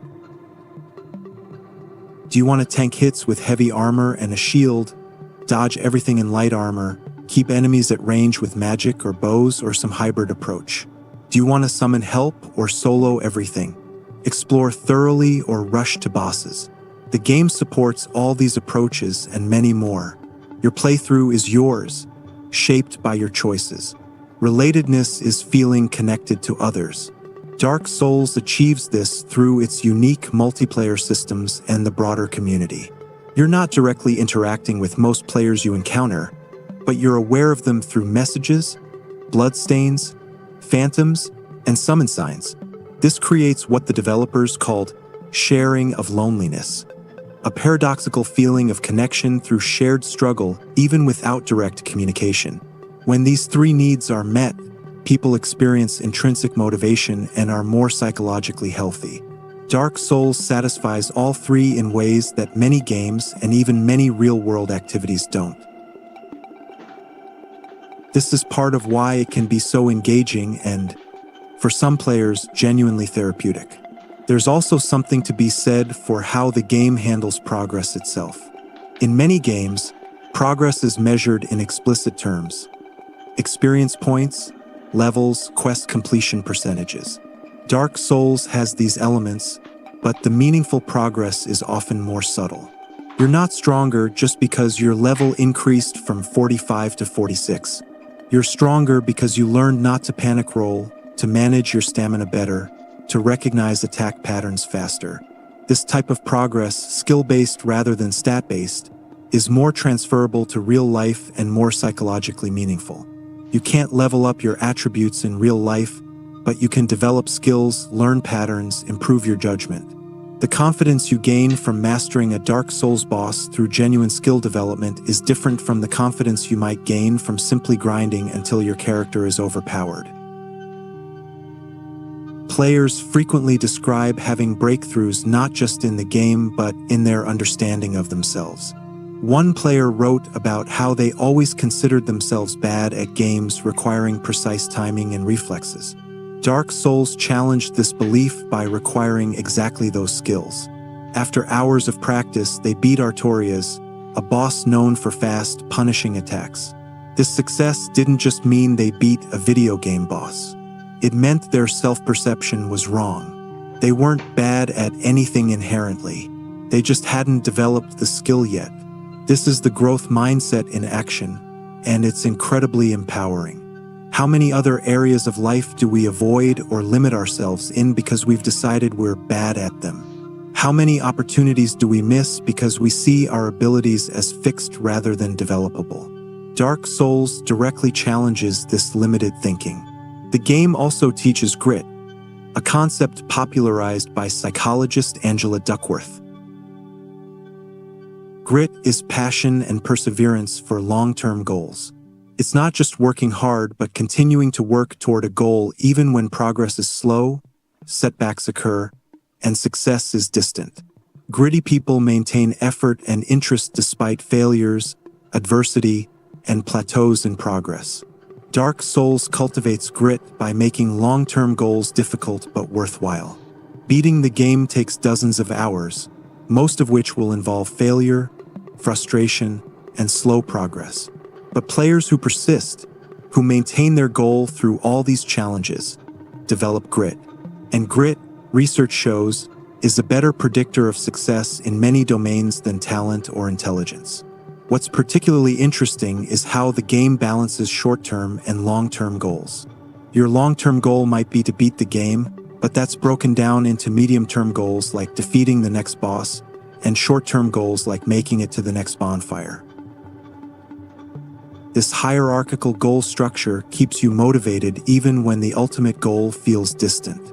You might not be close to beating the game, but you can focus on just surviving the next encounter. This goal-setting strategy is used in cognitive behavioral therapy and other therapeutic approaches. Large, distant goals can feel overwhelming and demotivating. Breaking them into smaller, achievable steps makes progress feel possible and provides more frequent reinforcement. One final aspect of resilience that Dark Souls builds is what psychologists call self-compassion. This might seem counterintuitive for a game known for punishing players, but hear me out. Self-compassion involves treating yourself with kindness when you fail or struggle, recognizing that imperfection and failure are part of the shared human experience, and maintaining a balanced awareness of negative emotions rather than over-identifying with them. Dark Souls teaches self-compassion through normalization of failure. When you die repeatedly to the same challenge, you can see evidence all around you that others have struggled too. The bloodstains, the messages, the community discussions all reinforce that this is hard for everyone. You're not uniquely terrible. You're experiencing what everyone who plays this game experiences. This shared struggle creates space for self-compassion. You can be frustrated without being self-critical. You can struggle without concluding you're inadequate. The game also teaches balanced awareness of emotions. Yes, dying is frustrating. Yes, losing souls is disappointing. But these emotions are temporary and specific to the situation. They don't define you or mean everything is terrible. The game keeps going. You respawn. Another attempt is available. This emotional resilience, this ability to experience negative emotions without being overwhelmed or defined by them, is a crucial component of psychological health. All of these elements, mastery experiences, growth mindset, emotional regulation, distress tolerance, self-determination, grit, and self-compassion, combine to build genuine psychological resilience. Dark Souls doesn't just teach you how to play a difficult game. It teaches you how to engage with difficulty itself, how to maintain effort and hope in the face of setbacks, how to find meaning in struggle, and how to keep going when every instinct says to quit. And these lessons don't stay contained in the game. Players consistently report that Dark Souls changed how they approach challenges in their real lives. They became more willing to take on difficult tasks, more patient with slow progress, more likely to view setbacks as learning opportunities rather than personal failings, more capable of tolerating discomfort in pursuit of meaningful goals. In short, they became more resilient. Part 5. Isolation and Community. the paradox of multiplayer, there's a profound loneliness to Dark Souls. You traverse vast, often empty landscapes. The few NPCs you encounter are cryptic and distant. Enemies outnumber you massively and show no mercy. The world feels hostile, indifferent to your suffering. You're small, vulnerable, and alone in a dying realm that cares nothing for your survival. And yet, you're never truly alone. This is the beautiful paradox at the heart of Dark Souls multiplayer design. The game creates an intense feeling of isolation while simultaneously connecting you to thousands of other players in subtle, indirect ways. It's a form of connection that respects solitude, that enhances rather than disrupts the lonely atmosphere, and that creates what the game's developers called the sharing of loneliness. In an interview, Dark Souls 2 producer Takashi Miyazo explained this philosophy. They wanted players to share emotions and share loneliness with other people, to get a faint sense of comfort when feeling that another player is facing the same difficulties, but without being able to have direct contact. This indirect, almost ghostly connection defines Dark Souls' approach to multiplayer. Let's start with the most visible form of this connection: bloodstains. When another player dies somewhere in the world, they leave behind a bloodstain that you can see and interact with. Touching it plays back the last few seconds of that player's life, showing you how they died. Sometimes it's instructive, warning you of a trap or ambush. Sometimes it's just darkly amusing. But always, it's a reminder. Other people have been here. Others have struggled. Others have died. This might seem morbid, but it's actually deeply comforting. When you're stuck on a difficult section, seeing dozens of bloodstains tells you that others found it difficult too. You're not uniquely bad at this. This challenge isn't just hard for you. Everyone who came before struggled here as well. This normalization of struggle and failure reduces shame and self-criticism. There's also the messages system. Players can leave short messages using a limited template of words, warning others about ambushes, pointing out illusory walls, offering encouragement, or sometimes just being silly. These messages can be rated by other players, and if your message gets rated while you're playing, you receive a small heal. This creates moments of connection across time and space. Someone somewhere found your warning helpful. They appreciated your praise the sun at Solaire's bonfire. They needed that don't give up right before the boss fog.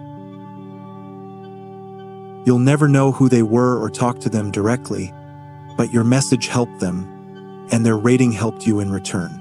This asynchronous, indirect support system is remarkably effective at building a sense of community. You're all struggling through the same world, facing the same challenges, but on your own journeys. The messages are breadcrumbs left by previous travelers, proof that others have walked this path and made it through. Then there are the phantoms, translucent figures you'll occasionally see moving through your world. These are ghosts of other players, visible for a few seconds as they run past or fight enemies in their own worlds. They're not in your world, can't interact with you, but you can see them. Again, this reinforces that others are playing, struggling, persevering, even when you can't see them directly. These passive multiplayer elements create what psychologists might call ambient social presence. You're aware of others without having to interact with them, receiving the psychological benefits of social connection while maintaining autonomy and solitude.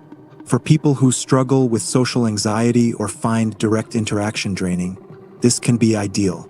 You get community without pressure, support without obligation. But the game also offers more direct forms of connection through summoning. If you're human, not hollowed, you can see summon signs left by other players offering help.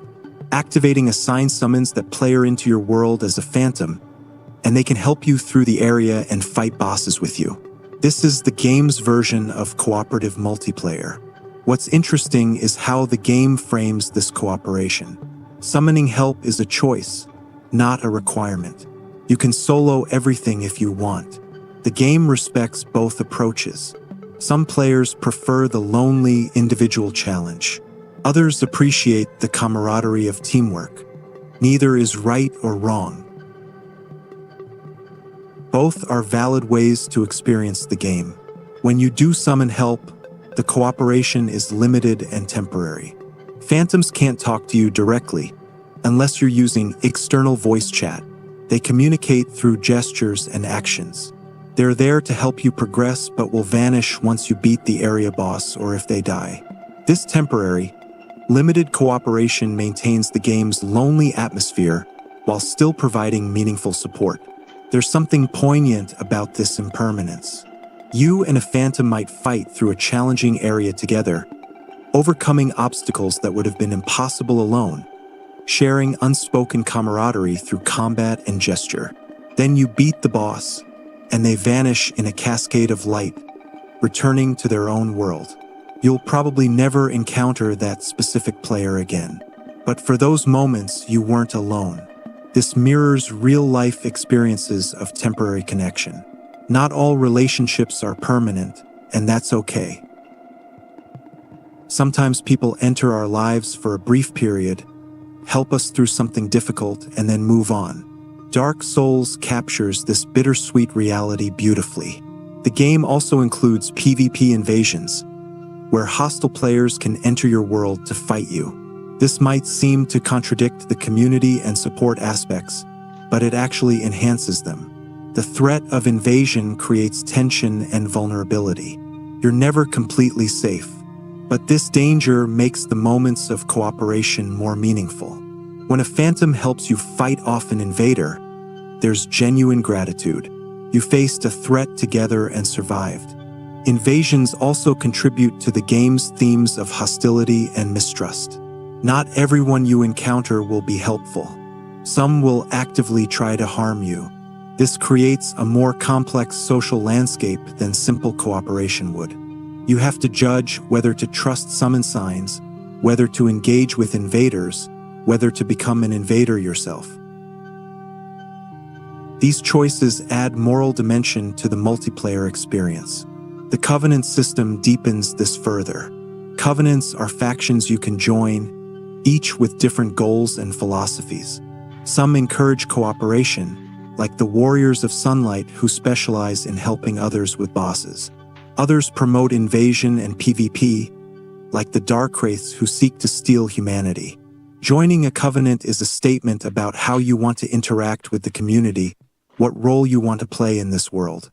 This creates a complex social ecosystem where players take on different roles: helpers, invaders, protectors, chaos agents. No role is inherently better than others.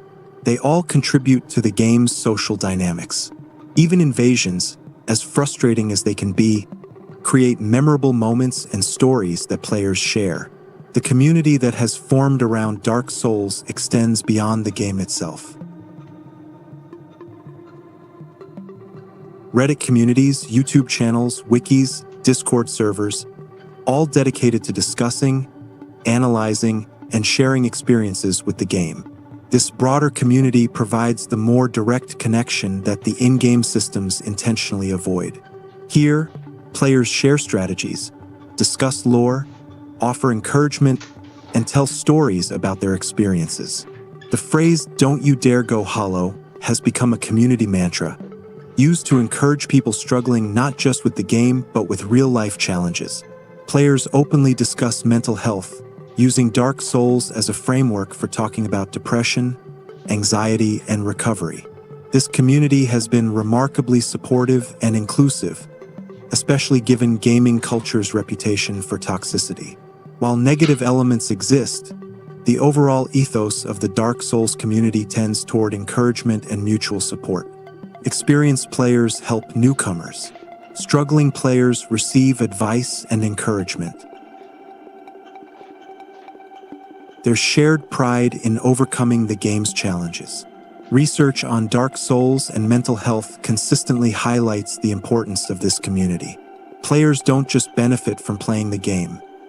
They benefit from being part of a community of people who understand what the game represents and what beating it means. This shared understanding creates bonds and offers support that can be genuinely therapeutic. One player described joining the Dark Souls subreddit during a depressive episode. They posted about struggling with a particular boss and feeling like giving up, drawing parallels to feeling that way about life in general.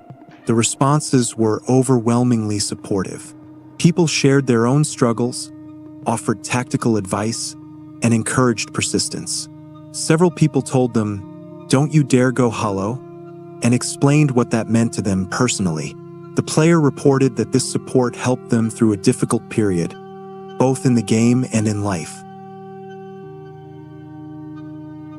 This is the full manifestation of the game's multiplayer design philosophy.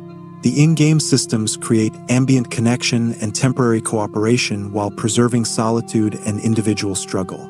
The broader community provides more sustained, explicit support and connection. Together, they create an experience that acknowledges and respects loneliness while offering pathways out of it. There's something psychologically important about this balance. Complete isolation is harmful to mental health. Humans are social creatures who need connection. But constant connection, particularly forced or intrusive connection, can also be draining and counterproductive. Dark Souls finds a middle path: connection that respects autonomy, support that doesn't demand reciprocity, community that allows individual space. For people dealing with depression, anxiety, or other conditions that can make socializing difficult, this balance can be ideal. You can engage with the community as much or as little as you want. You can summon help when you need it or face challenges alone. You can leave messages for others or just read theirs. The game accommodates different social needs and preferences without judgment. The sharing of loneliness that Miyazo described is, perhaps paradoxically, a form of connection. When you're lonely and isolated, knowing that others feel the same way can provide comfort. It's not that misery loves company in a schadenfreude sense, but that shared experience creates understanding and reduces the feeling of being uniquely broken or struggling alone. Dark Souls doesn't try to eliminate loneliness. It acknowledges that the journey through Lordran, like the journey through life, is fundamentally individual. No one can walk your path for you.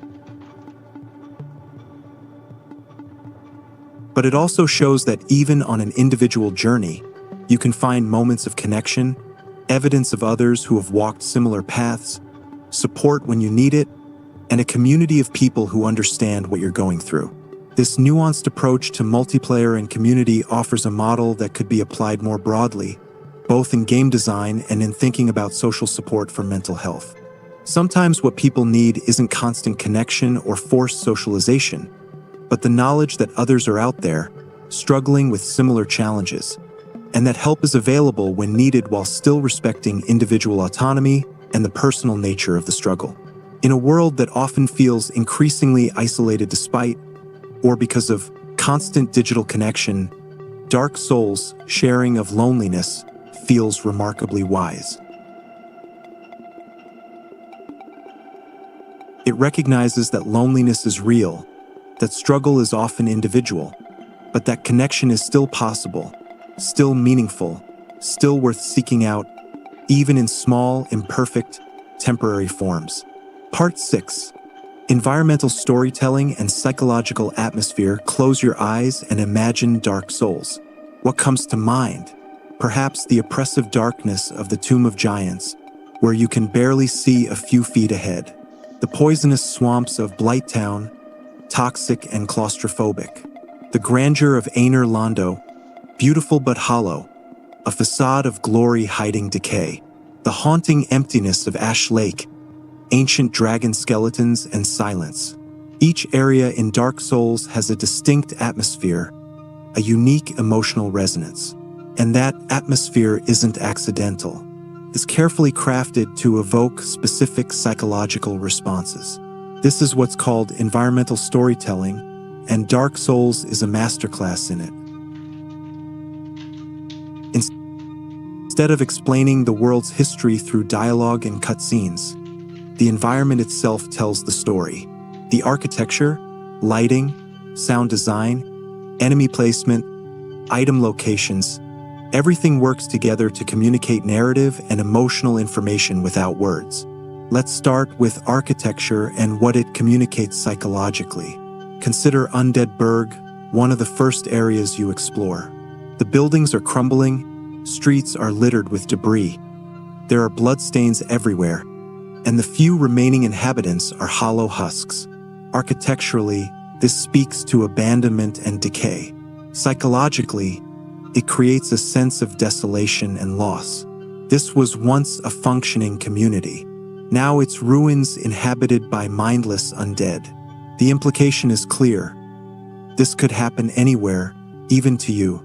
Compare this to Anerlando, the city of the gods. Here, the architecture is grand, almost overwhelming in scale. Massive columns, soaring ceilings, ornate details, all bathed in golden light. The psychological impact is different. Awe, certainly, but also insignificance. You're small in this place, dwarfed by the architecture. And as you explore further, you discover the truth. It's mostly empty. The grandeur is maintained by illusion. Strip that away, and Anerlando is as dead as Undead Burg, just better lit. This environmental contrast tells a story about power and decay without speaking a word. The gods built monuments to their own glory, but glory doesn't prevent the inevitable decline. Even divinity can't escape time's erosion. And you, the player, walk through these ruins, bearing witness to lost grandeur while forging your own path forward. The verticality of Dark Souls world design also has psychological implications. You're constantly climbing, descending, looking up at destinations far above or down into dark depths below. This vertical progression creates a sense of journey, of struggling upward or delving downward, both classic metaphors for spiritual or psychological journeys. The fact that areas are interconnected, that shortcuts loop back to familiar places, creates a feeling of mastery as you learn the geography. The world feels real, consistent, knowable. Lighting deserves special attention. Dark Souls uses light and darkness purposefully to guide players and create atmosphere. Light often indicates safety. Bonfires are lit, offering rest and healing. Dark areas are dangerous, full of ambushes and unknown threats. This plays on primal psychological responses. Humans evolved to be cautious in darkness, where predators might lurk. The game leverages this innate wariness. But Dark Souls complicates this simple equation. Anerlando is bright but full of danger. The Tomb of Giants is pitch black, but if you're careful, you can navigate it safely.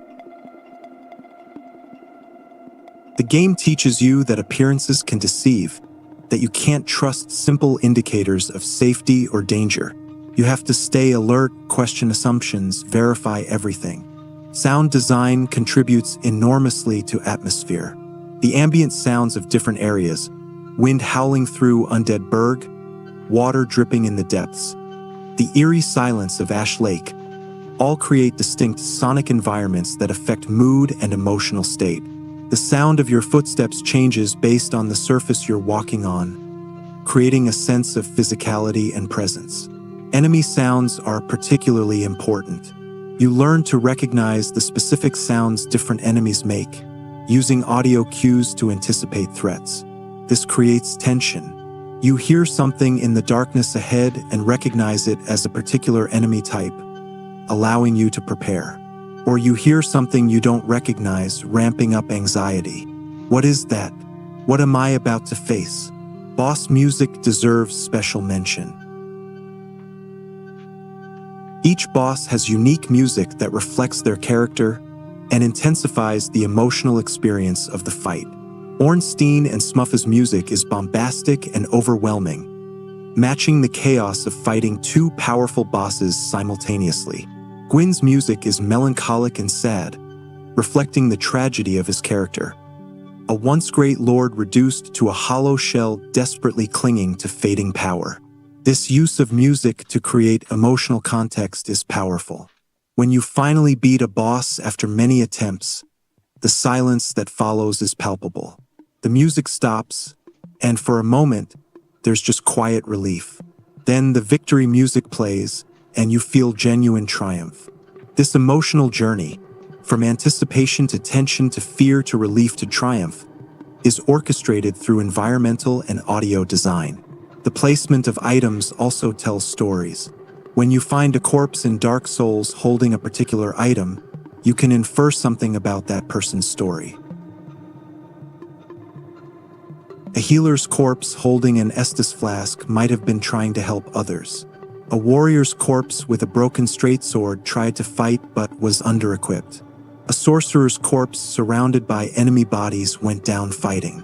These environmental stories create what psychologists call narrative transportation, where you become mentally absorbed in a story.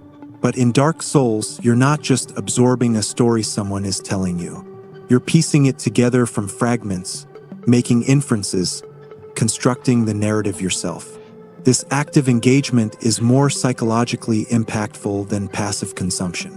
There's also something profound in how the environment reflects thematic content. The decay and ruin you see everywhere isn't just aesthetic. It represents entropy, the inevitable tendency toward disorder and decline. Nothing lasts forever. Even the gods die. Even the greatest kingdoms fall. This could be depressing, but the game pairs it with your continued journey forward. Yes, everything decays, and yet you persist. Your actions matter even in a dying world. Environmental psychologists have a term, psychogeography, which examines how geographic environments affect emotions and behavior. Dark Souls is a masterpiece of psychogeography. Each area is designed to evoke specific emotional and psychological states. Blighttown evokes disgust and discomfort with its toxic swamps, grotesque enemies, and vertical labyrinth of rickety wooden platforms. The depths create claustrophobia with narrow passages, low ceilings, and the constant threat of curse. Sen's Fortress induces anxiety with its deadly traps and narrow walkways over bottomless pits. The Duke's archives feel academic and cold, all sterile stone and imprisoned experiments. These emotional atmospheres aren't random. They reflect the history and purpose of each location while creating varied psychological experiences that keep the journey engaging. You're not just moving through similar environments. Each area has its own character, its own challenges, its own emotional weight. The interconnected world design also creates a sense of place and geography that enhances immersion. When you look out from Firelink Shrine and can see Undead Burg above, Blighttown below, the graveyard to the side, you develop a mental map of the world. You understand where things are in relation to each other. This spatial awareness is psychologically grounding. The world feels coherent and real. This is enhanced by shortcuts that loop back to familiar areas.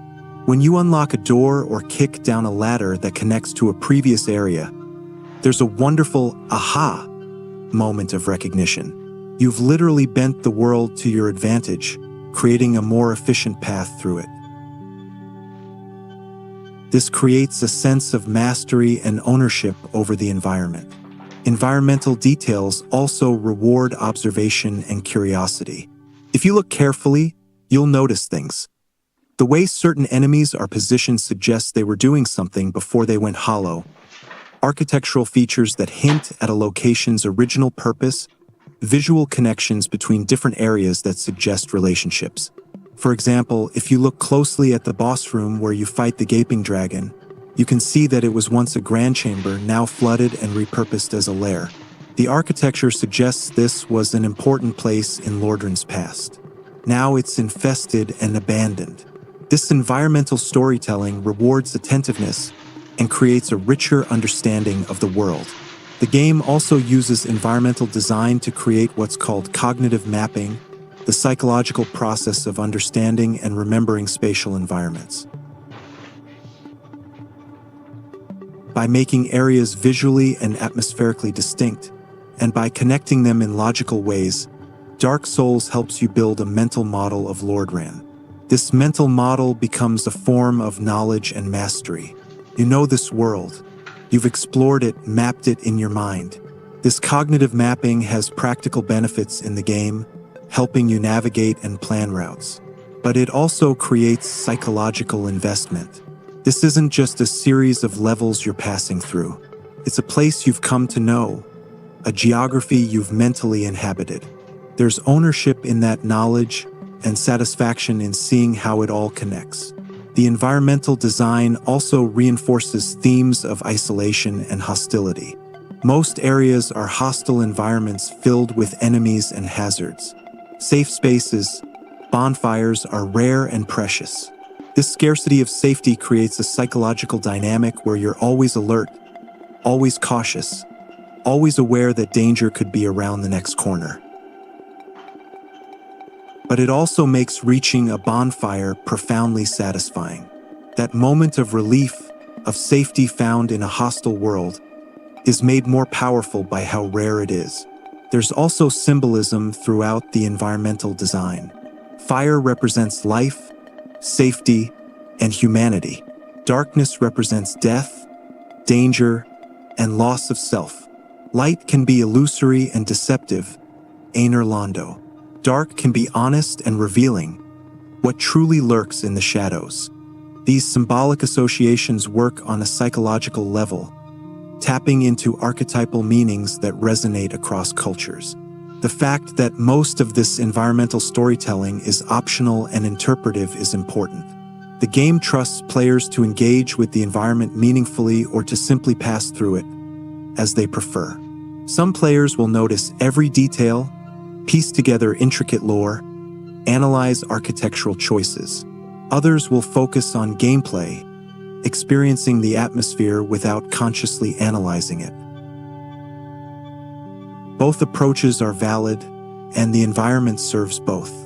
What all this environmental design accomplishes psychologically is the creation of a consistent, coherent world that feels real and lived in, even though it's fantastical. This believability enhances immersion and emotional investment. You're not playing a game set in a fantasy world. You're experiencing a fantasy world that feels like a place, with history, geography, and internal logic. And when that world is as hostile, decaying, and melancholic as Lordran, yet you choose to persist through it, to engage with it, to master it, you're making a statement.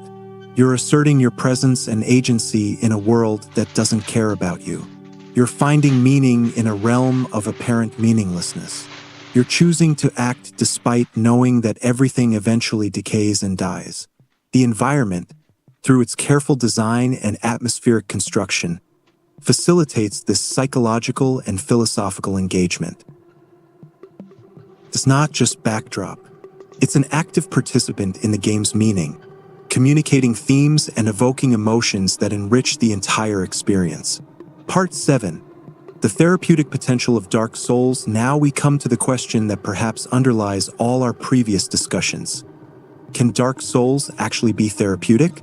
Can a video game, particularly one known for difficulty and darkness, genuinely help people with mental health challenges?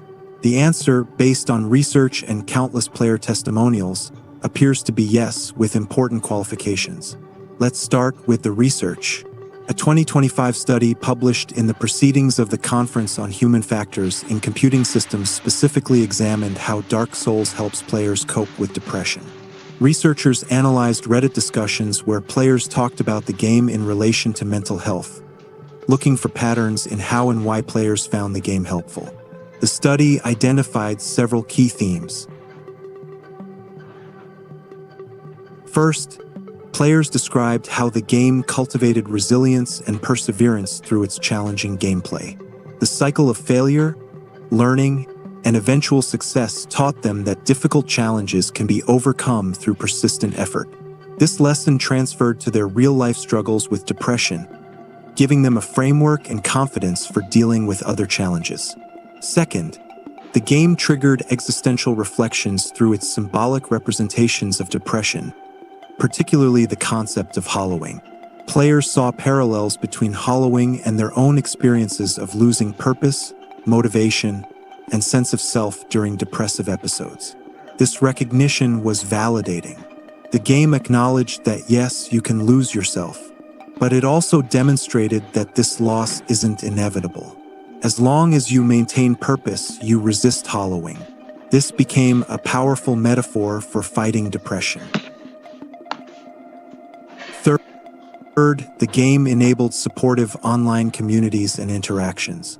The community aspect, both the in-game passive multiplayer and the broader community on forums and social media, provided connection, encouragement, and a sense of belonging. Players felt less alone in their struggles when they could connect with others who understood both the game and what it represented. Other research has examined how Soulsborne games build resilience more broadly. A study from Uppsala University found that these games cater to basic psychological needs for self-efficacy and self-determination, and that the challenging difficulty, trial-and-error philosophy, and narrative elements are particularly impactful in fostering resilience and positive coping strategies. The mechanisms through which Dark Souls might be therapeutic align with several established therapeutic approaches. We've already discussed exposure therapy, how repeated exposure to failure in a safe environment can reduce fear and anxiety around failure. This is a real therapeutic technique used to treat phobias and anxiety disorders. There's also behavioral activation, a treatment for depression that involves scheduling and engaging in meaningful activities. Dark Souls provides concrete, achievable goals and rewards engagement with clear progress, combating the anhedonia and lack of motivation common in depression. The game supports cognitive restructuring, helping players reframe how they think about failure, challenge, and their own capabilities. Instead of, "I failed, therefore I'm inadequate," the game teaches, "I failed, therefore I learned something." This shift in thinking patterns is central to cognitive behavioral therapy. Mindfulness elements are present in the combat system. You have to be present, focused, aware of what's happening moment to moment. You can't dwell on past failures or worry too much about future challenges while actively fighting a boss. This forced presence in the moment is a core component of mindfulness-based therapies. The game also provides what psychologists call mastery and pleasure experiences, both important for mental health. Mastery experiences involve accomplishing something challenging, building competence and self-efficacy. Pleasure experiences involve enjoying activities, combating anhedonia. Dark Souls provides both. Beyond these formal therapeutic mechanisms, players describe more personal, individualized ways the game has helped them. Some describe it as a form of meditation, requiring such focus that their anxious thoughts quiet. Others use it as a test of their current mental state. If they're too anxious or distracted to play well, that's a signal to address their mental health more directly. One player described using Dark Souls as part of their depression recovery. They made a deal with themselves. If they could get out of bed and play for an hour, that was a success for the day. The game gave them a reason to engage with something, a concrete goal they could accomplish, and evidence that they were capable of achievement even during a depressive episode. Another player talked about how the game helped them process grief.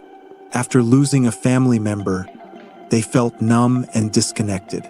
Playing Dark Souls with its themes of death, loss, and persistence gave them a framework for engaging with their grief. The game acknowledged that death is real and devastating, but also showed that life continues, that meaning can be found even after loss. Multiple players have described Dark Souls as helping them through suicidal ideation. This might seem counterintuitive, given the game's dark themes and difficulty, but the explanations make sense. The game provides evidence that persistence pays off, that challenges can be overcome, that setbacks aren't permanent.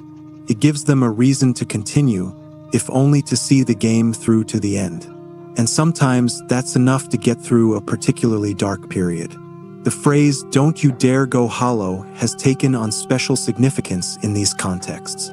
It's both a reference to the game and a genuine expression of care and concern. When someone is struggling, hearing others say, "Don't you dare go hollow," is a way of saying don't give up, keep fighting. We want to see you make it through this. The game provides the language and framework for this support. However, it's crucial to note limitations and cautions. Dark Souls is not a substitute for professional mental health treatment. Players who have found it helpful often combine it with therapy, medication, or other interventions. The game can be a tool, a supplement, a source of metaphors and motivation, but it can't replace comprehensive mental health care. Additionally, the game won't be helpful for everyone. Some people find the difficulty more frustrating than rewarding. Some find the dark atmosphere depressing rather than validating. Some simply don't enjoy it, and that's fine. Therapeutic tools need to fit the individual.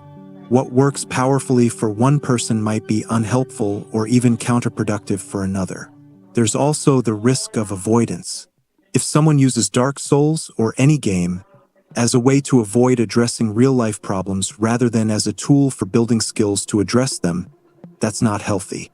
Games can be an escape, and escape has its place, but it can't be a permanent solution to ongoing problems.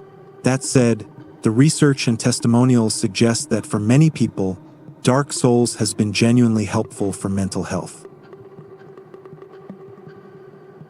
The mechanisms are sound. The game builds real psychological skills, provides meaningful experiences, offers supportive community, and creates a framework for understanding struggle and persistence.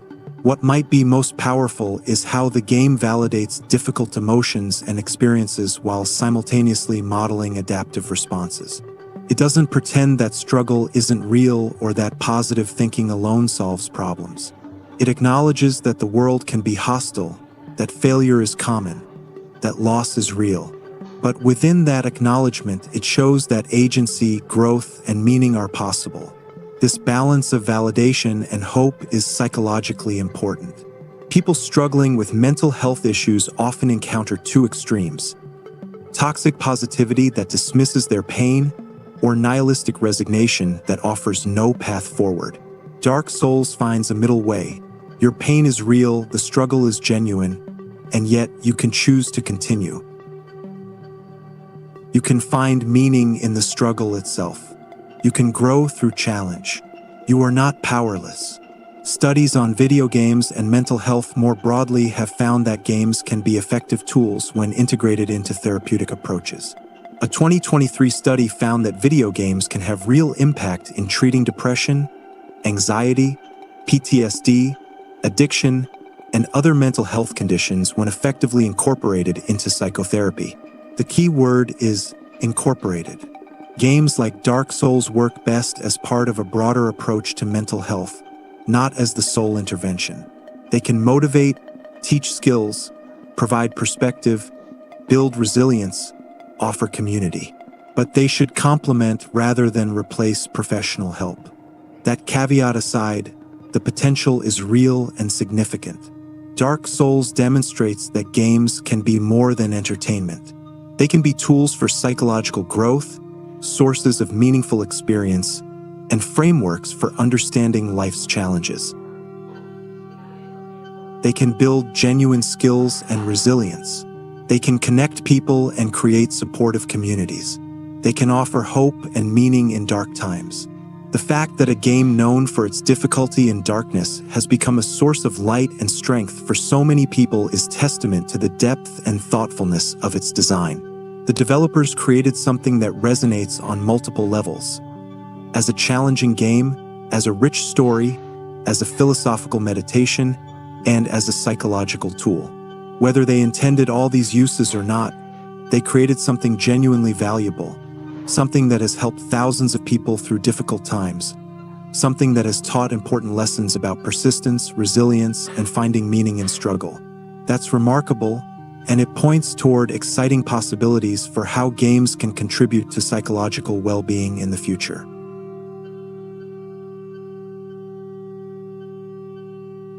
Conclusion: we've traveled far together through the psychological landscape of Dark Souls, examining it from multiple angles. How it reframes failure, how it metaphorizes depression through hollowing, how it embodies existentialist philosophy, how it builds resilience, how it balances isolation and community, how it uses environmental design to evoke emotional and psychological responses, and how all these elements combine to create something with genuine therapeutic potential. What emerges from this analysis is a picture of a game that works on multiple levels simultaneously. On the surface, it's a challenging action RPG with cryptic lore and punishing difficulty. But underneath, it's a sophisticated exploration of the human condition, a tool for building psychological resilience, a framework for understanding struggle and meaning, and a community space for people facing similar challenges. The genius of Dark Souls is that all these levels reinforce each other. The difficulty isn't just artificial challenge. It's necessary for the psychological and philosophical points the game makes. The dark atmosphere isn't just aesthetic. It creates the emotional context that makes the themes resonate. The cryptic storytelling isn't just mysterious. It invites active engagement and personal interpretation. The multiplayer systems aren't just novel. They create exactly the kind of community support that enhances the game's other effects. Everything serves multiple purposes, creating a remarkably coherent and impactful whole. This is what elevates Dark Souls beyond a merely good game into something with lasting cultural and personal significance. People don't just play Dark Souls. They experience it. They learn from it. They carry it with them.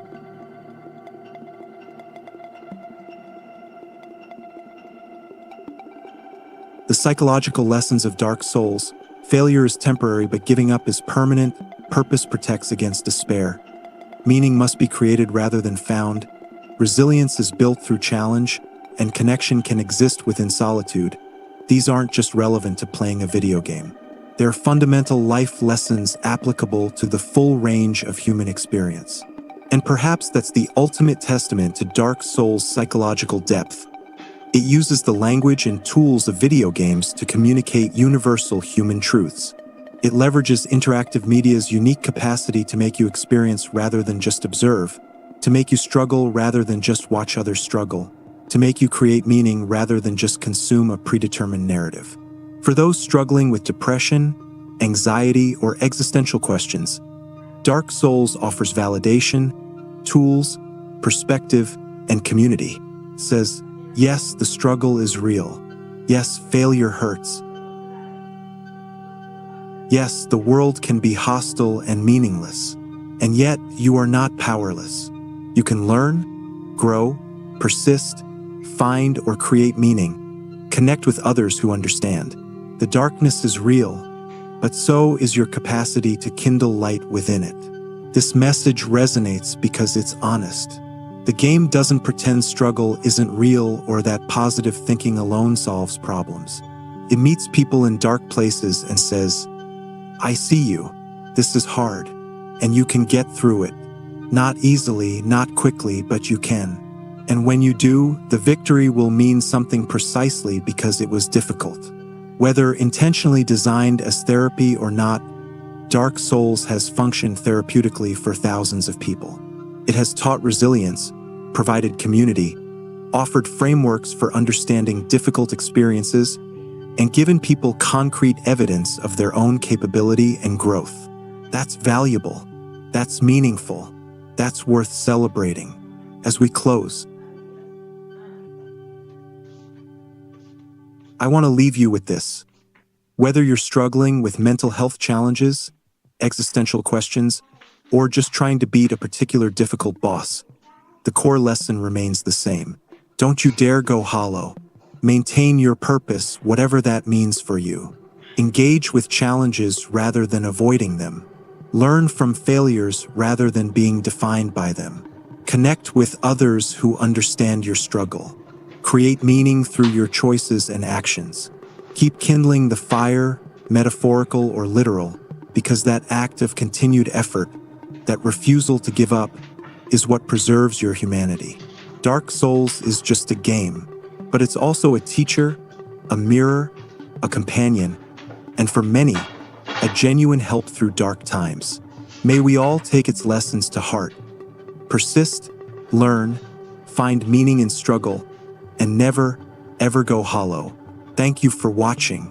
If you found this analysis valuable, please consider liking the video and subscribing to the channel. It helps us continue exploring the deeper meanings in the games we love. Until next time, praise the sun, and don't you dare go hollow. Part 8. The Abyss Within. Confronting our shadow self, there's a location in Dark Souls that stands apart from all others. A place that seems to exist outside the normal geography of Lordran. It's called the Abyss, and reaching it requires a special covenant ring and a willingness to descend into literal darkness. Here, in this void beneath the ruins of New Londo, you face the four kings, rulers who were corrupted by the dark and now exist as fragments of their former selves, endlessly attacking anyone who enters their domain. The Abyss is more than just a boss arena. It's a psychological concept made physical, a manifestation of the darkest aspects of the human psyche. And understanding what the Abyss represents gives us deeper insight into Dark Souls' psychological sophistication. In Jungian psychology, there's a concept called the shadow self. This is the part of our psyche that contains everything we don't want to acknowledge about ourselves. Our fears, our anger, our shameful desires, all the aspects of ourselves that we repress or deny. Carl Jung argued that integrating the shadow, acknowledging and accepting these dark aspects rather than denying them, is essential for psychological wholeness and growth. As a literalization of this shadow, it's the darkness that exists within humanity itself, the dark soul that the pygmy found in the first flame and from which all humans descend. Throughout the game's lore, we see what happens when this darkness is denied or improperly confronted. Artorias, the Great Knight, traveled into the Abyss to confront Manus. As he faced overwhelming darkness, he made a final act of compassion. He gave his great shield to protect his companion Sif, raising a magical barrier around the young wolf.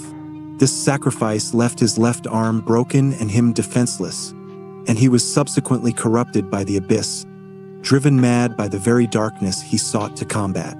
This mirrors what happens psychologically when we try to simply destroy or suppress our shadow aspects rather than integrating them. We can't eliminate the darkness within ourselves.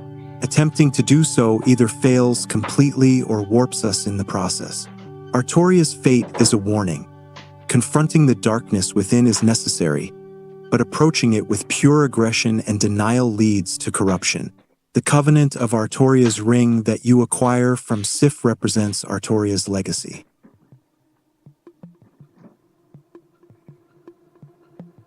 According to item descriptions, Artorias made a covenant with creatures of the Abyss, likely the primordial serpents, though this isn't explicitly confirmed, that allowed him to traverse the Abyss without being immediately consumed. This ring carries that same protective power. Symbolically, you're carrying Artoria's wisdom, learned through his eventual failure, into your own confrontation with darkness. You're not trying to destroy the Abyss. You're entering it, engaging with it, but protected by understanding and preparation. When you fight the four kings in the Abyss, you're fighting in complete darkness. The void surrounds you. You can barely see the kings themselves, just their attacks emerging from the black. This creates a uniquely terrifying experience. You're confronting something you can't fully see or understand, something that exists in a space of pure darkness. Psychologically, this represents confronting aspects of ourselves that we've kept in the dark, that we've refused to look at directly. These shadow aspects attack us from the darkness of our unconscious mind, influencing our behavior in ways we don't recognize or understand. The only way to deal with them is to enter the darkness willingly, to face them directly despite fear. What's interesting is that the four kings aren't inherently evil in the game's lore. They were once trusted rulers of New Londo who served Gwyn faithfully and were granted fragments of a lord's soul for their foresight and leadership. New Londo was a prosperous city, a safe haven for the undead. But the four kings encountered Darkstalker Koth in the abyss, and he taught them the art of life drain, a power that draws humanity from others. Embracing this dark art, they and their knights were corrupted, becoming the Dark Wraiths. The threat they posed became so great that the entire city of New Londo was flooded to contain them, sacrificing countless lives in the process. This tells a psychological story about how our shadow aspects develop. Often, they begin as legitimate parts of ourselves. Desires for power, recognition, safety, pleasure.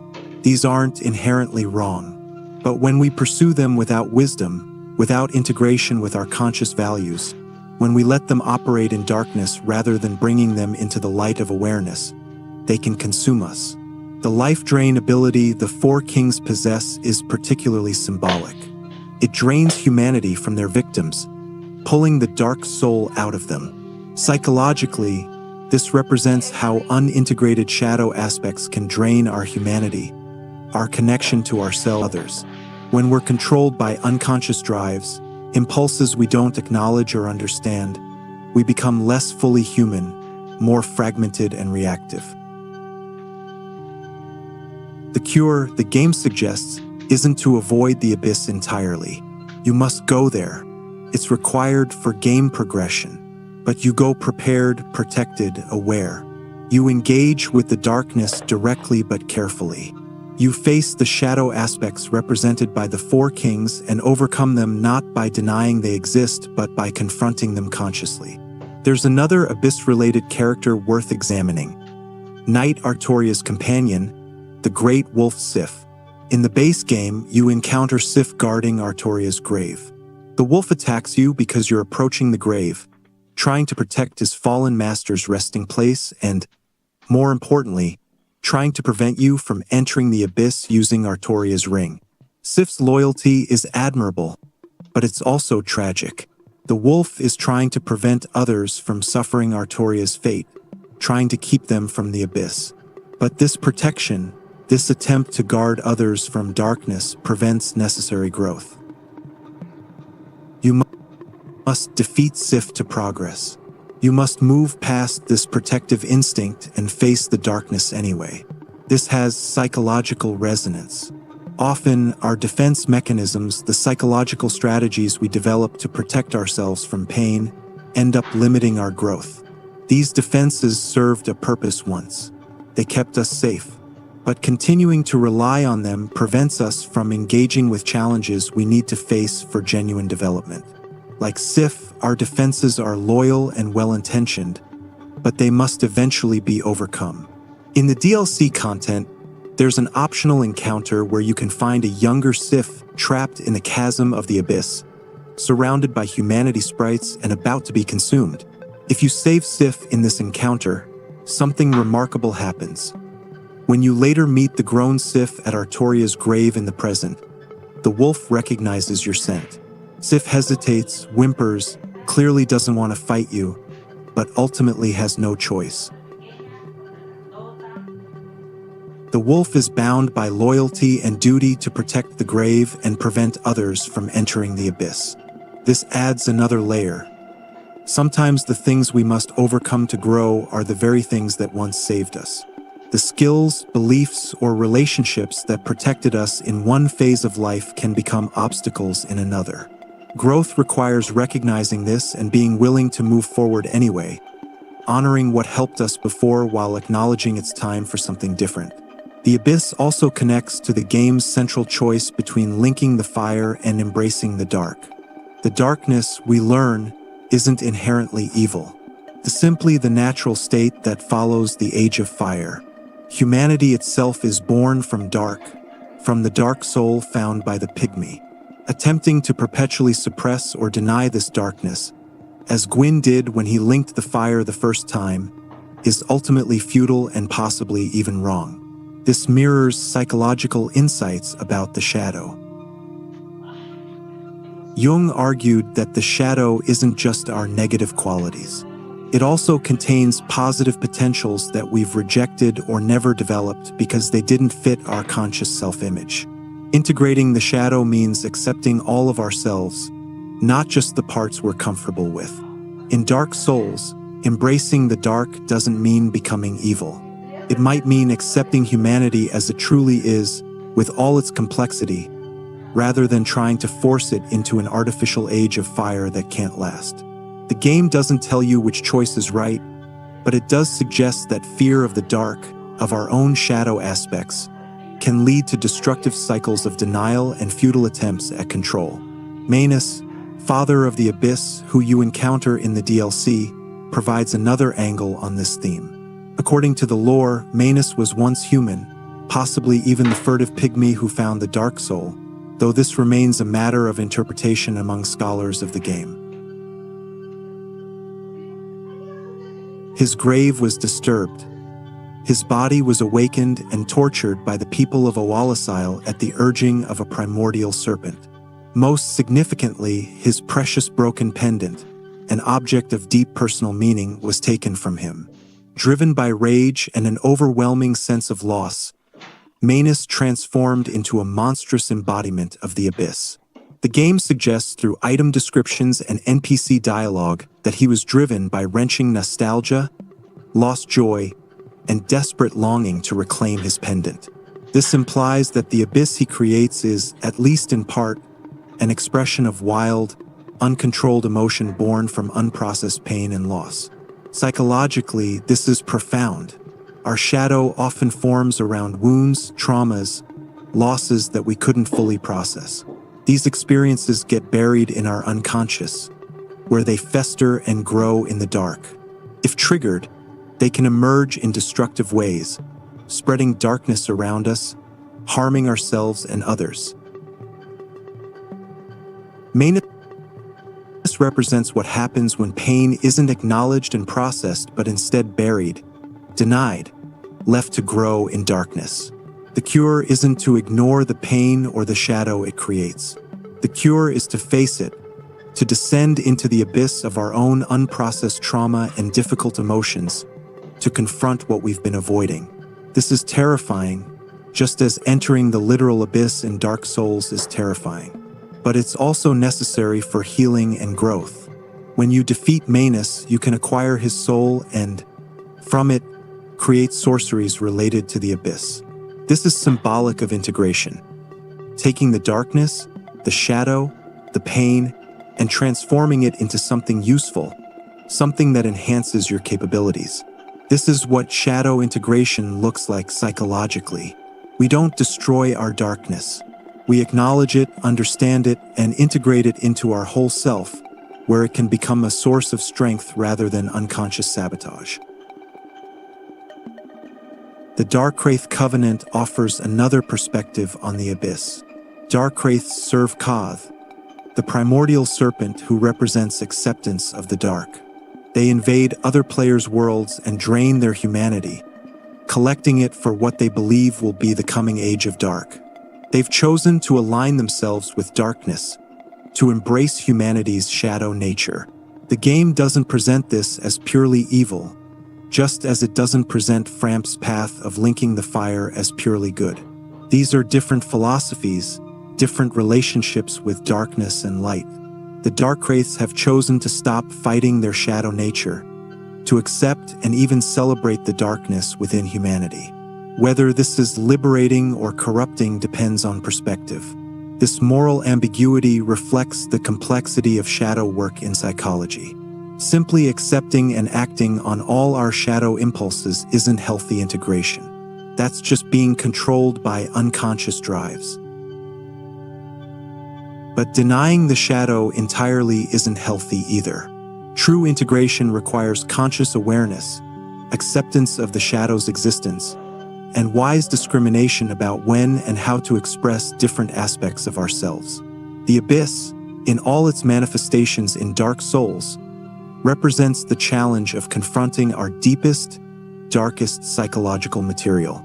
This necessary, terrifying, dangerous, and potentially transformative. The game shows us different responses to this challenge through different characters. Artoria's aggressive denial leading to corruption, Sif's protective avoidance, Manus' uncontrolled expression of pain, the Four Kings' consumption by desire for power, the dark wraith's wholesale embrace of darkness. Your path through the abyss is your own to determine. But the game makes clear that this confrontation is unavoidable. The darkness exists. It's part of humanity. It's part of you. The question isn't whether to face it, but how.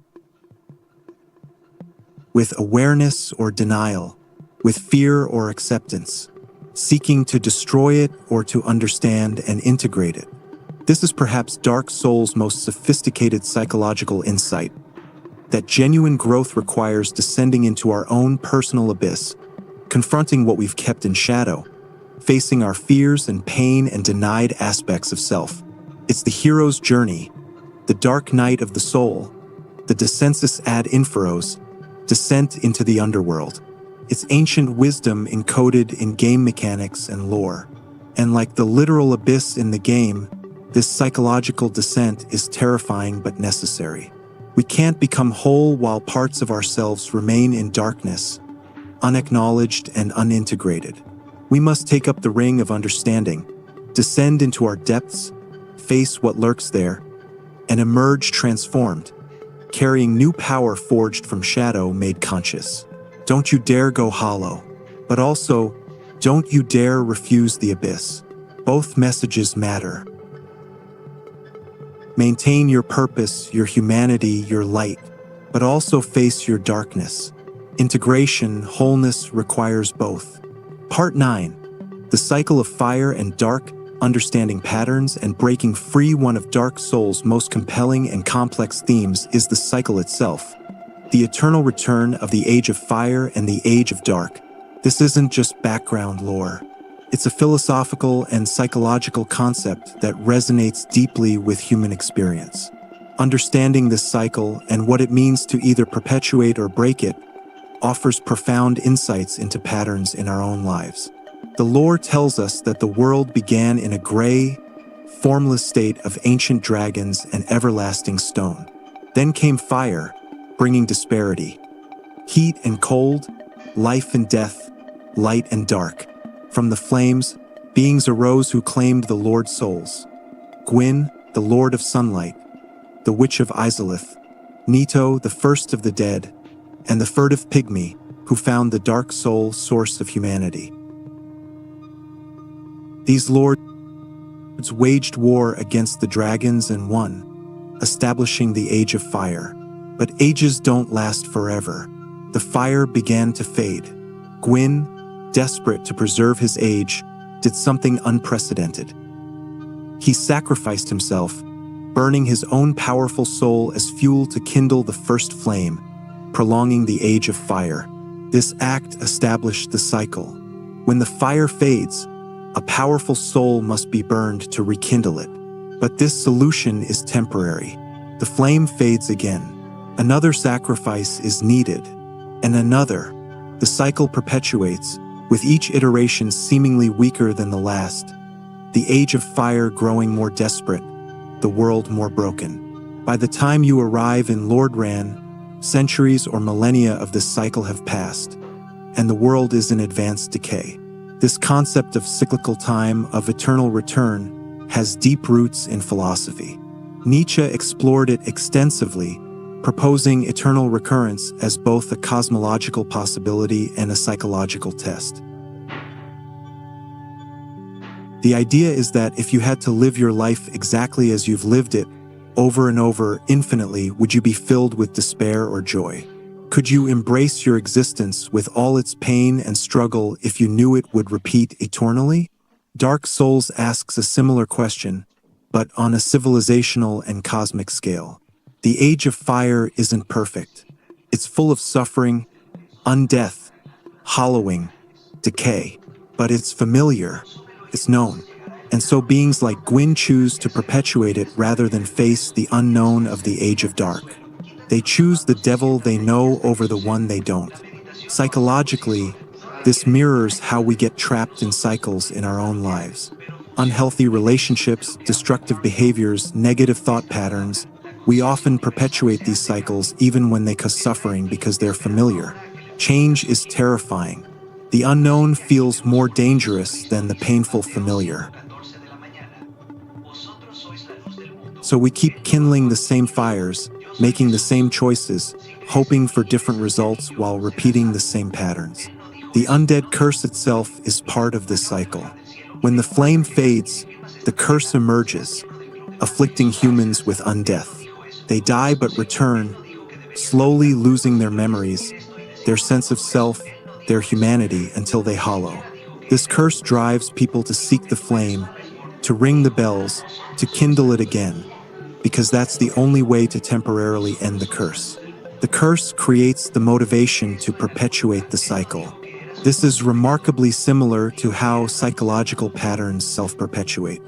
Our defense mechanisms, our coping strategies, often create the very problems they're meant to solve. We avoid intimacy because we fear rejection, which ensures we remain lonely, which reinforces our belief that we're unlovable. We work excessively to feel valuable, which prevents genuine relationships, which makes us feel empty, which makes us work more. The pattern creates its own motivation to continue. The choice the game gives you at the end, link the fire or walk away, is a choice about cycles. Linking the fire perpetuates the cycle. You sacrifice yourself to extend the age of fire a bit longer, but eventually it will fade again and someone else will face the same choice. Walking away allows the age of dark to begin, breaking the cycle, but what that means is uncertain and frightening. Neither choice is presented as clearly correct. The game doesn't tell you what happens if you let the Dark Age begin. It might be the natural state of things, humanity's true destiny, liberation from an artificial cycle. Or it might be worse than the Age of Fire, all the warnings about darkness possibly justified. The ambiguity is intentional and important. This reflects the real uncertainty of breaking psychological cycles. When you decide to stop a destructive pattern, you don't know what will replace it. The new unknown might be better or it might be worse. All you know is that the current pattern isn't working, isn't sustainable, is slowly killing you. But that knowledge alone doesn't make the leap into the unknown less frightening. What's particularly insightful is how the game shows the costs of perpetuating the cycle. Gwyn, once the mighty Lord of Sunlight, is found at the end of the game as a hollow shell of his former self, mindlessly guarding the first flame. His sacrifice didn't preserve his kingdom or his power. It just delayed the inevitable while consuming him entirely. The very act of trying to maintain the Age of Fire hollowed him out.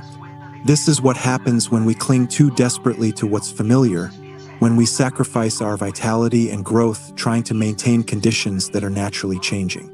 Gwyn represents the tragedy of refusing to let go, of trying to freeze time, of burning yourself up trying to keep things as they were.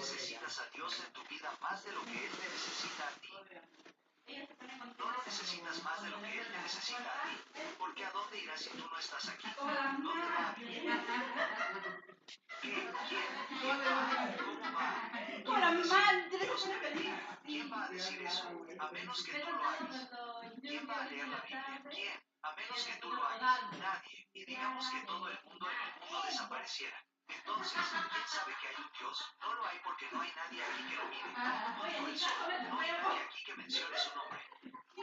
Entonces empiezas a entender de qué está hablando este tipo. Dios te necesita porque sin ti no hay Dios y sin Dios no hay tú. No hay atardecer sin ti. No hay Dios sin ti. Por eso Jesucristo dijo, vosotros sois la luz del mundo, porque sin ti no hay luz, no hay Dios, no puede brillar en ninguna parte. Mira el mundo. Míralo, matándose unos a otros, bombardeándose unos a otros y cantando, adelante, soldados cristianos. Nunca me gustó esa canción. Adelante, alma cristiana luchando, pero lo dicen en serio.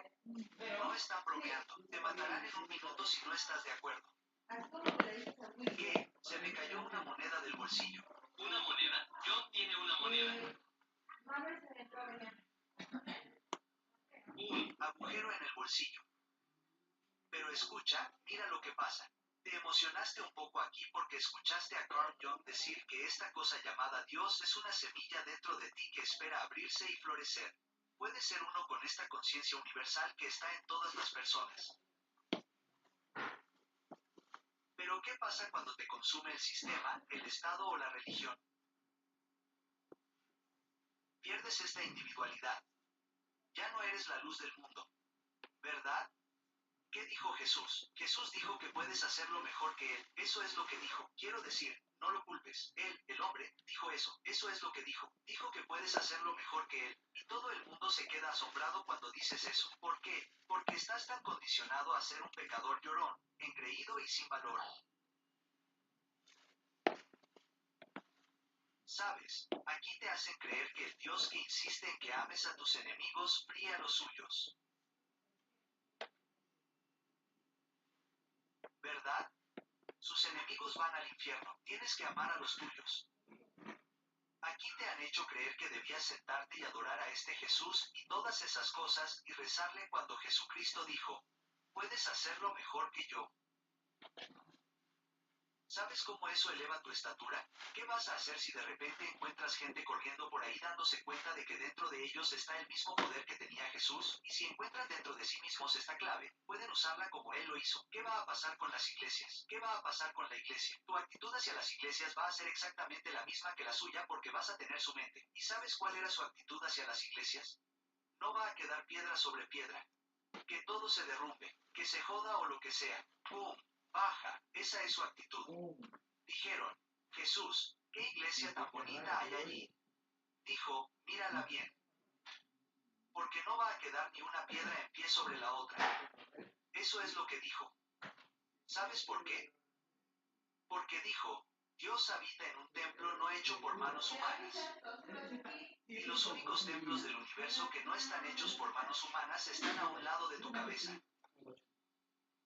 Abbiamo interrotto il tuo video, scusaci tanto. Dobbiamo dirti una cosa ultra veloce. Sky Wi-Fi fibra 100% ultra veloce insieme alle serie e show di Sky TV a soli 29,90 al mese per 18 mesi. Vieni su sky.it. Se potessi ricominciare da zero, vi giuro che lo farei molto prima. Traslocare da sola da un'altra città sembrava un incubo. Io ho scoperto Spotahome e trovare casa è diventato letteralmente più facile che ordinare online. Video veri, foto reali e tutto verificato, così so esattamente dove sto andando prima di arrivare. Nella parte migliore posso prenotare in 2 minuti da qualsiasi città con il deposito protetto, così non ci sono rischi. Vi risparmio le ore perse su annunci falsi e giri inutili. Spotahome uguale tempo salvato, zero ansia. Se stai cercando casa, fallo prima di impazzire. Vai su spotahome.com e prenota ora.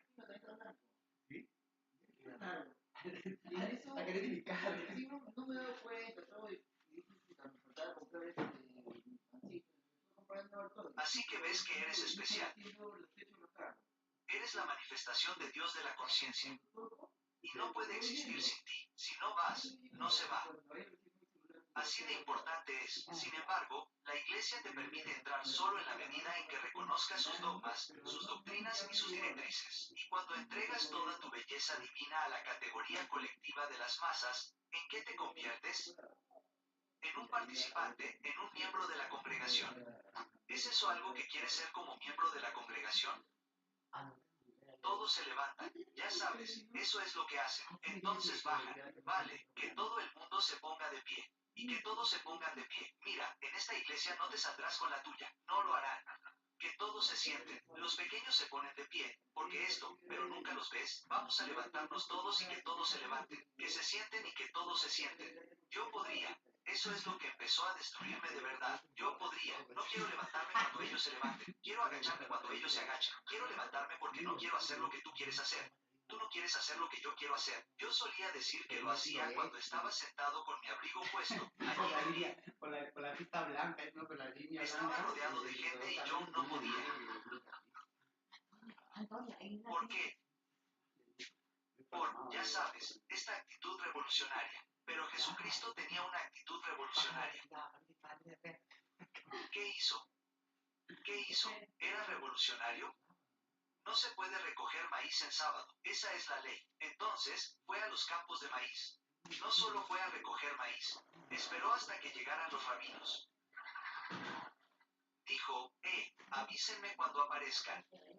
Peter dijo, aquí vienen, vale, mira esto. Ay, Manuel, no las ¿Por qué? Porque era un revolucionario, porque lo está clavando justo aquí. Dijo, esto no significa nada. Entró, dicen que esperó, y justo después de eso, entró en la misma iglesia y le dijeron, aquí viene este pelo largo, ¿qué quieres? Comillas, y había un tipo cojo allí. Dijo, extiende tu mano, no puedes curar a la gente con eso, sal de aquí. Todo lo que dijeron que no podías hacer, él lo hizo. Y por eso te digo que vayas a buscar todos los libros que te dijeron las personas religiosas que no debías leer. Recógelos. Todos los Swami y gurús y toda la astrología, cógelos todos y léelos. Dales golpecitos en tu casa cuando vengan de visita. Estoy leyendo este de Swami Benahara. Realmente les afecta. Pero ¿sabes lo que hace? Te hace decir, ¿sabes por qué golpearon a John esta noche? Porque es un individuo. No piense como la multitud. La gente no puede lidiar con eso a menos que pienses como ellos. Pero es una nueva era. Y como puedes ver, la gente ya no hace eso. Y mira lo que dice, ya casi terminamos aquí. Pero mira lo que dice aquí en el libro de Jeremías en la página 628 del Antiguo Testamento. El libro de Jeremías. Quiero que veas algo de dónde viene todo esto. El libro de Jeremías. Jeremías capítulo 6. Vale. Si estás ahí en la página 628, en el Antiguo Testamento, Jeremías capítulo 6. Estoy intentando meterte en problemas. Estoy intentando desesperadamente meterte en problemas. Entonces empezarás a divertirte en esta vida. Ya no te aburrirás porque todos dirán cosas sobre ti. Estarás corriendo de un lado a otro. Es genial que todos se encuentren.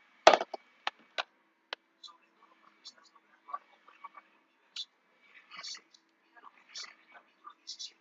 Además, he puesto sobre vosotros centinelas que digan, escuchad el sonido de la trompeta. Comillas. ¿Sabes qué es la trompeta en el misticismo? La trompeta en el misticismo. Bueno, ¿sabes lo que es una trompeta? Una trompeta es algo que sopla. La respiración la activa. La respiración es espíritu. El espíritu respira en la trompeta y produce música, produce armonía. Entonces, ¿qué se está diciendo aquí? Dije que escuches ese impulso dentro de ti que es el aliento espiritual que trae armonía a tu vida. Escucha el sonido de la trompeta, pero dijeron que no escucharemos. No escucharemos. Y el único lugar donde suena la trompeta es dentro de ti. Los impulsos internos donde suena la trompeta. Pero dijeron que no lo haremos. Entonces, ¿quién tomó tu conciencia preacondicionada y la destruyó? Tuvimos esto esta mañana. Fue interesante porque tuvimos la misma escritura esta mañana. Y siempre me gusta ver las caras de las personas cuando lo ven. Y estás ahí mismo en Jeremías. Estás ahí mismo en Jeremías capítulo 6. Vayan a Jeremías 12. Son solo un par de páginas desde allí. Vayan al capítulo 12 de Jeremías y vean quiénes son los culpables. ¿Quién fue el que les quitó el precondicionamiento? ¿Quién fue el que les quitó la realización? ¿Quién fue el que les quitó esa magnífica esencia de conciencia y los condicionó a pensar como todos los demás que todos somos un montón de pecadores sin valor que vamos a tener que sentarnos en este mundo hasta que se pudra, hasta que vayamos a comprar algo dulce en algún planeta, en algún lugar? ¿Quién fue el que lo hizo? Dice en Jeremías 12, versículo 10, muchos pastores han destruido mi viña, han pisoteado mi heredad. Han convertido mi heredad preciosa en un desierto desolado. ¿Saben qué es la heredad preciosa? El hemisferio derecho de su cerebro. ¿Saben lo que es para la mayoría de las personas? Un desierto desolado. ¿Alguna vez escucharon a Dios hablar o alguna vez escucharon esa famosa frase del Apocalipsis? La abominación desoladora. ¿Sabes lo que es la abominación de la desolación? El horror de tener el hemisferio derecho del cerebro desolado. El horror de tener el hemisferio derecho del cerebro desolado. Mira lo que dice en el versículo 11. La han dejado desolada, y estando desolada, se lamenta por mí. Toda la tierra está desolada, porque no hay hombre que la piense. Pregúntate alguna vez, ¿cuántas horas, cuántos minutos has dedicado a la meditación? ¿Cuántos minutos dedicas a la meditación? Ahora, en lugar de intentar descifrar esto, ¿cuánto tiempo has dedicado a leer esta Biblia literalmente cuando toda la Biblia dice que no es literal? Cuando toda la Biblia dice que es simbólica, cuando toda la Biblia dice que es alegórica, ¿cuántas veces la has dedicado a leerla literalmente? Benvenuti all'Illumia Park, dove le passioni si accendono, le offerte sono elettrizzanti e l'energia va oltre. Illumia, insieme, oltre l'energia.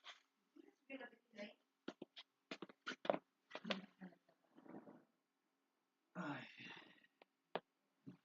no.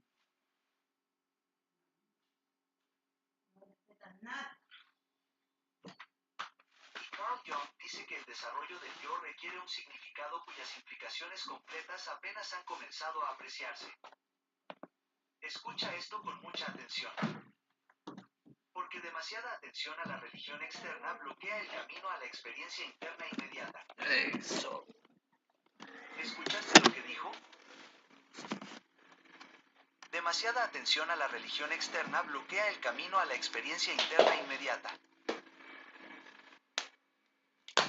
Es importante escuchar. Entonces, ¿cuál es la culpa de eso? ¿De dónde viene? ¿Quién es el responsable de eso? Acabas de escuchar que Jeremías dijo que muchos pastores habían destruido la viña. Justo cuando estamos terminando, ve a la página 24 del Nuevo Testamento. Mira lo que Jesús dice en Mateo 23. Mateo 11:13 de la noche. Échale un vistazo. Mira con tus propios ojos lo que acabas de ver sobre los pastores. Mira esto. Cuando Jesús se dirige a la gente de la iglesia, cuando Jesús se dirige a la gente religiosa. Mateo 23 y mira el versículo 13. Ay de vosotros, escribas y fariseos. ¿Sabes lo que son los escribas? Personas que escriben la Biblia. Los fariseos son personas religiosas. Y él dice, ay de vosotros, hipócritas, sois una panda de actores. Y mira lo que dice. Panda. Porque cerráis el reino de los cielos ¿Tú delante crees de en los Panda? hombres. ¿Es una banda? Ni entráis vosotros mismos, ni permitís que entren los que están entrando.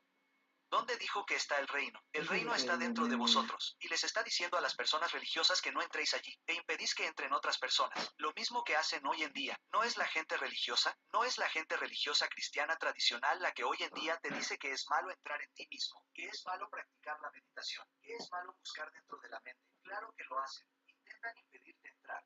Y lo mismo de lo que hablaba Jesús.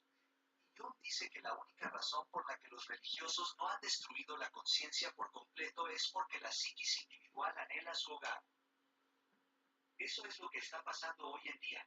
Por eso, de repente, a la gente no le importa lo que digan las personas religiosas, no le importa lo que diga la religión. Hay un anhelo de que esa parte de ti se eleve por encima de todos los pensamientos de la religión y entre y sea tocada por aquello que es la presencia divina. Eso es lo que ha pasado.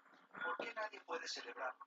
Nadie puede decir nada sobre el hecho de que hayas presenciado un movimiento absoluto de lo que llamamos Dios en los asuntos de los hombres. ¿Qué pasó con el muro de Berlín? ¿Qué pasó con el comunismo en R? ¿Qué pasó con Sudáfrica? ¿Qué pasó con Nelson Mandela? ¿Qué está pasando con los norcoreanos y los surcoreanos? ¿Qué está pasando con los palestinos y los judíos sentados en todo esto? ¿Qué está pasando con todos los rehenes? ¿Qué está pasando en todo el mundo? Los periodistas dicen, ¿qué está pasando? ¿Cómo es posible? Comillas, punto. Nadie lo sabe. Deberías saberlo.